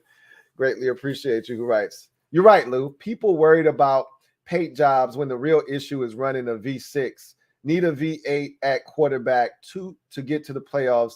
Do the swap, adjust priorities. Exactly. I mean, we can have all the weapons. We get the Denver Broncos. I talked about this. The Denver Broncos, what more weapons do you want?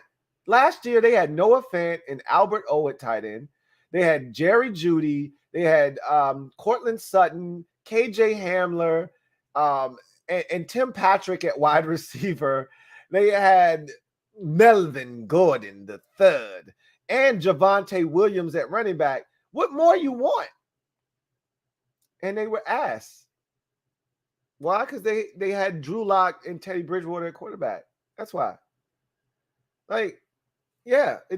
Again, we had this discussion yesterday. It's called bottlenecking. You can have, the best modem, the fastest speeds, but if your computer can't handle that, it doesn't matter. It doesn't matter. You can't access the full potential of that router if your computer won't allow you to. It's bottlenecking. It's the same thing with the roster. You can have the best roster possible.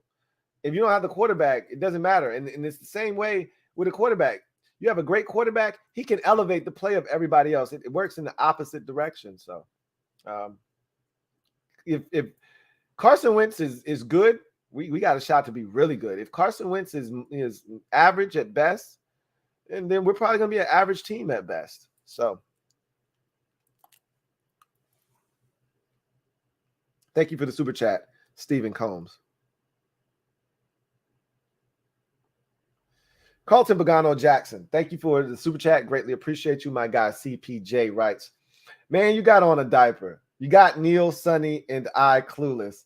I don't have on no diaper, man. I don't wear no Depends. But as a wise man once said, will I make it from a student loans to a benzo like old folks pissing? I guess it all depends. Oh. Anyway, I don't have on any diapers, man. My bladder's good like that. And I take pride in my bladder being good like that. Anyway, super chat from Abner Duran, my guy Abner Duran. Ab, double up, thank you for doubling up, Ab. Greatly appreciate you. Abner writes, just read William comes from Germanic Wilhelm, which is pronounced Wilhelm, therefore shortened for Bill. Again, that doesn't make sense to me. Says an Anglo-Saxon old version of Richard was Dickon. Okay, I guess I could see how that works. Essentially, what you guys are telling me is this shit goes all the way back probably to like the 1500s over in England, and that brought it over to the States. Essentially, when they were colonized and we separated and we gained our independence in the 1700s, some of that culture still found its way here to America. That's essentially what you guys are telling me. So I don't like that answer, but that's the answer. That's what it is. Because nothing else makes sense. So that's gonna have to be suffice. I appreciate you guys fishing that information out, figuring it out for me, and making it make sense, because it never has made sense for me. I thought it was something as simple as, some rando back in 1920 started calling his friend Dick instead of Richard, and it just stuck. But that's not it. And that's fine. We don't do it anymore. That's the good thing, is that we eventually at some point, I think it was like probably the 1980s, we stopped doing that shit. Clearly, William Cosby was still Bill Cosby, but we stopped. Like, you had to be of a certain age to allow that shit to be okay. As we got into the 90s, Bill Clinton was our president. His name is William Clinton, but we don't do that shit anymore. Like, if your name's William, we're not calling you Bill. So I think that's over now, but it's still rough.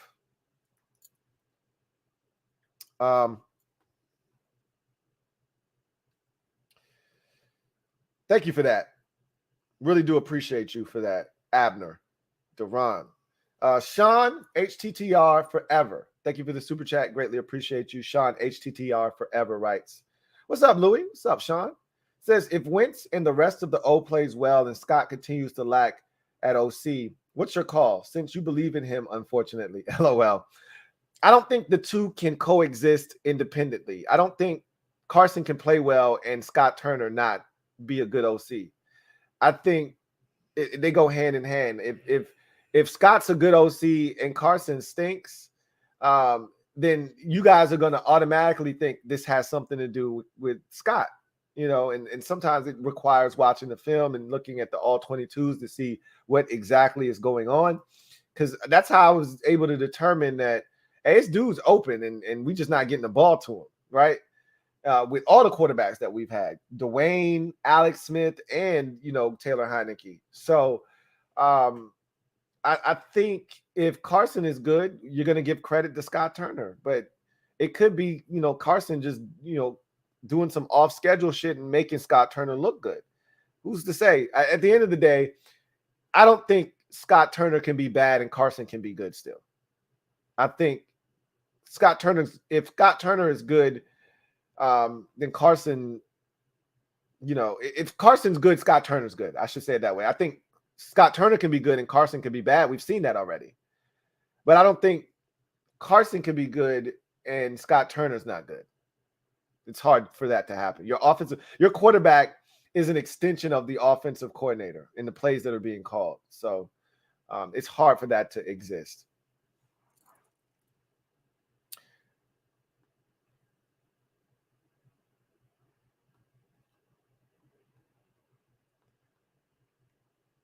Some rando. Thank you for the super chat. Greatly appreciate you. Double up. Thank you for doubling up. Some rando who writes, yeah, you got it. It was me yesterday with a new account, but changed my name and kept the same generic work pick. New member and lurker no more. I told you, I knew it had to be. Look, I'm very perceptive. I pick up on things like that. I told you, that's that psych major, man. When you see every little aspect and detail of things that maybe some people, and look, that wasn't a hard one. I mean, that picture was very distinct. It's the Kinko's picture from 1998. Like, that's a very standard picture. Like, you see it, you're like, I think Kinko's. I see that picture. That's a Kinko's picture for me, right? Again, don't ask me why. It just is. Don't ask why. Okay, don't ask me why. It just is. So I'm glad I was right about that. And again, how many people are going to have that same stock photo that you have right there? Not many. So felt like it was you, but anyway, I digress. Thank you for acknowledging that. Big Money Sonny, thank you for the super chat. Greatly appreciate you, my guy. Big Money Sonny writes, Lou been killing it during the draft. I had to charge all my external batteries to keep my phone alive. P.S. We're going online in the draft soon, or what? Yeah, we're going O-line. We're going O-line. I told you one of my predictions in the fourth round was that we would go O-line in the fourth round, but I forgot who it was, but somebody entered in cornerback into the discussion, and I think it was Johnny Boy 26 that entered in cornerback. I think he said he offered up a safety, but I think it bears mentioning the cornerback position is really, really bare. And I think that's something else that needs to be considered in the 4th round, because if you wait to the 6th round, I remember doing my PFF mock simulator, there wasn't shit left in the 6th round at corner. That's not to say that's how it's going to play out in the real draft, but there wasn't anything left at cornerback. There wasn't anything left at defensive tackle, which is why they had to do what they did. I think that I'm still going with my gut. My gut says offensive line and linebacker are your 2 selections in the 4th round, but it could easily be corner and linebacker or corner and offensive line in the 4th round. But I can tell you that I think they're going to wait on tight end. I wanted them to take Jeremy Ruckert. I tried to will that. I tried to put it in the atmosphere. It did not work. Their actions and their movements in this process screams 6th or 7th round tight end, and I'm convinced that's what they're going to do. And I knew that. I didn't want to accept that, but I've told you guys as much. That's what I think. So O-line, I think, will be in the 4th round.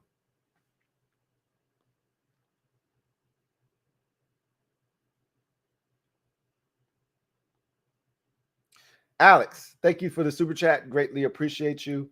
My guy Alex writes, these J impressions, LOL, especially era por si. Yeah. Look, man. Life is supposed to be fun. I think smiling is one of the best things you can do. Laughing is one of my favorite things to do. I never get tired of laughing. I'm goofy, man. If you get to know me, I'm a fun-loving guy. I just like to laugh. It's really, I think it keeps you young. It keeps you alive. It keeps you spirited. So, people that walk around grumpy and angry all the time, that's no way to be, man. That's no way to enjoy life. That's why I keep trying to tell a lot of y'all, calm down, man. It was funny. I was at the barbershop and my barber had on, he always has on YouTube and the TV in front of his barber chair. And it was the best of sound effects from the NFL this past season. And the Cowboys were at Washington. You all know the game. And one of the Cowboys defensive backs was talking to a fan, and that fan was like, we were getting our ass stamped. We got a mud hole stomped on us early. We were down 18-0 in that game early. And so the fan was like, hey, don't run from me when we come back. You said, don't run. I'm going to be right here. Don't run from me. And the Cowboys corner, he was talking to him. They were having a conversation back and forth. And he was like, you angry, man. Why are you so angry? Why are you so angry? And that's all he kept saying to him, like, it's a game. Why are you so angry? So that was hilarious. That he was being funny, the Cowboys player, but he was being serious too. Like, why are you so mad? That's what fans are. Like, we take this shit serious. Probably a lot more serious than the players that actually play the game take it. But we take this shit serious. And but at the same time, I'm like, look, I take it serious. You take it serious. Like, we care. We wouldn't be here if we didn't care. But at the same time, like, it took me a long time to get to the point where a loss by Washington didn't affect me for 2 to 3 days. Like, it took a long time for me to get there. And then I realized, first of all, bro, your team stinks, and every year you stink, and every week you lose. You can't be mad for 2-3 days every week during the spring, the fall and winter months. You can't do that shit. You can't be walking around the house moping for 2-3 days at a time every single week. Just that shit is not healthy. Run people that you love away from you doing that. So I had to adjust. But you know what else helped? This right here, this outlet right here, talking to you guys after a loss, after a tough loss, after a blowout, after I wasn't pleased with what I saw, coming here and talking for 2-3 hours at a time. This is therapeutic. I tell you guys this all the time. You guys don't understand how much this means to me because of how therapeutic this is. Instead of me walking around holding that emotion in and being pissed off and mad at the world, I get to talk to you guys for 2-3 hours. I let that shit out, and then I can go on about my day, and I'm fine. So, I don't know how the hell I got on this off of Alex's comment. Don't ask me, man. I'm all over the place. Thank you for the super chat, Alex. I don't know.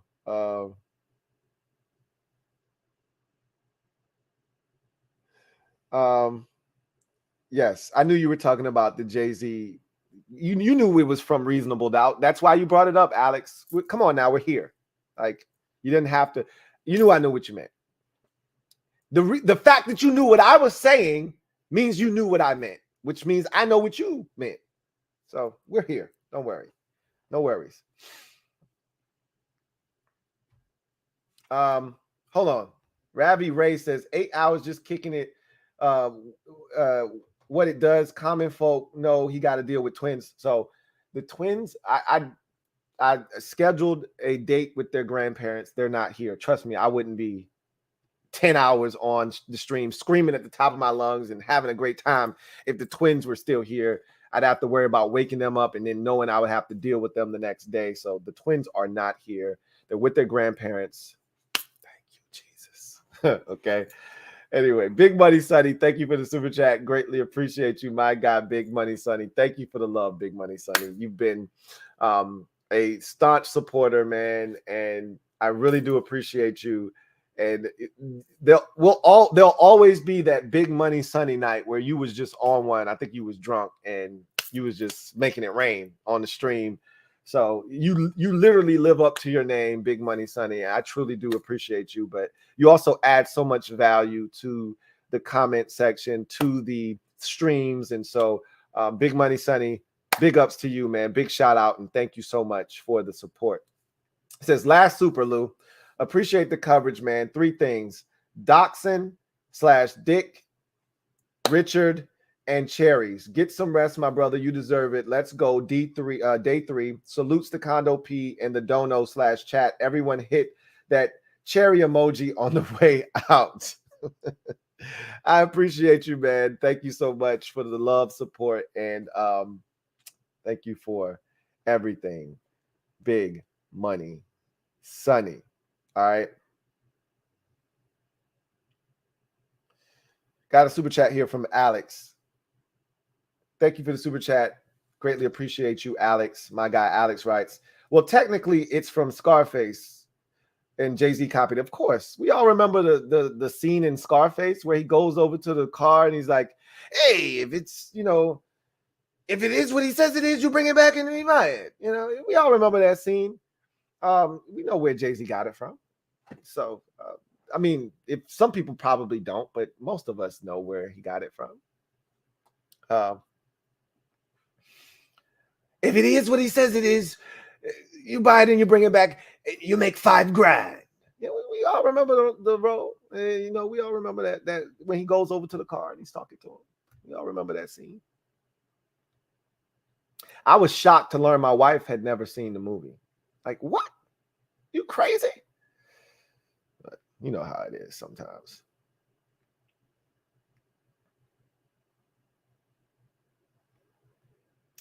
All right. Let's see. I got Munson 1. Thank you for the super chat. Greatly appreciate you. I got Munson 1 writes, just getting to work.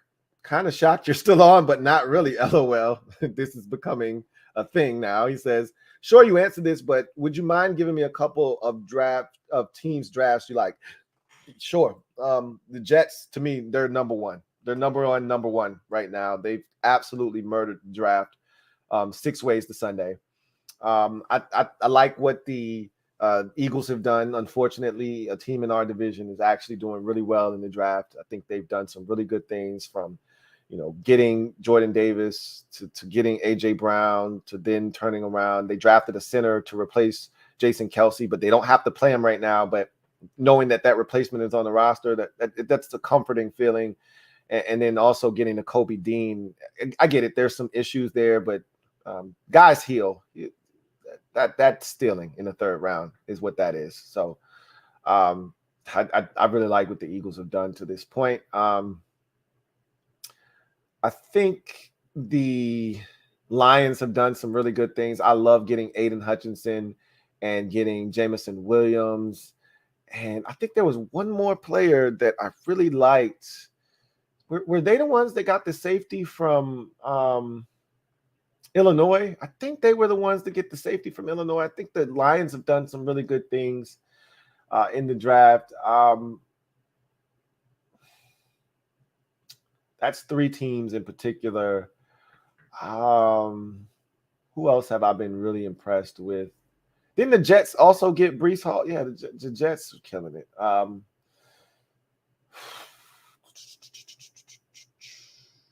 I like what even though I hated that they didn't get a first-round receiver, I like what the Packers have done. Quay Walker in the first round. That was a bit early for me, but he's a good linebacker. I think he has really good upside. Devontae Wyatt, that was some great value there back into the first, and then trading up and getting Christian Watson, quintessential Green Bay Packer wide receiver. I like what they've done, even though I don't necessarily like the order in which they did it. They did it, and I think it's going to help benefit their football team. The Bills have done some really good things. Terrell Bernard. They took James Cook in the second round. Trying to think about, they traded up a couple of spots in the first round and ended up getting who they trade up to get. Can't quite remember, but it's a good football player. They've killed it as well. The Bills are another one of those teams that I like what they've done. So I mean that's a few teams, and there'll be more. And then again, it's still a whole another day and 4 rounds to go. But those are some of the teams. The early, look at what they've done, and you say, man, they've done some really good things. Thank you for the super chat. I got months in 1. Some rando. Thank you for the super chat. Greatly appreciate you. Some rando writes, Kinko's pick. I hate that that's accurate. Safe to say an O-lineman is coming with one of our fourth rounders, likely one with position flex. Absolutely. I think, like in my mock draft, I gave us Joshua Izudu. He's already gone. The Giants took him in the I think they took him in the second round. It might have been the third, but Joshua Izudu, it was the third. Joshua Izudu is gone, and I think I was able to get him in the 6th round, which now it seems like that was preposterous. But he's a guy that played tackle and guard at North Carolina, and I think it's going to ultimately be one of those types of players that play both tackle and guard, but probably more suited for guard at the NFL level. So that's kind of what I see it as, a guy, like you said, with position flex that can probably play 4 out of the 5 offensive line positions, but will more likely be a guard at the NFL level.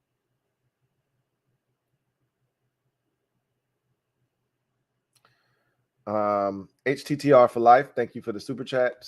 Greatly appreciate you. My guy, HTTR for life. Thank you so much for the super chat. Big Money Sonny. I thought you said that was your last super. Thank you for the super chat, Big Money Sonny. Greatly appreciate you, my guy. Big Money Sonny says, sorry, for real. Last dono of the night. Okay. I'm going to take you at face value on this. He says, Alex is low-key a Washington fan. Let's get it. We recruiting in the chat, Lou. Alex is a Louie Tee Network fan. He's a Philadelphia Eagles fan. Me and Alex been kicking it for a long time, man. Love Alex. I told you, the Eagles fan base is insufferable, but there are it's crazy. For as bad as their fan base is, they've got some of the best fans, like individually, that I've met on this platform. I had a girl, Rebe, that I used to talk to all the time. Love her to death. Alex is another one. There are at least 2 or 3 more that I'm thinking of. Their names escape me. I can see their face. Ricky L is another one that I absolutely love, and there are probably 2 or 3 more that I'm like, yo, I get down with these dudes, you know. But yeah, Alex he's just that guy, man. Alex is just cool. Alex is one of those people that he doesn't mind watching and supporting if you're logical, you're rational, and you're not biased. And so that's why we get along so well, because I'm not biased. You know, I try to be as objective as possible.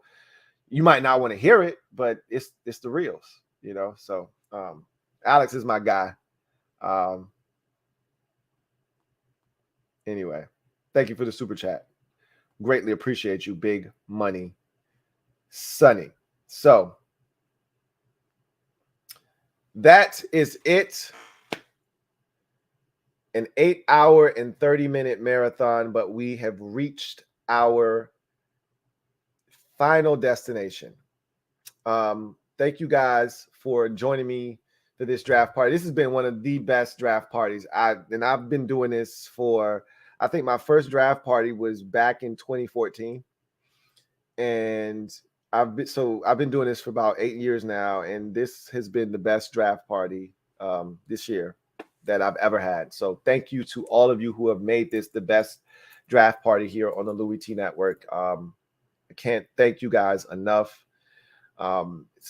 Day one was ridiculous with just everything that happened in the draft, and this, you know, the conversations, the back and forth. You guys are just awesome, man. So I can't thank you guys enough for everything that you've done and all the support. And it's 3:35 in the morning, and not all of you live on the East Coast. I'm aware of this. Some of you live on the West Coast. It's only midnight there.